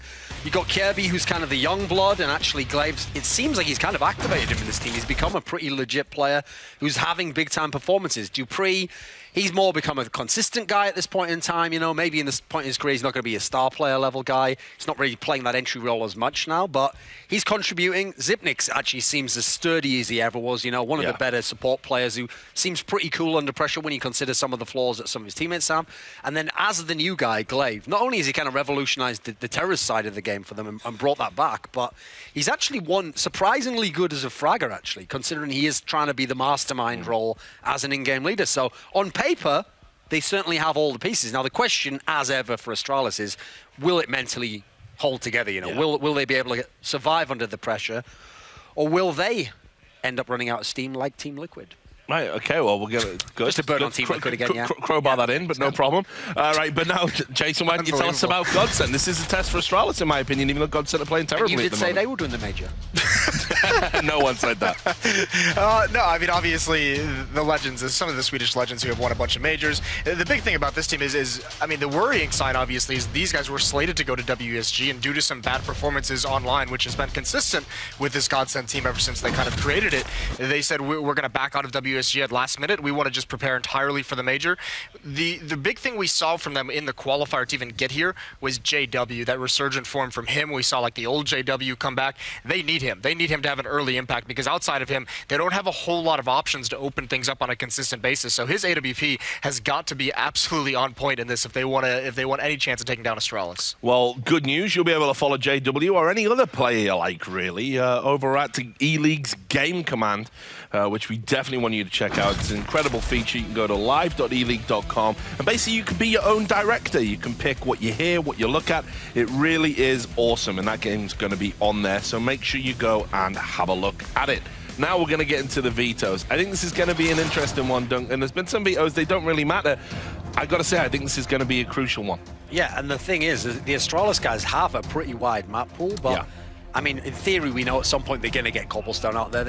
If they really want to play that, that would be very, very bold. At the moment, it's been left in, but they eggos it in the end. We've got to train as it is. Now, actually, Godsend haven't been bad on train. That's been one of the maps that's been pretty decent for them, which is kind of strange because a bunch of these guys over in Fnatic were never a huge fan of train. But this is probably the map. Astralis is the best team in the world right now. Yeah, well, they've ended the escape streak, so that's quite a merit. Anyway, we're going to quickly go over to an interview that Puckett had earlier today with Device about Astralis' chances here at the Major. I'm here with Device. Device, I asked Twitter, what questions did they have for you? And a lot of people are saying, is there extra pressure knowing that all of the experts and most of the community are saying Astralis is the team to beat here at the Major? I think the only pressure that exists is the pressure you put on yourself. So I wouldn't say that there is extra pressure unless you put it on yourself as an individual. We prepared as a team to win this, and I'm sure we're capable of doing it. Speaking of the preparation, what all did you guys do leading up to this event? We've been boot camping. We boot camped for a week, and afterwards we had 3 days where we practiced at home before the tournament as well, just to have like some home feeling, so you wouldn't be on like the road for 3 or 4 weeks, and that's basically it. We've been practicing since the 27th of December, so we started pretty early. Last question for you, this one again from the community. A lot of people out there, they love watching you with the op, and they want to know, what does it take to become a world-class opper like yourself? It's a tough question to answer. There's so many things you have to do. I myself watch a lot of the other pro players. It's hard to find your style, and I think that's the hardest part. But finding your style and sticking to it is what you got to do. All right, well, best of luck to you and the rest of the team here on day one. So we'll find out if Device is going to live up to that AWPing advice there, see if he's been watching the other pros. But I've been told that teams are ready to go, so we've got to get straight into predictions. There'll be lots to talk about here, but we're not going to have time. So Duncan, I'll start with you first. I think it would be a big shock if Godsend won, especially on this map. So I'm going to have to say Astralis is going to win this one. Yeah. Yeah, I'm taking Astralis in this matchup as well. Indeed. Loving Astralis here on the desk. Right, we're going to throw you back over to Henry G and Sadakis for this game. It's cute when Thorin and Moses agree on a team for once. It's very rare, but Astralis, the favorites going into this. I think Device, there was a great answer in an AMA that he had earlier this week, if not a week, maybe a little more than a week ago, where he talked about how he's basically done a spreadsheet of positions he plays, his effectiveness in them, using a heat map, and evaluating his own play at a level other players do not do. That's a pretty heavy commitment, I have to say. Going to the level of making spreadsheets, I've never heard anyone doing that before, but that's quite an interesting idea of working out how other role players operate and what they do on each map. So you can just remind yourself every time you go into this sort of situation, go up against world-class AWPers as well, obviously going against JW this time. A little bit difficult to predict what he's going to do. Famously, one of the most erratic AWPers, I would say. Kind of difficult to predict how he's going to be kind of channeling you, but here we go then, Matt. Train. I have to say I heavily favour Astralis as well, and I agree with Duncan. They're one of the hot favourites for me to actually win this major as well. That's quite a rare thing to say for a team like Astralis, especially the kind of last couple of years they've had. It's been up and down. Do you know what the worst part about that is? What? Astralis hit a slump last year, and jokingly Anders has been saying for the last 6 months, Astralis is going to win the next major. Astralis is going to win the next major. And we're sitting here going, Anders, come on, you Danish fanboy. You're like as bad as Moses. And then they peak right before the major. The good thing is, if they do win the major, Moses takes a cream pie to the face again. What? That's a bet that's happening. Now I'm cheering for them. Yep. And it's what about I'm Albi, not going on stage with him this time. Well, there you go. I'm not going to get sabotaged twice. Pistol to start off, though. Will be one kit. Pronax, he's got a smoke as well on the CT side. Device, he's already elected to use his utility. One smoke in towards Sandwich. The second one now is going to isolate back toward third alley, but it's a stack back in this position. Schneider at Helen, Pronax and Legro playing the rear tunnels are going to watch off toward Ivy. 3 players entering already from Astralis. And the first will go down. It's Pronax with the shot. Schneider follows it up, tries to look for another Zipix that falls at the hands of Lekro. Instead, it leaves Glaive and just Device now in a 1 versus 4, and he's been quietly waiting for the shots, but shots that are well missed. And Flush is going to walk out and take him down eventually. Yeah, interesting. We normally see the terrorist team. We talk about it almost every single time we cast Train on the T-pistol. You want to be heading towards that B site and actually guaranteeing yourself a bomb going down. Then they go for the outside split on the A site and get shut down there across the board. Didn't really get going at all there, Astralis. They're certainly the favourites in this matchup here, but it's a great start from Godsend. Comes down to Pronax opening things up, but Schneider and Lekro joining in with those USPs as well. And not really much Glaive and Device could do there at that point. It's getting shut down and segregated across the board. As we go into round number 2, there is a force buy from Astralis. Quite common to see in the second round of the terrorists. If you don't get the bomb down, you're going to be getting Tech-9s, Deagles. They are limited with grenades, of course, but Glaive, he's got a smoke and a flashbang. That means he's down to a PT-50. So maybe smoke towards Connector on the bomb side itself, flash in, and see what's the possibility here. In terms of Godsend, their buy, he's going to be a scout and one UMP and a FAMAS as well. So quite a rifle-centric buy here. We'll see whether they can just keep 5 players alive here and deny the bomb plant. That's going to be their objective for them. Go inching closer to the front of the A site. Dupree with Tech-9, meanwhile, already down the ladder. Wants to lead this explosive charge into the yard. Glaive, meanwhile, just peeks over toward B. Doesn't really spot anyone. Now, this becomes a problem because we know you could solo onto B, but Flush is so far back, it's a fast rotation as well. So just getting a bomb plant in this, it's going to be very challenging with the 1 smoke they have left. Well, Glaive, presumably, he'll be faking towards inside by himself. That's the 1 smoke they've got, expended towards the B side of the map. He'll flash in and actually push into that side. If he gets in undetected, maybe he calls for his teammates to come in. That is pulling CTs to the B side as well. And see Lekro, he's actually coming from the connector area as well. And it's actually going to be working out, but JW gets the opening frag with that scout, looking for the second as well, but can't land the shot quite yet. He's tagged up, but Device can't find a shot in return. He's on 39. Pronax instead will take down Device. That covers off Sandwich, lets JW get another shot. And he closes with 3 in the round on a scout, so a very good second round for him on that weapon. Yeah, so the theory of the strategy works out for Astralis there. 1 smoke down towards lower ramp. Glaive there by himself, trying to pull CDs away from that outside bomb site. It does work in that fashion. Lekro comes towards connector, but unfortunately, the commitment towards outside, the scout shuts him down. Here's JW landing a couple of shots there to finish things off. Nice work from him. That's going to be a full eco now for Astralis. We're going to round number 3. No bomb planted as of yet, so Money going to be in a fragile position. Probably not going to be a possibility going into that first gun round here. And at this point, Godsend could just sit back, stretch out, and enjoy this round as it's going to be 5 Glocks up against them and no utility, no armor. Pretty much as redundant as it gets. If the bomb goes down, that's an amazing result for Astralis going forward, and they'll actually make the all possibility. But let's see whether they can just get towards the inside site. There will be 1 player waiting for them to flush out, but what a huge advantage he has. No nades, no armor, and just 5 terrorists in front of him to spray down. Perfect range for it, but if he does miss a few shots here and a player can get a position on the site, the plant is a possibility. 4 towards upper ramp, Glaive to distract once again toward lower. staying alive is actually working out quite nicely for them. Naden's going to do decent damage to Glaive as he walked out exactly when it landed. That was a Molotov that went out to try and get toward default. Bomb gets planted before damage can be done, but an nade coming through from Schneider will take down Glaive. Now, important to remember that they did get this bomb plant for Phi in the next round. Not only that, Device has actually picked up an M4 and done decent damage. He pulls it back temporarily to an even situation at 3 versus 3, but he's found by Schneider, leaving just Xyp9x remaining, trying to wrap around late. Catch off who he can, but caught out by Electro in the end. Again, it won't matter. Godsend had the round wrapped up, but they get more money for the next buy. Yeah, that was with 5 Glocks, no nades, no other match. So getting 2 kills and the bomb down as well, that's actually a pretty good result. I think the AWP is actually a possibility now at this stage. I'll have a quick look as, yeah, it is. Device can actually pick it up. That $800 actually makes a massive difference now. He gets some head armor as well to go with it. No nades, but Device, as people have been pointed out across... The $800 gets him to glass cannon, but the kill as well that he got. So right. Both those are huge. So the people are like, he's been ranked very highly in 2016, like definitely in the top 5. I think he was number 4. 3. Is he number 3? Number 3 for the second year in a row. Simple was number 4. Oh, there you go. Snacks was number 5. You seem to got this memorized. And Dr. Disrespect was number 1. Okay. And it's going to be AWP in the hands of Device, and he'll just be trying to default for now. Obviously, Train lends itself to set pieces, but it hasn't been a clean run for Astralis so far. The bomb in the previous round certainly gives them a much better buy than anticipated. So we'll see what the JW is on the AWP on the other side. Let's see whether that spreadsheet's going to work out for Device there. So far, not so good as JW strikes first. Shot coming through, Lecro able to take down Kierby. Schneider stepping up again. Great start from Godsend in this match as they have another 5 versus 2 situation to work with, and Xyp9x tagged down to just 5 HP remaining. Slow start from Astralis. Bomb down, Device able to at least cover off the lane. Spots JW as well, but he's going to quickly cower into the corner. That does open up a chance for Xyp9x to find the shot, though. It's only 1-man advantage. HP is still a factor for Xyp9x, who's staying on to the AK, but missed shot Device. It's going to give them a bit of advance, and not only that, nade landing beside him takes a fraction of his HP away. Now they have to reset a little bit. That incendiary will slow them right down. Xyp9x down to 5 HP, but Device, I'm surprised Pronax puts himself in that position. He knows the AWP is there as well.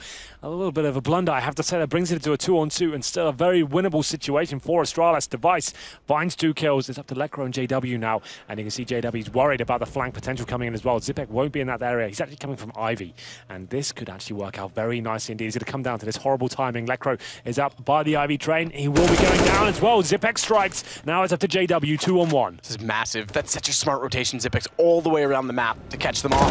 JW, though, timing to his favor, spots up the bomb as it's picked up and turns back to get the low HP, and Godsend will prevail. It was a 5 versus 2, no less, though. I have to say it, like I pointed out before, Pronax's position there, it didn't have to be so exposed. They had control of the round. They had a huge advantage at that point. And Device, he finds an opening, but JW, great work from him there. Good communication with Godsend overall. The fact that when the teammates went down, he seemed to be aware exactly as to where the second player would be after he found that first kill. And it's going to be 4-0 in favor of Godsend here. And it's actually put Astralis on 4-6 lost bonus or partial buy. No bomb goes down once more, so it's going to be Tech9's smokes. This will be a set piece. The idea here, try and get the bomb down. Of course, these rounds are very winnable, to be fair. You can push through and add a lot of run and gun potential with these upgraded pistols here. Flusher, though, he finds the first kill, takes down Xyp9x. Here come the smokes, 5-on-4. Godsend, though, probably going to be finding a couple of kills before the bomb gets anywhere near the site. They might want to play in front of the smoke at this point. We'll see what they decide to do as they start to bloom. We're off. The A train. JW has a bit of a line of sight down toward A main through hell position, but doesn't now, just gets the shot. Okay, doesn't find an angle, but does get Device. Bomb's gonna go down in all this, though. Chaos ensues. It's Dupree. Can't quite get a kill. 2 HP. Doesn't matter. Godsend stay flawless again. Now, that matters because the last round they go down to 1 remaining. That forces out a lot of reinvestment. They've just reset themselves with a full efficient round. Yeah, and it's not a big deal. The bomb goes down. It's Astralis a maximum loss bonus regardless. You might as well let them have the plant. Guarantee you keep 5 players alive. I speculated they had the option to play in front of the smokes and challenge there, but they wanted to sit back and actually pounce on the terrorists waiting. They knew to be on lesser weaponry as well. It's actually a very nice play from Godsend. It's been a difficult project for Godsend overall, you have to say, Matt. It's not been one of which that's been very fruitful for them overall in terms of tournament victories, but it seems to be getting better very slowly. It's on an upward trajectory, just not at a crazy angle, you know.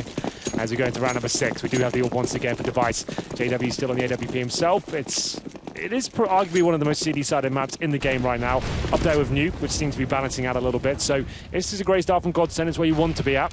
But now Astralis, that's a real gun round for them. We'll see whether they can actually deliver here as Xyp9x does find some positional control towards outside. for the server. A lot of emphasis on this A site. One time they did go B, they got a bomb plant down, but now guns back up. They want to try and find opening picks, quick boost. Backside, Device tries to get the shot with the op. And just barely gets away alive. That could be it. And it is. Yep, 4 HP, no chance. Anywhere in that corner, he was going to be found by that nade.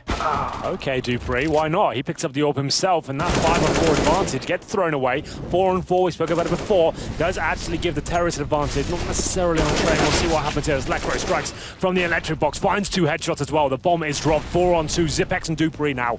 A lot of work to do here. It's up to Zipex, known to be great in these situations, finds a frag, but quickly shut down. 3 versus 1, dupreeh drop the AWP back towards the AK, and it's not going to be enough there, so 6-0 in favor of Godsend map. No one saw this coming. No. We didn't think they'd go that deep in this tournament, and Astralis a tip to win the entire thing.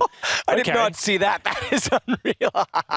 That's incredible. He's got off the wall as well. That's everything. Why am I? Hold it together. Hold it together, Matt. That's incredible. It was good. Maybe not that. No, it was great. It was like the greatest thing all day. Forget the JDM ace. That's like... Because he jumped, oh my God, it's perfect. So good. Into space he goes. To the stars, Matt. To the stars. Astralis. Yeah? See? It all works. That's fantastic. All right. Replays it. All right, that's not... all right. If you can dodge a wrench, you can fly from a grenade. Well, there it is. I like that it comes down subtly on the other side of the wall, just casually. dupreeh turns around, just grabs the gun like nothing happens. And to be fair, hit a kill. 6 rounds in a row, though, from Godsend. As you say, we've got a tactical timeout already coming in from Astralis as a result. Both of the analysts said that it was going to be Astralis. The analysts can never be right. Perhaps it's their fault. Perhaps it is. Well, then, Force comes in. No AWP this time for Device. Still going to be at that maximum loss bonus, of course, but no bombs going down. So it will be AKs across the board for Astralis. In terms of utility, they have all the smokes. Not all the Molotovs they need, but we'll see whether they can actually get something rolling here. We haven't seen too much in terms of the solid set pieces, except on those the kind of Tech 9 rounds, the partial buys, and not much towards the bomb site either. It looks like that's where they'll be heading this time. Zipex has got control of brown holes at this point. No one's going to be challenging him. It's a difficult angle to fade. It takes a lot of bravery. We do say it's a difficult shot for the CTs at this point, but we can see now it's going to be Flusher. He's aiting towards that upper round position. Hasn't got the AWP, and a little bit of maybe a miss move there. Didn't necessarily intend to drop down fully, but does have time to recover. And we've seen this position coming in more and more. It's actually been quite popular recently. You don't face towards the upper round, you wait for them to drop down, and it actually can be very, very effective indeed. Let's see if Flusher capitalizes. Yeah, multiple people use this as of late. Zipex is going to take down Schneider. Lecro, though, responding, spraying down 2 on the upper entry. Thankfully, Device gets in a position to catch him off before damage is any worse, because now it's just him remaining in 1 versus 3. Could have easily been 4. Spawns 1. Trigger discipline, not quite. Wants to get the shot while he can. Isolates Flusher. And the 2 remaining are in front of him. It's not like he's going to get caught off from behind, but he's got to be reading this correctly. He's so close and above him. Hears it, but JW hits the shot with the CZ75. Instead, 7-0, and why not? Little disrespect. Not the doctor, but it's JW instead. Dish it out, and this is going to get tough for Astralis. A lot of people have them in their pick. I'm going through undefeated. Yeah, well, this is a rough road for them so far. Still maximum loss bonus. The bombs are not going down for them. So we'll see what happens here. The good news is, in bad weather, they now have the Quattro system to pull them through, Henry. So it's time to show that off. Oh, yeah, I was waiting for Audi Pans. I forgot. Yeah. Audi Pans will be very strong with you. A little spray there as well. Why not? Device onto pistols yet again this round.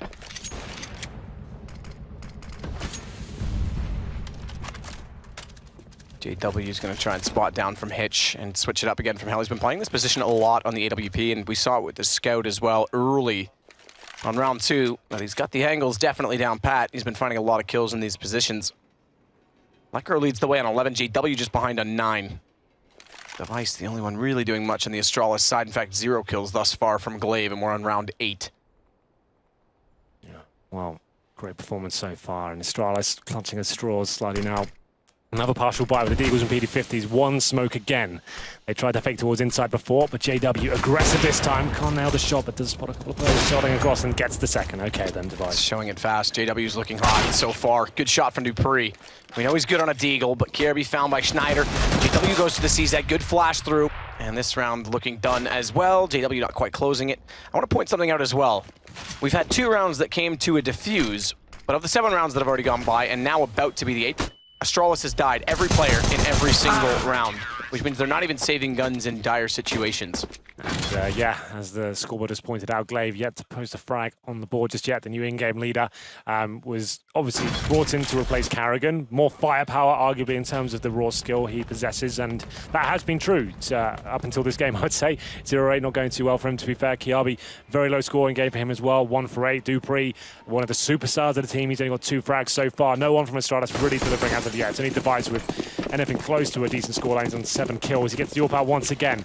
Still quite early on, believe it or not. 8-0 on Train on the CT side. It's not a big deal. They're aiming for like 4 or 5 rounds. That's a winnable situation for Astralis. It's still not the point of no return just yet, as JW gets a little bit aggressive here. Flusher backing him up as well. They've got the man advantage. Don't need to overcommit at this point. As soon as you get the 5 and 4 the CT, you want to be falling back. Don't let them neutralize things, because at that point it becomes a terrorist advantage. This is perfect so far. It looks like the rotation coming from Astralis towards the outside bomb side. Dupree flashed off, can't find an opening. Micro beats them to it as he gets Kiabi down, and they're going to boost up to Ticket Booth as well. AWP for JW that's going to see above. He scoped in, looking toward A main. Nearly lets Glaive slip in undetected as Device has to come alive and pick 3 still players alive, 4 in the round if he even wants to win this. And this is looking even worse still, because another buy, sure, the max loss bonus is there, but they haven't been getting plants. And again, this time, no one's going to save unless Device decides to bail now with 55 seconds. Yeah, we need a pause from Astralis. They're looking uninspired right now. Quite flat, I would say. We haven't got that kind of superstar level we're expecting to see at this major. They've been great so far this year in terms of, well, last few months since Glaive joined, I should say. But still a chance for Device there. As I say that though, Schneider takes his head off. It's Godsend now at 9-0, homing in on double figures. Astralis can't get rocking here at all. It was an aggressive play from Godsend this time. We talk about that AWP going towards the brown horse of the style rounds with CTs. That's normally fantastic, especially if you can get the opening kill. It's not the AWP that delivers. He gets the distraction in. As soon as that AWP shot comes in, it's Flusher. He pushes it around. The players have got nades in their hands. He gets the man advantage, falls back, leaves the open position, and back to his teammates outside as well. Looking very promising for Godsend so far.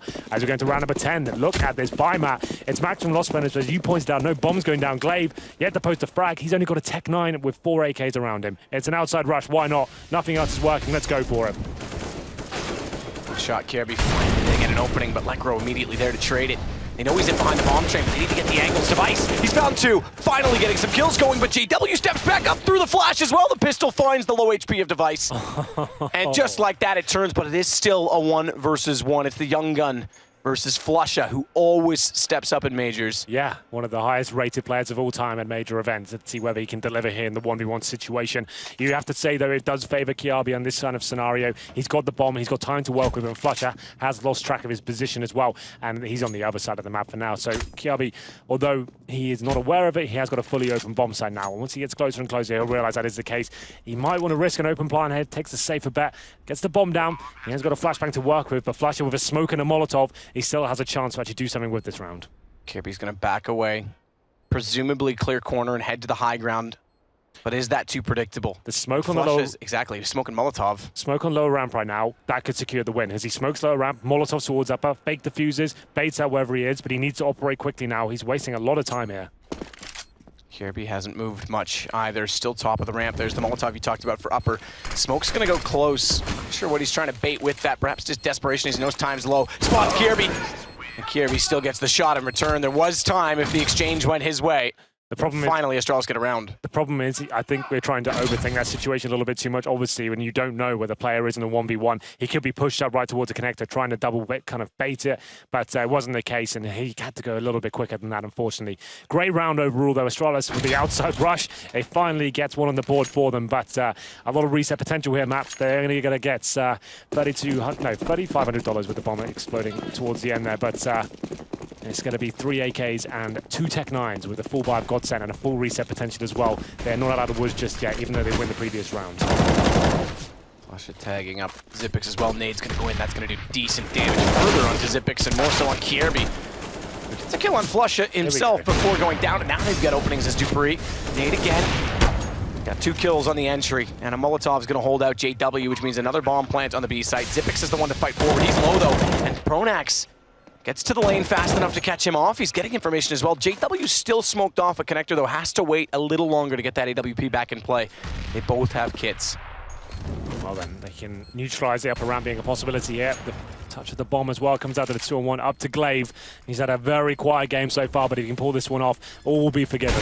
Massive reset. Jumps over the Molotov. They're on it in the smoke. He's looking for the defuse, but it's going to be refused. Glaive able to take down Pronax. Has to bait this back to a one-on-one with JW. He wants to slip up the alleyway. Still ample time, but Glaive's going to slide out. And thankfully, Astralis don't get reset, as it would have gone 10-1, and the half could have been gone at that. Yeah, absolutely. For the reasons you just pointed out, that was a full reset round as well. Glaive had pretty much posted absolutely nothing to this game so far, but that round was huge for Astralis. They couldn't afford to lose it. He wins a 2 versus 1, pushes through a Molotov on the lower ramp as well, finds the diffuser. He's in a full smoke as well. A lot of pressure in that scenario, and he prevails. 9-2. Still money just about available for Godsend. They don't want to give in just yet. They know if they win one of these force by rounds, they can keep this incredible scoreline rolling, but it's going to be an AWP and a max 7 and a UMP in the hands of Lekro. To be fair, Lekro is phenomenal with the UMP, so don't let that be something that you think is going to let him down, because Flushing out, opening things up as he pushes towards the brown holes once again. It's Zipex there with the AK-47, and the wide face gets taken down. 5-on-4 once more, and that's what's required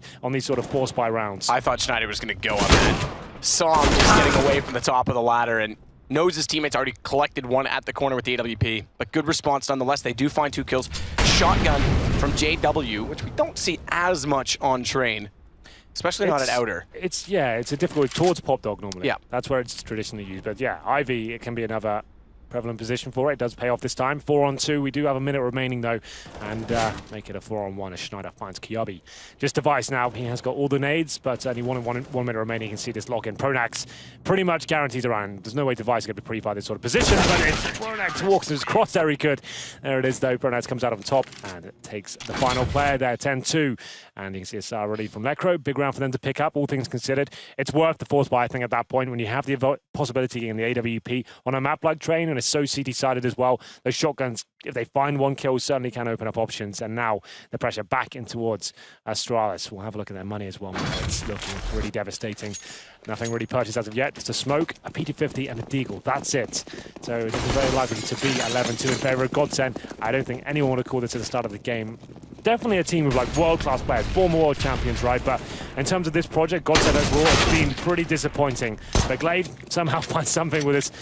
One of the few upgraded weapons we've had there. The PT-50 comes out on top there towards Pop Dog, takes down JW, and they've managed to recover the Mag 7 as well. How influential that'll be going forward, I'm not so sure, but let's see. Well, that's the position we normally see it in. You just finished saying that in the last round. Pop Dog.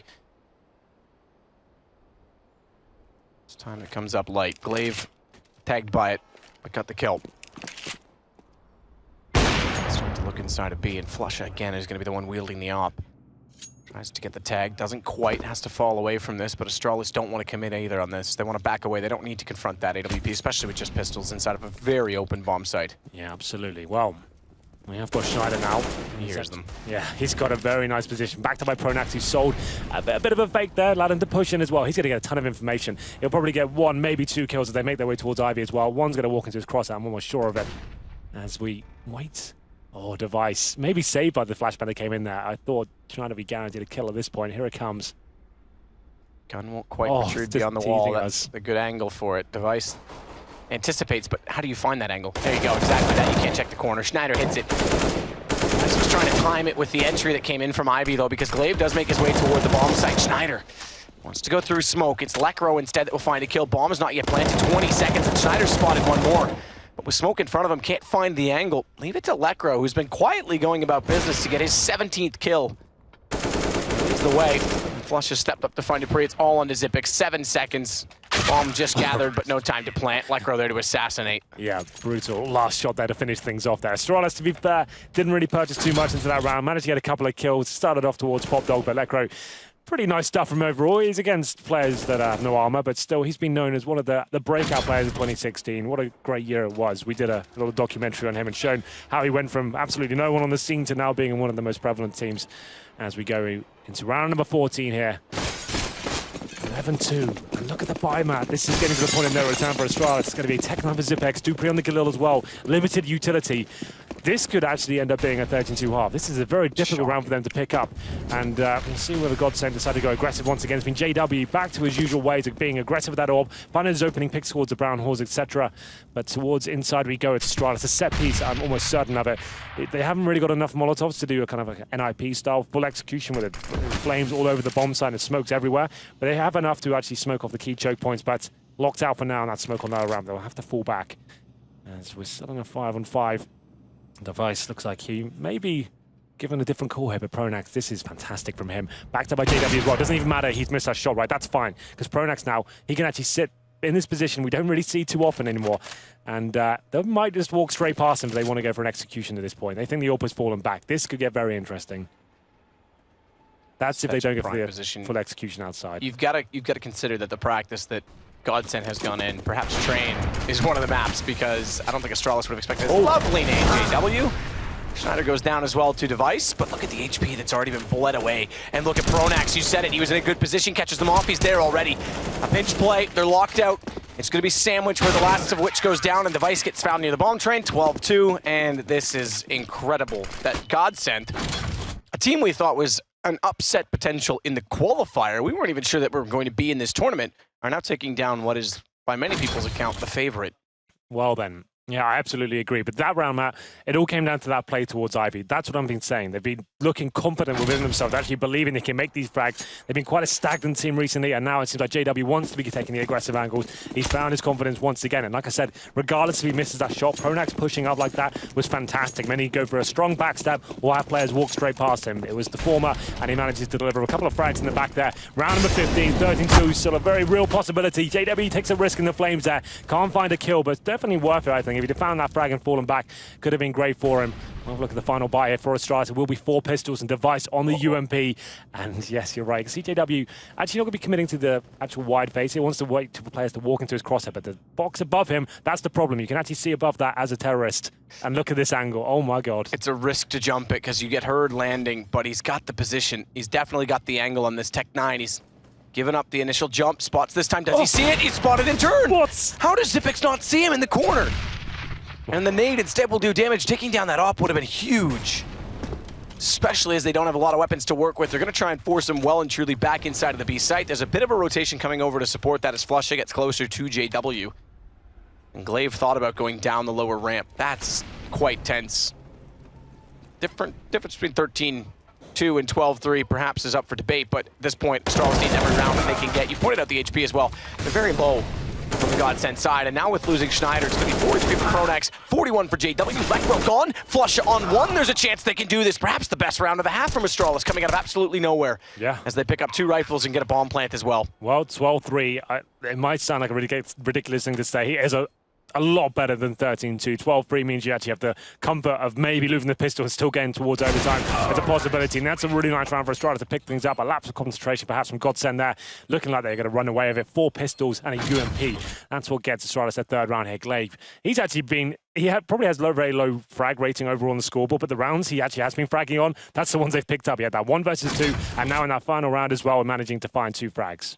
So shockingly, Device is actually putting, okay, so it's just updated with the last round. Yeah. You can see how the program basically captures it post-round and puts it in. So he had 105 ADR going into the last round, still finishes with 96. That's pretty incredible, considering the scoreline is 12-3. He sits on 12 kills total, but he's still finding that much damage every round. 19 kills, meanwhile, for Lekro. I mean, we talked about this guy when he went over to Fnatic being the key in the deal that no one was looking at. He was also the deal to get Flusha back over to the current Fnatic lineup was we absolutely, no questions asked, get Lekro back. Like, there's no way we're giving you Flusha for nothing. Right. And, I mean, this guy, he's a star in the making, and he's showing it again here. Big tournaments, Malmo, another one where he was huge for Godsend back then before the transaction went through. Showing it now. Let's not get ahead of ourselves though, Matt, because Astralis known to be one of the world's best trained teams, especially with recent form as well. We'll see whether they can actually step up here. Certainly not out of their grasp. I think this is, do they win the pistol, they're straight back into this, and we could have an overtime possibility or even a Astralis victory. And we'll see what happens. And we go into it, and we'll be the buy coming in, 3 sets of armor, and a Deagle for Lekro. He is very good with the Desert Eagle. This is going to be exciting. I may have accidentally said when Flusha went back. Obviously, I meant Crips. I don't know if I said it. My mind's lost. It's all right, but mate. You're right. We'll forgive you and move on. We'll be all right come morning. Yeah. Glaive, though, aggressive, and you're right. Lekro and this Deagle doesn't go for the raid boss, though. Doesn't matter. Hasn't gone for the Superman. We just want headshots. That's what we want, Matt. That's what we're talking about. My. Goodbye, Glaive. Perfect timing for it. That's going to start it for Godsent. It's the last thing Astralis needed to happen to them with Glaive going down as well. In-game leader gone early. Kit still up for dupreeh. He's got armor. And a decoy for whatever it's worth. Kierby wants to push and get position at Ivy, but look at JW's stance. He's still close to this. And Kierby might just walk and overlook it. Has to consider. Doesn't quite. JW's got a shot. 2-man advantage already for Godsent. Add to that because Pronax has dupreeh. Is the reload there giving his position away? JW is waiting for so long. He reloads just in front of him as well and actually gives him the sense to actually, you know what, you're going to stay where you are and get a free kill. I'm going to be pushing. Regardless, it will be 5 players surviving here for Godsent by the looks of things for now. Zipex 5-on-1 and that Deagle headshot from Lekra opened things up. Just brutal. I'm sure we're going to see a replay of that just after this round. Finishes up their addition out of the final frag. And yeah, Lekra, what can you say about that one? When it's coming into the meta more and more these days, like the best players on the team, like we said, like the best aimers, I should say, like Scream and Nico, known in their teams to do a similar kind of idea. You come in with that Deagle to open things up, double headshot on a pistol. That is quite rare to see, and what a way to open things up for Godsent. I think you have to force by to start in the second round. You can't really take any more rounds on the chin. You're going to have to see what you can do at this force bite. It's second round in the CD half. If they lose this one map, it's 14-3, and they have to take a full eco after this one. So, pretty much need to win this round. That's what I'm saying. That's what it comes down to. Schneider starts it off for Godsent. So if it's a must-win round, they've got more work to do because they're down 2 now as Lekra finds Glaive. 22nd kill for him. This match, Schneider jumping as well, doesn't quite get across sandwich, doesn't matter, reset, time to find dupreeh, and it's just a slaughter. I think Astralis, get this over with. Go back to the hotel, put your feet up, and think about the rest of the tournament, because this game has been out of their grasp. This is the worst situation you can possibly be in Counter-Strike. Pick your poison time, boys. Do you want to force buy and potentially throw the game away completely, or you take a full eco, allow Godsent to get the 15-3? I think at this stage, you probably have to force buy, take the risk. It's gone so badly right now. Yeah, okay, so CZ, speedy 50s, 5-7s, they've gone for it.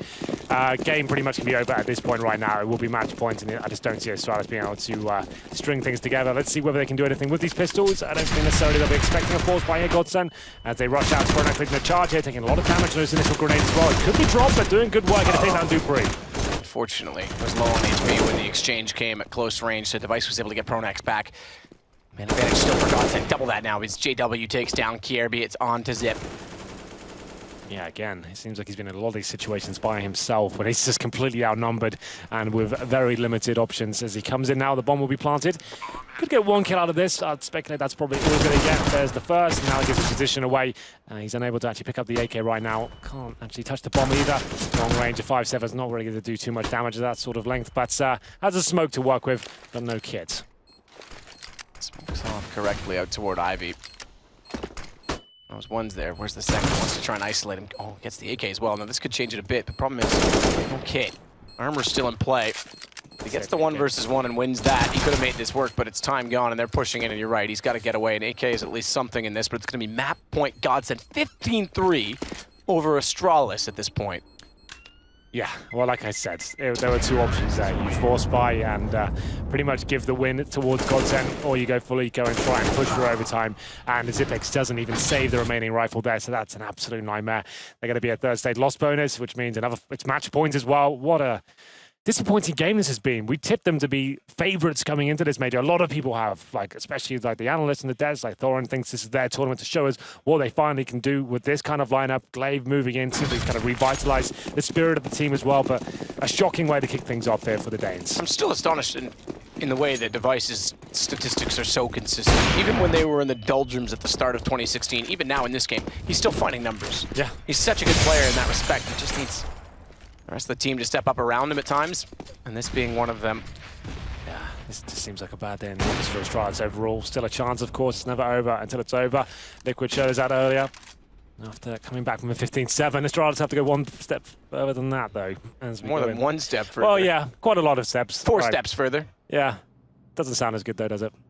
But, it doesn't matter. It's going to be a UMP, a Mag 7, and some 5-7s with some smokes, as these CTs just desperately wait for the final move to be made by Godsent here and see if they can actually do anything with this offensive shotgun. Flush out with the windows blown out. Mask any future movements with utility. JW's trying to get damage in. Nose Glaive's up close, and that nade bounces through and takes him on to 65 HP as Dupree holds the shotgun in the right place, but looks away at the wrong time as Lekro gets down, takes him out. Glaive sat in the corner, let one go by. Good headshot, good tag on a second, but JW's there to take him down. Now, can Kieri follow up? Good headshot on JW. That leaves Lekro low, and Pronex has been found. They're bleeding out both players remaining right now on Godsend's side. They still have the rifle advantage from range, but it's not enough. Astralis pick up their fourth. Well, there it is. I can hear Sonic roaring in the background there. He's still believing at this point. It's a big round for them to pick up, of course. It's match point regardless. They need every single round after this one. It will take 11 in a row. The 5-7s, and I was going to say the shotgun prevailed. The shotgun actually went down first. It was the pistols actually did most of the work there. And we have the round number 20, and you can see Godsend certainly going to buy up into this round, even if Schneider can't get a weapon, because you don't want the Astralis bank counts to kind of stabilize at all. You want them to shut them down right now before they have a chance to get the full buy. To winning ecos, that suggests they're going to have that regardless. Device has the orb. 11 rounds in a row. Stranger things have happened, Matt. Maybe there's still a glimmer of hope here for the Danes. This is fast. Okay, Flush is slowed slightly because Ipnic's got a flash in there. Good shot from Kirby. Gets aggressive again toward Ivy. Device thought about going to the corner at B. Had a spawn that it would have been about a 50-50 battle to get to that position. And two players rushing, and he may have been able to find an opening pick, but Kirby does the job instead. Temporarily leaves the op on the ground until Schneider gets there to grab it, smoke out. He'll be able to cross over as well. Now, Kirby read this or not? Or does he even want to reface and battle aggressively to hold that position rather than putting support inside of the A site? Re-smoke it suggests that he wants to keep his attention inside of A. Well then, the first kill has been obtained. The first step in a very long journey here for Astralis. Plenty of time to work with as well. 1 minute remaining on the clock. They have got 4 smokes as well, so still not out of this round, Godsend. They're going to be holding up and seeing the picks available. Schneider, I would guess you could say he's a secondary AWPer on this team, certainly proficient with the weapon. In previous teams has been the main AWPer before as well. Even previous iterations of Godsend, he's been the main AWPer, so we'll see whether he can step up here and open up the map as they head towards inside. There is still one player towards Ivy. That's actually going to be the AWPer. The Device finding a couple of frags to shut this round down. He's looking for an additional one as well, but Xyp9x is up close to play host to the bomb. So you can see, as I was just building that one up, Schneider is actually on the other side of the map. I assumed he would be with his teammates there trying to open up towards the inside. He was actually towards Ivy, trying to find a kill on that side, and then as soon as he gets that kill, the idea was to strike towards inner. He gets nothing, his teammates go down, and then he looks a bit redundant. So that's, you would assume he would be there towards the low round trying to find that first kill, but it was actually a little bit of a bait and switch there. And he'll grab the op that his teammate dropped, JW, early on, and save this over, because 2 rounds in a row now make it for Astralis. It's going to mean the money's getting low now for Godsend. Lekro's got enough. He can pick one up, and with the 2 saved, they can actually force into this. 10 in a row now. Still a possibility as we go into round number 21. So the saved AWP from Godsend does justify a force into this round. They want to try and close it out. Don't even allow Astralis to consider a comeback at this point. And we can see Astralis from where we're sat, Matt. They still believe in the fist bumps coming out. They still look confident. They're not giving up just yet. They know they've got this capability of pulling this one back. Schneider, decent spawn of the AWP. He needs to be opening things up here. And he goes towards Connector and does actually land the shot. Takes Device down to 38 HP. Good shot through. Pre-fired A main. The lineup Guardian likes to use to good effect.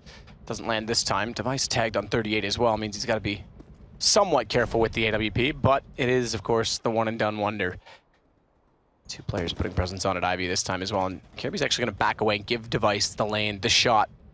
With the jump already over, there's no bait out for JW, but there could be a trade if Device even hits that shot because Pronax is getting closer.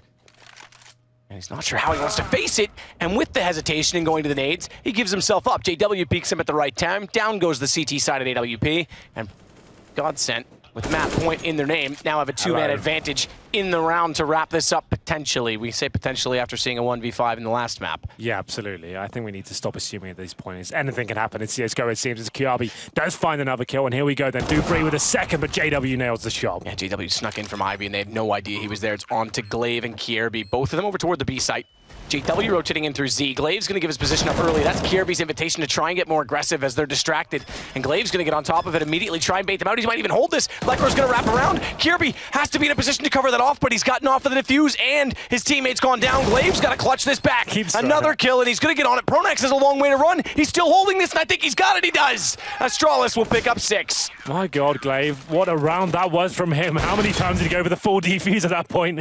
I think 3 times overall. He keeps baiting him towards towards him. It's a round where Godsend looked like it was completely tied up. It was a 5-on-3 at one point, but they managed to pull it back as Astralis lived to fight another day. But the bomb keeps going down for Godsend. It's Glaive who's the hero once again. He keeps delivering the big rounds for them. As we go into number 22 here, Pronax saves an AK-47 in the previous round. So he's got a tech line as well. Interesting he doesn't throw that over to Flusher. He's only got a Glock. Surely that's a given. Maybe that will happen now. Pronax, you got a tech 9. Help you. Be a pal and give it over, but it's going to be Flusher giving a PT-50 instead. Okay. We go into round number 22. Big win for Astralis. Every round they have to. That goes without saying on that point, but more importantly, after seeing that force buy on the save, they get the money down, but look at Lekro go again with the deagle, much like pistol round. Starts off with 2 headshots, looking for the third. Crosshair placement was there. Unfortunately, the bullet was not at the right time as Glaive comes back through, but now it's JW picking up an M4. Not like this. And this could be it because it's Device 1 versus 4. Godsent with a bomb plant down. They know where Device is rotating from. Tag on the Molotov as well, gives away his position. Good shot. Swaps to the rifle. And they're going to triangulate, pinch him off, set for a crossfire. Good flash, buys a bit more space as Pronax wants to wrap around to Old Bomb Alley. Cover the entrance. Schneider just has to sit and stay efficient to get information, and Flusha, he'll peek accordingly. This is a big ask for Device right now. Yeah, maybe too much. He's got to find 3 players. The bomb's getting to the point in their return, and there it is. Godsend do close it out. No overtime today. 16-6 is the final score. I don't think anyone would have called this at the start of this one. Astralis tipped to win this major. Just didn't even arrive at the first game. Their opening session here get completely outclassed by Godsend. The only rounds they're picking up on the T side really were pretty insane clutches, like 1-on-2s and situations that weren't convincing whatsoever. And they're going to be feeling that, and they're going to have to reevaluate. Come back tomorrow stronger, as that just is not good enough. Not at all. Absolutely taken down by a team that we weren't even sure was going to be in this tournament. We're not even sure what's going to be in the future for them. And they proved that Device, well, you can go to the stars all you like, but you won't be going to the winner's bracket in the opening of this Swiss stage. It's Godsent that take it convincingly. We'll take a short break. We'll be right back.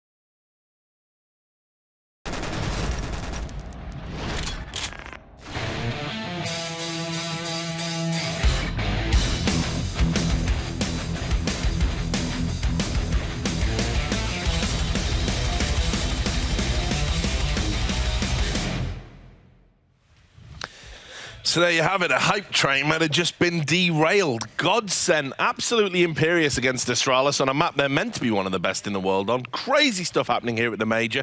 We're going to hear from JW from Godsend right now. He's over with Sue.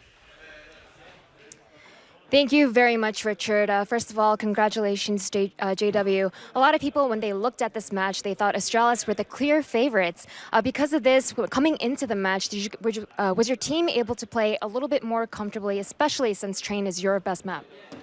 Yeah, for sure. It helped us a lot that I let Train through. We didn't even study it because we were sure they would not let it through. It's our best map by far. Yeah, we simply didn't expect it to come through. And about the nervous part, I mean, we all, except Lekro, have won majors before. It's nothing new to play at these stages for most of us. So we went in playing our game, and it simply went good.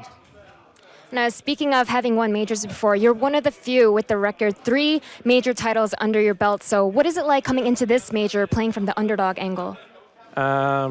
Playing as underdog or favorite, I think I prefer playing as underdog because favorites usually crumble on these events. From my perspective, it's so much to lose when you go in as a favorite, in my opinion. So I prefer the underdog, but yeah, it feels like any major to me. We're going in, we're here to beat the best and prove that we're still one of the best teams out there. So yeah, it's one of the majors. And last but not least, I know recently Godsent chose to not attend WESG in favor of more practice. So coming into this final week before the major, what was that practice like and what did you choose to work on? We choose to work like on hitting our shots mostly. We went for basic stuff like talking about how we should react to certain things, like stuff like that.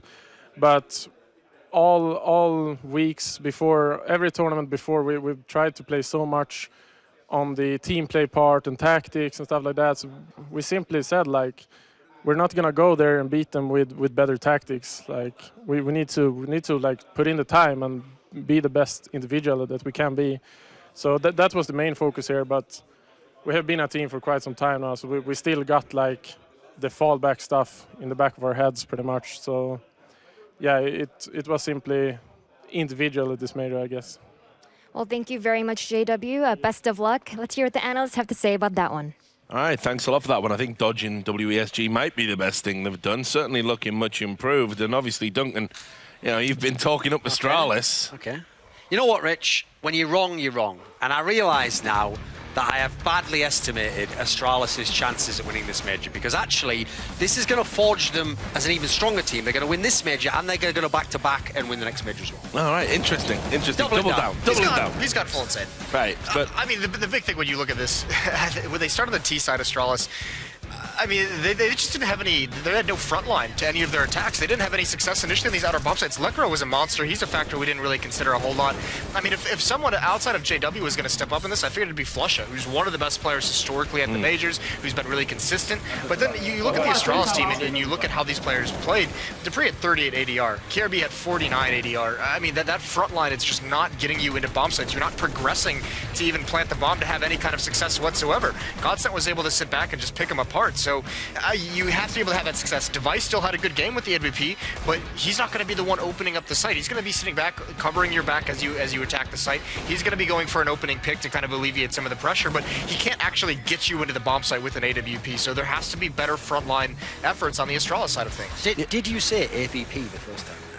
I think he's been a bit Swedish, didn't he? I might have. Yeah, he's. Okay. You know how much it is. He just blends in with whatever. As long as it's not an I was always on Godsent's side. AVP, jumping around the map. And, no, but listen, all along. I'll tell you, I can't wait, because must have done 3 or 4 interviews in the build-up to this, and I all said the same thing. I said, Godsent have come to play here.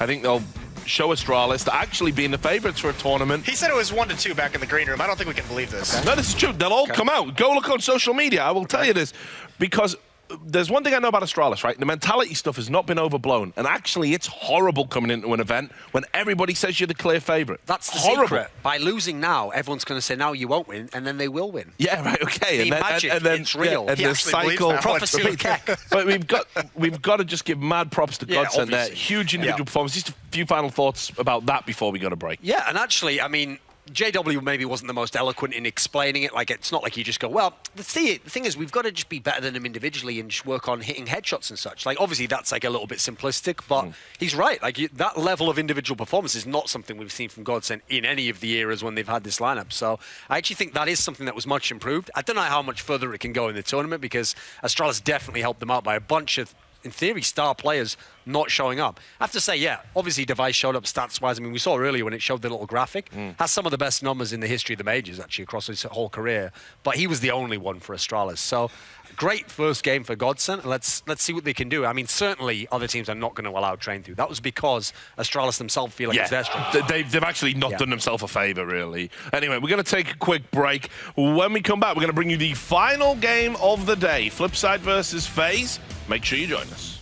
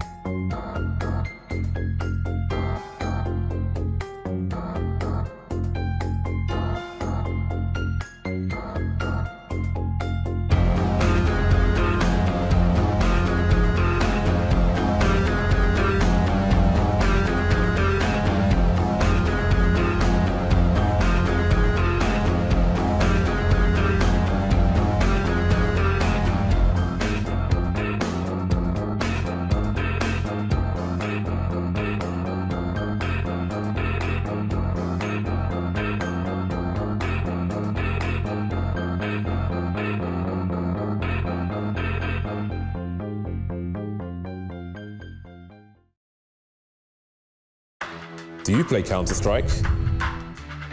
Do you want to play with the pros? Do you want to play against this guy? Going in for his team. Or this guy? Perhaps even this guy.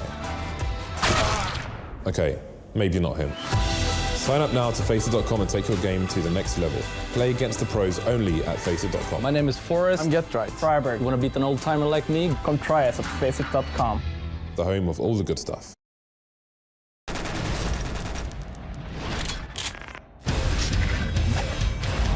Our first matchup will be against FaZe. They're a really good team and really hungry. To win against Flipside, we will be better in every aspect. We will be better skill-wise, we will be better tactic-wise, and team play-wise. Our advantage will be communication. We plan to make FaZe feel uncomfortable. This is the first time we go to a major with proper emulator. Can't really stop anything we have. I think they are extremely good, extremely talented, but every team has its own flaws. They have a well-rounded team, famous for playing a very tactical base because of Blade. I believe that we can beat FaZe and start 1-0. We're gonna beat Flipside and start this major 3-0. Flipside is gonna feel it. Yes, this should be a very interesting one, our last match. Flipside back into some good form. They're going to take on FaZe. We'll talk about Flipside first, Duncan. Yeah, the thing about Flipside is they're obviously famous for always qualifying for majors, but until the last major, they'd never made that next step. They never actually had a legit performance, made it deep. Now they're legends, actually. So, interesting detail about Flipside, they've actually improved as a team since then. Now, it's unlikely they're going to repeat that because it was something of a miracle run, but they've brought in this guy, Electronic, and he actually certainly looks like a real potential talent going forwards in the world here. So, you add him into World Ed, who admittedly sometimes doesn't always show up against the top teams. Now they've suddenly got a bit of firepower. Because I always thought, unfortunately, Waylander, I've always felt he's a bit like fool's gold. You know, he has a once in a while, he has a good game, but otherwise he can crumble. And Markelov just still lives off name value. You know, people make out like, oh, maybe he's going to become a star again. He's not. He's a support player in the team. So for me, it's all about Electronic. Like, how is this new guy going to complement World Edit?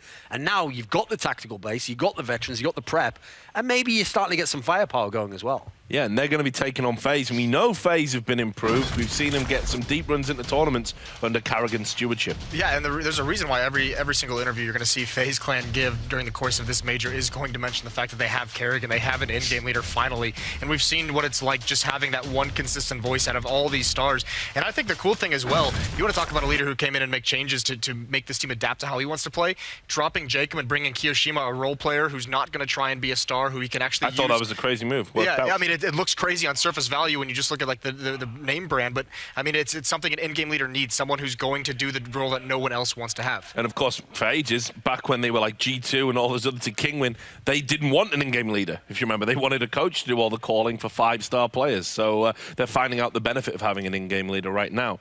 Let's get into vetoes, Duncan. This is a bit of a strange one for me. I'm not quite sure where we're going to end up. Yeah, because the key thing is, like, Flipside's maps are a little bit more known. Like, traditionally, yeah, they like Train, they like a bit of Overpass sometimes. Mirage is certainly in the equation, but first of all, they're banning out Mirage because it's against FaZe Clan. But FaZe Clan, very interestingly, actually have really widened their map pool up. They're not necessarily so deep on a lot of the maps, but they've been willing to play a lot, including Nuke. Now, this is very interesting in as much as you don't think of this traditionally as a Flipside map, but they were actually one of the early adopters. They tried it out in that quarterfinal at ESL1 Cologne against SK. They obviously thought it could be like a wild card there. They ended up losing a close game there, but that's one of the things about Blade is that I think knowing for this tournament, everyone's been harping on about the fact, okay, obviously he can't just prep for one team. But I think as a result, you're going to have to go the other way. You're going to have pocket picks and weird map picks. So I think this is one of the most intriguing maps we could have at this point. Your thoughts on prediction, Moses? Yeah, I mean, this used to be a cool map for FaZe. Rain plays the outside very well. They've taken away one of his strengths, which were those yellow posts that he could jump up on. But I'm going to take FaZe Clan to win it anyways. And Duncan, your prediction? Yeah, I think FaZe will edge this one. All right, we'll find out who's going to take the last game of the day. We're going to throw you back over to Henry G and Sadakist. Thank you very much. Yes, I think this is a very interesting game. FaZe, a team that's been rebuilding. Yeah. Kerrigan leading them in. Blade, known for tactical prowess. And they say Markelov's a support player in this team, and I agree with that. I'm not going to dispute it. But he's had good performances at Majors and could do so again. Now that he's got Electronic as well. Electronic's been really impressive so far. Let's remind ourselves, yes, it was an open event, but DreamHack Leipzig, Flipside were the victors there against Big in the final. I would say FaZe are going to be a much stronger opposition here, but what a great warm-up that is to kind of get them into the spirit of these LAN events, getting onto the stage and trying to step up here. We haven't seen Nuke yet, so I'm interested to see how this one goes down. Flipside, known as a tactical team, side on the T side. It's got a lot of opportunity for set pieces, fakes, vent dives, and all sorts. So I'm interested to see what they're going to bring to the table here, what they've saved for the major. Blade, known as one of the tactical masterminds of the game. So let's see what he can do as we get into this one. It will be 4 sets of armor. This is the new Nuke. When I say that, you can actually nade the door now like that Blade just did. Get towards those vents. Has he made it down? He hasn't quite. He's actually got out towards the squeaky door, but not dropped down just yet. I don't think he actually even hit okay, so he did bust it out earlier. I was going to say, so they'll hear him going late. They're going to try and swing him behind. There's the push down. Easy, the one to do so. And he's got a lovely headshot onto Blade, but not all the eggs in one basket thus far from F3. They went outside as well, tried to wrap on the new Heaven. The new catwalk position, and Markelov manages to get one kill on Trey, but they lost Electronic as well. Kiyoshima tries to dance around the floor at upper. Bomb still waiting, and Markelov's made it. This is the exact play. So even though they try and sell, with Blade going in early, Markelov's able to compensate by wrapping around. Good shot again from Aziz. He's climbed back up. Can't find the answer. Now he does. Last bullet onto Waylander. Well, there it is. Just to reiterate, when I said the new version of Nuke, it's an update that was brought in, and we didn't use it at the last tournaments towards the end of the year, the big ones, and there are some subtle, quite large changes. The squeaky door now is nadeable. It means actually it's going to be upper rushes a lot more prevalent for the terrorist side here.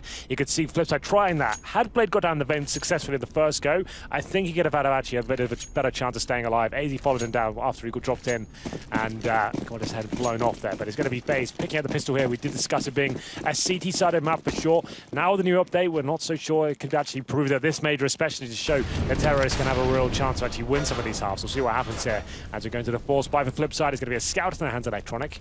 Interesting, the World Edit won't be picking that up, but he's got the Deagle and body armor. Markelov on the Felico. There's the first shot. Rain goes down. That scout does prevail, and we have a 5-on-4. Oh God! Okay, World Edit with a headshot as well. That's not bad. Continuing forward, Rain and AZ gone. This is going to push Alu back back in toward the hell position. Still on the UMP. Markelov again wants to wrap around a catwalk, and he's getting a lot closer. Alu's going to have to completely give this up because they've got no information at ramp. He's elected to drop down and go for the rifle instead. Means he's got to jump back up, make a little bit of noise to get into that position at the top of ladder, but he scouts it at first, realizes it's safe to do so, and the position will go back to his favor. Kerrigan on the flank, trying to come around, has now confirmed that everything's cleared out toward ramp. Gives Keo the confidence to go back inside the upper site, but Bomb's still working out toward the secret stairwell, and we know lower is an entire possibility at this point. Absolutely, still 5 on 3, 45 seconds remaining. Waylander's actually cleared out a lot of lower as well, so this is obvious they're going to go that direction now. Yeah, if they get that bomb down, and you can see this could be such a difficult scenario. 3 SMGs and lower bomb site completely under control. Safe plan comes in as well. I would say save the UMPs at this point. How do you retake this situation? Ali's got some sort of idea, and he takes that mark off, looking for the second frag as well, but they've got to act very quickly here. So they take a few mistakes from the terrorists to actually give them a chance here. Kerrigan finds 1 frag, but 1 plays down in return. Oh, that low HP. He's only got 6 himself, this Kiyoshima, but nearly taps through the doorway to find one Waylander. Kill onto him leaves just Kerrigan remaining. Could have been a huge problem if he hit that shot with it. Kerrigan's going to back away from this. So an immediate response from Flipside. After nearly pulling the pistol back into a promising situation with Markelov, they managed this time to control outer. And Waylander clears the site. Nice nade, good timing on it. Does actually get Waylander down. That was well done. Yeah. But he still goes down the blast radius through the floor. A little bit disappointing there for FaZe Clan overall, you have to say, but what great work from Flipside. It's Electronic. He's not known to be the main sniper of the team. He gets that scout headshot. Then it's that Deagle from hell as he takes down AZ there in main entrance and gets him securely into that round. There's 3 UMPs remaining for the CTs. And you could see as soon as the bomb goes down towards lower, it's notoriously one of the hardest sites in the entire map pool to retake. And the CTs couldn't really do too much about it. The UMPs going to be struggling in that scenario. So a force buy comes in from the CTs here. FaZe Clan going with 5-7s, a CZ, and Kerrigan has got enough for a FAMAS here, and they've got head armor across the board. Apart from Kerrigan, actually, he's only got body armor. But let's see if they can get that first frag. The first 3, in fact. Where have they come from? All over the place, it seems. Electronic gets 1 in return, but a firm advantage here for the CTs. And double push at ramp works wonders for them, but Electronic has again wrapped around to outer. Waylander pulling back Kiyoshima as well. Look at the HP. Everyone's extremely low, and Electronic's the one with high HP. He's the one caught off as Rain with 6 is able to take him down. And take that back. It's 5. Split the difference, whatever it's worth, but it leaves Waylander on 2 HP, the lowest of the 3. Yeah. Like, all of them, it's a matter of a misstep, and you'd think that Waylander, being pressured in this situation and running quickly, gonna get caught, and it's exactly that. Alu waiting for him at outer. What an absolute bloodbath around that was. A double ramp push coming in. I'm not sure there's a flashbang utilized either. They're actually headshotting each other at the same time, still finding the frags, pushing hard at the same time as well. Nice work from Kiyoshima. That was just so quick. I could not keep up with what was going on there at any point. And we don't normally credit Nuke for being a CT push map. That's the thing. Yeah, you're absolutely right. In different iterations, especially like in Source, like you could actually have a lot more beneficial angles with the flashbangs and stuff. It's not quite the same towards Ramprom like it is in that version, but yeah, you're absolutely right. It's very difficult to actually push in and find favorable shots there. They make it work at the 5-7s, and now actually getting the economy forced in their favor. As Flipside don't really do anything with this round. A few Eagles and PD-50s and some good damage from Rain. Can't find the kill just yet. That's Waylander. He's down towards Secret, but Blade finds the first frag. Rain sneaks in underneath of 2 players above him on top of the main entrance, but it's Kiyoshima on a nade that takes down Blade to start things off. Easy falling. Waylander on 10. Fairly straightforward and even thus far. But with HP gone on Waylander and him being the only one with a weapon, going down now to Kerrigan is a massive problem for Flipside as we've had back and forth rounds. Finally, FaZe looking to stabilize things. Alu will babysit ramp. Again, they give up a lot of ground at outer, so keep in mind once the economy game stabilizes and we get into regular rounds, wall of smokes towards Secret. You're giving a lot of room to the terrorist side at this point in time. They're going to converge on this upper site. Foot spotted. I'm sure Electronic saw that. Lack of railings now on that yellow crossbeam as well. One of the other differences, much easier to see from main entrance, and as a result, it gets taken down. Keo drops in, World Edit falls, and they keep 3 up, and they do get a second rifle, thankfully, rather than 2 UMPs carried over. Well, there it is. 3-1 in favor of FaZe, and here we go then. Some back and forth action so far, but things starting to stabilize. We have got a full gun round here for Flipside.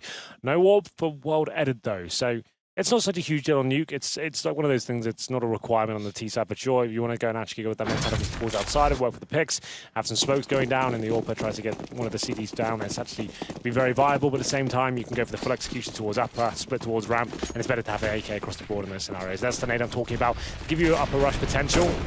Blade opens it up, but not going to be committing just yet. There is a smoke in the way of AZ there, just to keep him alive a little bit longer. Easy downed. Electronic again gets around very fast. Over Twinkie, drops main, comes through. Headshot success. They've got to do something to cover off that outer position. And Electronic with style again to take down Alu through the edge of smoke. Rain's got good position here though, overlooked. Problem is he's in a 1 versus 5 and he's giving himself up immediately because he has to. World Edit turns and stares him down, so had to take the shot. It's a very fast play there from Flipside. The upper split working out quite nicely for them. There's no AWP available with the CT, so that makes outside a lot more possible for the terrorists coming in from that upper entrance, and you can see now World Edit coming from main. He takes down Kiyoshima, who could do nothing about that. Flashbang's coming in. We said Flipside would be very good at the executions, and that's one from the strat book itself. And I've just seen a Bizon purchased. That's a rare gun to see come out of the major map. One of your favorites, I know. It's the best gun in the game. Yep. So you've said before. Yeah. And we'll see if Carrigan can bring it in. It's the. I guess I'm gonna put it out there. It's known to be the worst gun in the game. 64 bullets, don't really do much against armor at all. But Rain, that's a better start for him as he managed to get the headshot towards Waylander and give them a possibility of taking this round. It is a force buy from FaZe with the Biz on. I'm interested to see whether Carrigan can find a single frag with that one, as it does about 10 damage per bullet against armor players. Electronic tries to sneak as far around the backside of the Twinkie, or the silo as he can, so as not to be spotted and get an angle towards Secret. Smartly so as well with Rain. Might only be a scout, but doesn't need much to fire at to find the headshot from that angle. He continues to search for that shot. Well, that it's got the ground below covered off. They've got to do something, I repeat, about holding that outer position and not allowing so much freedom of movement for Flipside. So this scout is the first approach in doing so in Electronic. Relocates and repositions. I think Rain's just spotted him. The hard part is finding the shot. Head's still there, but he's dropped down. He's gone. And Rain's missed his first opportunity. If Electronic wraps around, he could easily take over the main entrance again. Thankfully, Rain gets in a position to spot him before he does so, but it's Ramp finally with some pressure. Crossfire set, flash through. Alu's going to be left alone for the moment because it forces, Kiyoshima, but Carrigan back down the ramp without vision. And that's going to open up all the kills for Flipside. Good shot from AZ on the first. Low HP needs to find a second. Running low on bullets, though. He's down to 1. Has to reload and get away in time. He won't. Rain's going to catch up. World Edit. And Electronic's hot on AZ's heels. Around as well. Rain just barely gets into Electronic in the 1 versus 1. Well, we didn't get any Biz on action, but FaZe do manage to pick up that round, a big one at that as well. It was another force buy. There's been plenty of force buy victories here for either side. This was the initial headshot from Rain with that scout. Nice shot from him. Nothing too complicated there, but gives him the man advantage and funnels him in towards the crosshairs of Alu and Carrigan towards ramp. They managed to step up there. There will be another force buy here. It certainly is more of attrition as we go into round number 7. 4-2 in favor of FaZe. They can pick up this one. Should break the economy fully of Flipside. They've got 3 AKs and 2 PD-50s with some nades as well. We'll see where they go towards outside. Haven't been too much in terms of like standard rounds. We're used to seeing the smokes out towards outer. This looks more traditional now. Get towards Secret. You can either have one player there or fully commit to try and get towards that lower bomb side. So while the smoke's out, we mentioned this was going to be a possibility with the amount of room that they've had. Electronic starts to clear angle, fast rotations. They're aware of the fact they had no read. So 1 down vents already. The second one inside of the site. Good shot from AZ. Markolov traded down. He crosses back over as well to get the AK, but it's Molotov'd off. Remember, there's only 1 exit from the vents now, so he's forced up the ladder rather than back inside of the site. That's going to be a problem for him to re-enter, but he comes back down quickly. World Edit sees the bullets come through, thankfully stays alive, but as he wraps around, it's Waylander waiting. Good information relayed, and World Edit can cover off the planting player of Electronic now as they sit 3 versus 3. Nade on the low HP, though. Now to a 2 versus 2, and Kiyoshima, still from the vents, is doing wonders. Molotov's going to extinguish itself on top of the bomb already, and a lovely 1 tap onto World Edit. Lovely, lovely stuff. I agree with you there. Kiyoshima finishes it off in true style there. 2 versus 1. Bit of a difficult round there for FaZe overall. It comes down to the 2 versus 1. Kiyoshima stepping up. It was a more traditional setup there from Flipside. Smokes towards outer and manages to get on towards lower very quickly indeed. And here's the play from Kyo. 1 bullet remaining in the clip, Matt. That's so sick. Nuts. I didn't realize that when he did it. I thought he was just showing off, but it's actually just 1 bullet. Boom. Takes him down. Why not? It's commitment to get the information. Didn't want to get caught in the reload. There was one other difference we just saw as well, briefly, on the left side of the last shot we had. The Toxic Room is now double doors as opposed to a window, so it's not quite as viable to hide in and bait out shots. You have to commit to opening the door at some point. Sure. Well then, I did say that I'd break the economy of Flipside. They managed to get the bomb down, but they certainly cannot buy here. Will be Deagles, Tech 9s, no nades. Markelov has got body armor. Deagles certainly interesting on this map. Lots of opportunities and long-range angles, especially towards outside, but very likely that FaZe Clan will stabilize after this round. We haven't seen an Alu AWP as of yet. That's quite rare 8 rounds into a game. So I'm sure that'll be coming momentarily. Good name for carrying. Does a ton of damage against the 2 frags. I was about to say him first, but well done, it takes him down. A round will be secured, but they managed to find 1 frag here. At this point, Alu doesn't even need to commit. Just hold him in that position, make sure they don't come towards ladder. Easy, he finds a rotation frag as well. It's going to be 1 player remaining for ladder. Alu finishes things off, 6-2. And with 1 player going down, I would suggest Alu now gives his M4 over to Carrigan and he picks up the AWP. That would be the ideal situation if they can afford to do that. He's holding it. Carrigan gets gifted. They can't buy one now. Okay, so yeah, they give him an M4, but they didn't go for the AWP instead. I like the rotation from Alu there. I often reference North, Dignitas when we last saw them on this map, and Cajun B, and his ability to play the heaven position, get information to outer, but also rotate into turnpike to support ramp. That's exactly what Alu did there on Kerrigan's call. And as you say, didn't even need to commit. Found the 1 kill, just sit, contain them. Easy to lock them out at that point. We've seen the economy being an absolute nightmare to control on CD side. Even today, you just need to be very careful. Don't overcommit to situations that aren't going to necessarily win you the round and don't need to be made. As we go into round number 9 now. Another buy here for Flipside. Not the best. You can see they are limited on utility at the 1 minute 30 mark. Only 2 smokes remaining and a Molotov. AZ, it's going to be rotating towards lower. Electronic has made it down there. Detected, it seems, as AZ's position suggests he knows that something's a little bit astray there. As he holds up, Electronic not going to be heavily committing just yet. His teammates, I would suggest at this point, going towards ramp as well and drop towards outside. They'll try and do some sort of lower split. As Markov waiting for any aggression from the CTs, but there's no real reason for the CTs to push at this point. They have the man advantage. They don't need to push towards lobby, so it's very unlikely they're going to be pushing in towards Squeaky Door. Blade waiting in hut. Has at least got through the first door, which is nadeable from heaven very quickly. Molotovs can easily get in almost through to lobby from that point in time. Still susceptible to utility damage, but they don't quite know that he's there just yet.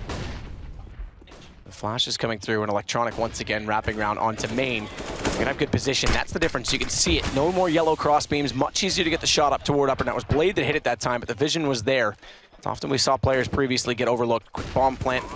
Or let it the one to put it down. It gives Carrigan the patience to wait for this. AZ rotating in, smokes himself front side of hut so he can get a little bit closer in. Rain's going to go with him, but they've still got a flash through. That flash actually catches him. Kerrigan commits rather than looks for a peek, and Blade in the corner catches him off. No anticipation that he was there.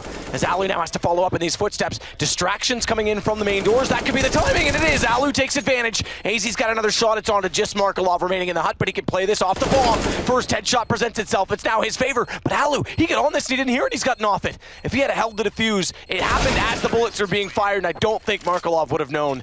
Either way, it's him that picks up the round. Absolutely agree. I think the full defuse there was the correct call to make here. It seemed perfect considering the setup there, but Markelov holds his nerve and gets the first frag. AZ pushes in towards the hut, and Ali there just left with the deagle in hand, had to try and push in, taken down, and Markelov actually recovering the situation there. It was Flipside on a 5-on-4. Blade comes out of the hut, finds 2 kills, gets him back into it, bomb planted, and the retake not successful there for FaZe Clan. We said we were waiting for an Alu AWP as well. It finally arrives, not in the best circumstance, I have to say. He's surrounded by a Famas, a 5-7 in UMP, but you know what? I don't mind that at all. Alu's certainly a player that can carry a team with this particular weapon, and there's the first shot. Takes down Electronic and gives him the man advantage. Flashes over from Waylander as well, wants back out toward the big garage. Alu's going to find him. So 2 for him, and we said control outer. Well, now that they've got the AWP, Alu seems up to the task. Yeah, this is perfect. You do a force buy, 1 player can get an AWP, but someone like Alu who's confident in his own ability, a very intelligent Counter-Strike player, knows what he has to do to get picks and stay alive as well. He's got 2, 5-on-3. Not quite over just yet, but Blade in a great position here to actually the ladder. How is he not spotted? Rain. You would have thought he saw him coming upward because he can't shoot on the ladder, and he still manages to get his foot down to get the kill, but it's AZ and Keo to compensate. It's on to Mark. So, Ali there.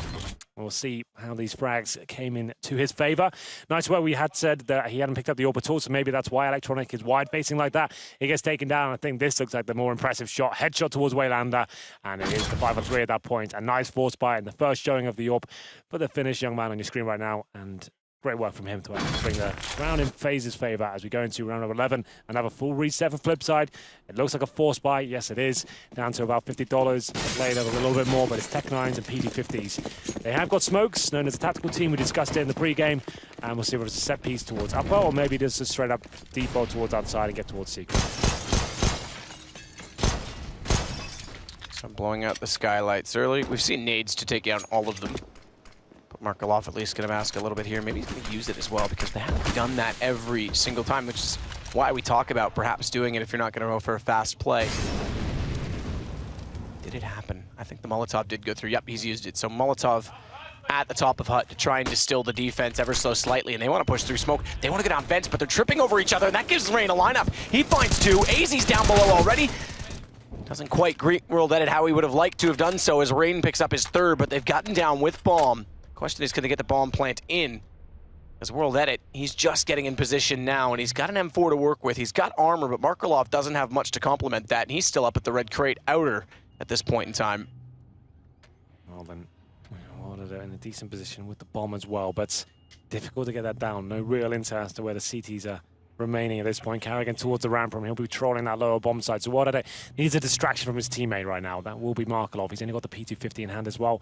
Slowly making his way to his teammate, but he's just going to be backing him up. They'll be in the same position for now. They have got a smoke. So this is an old trick. You right-click the smoke out here. Try and plant within it. It's a little bit too wide for my liking. You can actually plant a bit closer than wide. Yeah. Normally you can smoke right outside those squeaky door and actually plant within it. The red line is plantable. So all you have to do is get that smoke on the edge of it. So they've got to commit a lot further. Now it's wide open post-plant. That's the good news about it being that far on the site. Missed shots from Markelov, though. That would have been big because it would have dropped an M4 into his hands. He would have got the kill. 4 for Rain in the round, then Kerrigan closing it out. It's going to get FaZe number 8. 3 rounds already for Flipside, but I'm not sure those old nuke statistics still hold up. Here's Rain. Just spraying through the smoke wildly there, finds a couple of frags. And I'm surprised so far, considering the changes towards the squeaky door, like the upper rush is being a lot more, I guess, possible now for the terrorists. You'd think to see more of those in these fast outside splits, which are winning Flipside a couple of rounds there. They've slowed things right down now, but to be fair, the money has been in the bin throughout this campaign on the T side. There's going to be the same situation here. Yes, the bomb was planted, but loss bonus is not there for them at all. PT50s and Glocks once again. Actually, PT50s across the board. 3 smokes and flashbangs as well. Ali's still with the AWP towards ramp. He goes this time. He likes to go aggressive, known for it. I don't think he has to in this particular scenario. Let's see if he wants to push in. Use that Molotov to stop any terrorists running around the corner there. As he does decide to fall back, that smoke will buy him some time and probably reposition himself and allow his teammates to get some intel here. But Carrigan left alone as they decide to commit. Kerrigan Flash has to back away, doesn't quite get around the corner, but does still land the shots. And again, Alu's able to rotate into Turnpike quick enough to catch off. The late push toward Kerrigan. Bomb down on ramp as well. They've got control of the situation. Just 2 pistols remaining. As he gets a commitment shot back against him. Markelov's going to pick this up. There's guns available at the bottom of the ramp all of a sudden. Sloppy stuff there from FaZe. It's one of the things you think you can just close around out then and there, but it's just, if you're thinking about the bigger picture, right? Like, you just need to be, the bomb's down there. Alu's got it locked down. You've got lobby covered as well. There's no real need to commit to that. They're just trying to close things out quickly. And they're getting punished in terms of the economy going forward. And now actually potentially giving them a window to work with here. Good work from Markelov, to be fair, with the P250, but just shouldn't be given that possibility to make that happen. Bomb now obtained. They have got 40 seconds remaining. If he gets one more kill, then it gets a bit scary for FaZe going forward. He'll be facing now towards that lower position. I think Kirishina's behind the side on the bomb site. That nade could work out for Markelov. If he nails the grenade, a couple of bullets will finish it off. But Kirishima aggressive, gets his head blown off, and now it's actually starting to look a little bit promising for Flipside as the bomb goes down. Inside the site, they've turned this around. Quick kill from Rain. That was going to lead this to a 1 versus 2, and Rain, he'll add to that. Got a lot further than it potentially should have. They force out more reinvestment. On top of that, they get a bomb plant. And they've only got 2 rounds. This will be the 3rd against them in the lost round bonus. So getting that bomb plant down, that extra $800, they're all above the 6K mark at this point. Yeah, so you can see what I mean at that point. You just, if you want to play the big picture game and just make sure you're winning rounds, keeping everyone alive, That's not what play was required. Carrigan and Azy can hold the lower bomb, so they've got every other choke point covered at that point. Just trying to close the round out quickly, but it will take a dent, and you can see the money right now when we get back into the game. It's going to be Azy and Carrigan, the players that got taken down. They're below the $1,000 mark.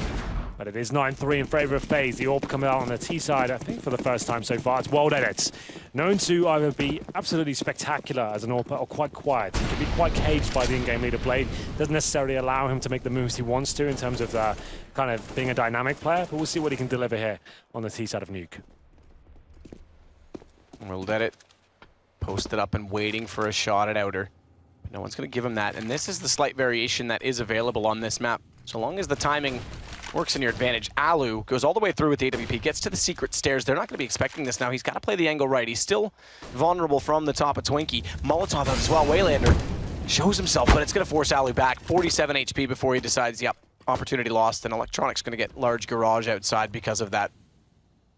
So good control of the map early from Flipside, but he's still here with this AWP, and Waylander could just walk into this foot shows first, and thank you very much. Perfect. He's gone down low HP. He holds a really nice angle there. Advantageous with the CTs at that point. Gets the kill. 5 and 4 damage being inflicted across the board to the Ts as well. And at this point, Carrigan holding strong. He doesn't want to overcommit to this position to stop them coming up that ladder. That's absolutely fine.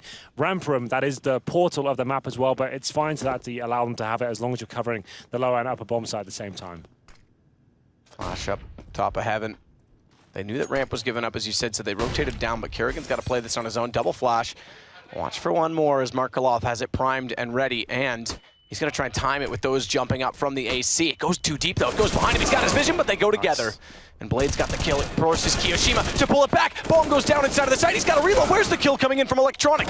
He was busy taking down AZ, but he'll close it with 3 down to just Alu. And 10 seconds, they've got to commit to the plant. World Edit's going to do so exactly at this moment, but Alu missing a big shot. It's going to give him an opening because he's tagged at 21. They drop into the site. They'll play this together. If you can get the nade between the two silos, damage could be done. World Edit could go down, but he has to commit to it early, and already World Edit sneaking up, and the AWP pulled out with his opponent much, much closer than he previously was. Still looking for the gap on Electronic. Yeah. All he has to do is one misstep, and World Edit's in a prime position. 21 HP, this is it. In the window, no movement. And Flipside pick up their 4th round. That's the push that wins the round there and then. Alu still had a chance there when he was actually coming in towards that play for main entrance, but as soon as he gets towards that close vent, nothing he could do. But what a lovely take that was towards the ladder position. We said man advantage to FaZe. They got themselves in a position. They know they're coming from the ladder, but you could see very nicely done from Flipside, getting themselves boosted up towards the catwalk position as well. Flashbang comes in. The moment the flashbang comes up, Markelov, he comes up the ladder first, shows his head, distracts Carrigan. Teammates then showed themselves from the catwalk position, take control of that area, and at that point, the round falls apart for FaZe. Very well done from Flipside as they find round number 4, and look what they've done to the economy. And it's the 2 players we mentioned before, Matt. We were talking about them being punished towards that ramp room. It's AZ and Carrigan, the players that overcommitted towards ramp, and it just goes to show you how delicate the economy can be on the CD side, and you have to be very wise and informed of your decisions you make in those big rounds. Even when you think they've only got P250s, you need to keep everyone alive.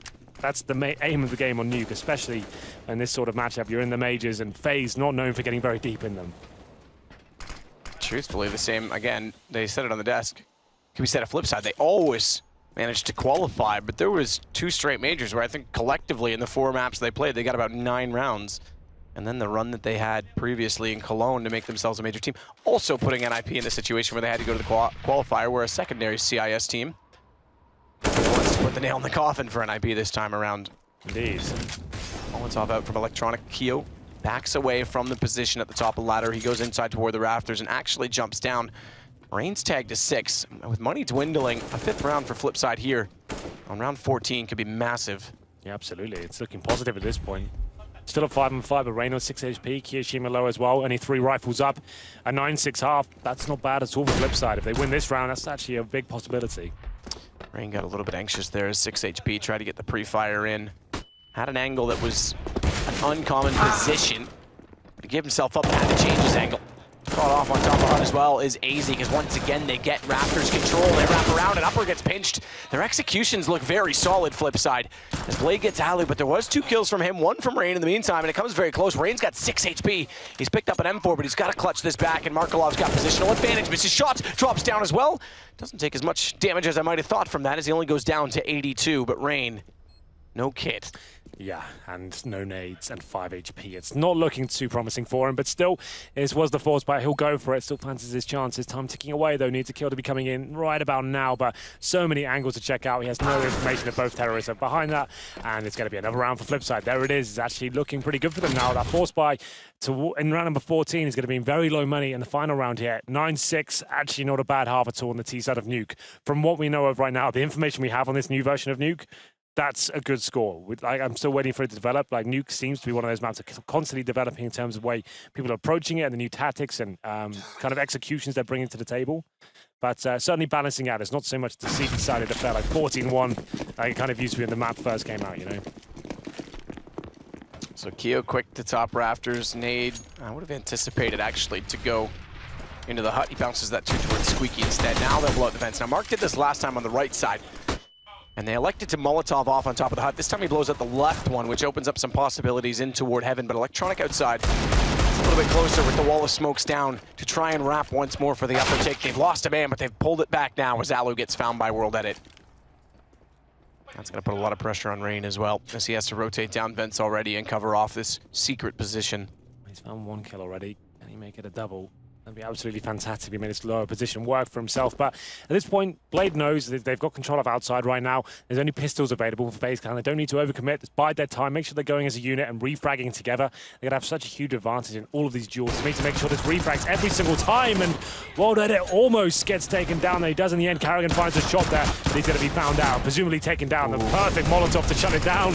Kiyojima landing headshots there with the Desert Eagle. And somehow gets away from the action. He's left Carrigan close, but Markelov takes advantage of the smoke down. His teammate being left down below, not able to do anything, and then just jumps down to find him as well. It gives them the 1-man advantage. Markelov's low. No gun grabbed from Rain, but if the wrong call's made, if they walk to upper and think it's going to be open, it's possible Rain could find the shots fast enough as they come up toward the ladder. I think they're going to go ramping lower. I think so too. I was going to say, though, that's going to mean they're going to make a lot of noise getting there. It's a 20-second mark, and Rain's probably heard something there. I'm not 100% sure. Doesn't look like it just yet. But if that bomb goes down towards lower, pretty much round over, unless Rain can operate very quickly here. There's obviously 1 vent these days. So he's going to come out. Flashbang is decent. Spots 1 player as well. If he nailed this headshot, maybe he's got a chance. Can't quite find the damage yet, although he does tag Electronic. Does tag him indeed. 6 on Markelov, remember that. So if he can get Electronic down, if he had to hit that shot, it's all doable. Tries to find them in the smoke. No chance. Back over to the vents again. Just the Deagle to work with, so might as well commit to this as long as possible, but it's in the corner. Electronic waits, and it's now going to be 9-6 as Flipside pull that back to make it a very reasonable half. Yeah, it was 9-3 at one point, and Flipside found some form, and like I said, that was actually a pretty decent half from them overall. We're still actually getting used to this new version of Nuke and working out what is possible. Obviously, I think as the tournament progresses and we get a bit deeper, we're going to see some really interesting stuff, especially towards the playoff. Something like the tactics people have been saving for the big matches. If Nuke does come out, I've got a feeling it will do quite a lot in this tournament. But the second half begins, and I can see a Superman purchase from AZ. That basically means he gets an upgraded pistol, in this case a Tech 9, and body armor. So the pistol has to be dropped by a teammate. Someone sacrifices their bigger buy bet. Matthew, you love to talk about the stats, so why don't you talk us through? Yeah, you know what? I really do, Henry. It makes me sound like I know what I'm talking about, but really, it's on the screen for you. I don't need to explain much. ADR, we've harped on this all day. There's been a lot of players that have been getting close or above 100 in the opening halves, and again, Rain does so here. Not surprisingly, he found a lot of late kills that made the difference in their rounds. He finishes with 20. Yeah, if you hit 20 in a half in Counter-Strike, that's considered like almost godlike status. That means you potentially finish on 40 frags in one game. That's kind of nuts. So 20 is very, very good indeed. Like I said, Superman purchase is actually going to be 2 of them. 2 Supermen. Kiyojima and AZ. That's quite rare. Rushing out of the Tech 9. It's AZ to open things up, but Blade returns very quickly indeed. Nice shot. Alu driving by. Keo is able to follow it. Takes down World Edit. So both Superman stay alive, and it's Markelov on 5 HP that's going to get pushed back and double peeked. Down he goes. I don't Good think response. I've ever seen that before. A double Superman. Yeah. Who would have thought? Maybe it was Superman and Superwoman. There can't be 2 Supermen. True. Yep. You can't clone him, I think. It's true. Well, there we go. I heard he clones well if you use Kryptonite. Yeah, I think so as well. But yeah, rushing up Tech 9s, 2 with body armor as well. That's quite avant-garde strategy, I have to say. And I'm not sure they use a grenade to open the door fast. I didn't quite catch that, but that would have been really cool if they actually used the HE to blow out the squeaky door and go out with those Tech 9s super quickly. And there it is. It worked out for FaZe Clan 10-6. And in terms of force buy for Flipside in the second round, it's going to be Desert Eagles and 2 players with head armor. Well, 1 with body armor, 1 with head armor, and no nades apart from smoke. So Difficult round for the CTs. I can't imagine a round where they actually pick up this one up, but let's see if this Deagle pays off Markov. Apparently not. Ace takes him down, and so does Kiyoshima. He finds Electronic, 5-on-3. The shot spots another up toward the backside of Heaven. It's World Edit. He's actually dropped down in behind the AC, and that nade catches the top of the fan rotisserie and all of a sudden bounces the wrong direction, so he won't take damage from that. He does get tagged eventually. Goes down to 48. It does World Edit. His blade finds Kiyoshima, though. They've only pulled this back with one. They got to be careful if Kerrigan oversteps this. Thankfully, the reload comes in. Could have been a problem with an AK down and a 3 versus 3. Yeah, a little bit of a problem, but this is looking quite comfortable right now for FaZe. It's 4-on-2. This is the big frag, and it could work out for Waylander as Rain gets caught with his pants down there and gives him a chance. But on the other side of the map, it's Kerrigan. He's got the UMP in hand and finishes blade off. So does Alu. He chimes in at the end, and it's going to be quite a comfortable procedure. A little bit exciting there towards the end of the Desert Eagle, but ultimately, that's going to be a full eco now for Flipside, and presumably 12-6 for FaZe. They can sit back now, farm some cash. We can see the purchases coming in. Kiyoshima, he purchases the Mac 10, and so does Kerrigan. That means he can throw himself into these tight choke points, potentially towards ramp or through hut, farm some cash. I didn't know this map. Did you know it was called Cedar Creek? You know that was. I did not know that was a thing. I know that it was relocated magically by the Valve devs from, I believe, was Germany to the eastern seaboard of the USA. Well, there you go. It's no longer where it used to be. Bit of trivia there for you. Something along those lines. Kiyoshima Mac 10 gets toward the hut quick enough, and Electronic drops down, and thank you very much, as he starts to look away, realizes he's got a target to fire at. It's working wonders for them as well as he builds up his cash. Everyone so far getting SMG kills. There's only 2 of them in play. There's 3 of them. 3 kills, rather, with them. So Blade, top Raptors, does try and peek down and take out the shot onto Kerrigan, doesn't land it. In terms of like a game plan, the Mac 10 picking up 4 of the kills of the possible 5, that's actually very, very good for the teaser. They farm extra $300 per kill with that weapon. He gets 600 instead of 300, and it means you just keep adding to the total. What's interesting, though, do they keep those Mac 10s, Matt, going forward? They know it's a gun round. We call that a bonus round when you save SMGs and take them to gun rounds, even though you know the CTs will be fully equipped. It looks like now I can see Kerrigan, he's dropped his Mac 10, but Kiyoshima will be keeping his, so he keeps his money a little bit stronger. Mac 10, and presumably kind of same mentality. They might want to go a bit faster here, maybe try and get Kiyoshima down towards the fence, something like that. In terms of the buy for Flipside, though, he doesn't have an AWP, and Electronic just with the Famas there. There's a nade once again, but Smoke will be joining it as well, take vision away from the CDs. It's looking like quite a fast run indeed. Rain looking at that first pick towards the outside area. Slight gap in the smoke, lots of communication being relayed, and it's going to work because they push back through that call made that they're wrapping on a hut.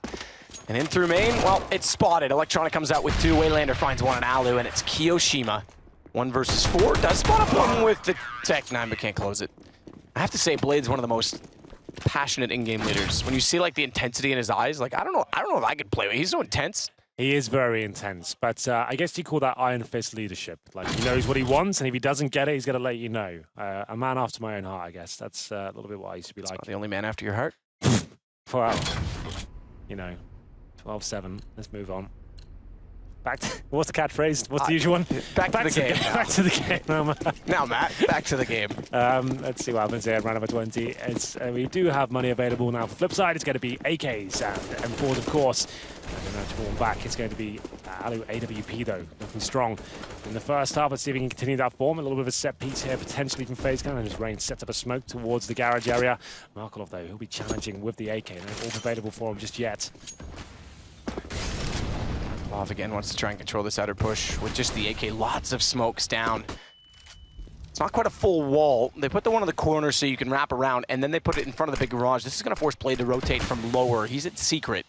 So he wants to greet them at the doorway. Can't overcommit, though, because his teammate inside of that garage, Markelov, doesn't have trade potential with that smoke in front, so he's just got to sit and wait, be patient. Markelov finds the opening kill, but Alu reads it, spots out Blade walking up, and Kerrigan takes down Markelov. Very well done from FaZe. Yeah, they bought themselves a lot of time here. It's a 4-on-3, and they've still got nades and positional control of the outside area. It's up to the CTs now to kind of recalibrate, work out how they're going to hold. Are they going to commit players towards low? I can think we have a world at it. It needs the ladder here, and it's up to Waylander, who takes a lot of damage towards the upper position here.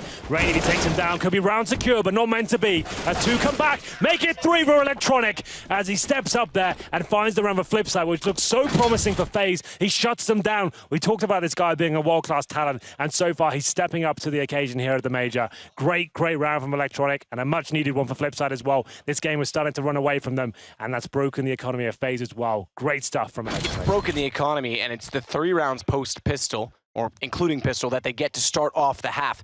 Keep in mind, on the opposing side, when it was flip side on T, they picked up an eco in the second round, or a 4-spy win with a bomb, and then 5 gun rounds after that. So it's a lot of pressure on FaZe. It might be 8-12 in favor of them, but they still have a battle in this game. Absolutely. Well, it's not a forced buy, the partial buy, but it's a very quick one towards up by Electronic, though. He's staying alive and fighting to the bitter end as he finds 3 frags in total. Carrigan now just a PT-50 in hand. We'll be trying to see what he can do here towards the upper bomb side. Markelov shuts it down, and FaZe can be very deadly with those pistols. They certainly have got a lot of superstars on the team, the likes of AZ and Rain, known to be some of the fastest fraggers in the game. If you get them in position, they'll certainly find frags to the team. Can't really do too much as Electronic shuts them down once again. It's round number 22, another full buy here for FaZe, but Alu, without his prestigious AWP, is Electronic. Like you said, this position's a little bit more delicate now. The CTG used to have a huge advantage here. The raiding kind of hid you, even if you got flashed and smoked off, molotoved off, you could buy yourself some time by sitting there because it was difficult to spot them. Not so much the case anymore, which is why I'm interested to see how this map develops in terms of being a CT-sided affair. Especially with that position in rafters. It's already limited enough. You can't get above squeaky door as you used to be able to do. You're only allowed to use about half of what the rafters used to offer in previous iterations. Blade goes down vents early, puts him in a position where he's able to rotate accordingly. Skylight's blown out. Markelov wants to push. Opposing side of the smoke. And they're going to go by each other. Markelov, if he turned around, he would have spotted and realized they'd gone down secret, but they get in quickly, and Blade, he's still down here, but needs to get information fast. Rain will spot one on Waylander. It's traded back, but Blade now knows they're here and yet to be spotted with the vent still fully intact in front. He actually could get the jump on them if he's smart about his peak, but he's not sure yet what's behind him. And Markelov coming in will confirm that that's clear. Get your focus inside of the site. Hold off the bomb rotating in, and Blade's going to do exactly that. He'll drop down on Kerrigan. Markelov gets slightly further forward. And Alu has to watch because they are trying to get a bomb down. Rain's the one to do it, but door's not yet open, but Alu going down quickly. He's going to leave Rain on his own. He's already just killed 1 player, so he's got to be low on ammo, but through the door, it's Kiyoshima.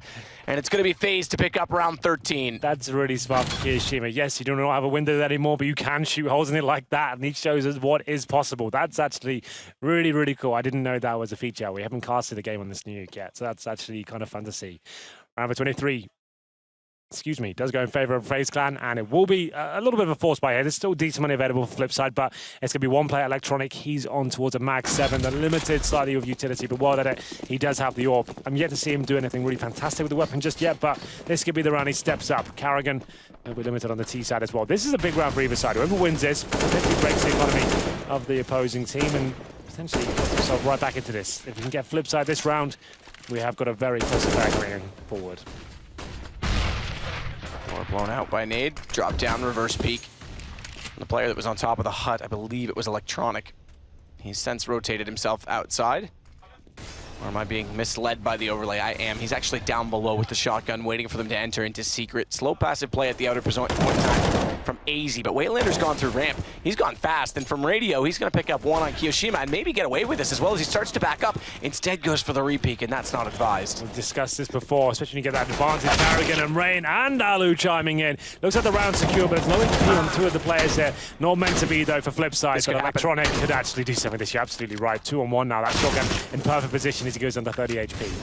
4 players down to 2. Good pickup with the shotgun. Low HP inside of Squeaky, and he's got through the smoke. Spots one above. Nice shot on a Rain. It's down to 1-on-1. He's got him tagged as well, but AZ holds it together, and they find 14. So impressive from Electronic. What, even to get that close in that situation. Matt, only on max 7, 1 on 4, finds 2 kills, has a great awareness to push through the smoke and find the player with the UMP. I think we had a massive thud to the left of us as he didn't quite make the round. Maybe a bit of frustration coming in there, but still very close indeed. But AZ, I beg your pardon, Alu managing to hold his nerve and win the round.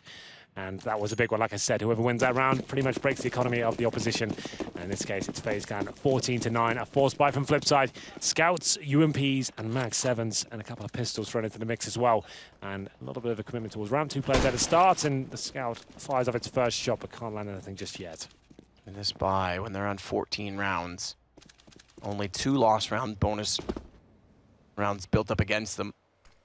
So for those of you who aren't aware, $1,400 for your first loss. You add 400 to that. Rather 500 to that, excuse me. Each additional round you lose to a total of 5 rounds. Maxes the bonus at 3,400. Upon winning 1 round, you reset that. They've only had 2 against them, so they're not going to get a massive injection if they lose this, and they've invested quite heavily to try and slow them down with this scout. So they're essentially playing for the game at this point.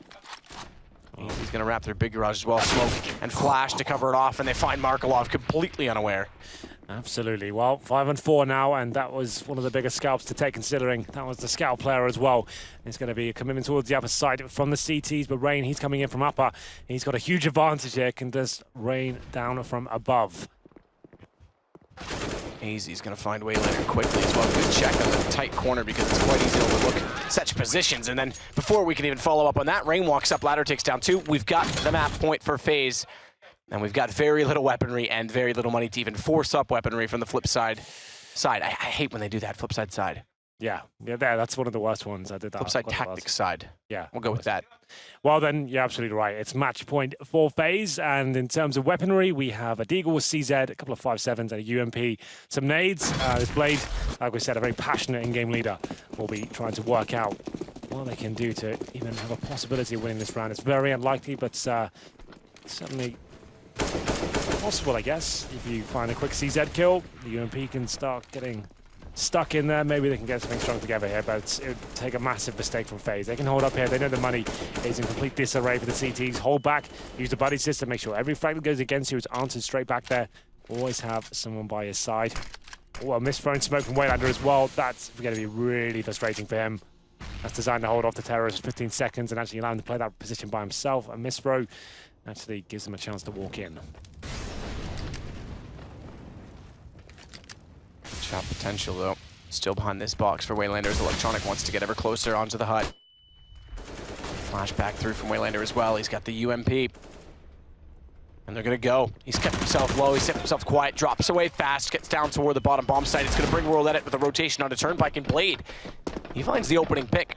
And they've got to go hunting down below to find this remaining player who does have that UMP. Waylander nearly comes out with a kill, but it's rain tagged to 58, no less.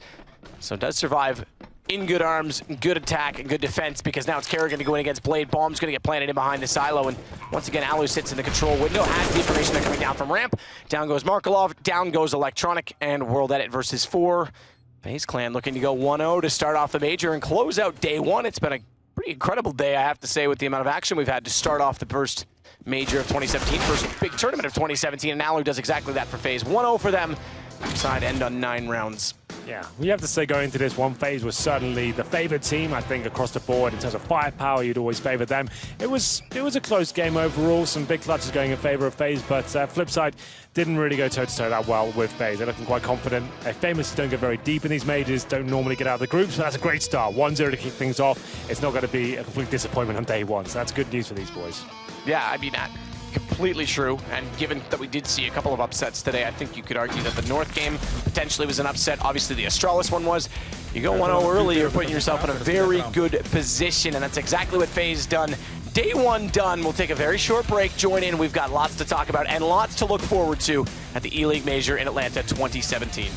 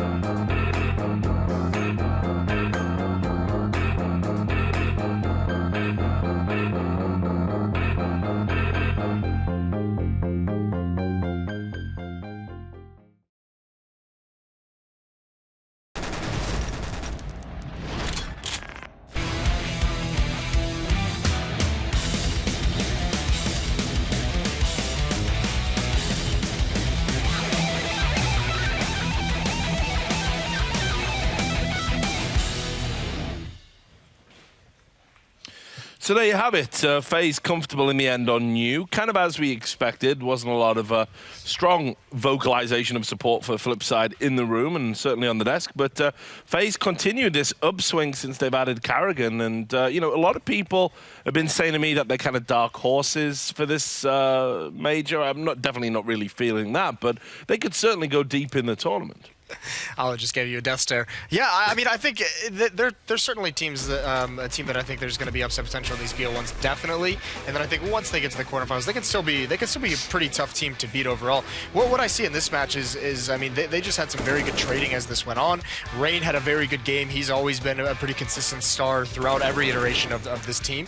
But just, I mean, that's kind of what it marked in solid trading, because you could see Flipside, as we talked about with Blade, the in-game leader, one of their strengths are their strategies, are their tactics. They had some good ideas. They had that very, very cool execute on the upper site where they coordinated coming up the ladder and wrapping around the catwalk. And unfortunately, it doesn't. That they win that round, but still, you could see from FaZe just the skill. They can still keep themselves in that round despite being at a disadvantage during the execute. Yeah, and were you impressed by FaZe here? I mean, because Flipside have been on, you know, a good run of form lately. They've even come into this winning a tournament. I can't remember the last time I said that about Flipside. Yeah, the thing with Flipside is, to me, they're kind of like a gatekeeper team, you know. They keep down the tier 2, they keep people out of being in the top 10, but if you're legitimately above them in the rankings, you're probably going to beat them, you know. They're not really going to pull out massive upsets. Also, it is a bit bizarre, even though, yeah, clearly they had prepped for Nuke. Actually, it's a map that FaZe have gradually improved on since they got Carrigan, but I have to say, it is bizarre that you would put a match like this where you have upset potential, even potentially onto Nuke. Like, why would you want to play Nuke in a best of one in this scenario? If I were them, I would have just gone for something like a train or something where you're both strong also, but you have more routine, more of an idea of how they're going to play. You know, it's tough to kind of read what FaZe is going to be like on Nuke here. Yeah, I definitely agree with that. I mean, but in the end, obviously, Carrigan well prepared. I thought Rain and Arlu's been a revelation for me of late. I will say that. I think he's really starting to find some consistency, which has not been typical of his career to date. And we've said this, Carrigan knows how to get the best out of players. That's why he's a great in-game leader. Yeah, it's really starting to come together. I mean, that's the big thing that you can take away from this team. I don't think this win in itself says too much about FaZe, but I mean, you can just see the marked improvement since they have just a in-game leader. It almost, I mean, obviously Carrigan's going to bring them up like a certain level, but any in-game leader coming in where there could have just been one consistent voice they could have followed is going to improve them a certain deal. I think Carrigan is just going to be, you know, another level in terms of that. Right. Well, obviously that's day one wrapped up, but still a few things to bring to your attention. Most notably of all, our partners Face It, and Counter-Strike has a wonderful community, and we'd like you to go and check out the community nights dedicated to the Eleague Major and CSGO community, where you can prove your skill to win pins and team official jerseys signed by the players and a whole lot more. So just go to faceit.com for that. Now let's take a look at the standings overall, and I'm telling you that the draw is going to be super interesting, because you can see in the 1-0s some teams you weren't expecting to see up there, and in the 0-1s, you know, there's some teams that could get drawn against each other, which might be a nightmare for them. It might make things very, very hard. So obviously we're going to find out about that a little bit later, but just our final thoughts for the broadcast, guys. What's really stood out for you today? Well, I mean, this is what's crazy, okay? This is why Swiss system's such a bizarre approach, because if we get the right draw, let's say Gambit draws Godsend, right? One of those teams is going to be 2-0. I don't think anyone had that sort of a setting. Meanwhile, in another world, you put North against Astralis, one of those teams is going to be 0-2. So this just shows the massive swings you can have. But what I like about it is, obviously, after those initial weird matchups, it tends to stabilize a bit. And then you really get the parity among who's playing it. Yeah, and what stood out for you today, brother? I mean, definitely, I think the easy thing is going to be, well, two things. I think that Astralis Godsend matchup is obviously the big one that sticks out with how Astralis just didn't really come out. And then also, I think the Optic Virtus Pro matchup was very, very interesting, because I think Optic actually showed that level they were at the end of last year has kept up into this major, and it's just unfortunate they had Virtus Pro, who is a team that can overcome that as well. Well, it's been great working another major with you as well. Another day in the books. All still mates as we go into day two. Somehow. And just a reminder, of course, we are going to have the finals live from the Fox Theatre. That's going to be on TBS on Sunday, January 29th, 10 a.m. Eastern, and of course Twitch as well. All right, so make sure full stream. It's all there, guys. So book it in your diary. We're looking forward to that one. And of course, we are going to have more fun, more epic games tomorrow, same time, 10 a.m. Eastern on Twitch. Make sure you tune in. So from me and the guys on the desk, thanks a lot for watching and joining us here in Atlanta for the Major. And we look forward very much to seeing you tomorrow.